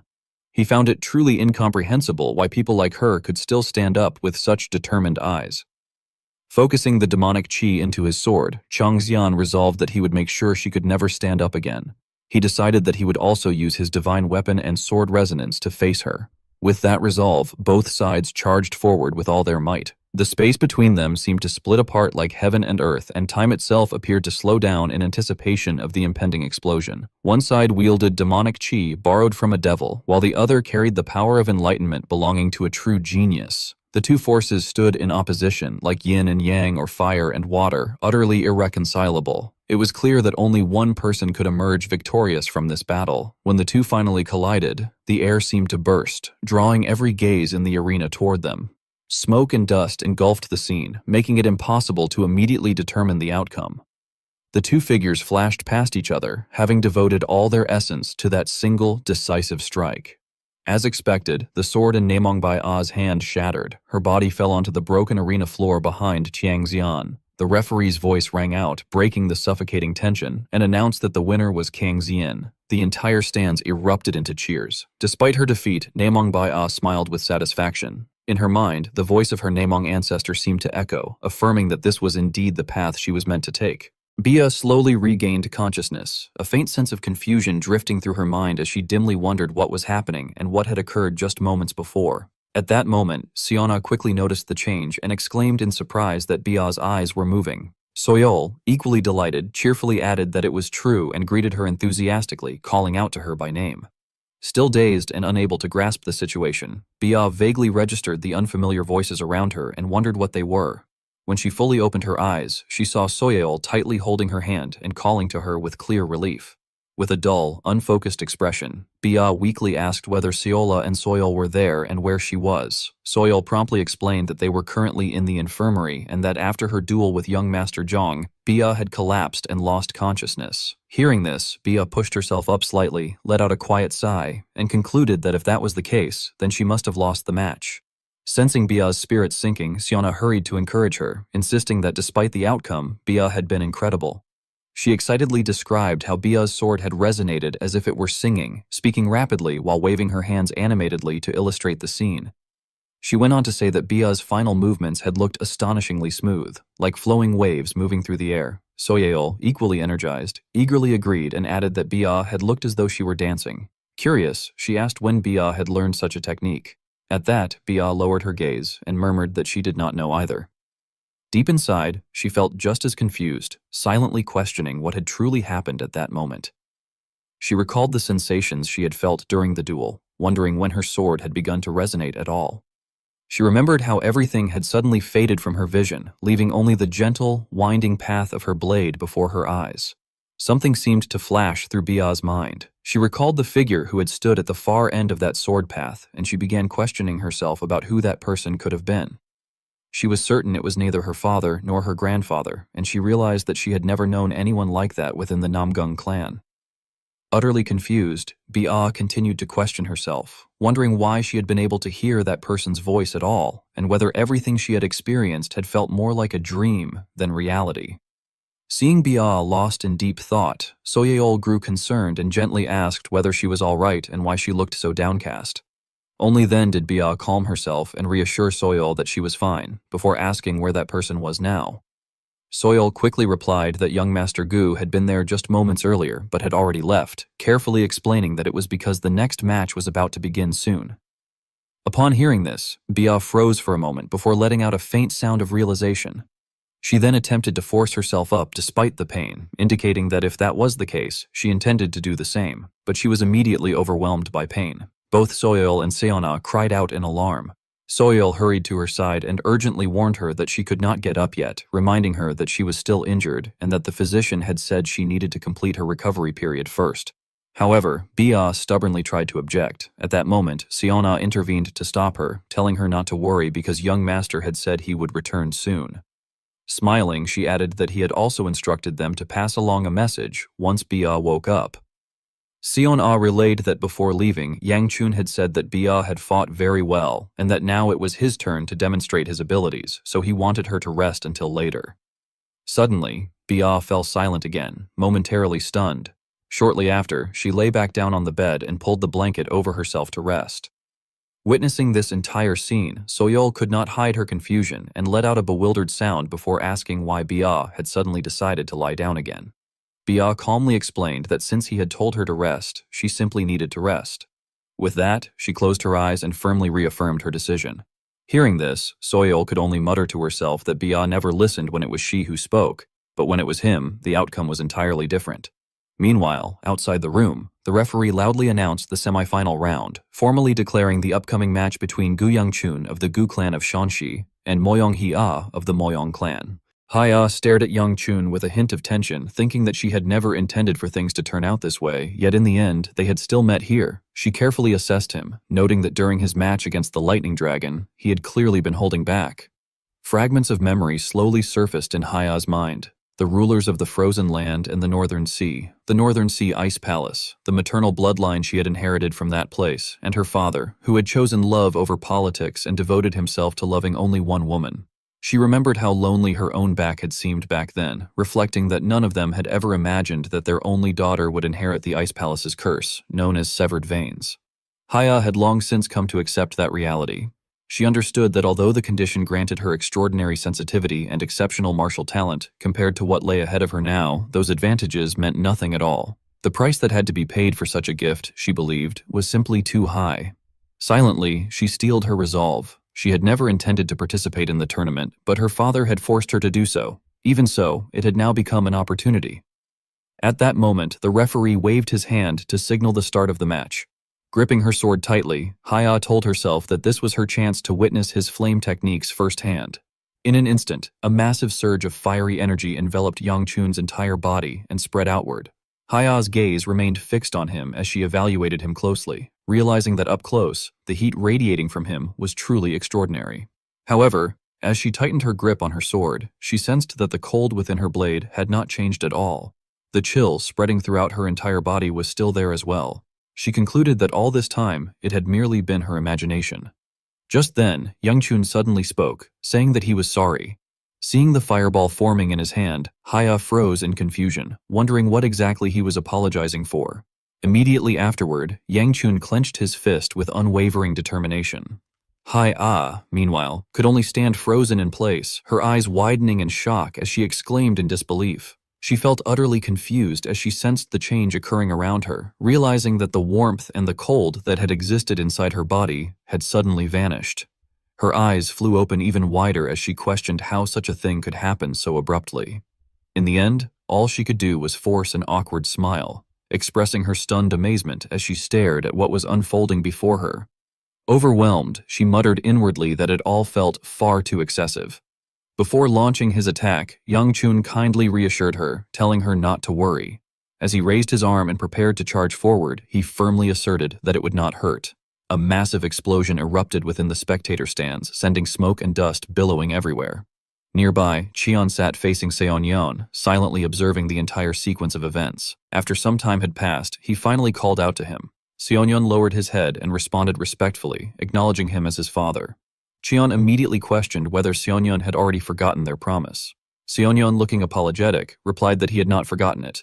Hearing this, Qian pressed him further, demanding to know why he had still done such a thing. With remarkable patience, Qian explained that, from what he could tell, Seonyeon had used that energy once again. He reminded him that he had already warned him that the energy could devour him from within and cause Cheon to lose the person he knew as his son. He emphasized that he had only granted permission because Seonyeon had promised not to use it until the necessary conditions had been fulfilled. Avoiding Cheon's gaze under the pressure of the interrogation, Seonyeon was then asked why he could not abide by that agreement. At that moment, Seonyeon became overwhelmed with resentment, biting his lip tightly as the question echoed in his mind. He recalled that instant and silently felt anger rising within him, knowing that there was no way he could explain the truth to his father. A flood of negative emotions from the match surged through his thoughts. Fear, despair, and humiliation all resurfaced at once. With his head lowered, he reflected that the energy could only be felt by those who possessed it, and that his father was merely drawing conclusions based on what he had seen and heard.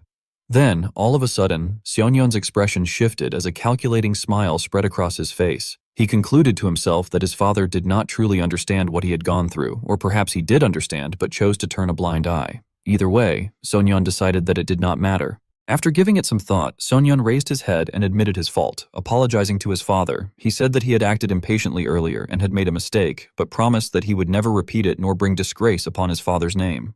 As he spoke, a faint, obedient smile appeared on his face. Seonyeon's eyes narrowed slightly as he silently judged that this response was satisfactory. Looking at Cheon, who sat coldly across from him, Seonyeon reassured himself inwardly that if he truly was the star destined to illuminate this era, as everyone claimed, then one day his father would surely come to understand him.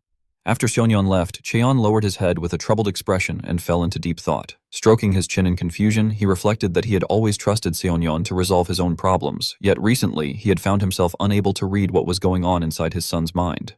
Glancing toward the outside, Cheon concluded to himself that it seemed he would need to have a proper conversation with him. Meanwhile, Yang Chun arrived at Bia's resting room. Entering with concern, he announced his presence. Upon hearing his voice, Seona immediately responded excitedly and addressed him respectfully, then hurried to shake Bia, urging her to wake up and telling her that the young master had arrived. Bia, exhausted, slowly opened her eyes and let out a faint murmur. Seeing Bia sit up, Youngchun began to ask about her condition. Rubbing her eyes in a daze, she complained that the room felt stuffy and said she wanted to go outside. However, Youngchun quickly refused, stating that if she did, she would undoubtedly run straight to the training grounds. Upon hearing this, Bia lifted her sparkling eyes to look at him, which made Youngchun sigh helplessly as he remarked that in her current state, there was no way he would allow it. Bia then confessed honestly that she had thought Soyeol had said she would help her. Overwhelmed, Soyeol held her head and muttered that she could not help her sneak out. When Youngchun noticed Soyeol, he turned to her and asked where she had been. Soyeol promptly explained that she had gone to see Nona Moyong, but since Moyong was not there, she had been moved to the clan's special treatment ward. This explanation did not surprise Youngchun, as he remarked that it made sense given her condition. He then asked with concern about her current state. Soyeol replied that she had been told there were no serious injuries, but added that ever since Moyong had dueled Youngchun, she had been acting confused and absent-minded. At the same time, Haya sat on the bed in a daze, quietly murmuring to herself that it felt warm. This caused Youngchun a moment of unease, as he was certain that he had restrained his strength during the duel. However, he soon calmed himself, reasoning that as long as she was fine, there was no real problem. Lying on the bed, Bia complained that she was hungry. Hearing this, Sona handed her a rice cake and suggested that she eat it. At the same time, Youngchun's thoughts wandered. He reflected that if Elder Shin had seen the match earlier, he would certainly have lectured him again, either saying that Youngchun had ended it too quickly or that he had not taken it seriously enough. He glanced back and recalled that, come to think of it, he had not seen Elder Shin earlier. Countless questions filled Yang Chun's mind. He realized that every time he looked at Zhang Xiaoyun, he felt the same kind of emotion he had experienced when facing the Bloodfangs, and whenever that happened, a chilling sensation ran through him. Grinding his teeth in anger, he thought that ever since he had seen Xiaoyun use energy similar to that of the Lightning Dragon, Elder Shin had disappeared once again. However, Yang Chun remained certain of one thing. Unlike before, he could still sense Elder Shin's presence somewhere within his own body, which meant that Elder Shin had not completely vanished. Generating a flow of energy around himself, Yang Chun speculated that Elder Shin might be suppressing or dealing with this energy in the same way demonic energy was controlled. Still, he wondered where this energy had originated. After some thought, he resolved that he had to find out, no matter what it took. After a while, Yang Chun finally heard Soyeol calling out to him. She was extremely nervous as she addressed him respectfully and encouraged him, reminding him that the final match was tomorrow. She urged him to win and told him that everyone would be cheering for him. Yang Chun had been feeling uncertain, but hearing her words eased his mind. Smiling softly, he told himself that he would find out the truth tomorrow. He reached out and gently patted Soyeol's head, expressing his thanks and telling her that it would be enough for her to simply watch the match. Before long, the day of the match arrived. Standing across from Yang Chun was none other than Seonyeon. Seonyeon, wearing a solemn expression, formally raised a question to Gu Gongja. He said that since they were already talking, he wished to ask something and demanded to know why Yang Chun had been so hostile toward him at the banquet. His voice rose as he pressed further, asking whether he might have offended Yang Chun without realizing it and requesting an explanation. Yang Chun scratched his head and muttered hesitantly that offending someone without realizing it was indeed possible. After a brief pause, he replied calmly that, thinking about it, Seonyeon might be right. However, he added that even if he explained it now, Seonyeon would not be able to understand. Hearing this, Seonyeon chose not to probe any further. Instead, he bowed slightly and said that he understood. He admitted that he did not know exactly what had happened, but if the fault lay with him, then he should apologize right away. Before he could finish, however, Yang Chun cut him off bluntly, telling him to stop and drop the matter, and stating that he did not need an apology that was not sincere. While loosening up his body, Yang Chun continued by saying that he had actually thought about this issue quite a lot. He suggested that perhaps Seonyeon too had experienced some kind of trigger that had led him down the wrong path. Then his voice sank as he asserted that after watching Seonyeon for some time, he had come to understand the truth, that Seonyeon was different. Yang Chun exposed him mercilessly, stating that Seonyeon always pretended to be kind, yet insisted on being the one on top, and that whenever things did not go his way, he would tear his opponent apart without mercy. He concluded that Seonyeon had been rotten from birth. Despite the sharpness of his words, Yang Chun's face was filled with a faint smile as he asked mockingly whether it must have been hell when the scheme Seonyeon had set up collapsed because of him. He then told Seonyeon to stop putting on such hypocrisy, adding that he himself had once tried wearing a mask as well, but it had been exhausting and impossible to maintain. Those words left Seonyeon completely speechless. In response, he released an overwhelming surge of power from his sword and acknowledged that Gu Gongja's martial prowess was indeed outstanding. However, as the massive aura around him swelled and rushed straight toward Yang Chun, Seonyeon stared directly at him and declared that Yang Chun was severely lacking in humility. Yang Chun merely curled his lips into a grin upon hearing this. Then he too unleashed his power in challenge, saying that this suited Seonyeon much better and urging him to keep doing exactly what he had been doing. At that moment, the referee's voice rang out, announcing the match between Gu Yangcheon of the Sanseo Gu clan and Zhang Sonyeon of the Taeyong Zhang clan, declaring it to be the final match. Below the arena, the entire audience held its breath in anticipation while Yang Chun and Seonyeon ground their teeth and locked eyes with each other in open hostility. Finally, the signal to begin was given. The instant it ended, the two of them charged at each other without the slightest hesitation. Seonyeon leapt high into the air and struck downward, while Yang Chun formed a fireball in front of his chest and hurled his fist forward as Seonyeon kicked toward him. The result was Seonyeon being blown away, screaming in agony. Yang Chun then swung his leg, preparing to stomp on him, but Seonyeon managed to spring up in time and evade the attack. Seonyeon rose and hovered in mid-air, then twisted his body back around, his eyes overflowing with killing intent. Swinging his sword, he shouted furiously, ordering Yang Chun to stay out of his sight. From below, Yang Chun lifted his head again, preparing to meet the attack head-on. A massive surge of power crashed down directly onto his position, shattering the ground as dust and debris erupted, completely obscuring the view. Within the swirling smoke, Yang Chun had already seized Seonyeon's wrist. Leaning close to his ear, Yang Chun taunted him, saying that he wanted to see whether, once that precious energy of Seonyeon's was exhausted, it would finally be his turn. The remark caused Seonyeon to freeze in shock. He blurted out in disbelief, questioning what Yang Chun had just said. Panic surged through him as he realized that Yang Chun had sensed divine energy, something that should have been impossible for someone who had not even received the baptism.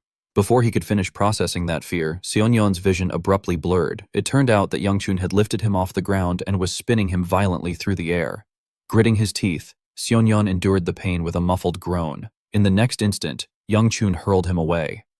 Seonyeon crashed into the wall, blasting a massive hole through it. What followed was a relentless barrage of attacks from Yang Chun. By the time Yang Chun finally stopped, Seonyeon had completely collapsed, lying motionless on the ground. Calmly, Yang Chun formed a fireball in midair. Letting out a thunderous shout, he brought it crashing down onto Seonyeon. The direct hit struck the center of Seonyeon's chest, and towering flames erupted as thick black smoke filled the air. From afar, Cheon was observing the match. Utterly exhausted, he clutched his head and sighed, reflecting that he had warned him repeatedly, yet things had still ended this way. Looking down at the arena, Cheon murmured that the child of the Gu clan had become an enormous wall that no one had foreseen, and that he could only hope his own son would not crumble before it. On the field, the referee stammered in confusion as he announced the name of Gu Yangchun from the Sanseo Gu clan, hesitating as he tried to declare the result. Before he could finish, however, another violent shockwave erupted within the raging flames, causing the referee to shout in alarm. Raising his voice, he ordered the match to stop immediately. Despite the command, Yang Chun continued his fierce assault while thinking to himself that it was not over yet. He poured all his fury into Seonyeon, convinced that when he thought about what this bastard might do, the only way to ensure he would never stand again was to completely crush him right then and there. Each of Yang Chun's punches fell like gigantic hammers, smashing directly into Seonyeon's body. At last, Seonyeon managed to grab Yang Chun's wrist and halt the blow. Yang Chun thought to himself in confusion that he had him, and that Seonyeon's bones should have already been shattered throughout his body. Suddenly, a chilling voice echoed out, declaring that it was indeed him. Jun, moving within Seonyeon's body, explained that he had felt something break, but had never imagined it would turn out like this. Casting a murderous glare at Yang Chun, he questioned just what kind of being Yang Chun was to be carrying so many things within his body. Yang Chun quickly realized that the voice speaking was no longer Jang Seonyeon's, and began to grasp that something else was present. At that moment, another voice whispered directly into his ear, murmuring with unsettling hunger that it was starving and needed to eat that thing. Startled, Yang Chun staggered back and shouted in panic, demanding to know what was happening now. Jun immediately burst into laughter, confirming that the master of the bottomless abyss was indeed there. Stunned, Yang Chun exclaimed in disbelief. Jun continued calmly, stating that although he did not know why the master resided within a child like Yang Chun, the situation worked out perfectly for him. Advancing toward Yang Chun, Jun announced that to commemorate encountering the rift, he would give him a gift. Grasping Yang Chun's wrist, he added that the beast inside Yang Chun's body would surely welcome it. Terrified, Yang Chun shouted for him to stop and demanded to know what he was doing. Immediately afterward, Jun created a protective barrier around them and stepped back. He called out that it had been nice meeting him and added that if Yang Chun ever met the dancer, he should pass along a message. Smiling, Jun pointed at Yang Chun and introduced himself, declaring that he, Dokgo Jun, was looking for her. The moment he finished speaking, Jun collapsed forward. The barrier vanished along with him. As the smoke finally dispersed, the referee loudly announced the result, declaring Gu Yangchun of the Sanseo Gu clan the victor. Yet inside Yang Chun's mind, chaos reigned. He wondered what on earth had just happened, grinding his teeth in fury as he cursed under his breath, questioning what was happening right now.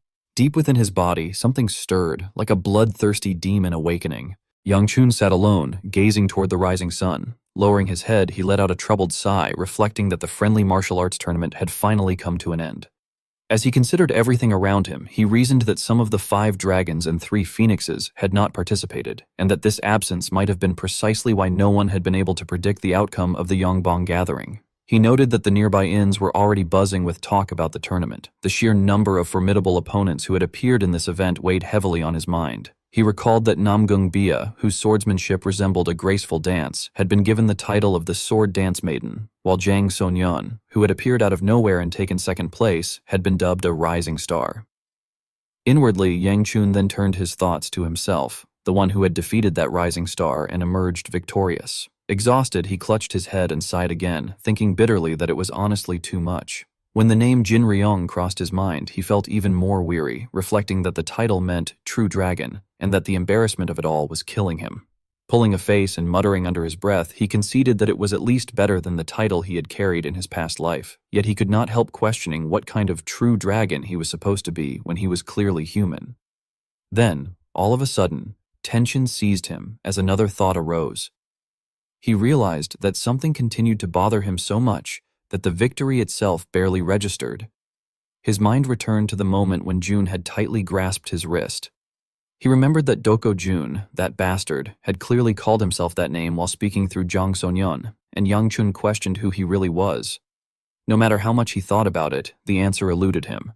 He was certain he had never heard the name Doko Jun in either his past life or his current one, which led him to wonder why someone like that was inhabiting Jang Seonyeon's body. As he recalled the incident and continued to speculate, he concluded that the massive amount of energy that had been poured into him was the same as the power used by the Bladder Dragon and by Jang Sonyeon. From that, he inferred that Doko Jun must have been the one who had granted them their power as well.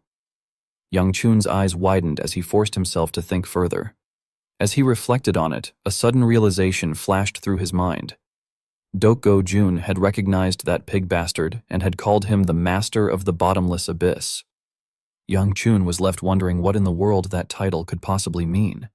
Yang Chun suddenly clenched his fists and tensed his body, calling out and demanding that if the entity knew something, it should at least say it, questioning what it wanted from him and insisting that it had to speak for him to listen. However, the only response he received was a vast, silent sky.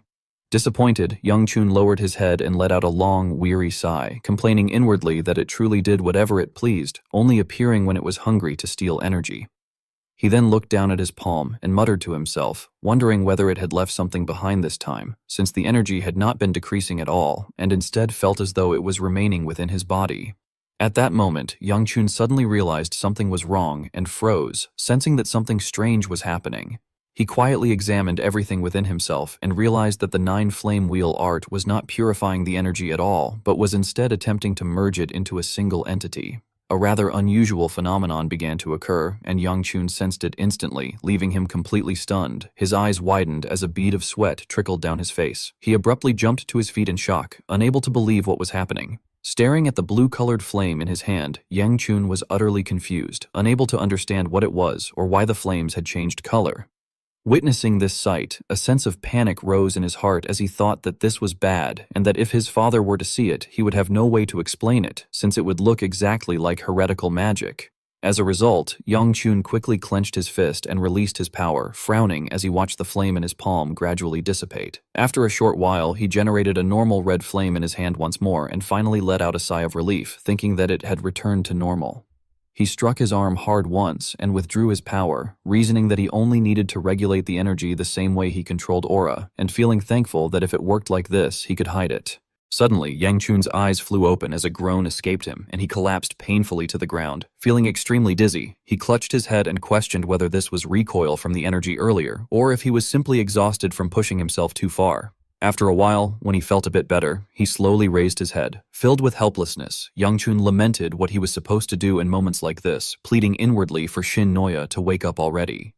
Sometime later, Yang Chun returned. The moment Mu Yeon saw him, she cheerfully exclaimed her joy at his return, congratulating the young master on his victory. Yang Chun walked in calmly and replied that yes, he had returned, before asking where the others were.